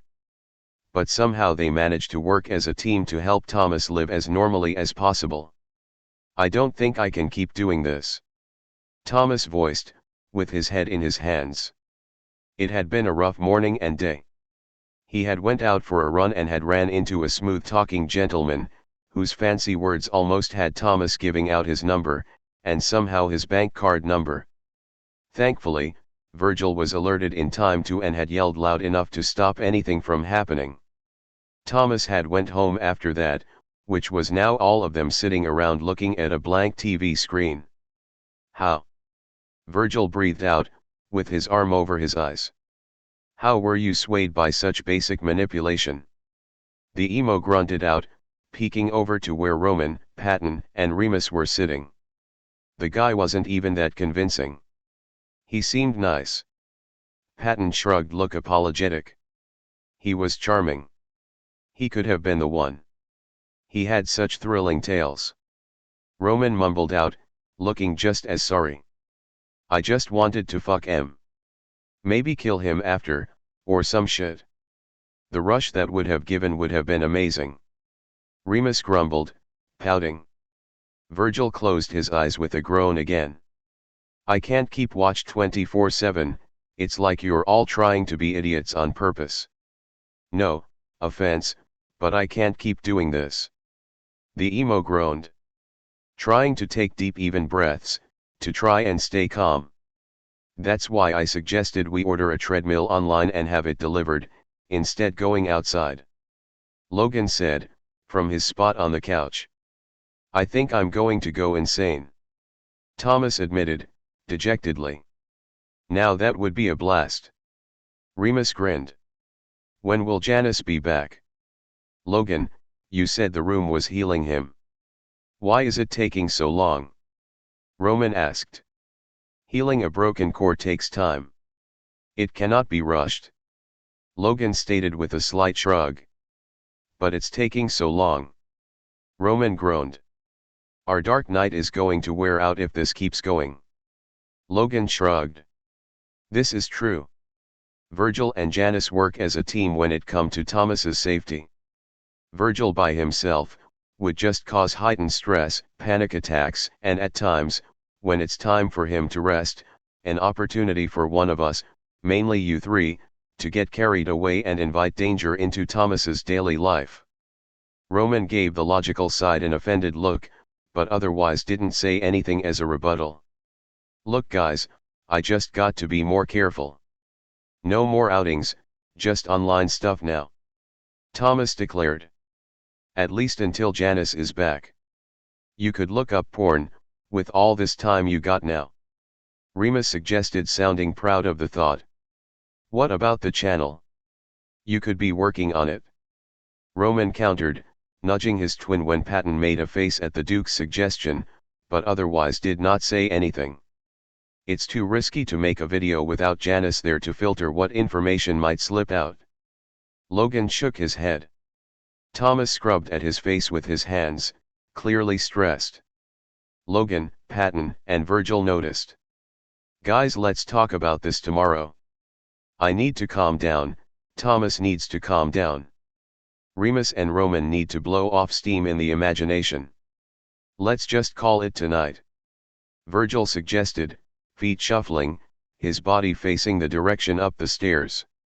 "Virgil's right. Let's all just go to our rooms and think about family night tomorrow night. We can play games and watch movies, eat a ton," Patton suggested. "And Thomas will be able to put together the latest Lego set that will arrive in the morning." Logan nodded. "Sounds good to me," Roman said with a sigh, folding his arms. "Fuck if I'm spending time with you in the imagination. I'm not in the mood.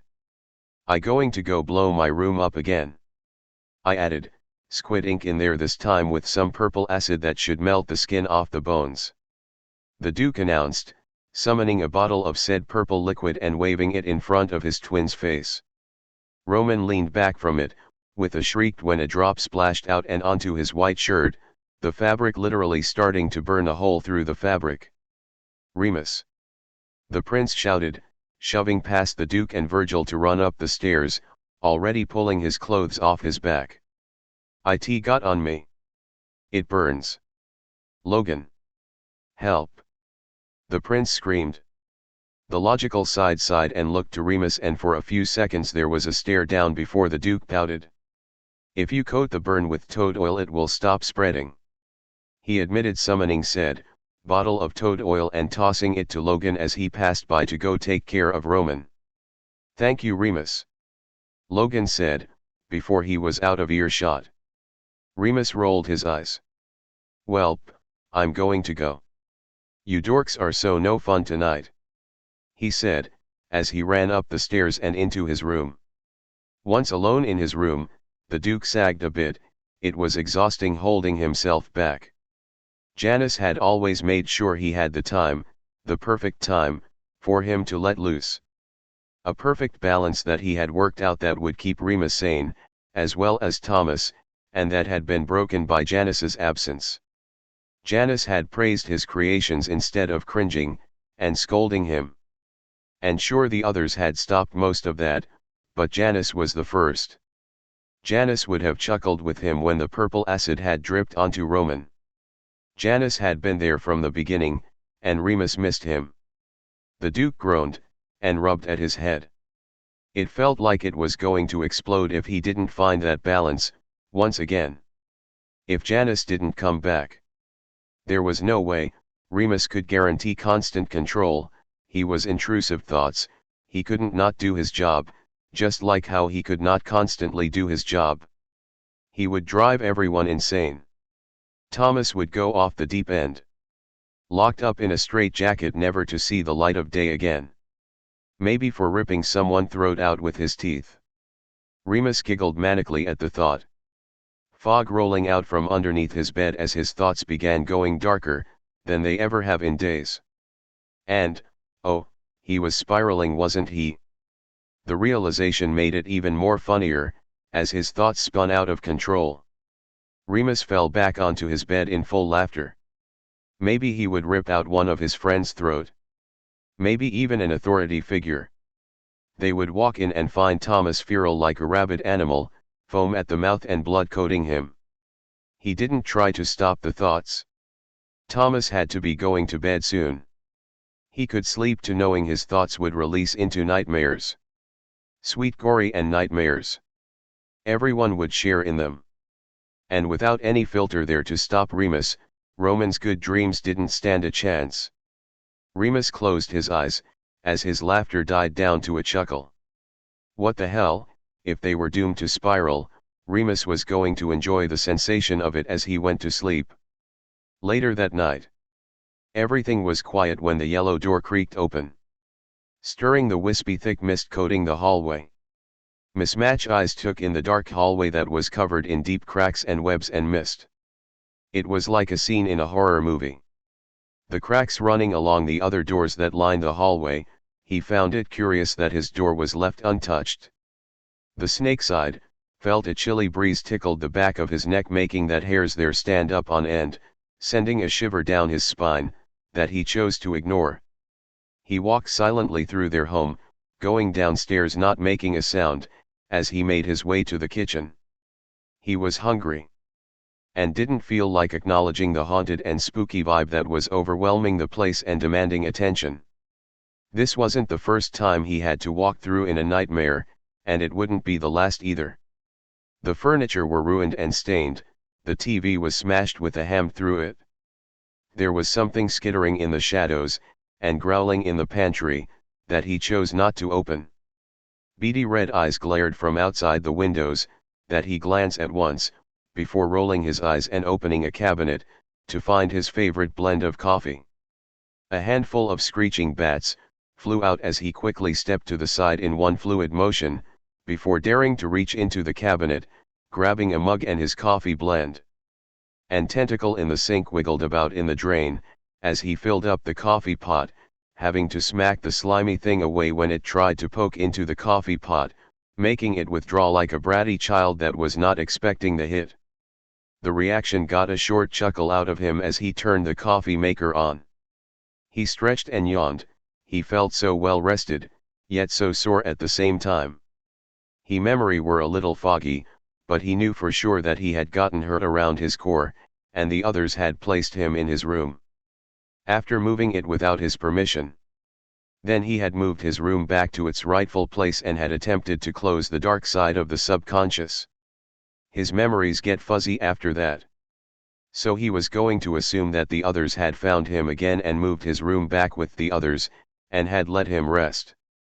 Janus figured he might have missed a day or two. Although he believed Remus was having a bit of an overreaction, if this nightmare was anything to go by. Not really in the mood to go and scold the Duke. Janus decided he would take his freshly made coffee and return to the dark side of the subconscious and make sure no one had touched anything down there. Especially his archives. He took a sip from his mug as he sank out, enjoying the bitterness on the hot liquid. Upstairs. Patton slowly opened the door to his room, but didn't step out, seeing the hallway looking like if he stepped out it would eat him. He knew it was Remus doing this, but what he wasn't sure of was knowing if Remus knew he was causing this. They had all tried to come together. And Remus had been doing a great job in keeping himself in check without Janus there to help. However now, the dad side wished Janus was back already. Patton had no idea how to comfort Remus.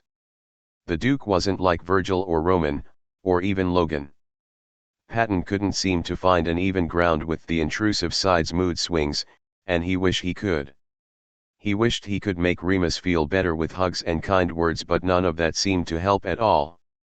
and it seemed tonight was an especially bad night. Closing his eyes to try and pretend he wasn't about to walk into a spooky spiderweb and spider-crawling hallway, Patton made sure he was facing where Virgil's door was and fasted walked until his hands found the emo's door's handle and knocked rapidly, because as soon as he stepped into the hallway, there was something growling and snarling in the darkness somewhere. Virgil. Virgil, kiddo. You up? Please open up. He asked as nicely as he could, trying to not let his fear show in his voice. The purple-themed door was immediately yanked open, revealing a sleepy-looking Virgil, with his headphones around his neck. The emo took one look at Patton and then one look at the state of their hallway, before there was a slight pause in his breathing when as his eye widened, while his hands reached out and grabbed the dad's side to pull him into the room, slamming the door shut, just as something collided into it. Something had attacked in the dark spooky hallway while Patton had his back turned.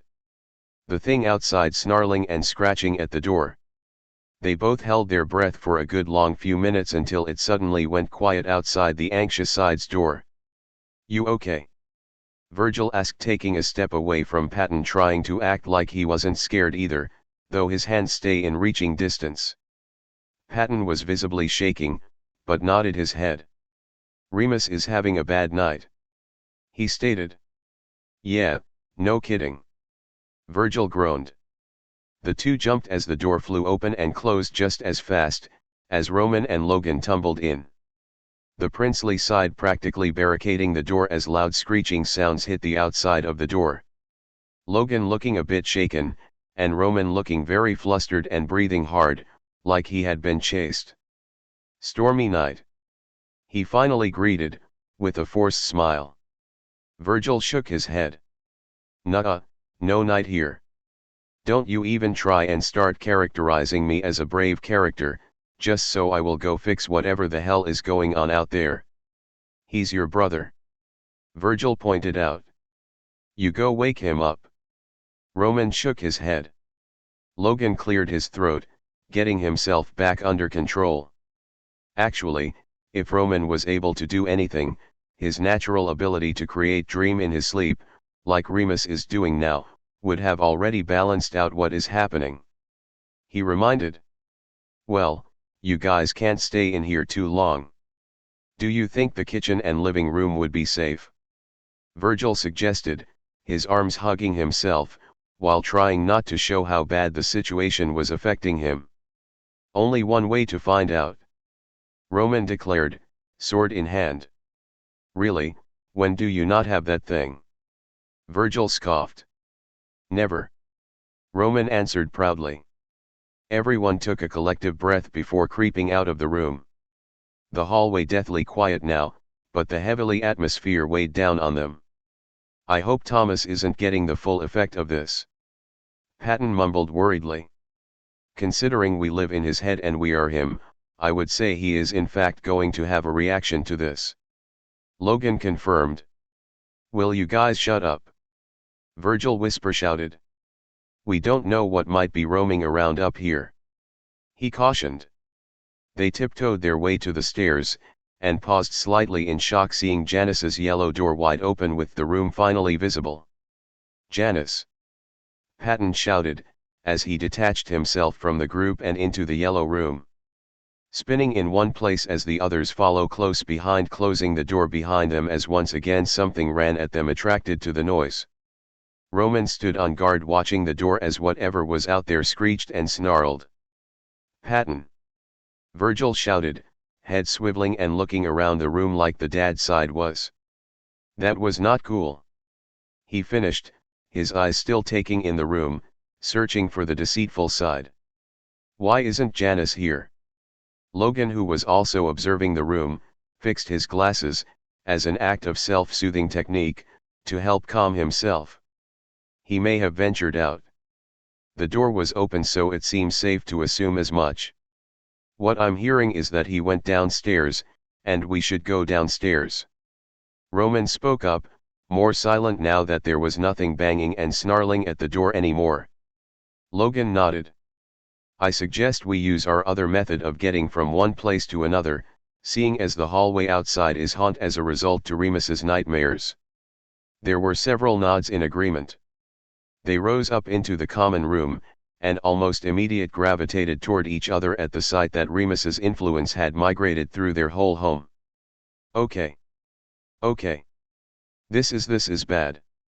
Virgil commented, hands squeezing hard on Roman's arm. Patton had a tight hold on both Logan's arm and Roman's other arm, having grabbed at the two with fearful sound leaving his mouth, as it opened in shock. Their whole home had been transformed. A snarling came from the stairs, that had the sides, huddles close as they all moved away from the stairs, looking to see what had been chasing them in the hallway. Thomas! Roman gasped out. Oh, this isn't good. Logan muttered. Thomas stood on the stairs, blood covered the front of him and all over his face, with a feral look on his face as his eyes locked on them wordlessly. Logan pushed Roman forward in front of the group, blatantly ignoring the squawk of the action of him being pushed in front and away from the group. Logan! He gritted out, eyes staying locked on Thomas, who was baring his teeth at the princely side that was now closer. Logan, are you crazy? Virgil abashed. Roman is in charge of good dreams. One touch and hypothetically you should snap him out of the role he has in Remus's nightmare. Logan explained. He's practically foaming at the mouth, Logan. Roman said, flinching back a bit when Thomas snarled loudly as he jumped the rest of the way down the stairs. Easy, Thomas. He cautioned, taking one step back. Hold your ground, dude. Virgil suggested. That's not as easy as you think. Roman gritted out, eyes still focused on Thomas. Don't hurt him, Roman. Patton muttered out, fearfully. Me, hurt him. Roman repeated, head whipping around to look at Patton.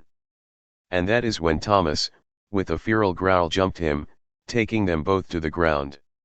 Help! Roman shouted, using his sword as a way to hold off Thomas, as the man snapped his teeth way too close to his throat. Roman, just snap him out of it already.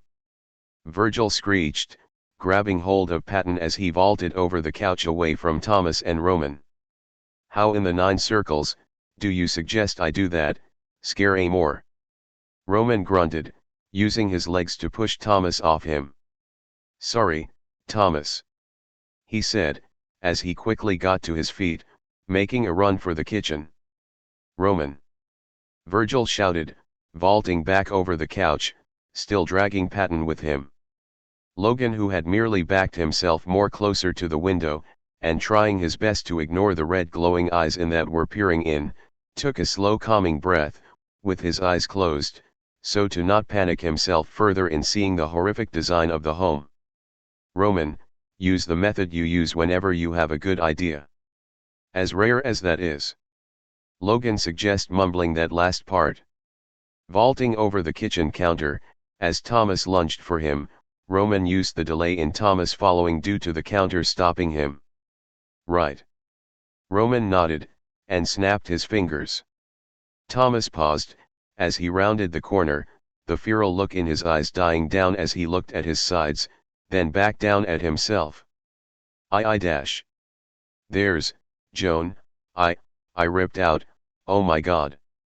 He gasped out. A snarl ripped from his throat, before he slapped his hands over his mouth. Thomas, stay calm. This is all just a dream. Logan tried to explain. Thomas shook his head and ran upstairs. No one had to say anything, as they all followed him, or tried to follow him. He had slammed his room door closed, before shouting for them all to stay away and that he was a monster. And it was with those words that the 4 sides all hits an invisible wall that kept them all from entering Thomas's room. Ow! I think my nose is broken. Roman grunted, holding his face. Logan, what happened? Patton asked. I think Remus's influence is a little more heightened than usual. Roman isn't able to fully take control over the dream. Logan said, rubbing at his own face. At least it's not as terrifying now. Virgil admitted. Kiddo. Thomas, come on, open up. It's all right. Patton called. No. I'm a monster. I ripped Joan's throat out with my teeth and I almost hurt you guys. Thomas sobbed from behind the door. You can't hurt us, Thomas. We're you. We're not real. Logan reasoned. Tell that to Janus. Thomas sobbed from behind the room. What the fuck is going on? Remus's voice cut through the hallway, gaining everyone's attention. The Duke, while seeming to act normal, had a slight uncontained green glow in his eyes. He seemed to have released a lot of your influence during you sleep. Logan answered. Your eyes. Virgil pointed out. What about my eyes? Are they bugged out? Oh, tell me the blood vessels are busted? That is such a smoking hot look for me. Remus giggled, not fazed with the look of their home. They're green. Roman blurted out. Really? That's odd. Although I should warn you, I have been feeling rather pent up lately. Haha. This is going to fun, isn't it? Remus chuckled. So, I going to assume that you are unable to stop all of this? Logan asked, gesturing to their surroundings.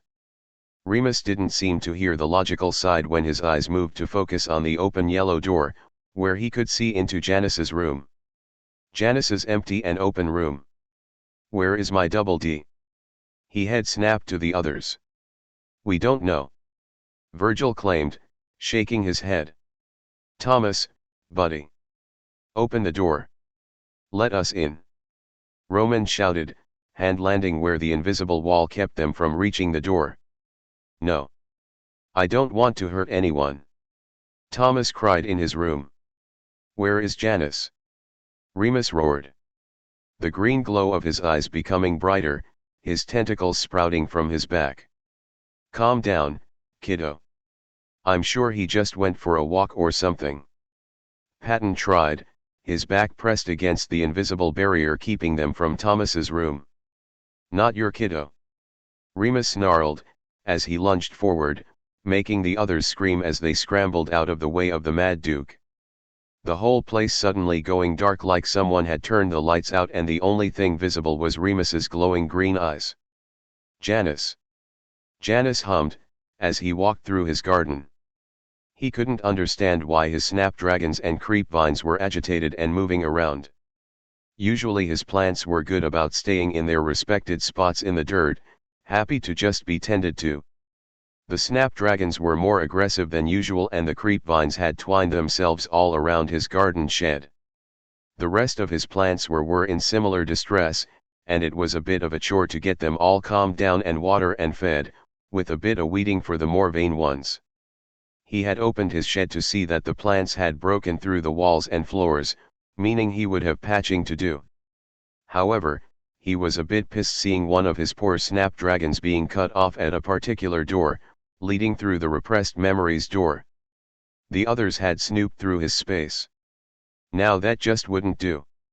He followed the signs of the trespassing and scoffed when he was led to the room he had had to use since Thomas reached puberty, to find the room operating. He was quick to turn it off.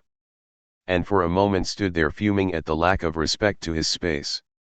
The others, excluding Remus at times, usually respected privacy. And sure, he was aware of the distress radiating around, but at first his was sure that was because of the nightmare that had spread through the mind. Now he wasn't so sure. For the other to just waltz into a space that wasn't theirs, something else was going on. And he was going to find out what. Hopefully Remus won't mind if I stop his nightmare. He mumbled as he left, going right back to the common room of the lightsides.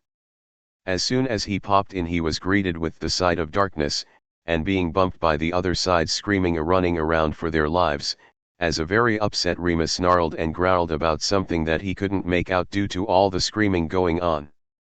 No one really noticing him, as they seemed busy trying to not get mauled by Remus, and the lack of light.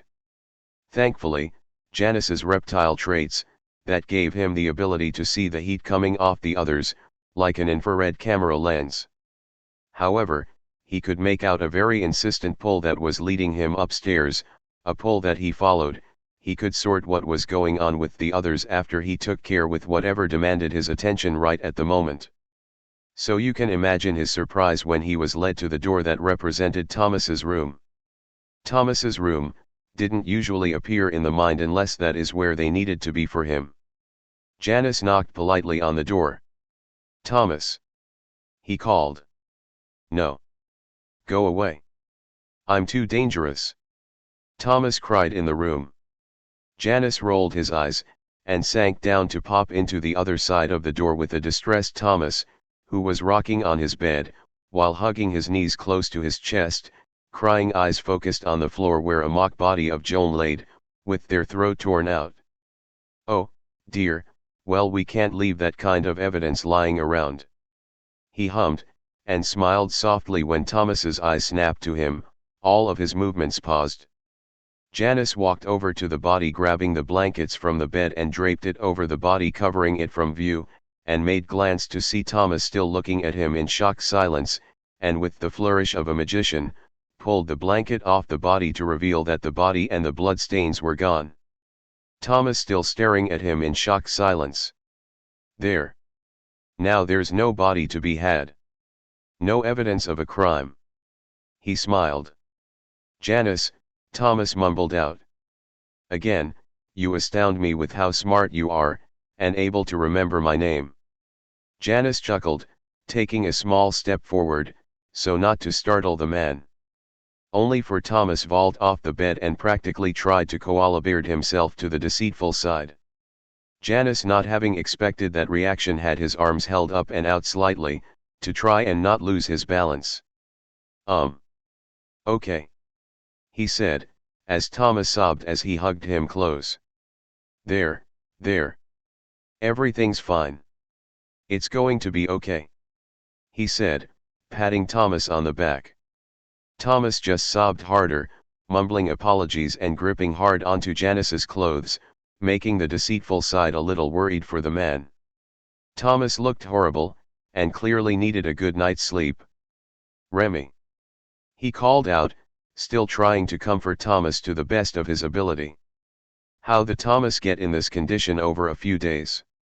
Were the other really that incompetent or something? "You called, bitch?"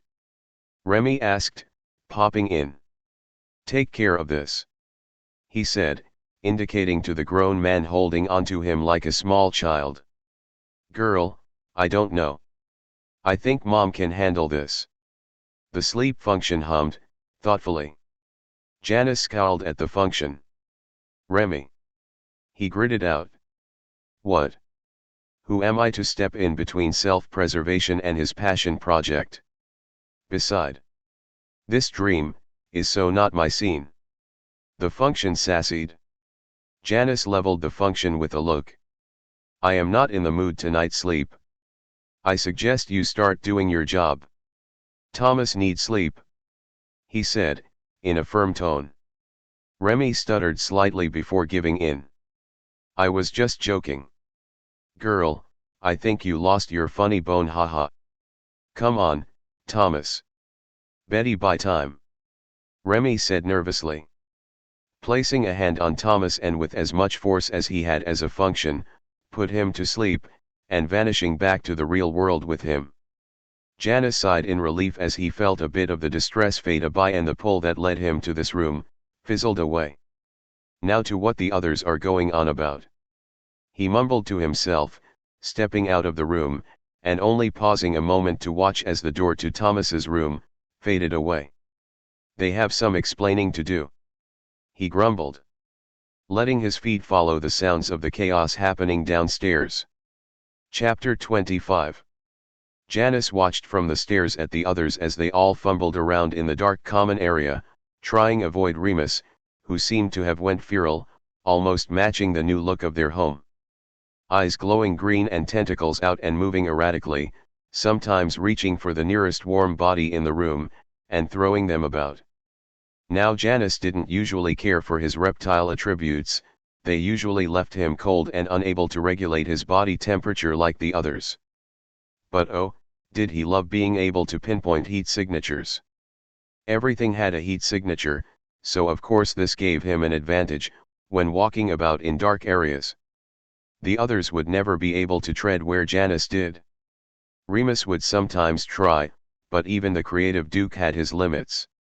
Usually he would find it humorous watching the infrared silhouettes of the others fumbling around blind. Usually. Right now he was irritated and confused about how things had gotten this bad with only a few days.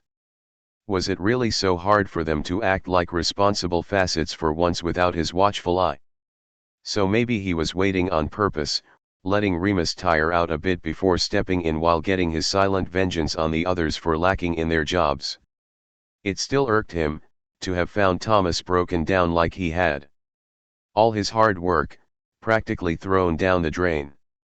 He didn't accept the villain's role just so they could trample on all his hard work. Oh, no. So yes, he was letting Remus, unbeknownst to the Duke himself, dish out some vengeance on Janus's behalf. As he let the chaos continue on for a few more minutes, Janus massaged his temple and had one hand cradling his chest where he should have a heart, but instead had a core. He had woke up to it feeling sore, like he had gotten punched and the impact had left cracks or something. Thankfully a core was hidden underneath the flesh, protected like the heart, by the ribs of the body. Still, though, he supposed being hit so close would be felt even a few days later.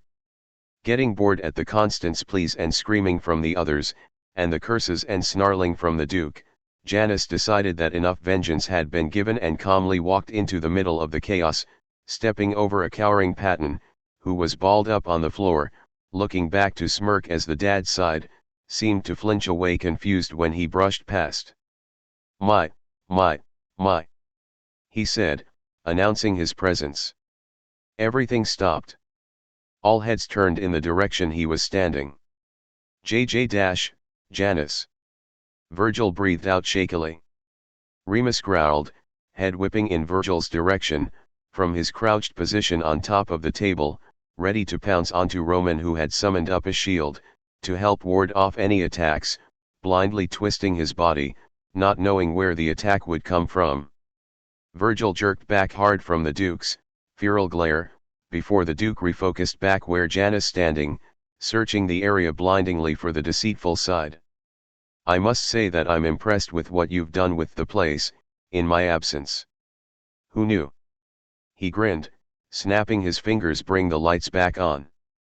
With the lights on, he was able to get a good view of everyone's faces. And it confused him even more. They all looked ready to cry. And sure, he knew he was something to behold and everything, but this was a bit much. You would think he just came back from the dead or something. He suddenly cleared his throat, a little unsettled by the unusual facial expressions that were directed at him. He was about to continue his speech, when he was practically tackled in a hug by Patton, who was sobbing and getting tears and snot on his clothes. Janus pushed the dad's side away, which was a bit of a chore, especially when Logan came over and, instead of helping, the logical side place a hand on his shoulder, while silent tears trailed down the logical side face. Janus lifted a confused eyebrow at the strange gesture, before trying to subtly shrug the hand off his shoulder. Only for Roman and Virgil to both come over. And not in aggressive way they usually would, but slowly, like they were being cautious. It was strange and wrong. And made his senses go haywire, because what he felt they wanted was just as confusing. It didn't make sense. Getting surrounded, and not knowing what was going on, Janus was starting to feel uncomfortable, trying to keep his eyes on all of them, without showing how off-putting they were acting. Maybe they were sick? It was when both Roman and Virgil crowded closer, like they too were going to hug him. And no.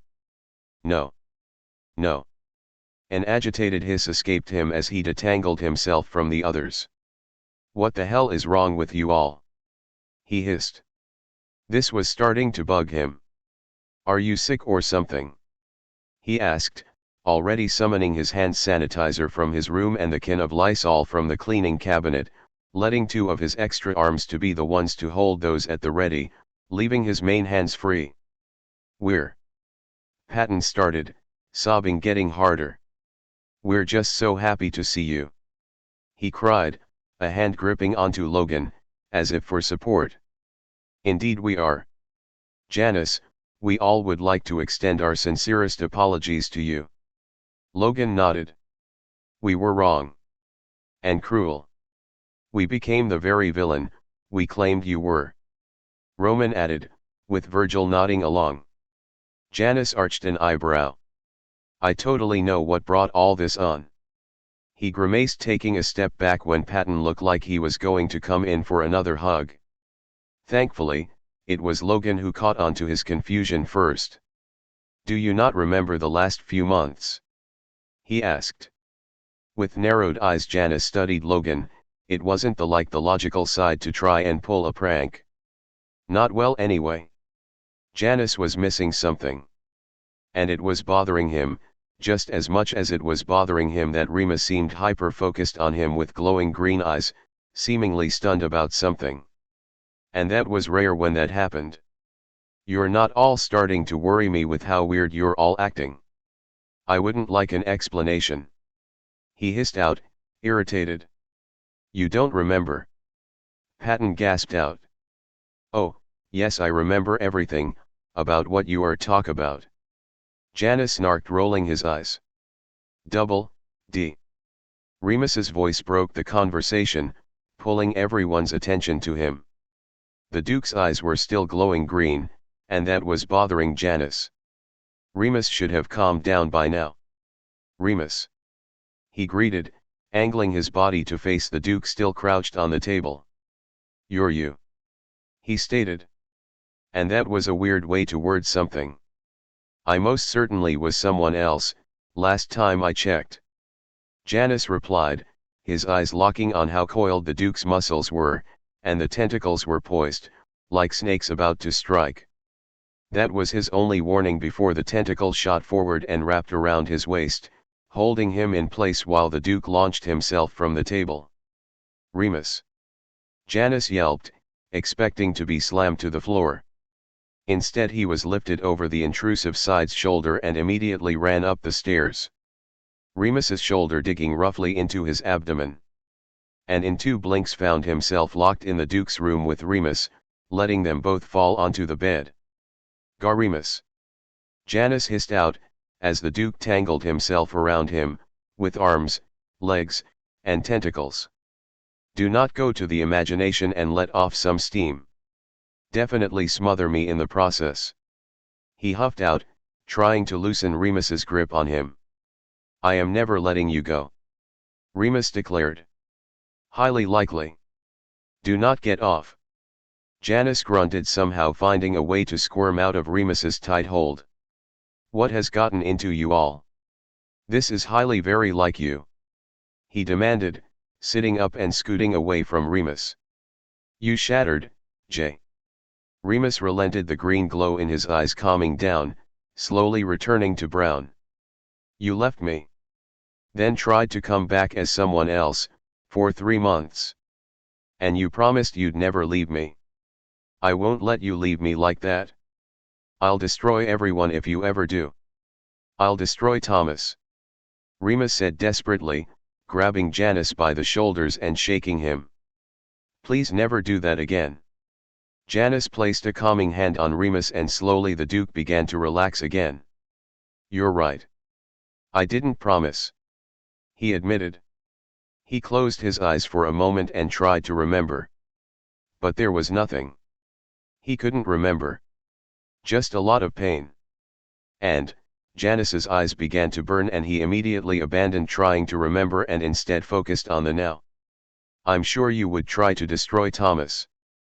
But we both know I would definitely let you," he assured, trying to find the right things to say that would get Remus back to acting normal. Remus chuckled a bit, a small smile taking over his face. "You have no idea how fucking much I've missed you, Snakey." He smiled, shoving Janus playfully. And this was much better.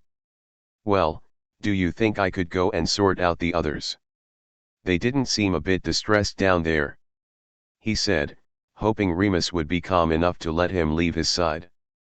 The Duke could be many things, including possessive, blunt, and loyal. To Janus anyway. Fuck no. Remus declined.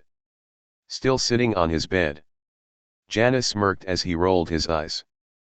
Fine. Then what are we doing, while you got me hostage? Are we going to cause some horrible fun in the imagination?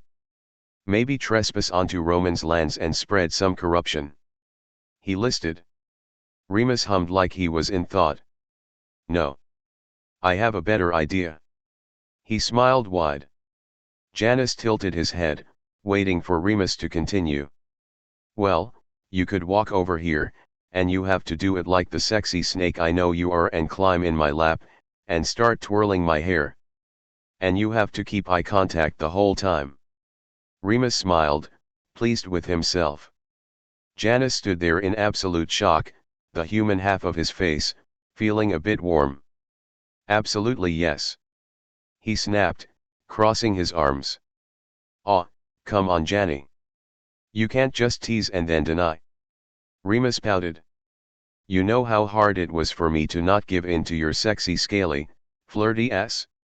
The least you can do is deliver. Why I never Janus stuttered out. But you did. You like me Remus began sing-songing. Yes. Janus denied. You love me Remus continued, looking very proud of himself. Stop it. Janus demanded, his face getting warmer the more Remus continued. Remus laughed. But Janny you were so into it before. He smile widened, clearly having fun, now that his snake was back to normal. Well, clearly I was me before. Janus hissed back. Clearly. But I held back just for you. Remus said, opening his arms beckoning for Janus to come back to bed. It's nice to know that you reciprocate though. Makes my job a whole lot easier. Janus huffed, crossing his arms. Are you quite finished? He demanded. Nah. But since you just came back, I'll give you a break. The Duke promised, still beckoning Janus over. Good. Now I haven't got a ton of things to do. Janus insisted, wanting to find out what had happened in his absence. The shit you do. And one of them is me. Remus pouted. Now quit stalling and get over here. I know deep down you missed me too, whether you remember or not. Janus couldn't stop the smile that threatened to spread across his face, because it was true, he did for some reason miss Remus. Fine. But this is against my will. He relented, going back to the bed with Remus, who happily wrapped himself around Janus once again. Janus relaxed and took a good look at the Duke's face. You look tired. He commented. Haven't slept well. No snake to cuddle with. Remus hummed, rubbing his face in the crook of Janus's neck. Janus hummed, and silently hugged Remus back. How could he deny Remus? His first instinct was to deny everything Remus had said, but Remus never lied to him. And if Janus trusted anyone, it was Remus. Let's fix that then. He said, melting in the heat that was radiating off the intrusive side. Thomas was asleep now, so maybe spending the rest of the night with Remus's wouldn't be so bad. About an hour later. Remus peeked his eyes open, looking at the snake-side cuddles close. The Duke couldn't be more happy to finally have Janus back. But something else had pulled him from sleep, and that was the soft knocking coming from his door. Virgil called from outside. Fuck off emo. Remus called back as softly as he could without waking Janus. He wanted Virgil to go away, so he could have Janus all to himself. Instead of leaving as instructed, the door creaked open very slowly, revealing on half of Virgil peeking in. How's he doing? The emo asked. Remus lifted his head up a little higher and caught a glimpse of the others crowding behind the anxious side. Sleeping. He answered in a clipped tone. What about you? You good now? Virgil asked. I'm always good emo. But, yeah. I feel more or less unhinged if that is what you wanted to know. Remus answered with a roll of his eyes. Can we, have like a, sleepover? You know, like, old times? Virgil asked. Remus narrowed his eyes. He was still upset over the whole issue and he was good at holding a grudge. But he also knew how being around Janus could be beneficial to the others. After all, Janus was all about Thomas and self-care and shit like that. And like how Patton was supposed to be able to take care of everyone. Janus was the one that stepped in, where Patton could not. Like right now. Although he was so very tempted to just tell Virgil, he and the other could fuck themselves, in a porno. But if he let them in now, and let them be around Janus, he could kick them out in the morning and keep Janus all to himself for the rest of the day. Janus could do his job in his sleep. Literally, Remus had seen the snake side do as much, when things got drastic. "We're staying in my room," he finally stated. "Your room?" Roman interjected. "SHH, Roman." Logan scolded. "As long as you keep whatever lives underneath your bed, out of sight and at bay, that's fine." Virgil nodded. "No promises." Remus huffed. "If you all are done talking, shut up and don't get in the bed." Janus hissed, propping himself up. "But we will not be staying in Remus's room. He doesn't need to be able to let his nightmare energy out for the night," he informed, pulling Remus back down on the bed and cuddling close as the others began situating themselves on the bed so that they could all fit. "I don't find this odd at all. So in the morning we will not have a deep discussion," he stated, simply. There were several grunts and sounds of agreement among the group as everyone settled in for the night. Feeling better now that all of them were now back together. Thomas's bedroom. Remy, slurp on his drink as he got comfortable next to a sleeping Thomas. Eyeing the man when he made a content sound in his sleep. The sleep function rolled his eyes, with a small smile on his face. "Guess no more parties every night for me," he hummed, playing with his straw. The next day Thomas woke up well rested, more so than he had in the past few months. They all had gotten together and filled Janus into what had happened after his injury against Orange. And Janus wished he could forget that part, but it was what happened after that he found hard to believe. But he didn't detect any lie among them, so he accepted that they were telling him the truth.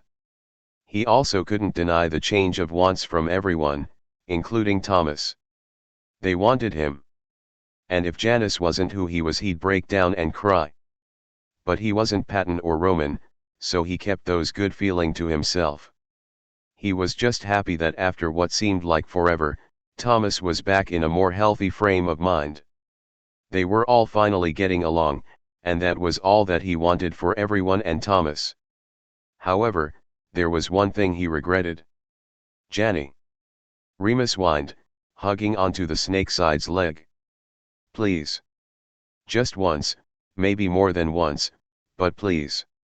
The Duke begged, kissing up the Janus's pants leg. Janus to dislodge the intrusive side. "Remus, no. I am not that kind of snake," he hissed, blushing hard. "Yes you are.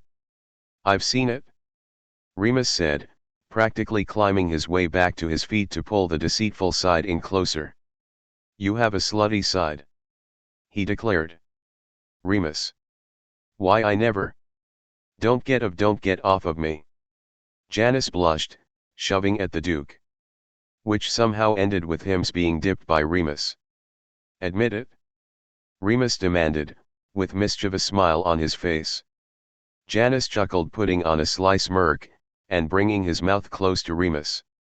"Never," he answered, and quickly slipped from the Duke's hold, and sinking out just as fast.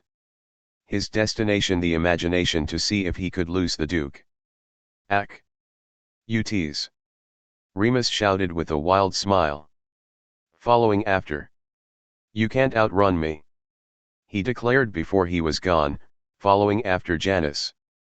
Virgil and Roman, who were sitting on the couch, trying their best to have ignored the obvious flirting between the Duke and Snake, finally took a breath. God, I didn't think they ever leave. Virgil snorted, his head pillowed by the prince's lap. Tell me about. I don't understand why it's so hard to admit you like someone. Roman agreed, idly watching a movie while one of his hands played with some of the emo's hair. Thank God, we don't like each other. Virgil stated. I don't think I could stand you. Right. Roman agreed. Although I don't think I'd be as bad as Remus. No. You'd be worse. Virgil said. Neither of the two noticing Logan in the kitchen with a book just shaking his head at hearing their conversation. The end. Thank you for listening to my story. If you liked it, please let me know by liking the video and subscribing to the channel.